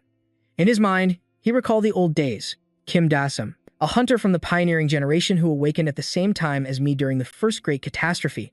We've known each other for a long time, so I know her personality well. She's very blunt but tends to exaggerate everything. She's definitely going to mess with me like always, turning something minor into a huge issue. Dasam reported without hesitation. The rank reevaluation unit is getting out of control. WCH calmly sipped his tea. Oh, really? But the news that followed made it impossible for him to sit still. A hunter has destroyed the evaluation dummy. What? The evaluation dummy? I must have misheard you. At that, Dasam grinned with delight. No, you heard me right. The dummy we got from the Celestial Federation Association has been sliced in two. WCH was a bit flustered. How many times has that thing been destroyed? Dasam answered him nonchalantly, including this time, 5. GCH was utterly astonished. My god. A hunter capable of creating a sword aura to destroy that dummy. It requires immense magical power and profound understanding. Until now, only the 4 S-rank hunters in Korea were capable of doing that. Is Dasam saying there's a 5th hunter with the same level of skill as them? But then, WCH stroked his chin curiously and asked, But why come to me? Isn't that a matter for the Human Resources Department? Dasam replied, a bit hesitantly this time. Because he's the hunter you told me to investigate. Don't you remember? You asked about him 4 months ago. WCH looked shocked again. 4 months? Ah, I remember now. It was the day Department Head Jo Sung-hee from the security unit, a resignation letter. That kid decided to climb the tower, and he said a new hunter had reawakened his passion for justice, so she told me to let him know if that person came to renew their ranking. Witch shot up in surprise. Wait a minute, who's that hunter? Dasim cut him off and replied immediately. Jun Minchen is the rookie you're looking for. What? How interesting. The log was split in 2. Wind swirled through the waiting room. Minchen casually told Li, I cut it in half because he was so confident it couldn't be destroyed. But then he suddenly ran off. Did I go a little too far? Ele laughed and said, Obviously. You just destroyed a perfect product from our branch. Hearing that, Minchen was surprised. Huh? So I made a mistake? No one said I wasn't allowed to break it. Seeing his clueless face, Li laughed out loud. I'm just kidding. It's just that a famous hunter from our association just showed off his skills. Minchen asked again, So, is it a problem that I destroyed the dummy just now? Eli replied, Of course. After all, that product is something we sell to the association. Hearing this, Minchen thought to himself in confusion. You mean as long as the product isn't defective, nothing else matters? Eli added, Our branch is going to get a lot busier once your skill level is revealed. Since we're an extraterrestrial organization, there are some restrictions related to guilds and mercenary activities. But now we have a rising star who's perfect for our operations in Korea. Minchin still didn't get it. I don't understand what a rising star is. All I did was break that dummy. Their pleasant conversation was suddenly interrupted. It turned out two strangers from the organization had walked in. They introduced themselves to Min-chan one by one. A pleasure to meet you. I am Kim Da-seum, the Director of Human Resources for the Hunter Association. And I am Lee Wich, the Director of Security for the Hunter Association. At this point, Min-chan felt quite anxious and nervous. He thought to himself, Kim Da-seum and Lee Wich. No wonder they look so familiar. They're the pioneer hunters who fought directly on the front lines during the third defensive battle. I can't believe I'm meeting people I've only ever seen in books. This is a real surprise. Then, everyone sat down. Kim Da-seum said, shall we begin our conversation? Then she handed Min-chan a membership card and said, first of all, congratulations on renewing your rank. As soon as he saw the card, Min-chan's heart fluttered as he expressed his excitement. Whoa, this card looks so different. Is this a card exclusively for A-rank hunters? So is that my rank from now on? Kim Da-seum confirmed. That's right. From now on, you are an A-rank hunter officially recognized by the association. These cards aren't usually issued right away, because there are many other factors to consider, like awakening, training, years of experience, clearing gates, and other hunter activities. Hearing that, Min-chan was a little worried. Is it really okay to get it this quickly? Then Kim Da-seum continued. But there are exceptions. Min-chan was very surprised. Like me? Suddenly, Miss Da-seum's expression became mysterious. She said, that's right. Because the rules don't apply the same way to users of Blade Aura. Min-chan broke out in a cold sweat. It's true. I use Blade Aura at a perfect level to split that dummy in two. Then he asked again, is that important? Kim Da-seum replied, of course it is. Because using Blade Aura puts a person on the threshold of becoming an S-rank hunter. Min-chan was surprised. I've never heard of that standard before. Miss Da-seum explained. It's classified information, but we're sharing it with you because you are a Blade Aura user. Hearing that, a tense Min-chan thought to himself, Blade Aura, huh.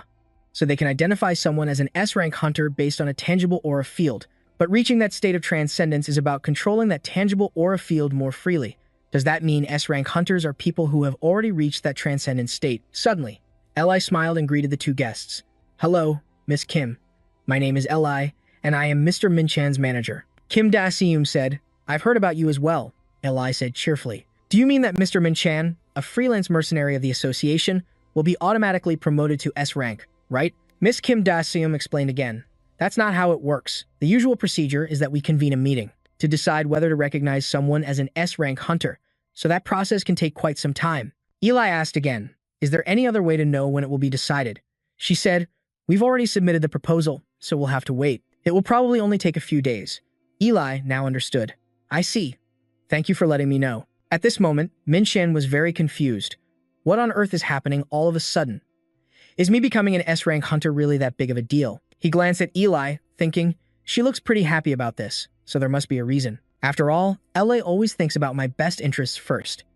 Then, Mr. Lee Wich spoke up. Your name is Min-chan, correct? Could you tell me if you have any plans to go abroad or anything like that?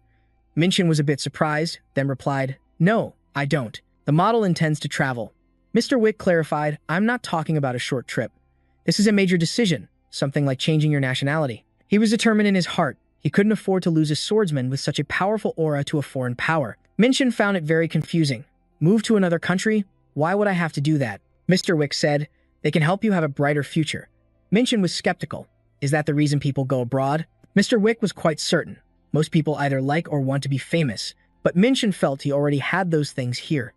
Seeing their conversation was hitting a dead end, Kim Da-seum stepped in to break the tension. The director sometimes asks questions like that based on his personal curiosity. We'll update your S-rank information on the schedule and notify you by mail at home. Then they stood up to leave. Well, it would be best for us to get going. You've worked hard today. Once they were outside, Kim Da-seum said, Hey Wick, what were you thinking, asking him questions like that in there? He replied, Sorry, but I had a few things I needed to check. Miss Kim didn't understand. Check what? Mr. Wick asked her. You know Song Hui, right? The one who's obsessed with justice? Kim Da-seum was alarmed. You mean that kid who used to be at your agency? I thought you said he was in the tower now. Wick revealed. Min-chan is the very reason Seong Hui entered the tower. He was determined to become stronger for his next encounter with Min-chan. So if he's truly as great a hunter as Seong Hui claimed, I think I should help him out too. Kim Da-seum asked, So what are you planning to do? You should have told me sooner, shouldn't you? Mr. Wick replied, he's worth keeping an eye on. Then Kim Dae-sum advised him, it's best if we call a meeting right away. The scene changes to Min-chan sitting in a car, staring at his card. He asked Li, why did you ask if they were going to promote me to S rank? She said cheerfully, there are a lot more benefits to being an S rank hunter. Not only will you get a tax cut, but you'll also be able to rent equipment from the Hunter Association. But Min-chan felt that renting equipment didn't sound very special. Eli continued, well, you can rent unique equipment and even legendary grade items at certain levels. Hearing this, Min-chan was rather skeptical. They'd let me use legendary grade artifacts, then she excitedly revealed. They also give you an unconditional loan of 100 billion. That's the highest credit limit on an S-rank hunter's card. Min-chan said, they really place a lot of trust in their hunters, don't they? Having high-rank hunters also helps keep the gates more secure. You mean we won't have to wait around like before? Li was very certain. Yep. I went and asked for all the details because it's good for you. Min-chan was delighted, thinking, she's such a great partner. Then he began to wonder about Li Wick again. Why did he ask if I would go abroad? Eli laughed out loud and said, for someone so smart, you can be pretty slow sometimes. Huh. Min-chan said, annoyed, stop laughing and explain it to me. She explained in detail. Because many hunters in Korea have already left. Other countries tend to scout for hunters with potential. With a calculating look, Min-chan thought to himself, so he's worried that South Korea will lose a top-tier hunter? Huh. He's worrying too much. As long as the Tower of Tribulation is in Seoul, I'm not going anywhere. No amount of money or good equipment can win me over. Because the thing I'm interested in is getting stronger every day. Suddenly, a bell chimed. Min-chan asked, startled, is that my phone? Li said, no, I think it's mine. She opened her phone and saw a red alert message. She said, ah, it's for both of us. Emergency disaster alert, a gate has cracked. Min-chan was quite worried. Near Hapjeong Station, that's pretty far away. Li said that gate cracks have been happening frequently these days, with at least one incident almost every day. Luckily, no one has been killed thanks to the monitoring and detection system. Min-chan thought to himself, it's a shame. I'd like to go and help, but it's too far. I guess I should just pray that no one gets hurt there. After dropping Min-chan off, Li asked, do you need me to find some gates for you? Min-chan replied, no, you go get some rest. You've worked hard enough today. Eli giggled, working with you is always fun. Anyway, see you later. Then she sped off in her car. I'll call you tomorrow. Min-chan sighed in relief. The re-ranking process is finally done. I guess I should go train now. Suddenly, he spotted something. It turned out to be Vade. Vade beamed and called out, Master Min-chan. The scene changes, and Min-chan is leading him into his home. Come in. Vade's eyes lit up in amazement.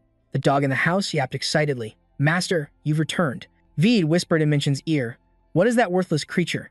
Min-chan replied angrily, worthless? That's your superior. Vade was surprised, unable to understand how such a small puppy could be so important. The clever puppy asked, what number subordinate is this one? Master. Min-chan said, number 5. No. He joined before that, so he's number 1. Vade felt like he'd been struck by lightning. I'm subordinate number 1. Then he asked, does that mean I'm your very first subordinate? Min-chan said, you don't have to be if you don't want to. Vade expressed his excitement. Of course I want that title. I can't believe you've granted me such a precious position. I'm so moved, I can't even describe it. Then he went to greet the puppy. It's a pleasure to meet you, my lord. The puppy then said, you too. Number 1 subordinate. Min-chan thought to himself, what? Is Vade this happy just because he became my first subordinate? I can tell he's genuinely ecstatic through our subordinate contract. Min-chan asked Vade, anyway, tell me why you were waiting for me. Startled, Vade replied, yes, my lord. Min-chan said, the dark community has finally made a move. Those bastards have finally shown their true colors. Vade asked, have you heard about the recent increase in the number of gates? Min-chan replied, yes, I know. Vade continued, I don't think it's a natural phenomenon. Then he took out a piece of paper, showed it to Min-chan, and said, I discovered this while helping the dark community expand its influence. Pretty amazing, isn't it? But Min-chan said irritably, you should have explained this to me first. Vade said, the black circles are the locations the dark community purchased, and the red circles are where the gate outbreaks occurred. Min-chan pondered this. So, many locations overlapping with gate outbreaks. Does that mean those guys are activating artificial gates? Vade, very proud of himself, gloated. Are you surprised by my amazing investigation skills? Though, I suppose this is to be expected from your number 1 subordinate. Min-chan replied, yeah, that's right. But please don't act like this in front of others. Still, he wondered. But would the association have been able to discover what you found this early? Vade was quite certain. It wouldn't be easy. Because I created multiple fake accounts, I could disconnect whenever I needed to. Min-chan said, but you still managed to find out. Vade said, This is all thanks to your sharp mind, Lord Minchin. I knew you ordered me to uncover their secrets because you predicted all of this would happen. Minchin thought, no, that's not it. I just got lucky. Anyway, this information is very useful. I'll use my new skill right away. It pairs perfectly with my invisibility skill. No one will notice me moving, the system announced. Phantom image has been activated. Consumes 1 chaos key per second. Based on the map, this is the location closest to the training center. VD hadn't been able to figure out who had discovered how to trigger the gate outbreaks. He also mentioned there was another location with a magic circle not being used for a gate outbreak. Minchan observed from above. These vile demons are up to no good again. There are mana stones and magic circles scattered all over the place. Furthermore, they seem to be used for detection and visual distortion. But if I use Phantom Image, I know how powerful San Mun's martial arts are. Presence detecting magic definitely won't be able to spot me. This isn't how I expected to test this skill's effectiveness. But it makes this investigation much easier. Minchan stepped inside to check. The place was filled with lines of mana that he couldn't see from the outside. They're all converging in one place. Time to see where all these mana flows lead, he then thought. Looks like it's leading to the basement. But when he went down, there was no one there. If someone was here, I could have interrogated them. Suddenly, Minchin was delighted. Found it. But then he realized the magic circle wasn't a skill from a Bendermonium, but it doesn't use Elium technology either. Who could create a magic circle like this? Suddenly, Minchin froze as he realized something. He panicked. What's happening? My chaos key is suddenly reacting. Is the magic circle causing this? It's reacting to the key from the magic circle. I don't sense any danger. I'd better check it out. It turns out the magic circle reacts to chaos key. The system announced, fragment of chaos, a crystal created by processing and concentrating the aura emitted from the tower. Minchin recalled something from his past. Seeing chaos key concentrated like this reminds me. Back then, the monsters from the Dark Gate also possessed a similar chaos key. He wondered, what's the hidden link between the tower and the Dark Gate? But one thing is certain, someone else knows how to use chaos key. Chaos key is a fundamental power created by the fusion of darkness and light. Neither the demons of Bendermonium nor the angels of Elium were even aware of its existence, let alone how to use it. And Minchan grew uneasy. This is something I only discovered in this lifetime. Where are they planning to use this concentrated chaos key? At the Dark Gate, a system window appeared. Notification. The chaos key has been absorbed. Proficiency level has increased. He was surprised by this information. Even he didn't know he could absorb it. He wondered, wait, I can just take this? The purpose of this magic circle isn't to trigger a gate outbreak. It's used to concentrate energy from the tower and create fragments of chaos. Minchin stroked his chin and grinned smugly. If that's the case, I can make use of them. I'll think about this more once I'm outside. That night, he quietly went up to the rooftop and sat down to study the paper. According to the information VD provided, at least 10 magic circles have been constructed in SE. That's a lot, he said. A small crystal fragment was created just now because the magic circle reacted with my chaos key. But I think all the magic circles are meant to be activated at the same time. I was told they're also building more circles in the countryside, which means their plan is to cause a catastrophe, scan the world, then activated all the magic circles to produce a massive amount of chaos fragments. He thought to himself that he could probably increase his chaos power immensely if he took them all. The one thing that troubled him was the lack of manpower. He calculated carefully and said to himself, I also have to deal with the gate breaches in the countryside, but I can't do it all alone. I can't interfere with the magic circles right now because I'll be discovered too quickly, but ignoring them could cause casualties. I can't let innocent people be sacrificed. All night, Minjun thought about how to make up for the lack of manpower. But this was the first time he had ever made an international call, so he waited anxiously for the phone signal. He picked up the phone and connected to the other end. Hello, Secret Inspector Tanyan. It's been a while. Hearing the call, the man couldn't hide his surprise. He spoke loudly, and Minjun immediately warned him to be quiet and mindful of his surroundings. And at that moment, he thought about how annoying it was to have to fake an angel's way of speaking. He spoke in a serious tone, I am calling to bestow upon you an important order. Tanyan listened intently. His eyes lit up like stars as he exclaimed with joy, your wish is my command. As the loyal angel Tanyan, I will spend my entire life carrying out your command. Contrary to Tanyan's excitement, Minjun was worried, wondering why the guy was always so willing to put his life on the line. Tanyan received the order from his superior. I will carry out the command. The call is for Lord Minjun.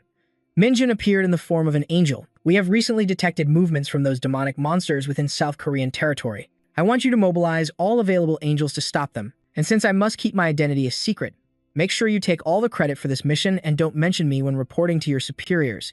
He only works for justice and gives all the credit to me. I will complete his order, even if I collapse from exhaustion. Tanyan was so moved by the conversation that tears welled up in his eyes. On the other end of the line, Minjun was genuinely worried, wondering if the guy would be okay. I've succeeded in getting Tanyan's cooperation. I think he once said he could mobilize 5 8th level angels. Every single one of them is stronger than an A-rank hunter. He also seemed to quite enjoy it when I spoke like an angel. He felt conflicted. I feel like my tongue is about to have an allergic reaction. Honestly, I'm a bit sick of that old-fashioned way of talking. Then, I began my preparations. I told Vio to help the Black Death Society while figuring out their plans. I told him it was an important role, and he became incredibly enthusiastic. I went to various locations to gather information. Based on the map Vio provided, there were a total of 11 locations producing the fragments. Minjun went to observe them quietly. He said, out of those, I was able to check 10 places by going inside. But there was one place that was different from the rest. It was larger and had a lot of security forces. Is there something different about this place? Things will get complicated if they discover my tracks. There's no need to break in and take risks. I'll just keep an eye on this place in case they make any suspicious moves. A few days passed, and Minjun still felt uneasy. He watched Benj, who was always with him, as it asked, Master, is everything really starting now? He was delighted. That's right. Vio just contacted me. Minjun was waiting for the call. He said, all right, just as expected, gate breaches are happening all over South Korea. He told the Legion of Light that they were occurring in all the buildings and properties that the Black Death Society had purchased. If we leave the areas outside of Seoul to the Angels, we can avoid any losses. He was fired up. Let's get going. Benj agreed, and the operation to steal the primordial chaos fragments began. He deployed the team for the job. The plan is simple. We just need to use the invisibility cloak and the phantom soul technique. Benj and I will steal all the primordial chaos fragments. Since there are 11 locations to raid, I'll be in charge of the Gangbuk area. Vio will continue to monitor all movements in the land of chaos. He promised to remain on standby. However, he was a little disappointed that he couldn't participate directly in the raid. The boss reminded Tanyan, your role of reporting their activities to me is the most important. I knew it. Tanyan jumped for joy. I can't believe you value me so highly as to give me such an important task. All of this is for you, my lord. However, after hearing his joyful words, Minjun seemed bewildered. He asked himself, haven't I been flattering him a bit too much? He reported, Lord Minjun, those bastards have already entered the gate breach locations outside of Seoul. Minjun replied bluntly, let them be. Those angels can't stop me. That's right. It seems the way to control angels and demons is the same. Minjun rested his chin on his hand, trying to recall the surroundings. I'm sure I've been here before, but now all the windows, even the entrance, have been completely sealed. It looks like they blocked everything off, all the entrances. They prepared thoroughly, didn't they? But to me, this is nothing.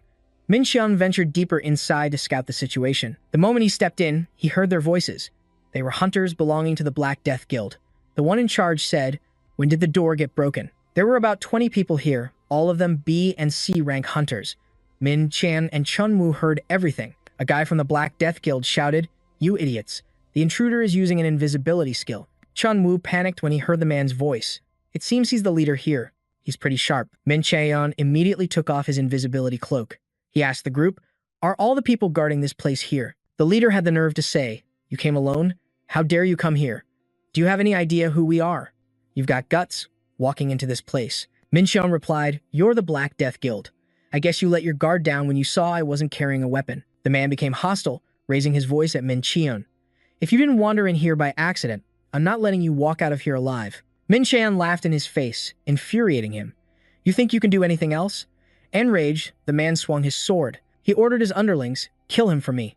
They continuously launched attacks at Min Xian with fire spears and acid arrows. But he just stood there, unfazed. Confused and bewildered, they asked each other, did we get him? He's too weak. Those attacks aren't even worth defending against.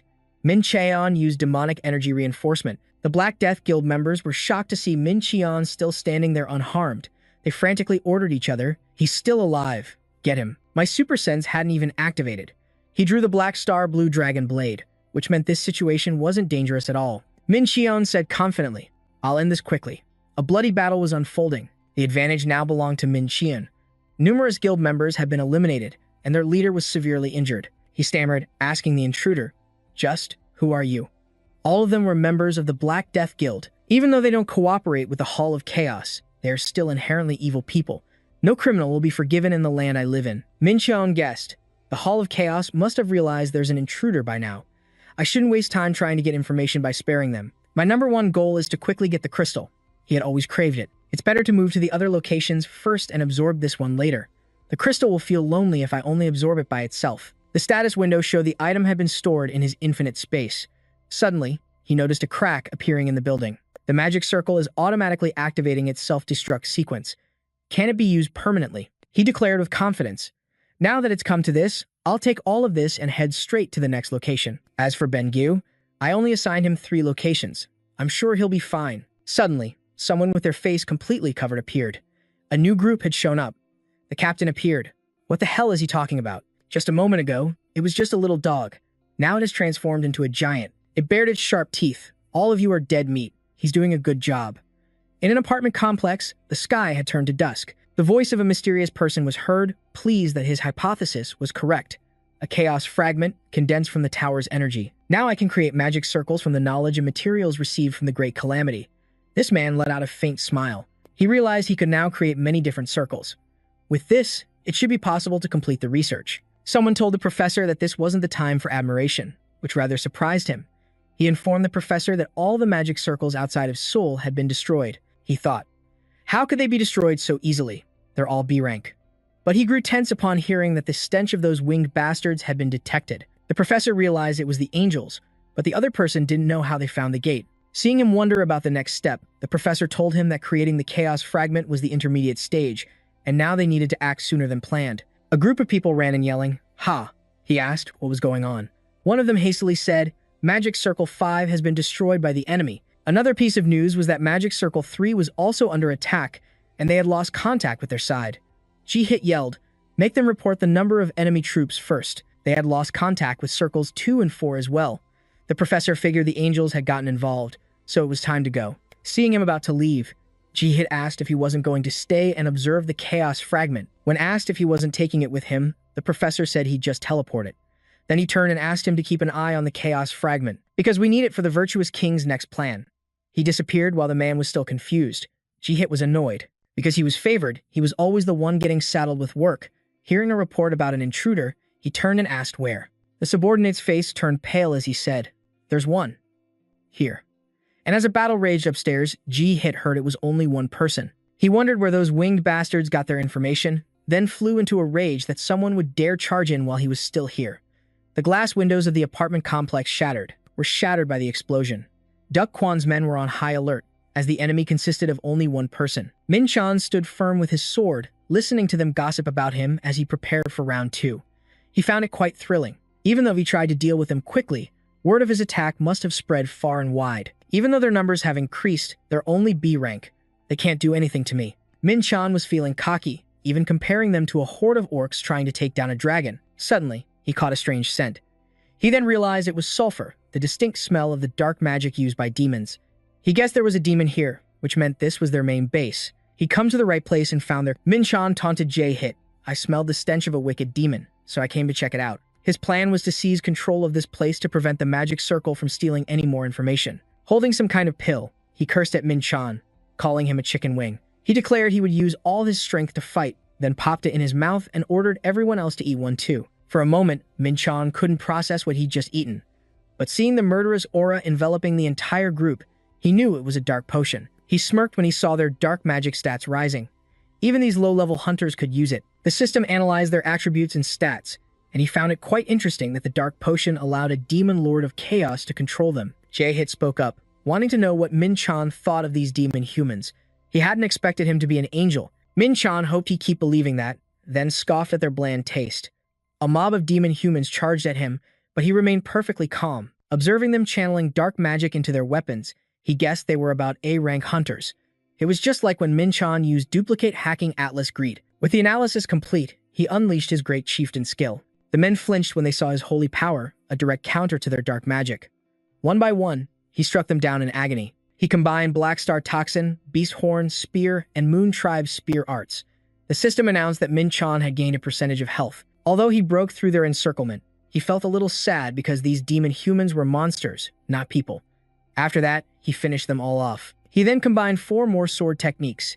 He knew they were only A-rank hunters. The outcome was already decided. He could see they weren't coordinating their attacks.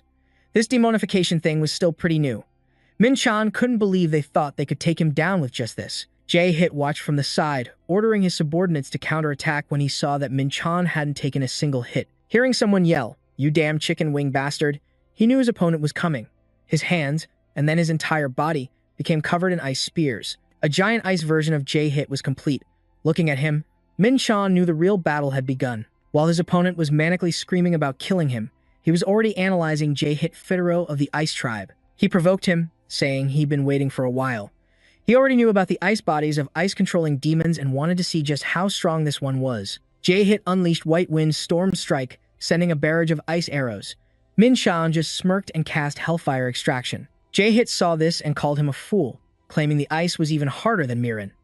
Min-chan grew a little concerned about this guy's unusual power. A few more guys came to support Jae-hit, ready to die for him. Min-chan had already figured it out and was planning to use duplicate hacking Atlas Gun again. He added Magnetic Pull and Imperial Thunder Annihilation Fist, easily blowing them away. Min-chan even hinted at 2 words, Dao Kick. Jae-hit was stunned by what he witnessed. He thought, this guy is a monster. He seems even stronger than an angel. He started cracking his knuckles. Min-chan was surprised his opponent hadn't realized how weak he was yet. He needed to finish this quickly before any witnesses showed up. Humiliated like that, Jae-hit was truly enraged. Suddenly, Min-chan sensed dark magic. He turned to see that the enemies he'd already defeated were getting back up. According to the system, he knew these puppets were the result of dark magic activating a skill called Ice Fusion. He heard Jae-hit mutter that he hadn't wanted to use this here. He realized Jae-hit had gotten stronger. Thanks to the Ice Fusion effect, the power of the entire demon swarm had merged into one. Jae-hit was willing to use this method if it was necessary for the Emperor's plan. He wanted Min-chan to take a good look, as this was the power he gained from Ice Fusion. Now he was absorbing his own teammates to get stronger, causing the building to collapse. Min-chan wasn't about to let him get his way. He knew that a power exceeding its user's limits could only be used once. He launched Violent Piercing Close Strike directly at his opponent's ice body. Knowing that Min-chan's hand couldn't reach his real body inside, he laughed out loud. But Min-chan wasn't fazed at all. He wanted to show him the results soon enough. Before Jae-hit could even understand what was happening, his ice armor shattered.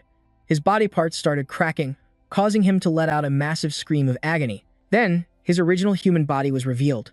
A moment later, all that was left were shattered ice fragments and the pained groans of the man lying crushed on the ground, covered in blood. He asked what Min-chan had done to him, but Min-chan just sent him on his way with one final, fatal blow. The system added a percentage to his health. Min-chan then explained the reason for his opponent's defeat. He had focused on quantity, not quality. All he did was make himself giant to wreak havoc on his surroundings. The move that finished him was Violent Piercing Close Strike. Now it was time for Min-chan to collect the origin fragment. He was surprised by a sudden phone call. Before he could even collect his thoughts, the person on the other end was panicking. The man said that the resistance from the defense rooms had increased and they couldn't break through. Hearing this, Min-chan told him to recount the details. Following his instructions, Tani had mobilized all his subordinates. In South Korea, at a location outside of Seoul, they had successfully prevented a gate from collapsing, but he was somewhere else entirely. He knew this was the demon's secret meeting spot because he was following Min-chan's instructions. The humans had already detected an intruder. As they told each other to eliminate him immediately, he clenched his fists, wanting to wipe them all out for colluding with a demon servant. These people had to atone for their sins with their lives. However, one person in the group remained completely calm when the attack from the others had no effect on Taniel. That's because he wore the armor of faith, and he was ready to make them taste the iron rod of justice. Someone used a dark hand, a massive hand that squeezed him so tightly he couldn't do anything. He heard the other guy call his intrusion rude. Taniel wondered who it was, only to be admonished for daring to barge into his home. He then realized this was a demon. He called upon his omnipotent power and glory to protect himself and escape the hand's grip. Having barely escaped the demon, the cunning creature, he noted that he was quite strong. Although he wanted to call the guy a weakling, this demon never expected an angel to appear. Here, his expression turned serious, and he hesitated on whether to report this to his boss. But he dismissed the thought because Elysium and the angels were enemies. There was no need to complicate things, so he used the art of mental separation to destroy Taniel. The two of them began to clash. Dark Soul Claw Lance. Sphere of Weakening Light Ray. Taniel used this technique to fly high into the air, wanting, in the name of the Holy Spirit, for the Holy Light to purify all these demon minions. Seeing that he couldn't destroy this high-ranking demon, he wondered who he served. The last attack had no effect on him. His purpose now was to use Taniel to resurrect Demos. Certain that victory was in his grasp, he didn't want this to continue. Suddenly, he heard a strange voice call out, and this demon child felt his hair stand on end. Taniel noticed something strange about him. He didn't understand what was happening, but this was his chance to escape and report to Min-chan. Over the phone, he listened as Taniel recounted everything, including his escape, and reassured him that his life was more important and that he would be there right away. As soon as he hung up, he mentioned Verdi's name, remarking that he did better than he had thought. He had intentionally sent Taniel to Verdi's location to prove his hypothesis, which was validated when he stopped the raid and plunder. What mattered was that he managed to drive Taniel away, successfully using the art of mental separation. Min Chan saw that he had been right to teach him that skill back then. If Verdi climbed to a higher position during this great turmoil, he guessed he would learn about the dark cleansing ritual. After thinking for a moment, he figured something must have happened when they faced off. He'd ask him about it later. For now, it was time for him to collect his reward. Min Chan tossed large crystal stones into a single pile, then stood there, looking at them with a smile. He considered the matter finished. He was calculating how much more energy he could absorb, not even counting the other things in his inventory. When Ben-Gu arrived, he called him over to ask about his assigned task. It reported that it had finished absorbing the energy from the crystal stones, telling its master to wait a moment. Suddenly, Ben-Gu seemed a little down, which made Min Chan curious, and then he figured out something was wrong. It spat out the entire pile of crystal stones, which was not what he wanted. After asking, he found out it hadn't just hidden this much. There were a few other things as well. Seeing his master helplessly say that he'd give it a space bag next time, Ben-Gu said that would be more convenient. After receiving a playful tap, it accused him of assault. Entering the energy absorption phase, he now held 9 out of 10 primordial stones created from the land of chaos. This item was the crystallized energy of the condensation tower, formed into a giant mass. Min Chan began to absorb its energy. An abundant source of power enveloped him, abundantly. Only when he felt it brimming within him did he crack open his eyes. All of his power stats had increased significantly. Just one session had raised his strength to rival that of a martial artist. He figured those guys would die of anger if they found out.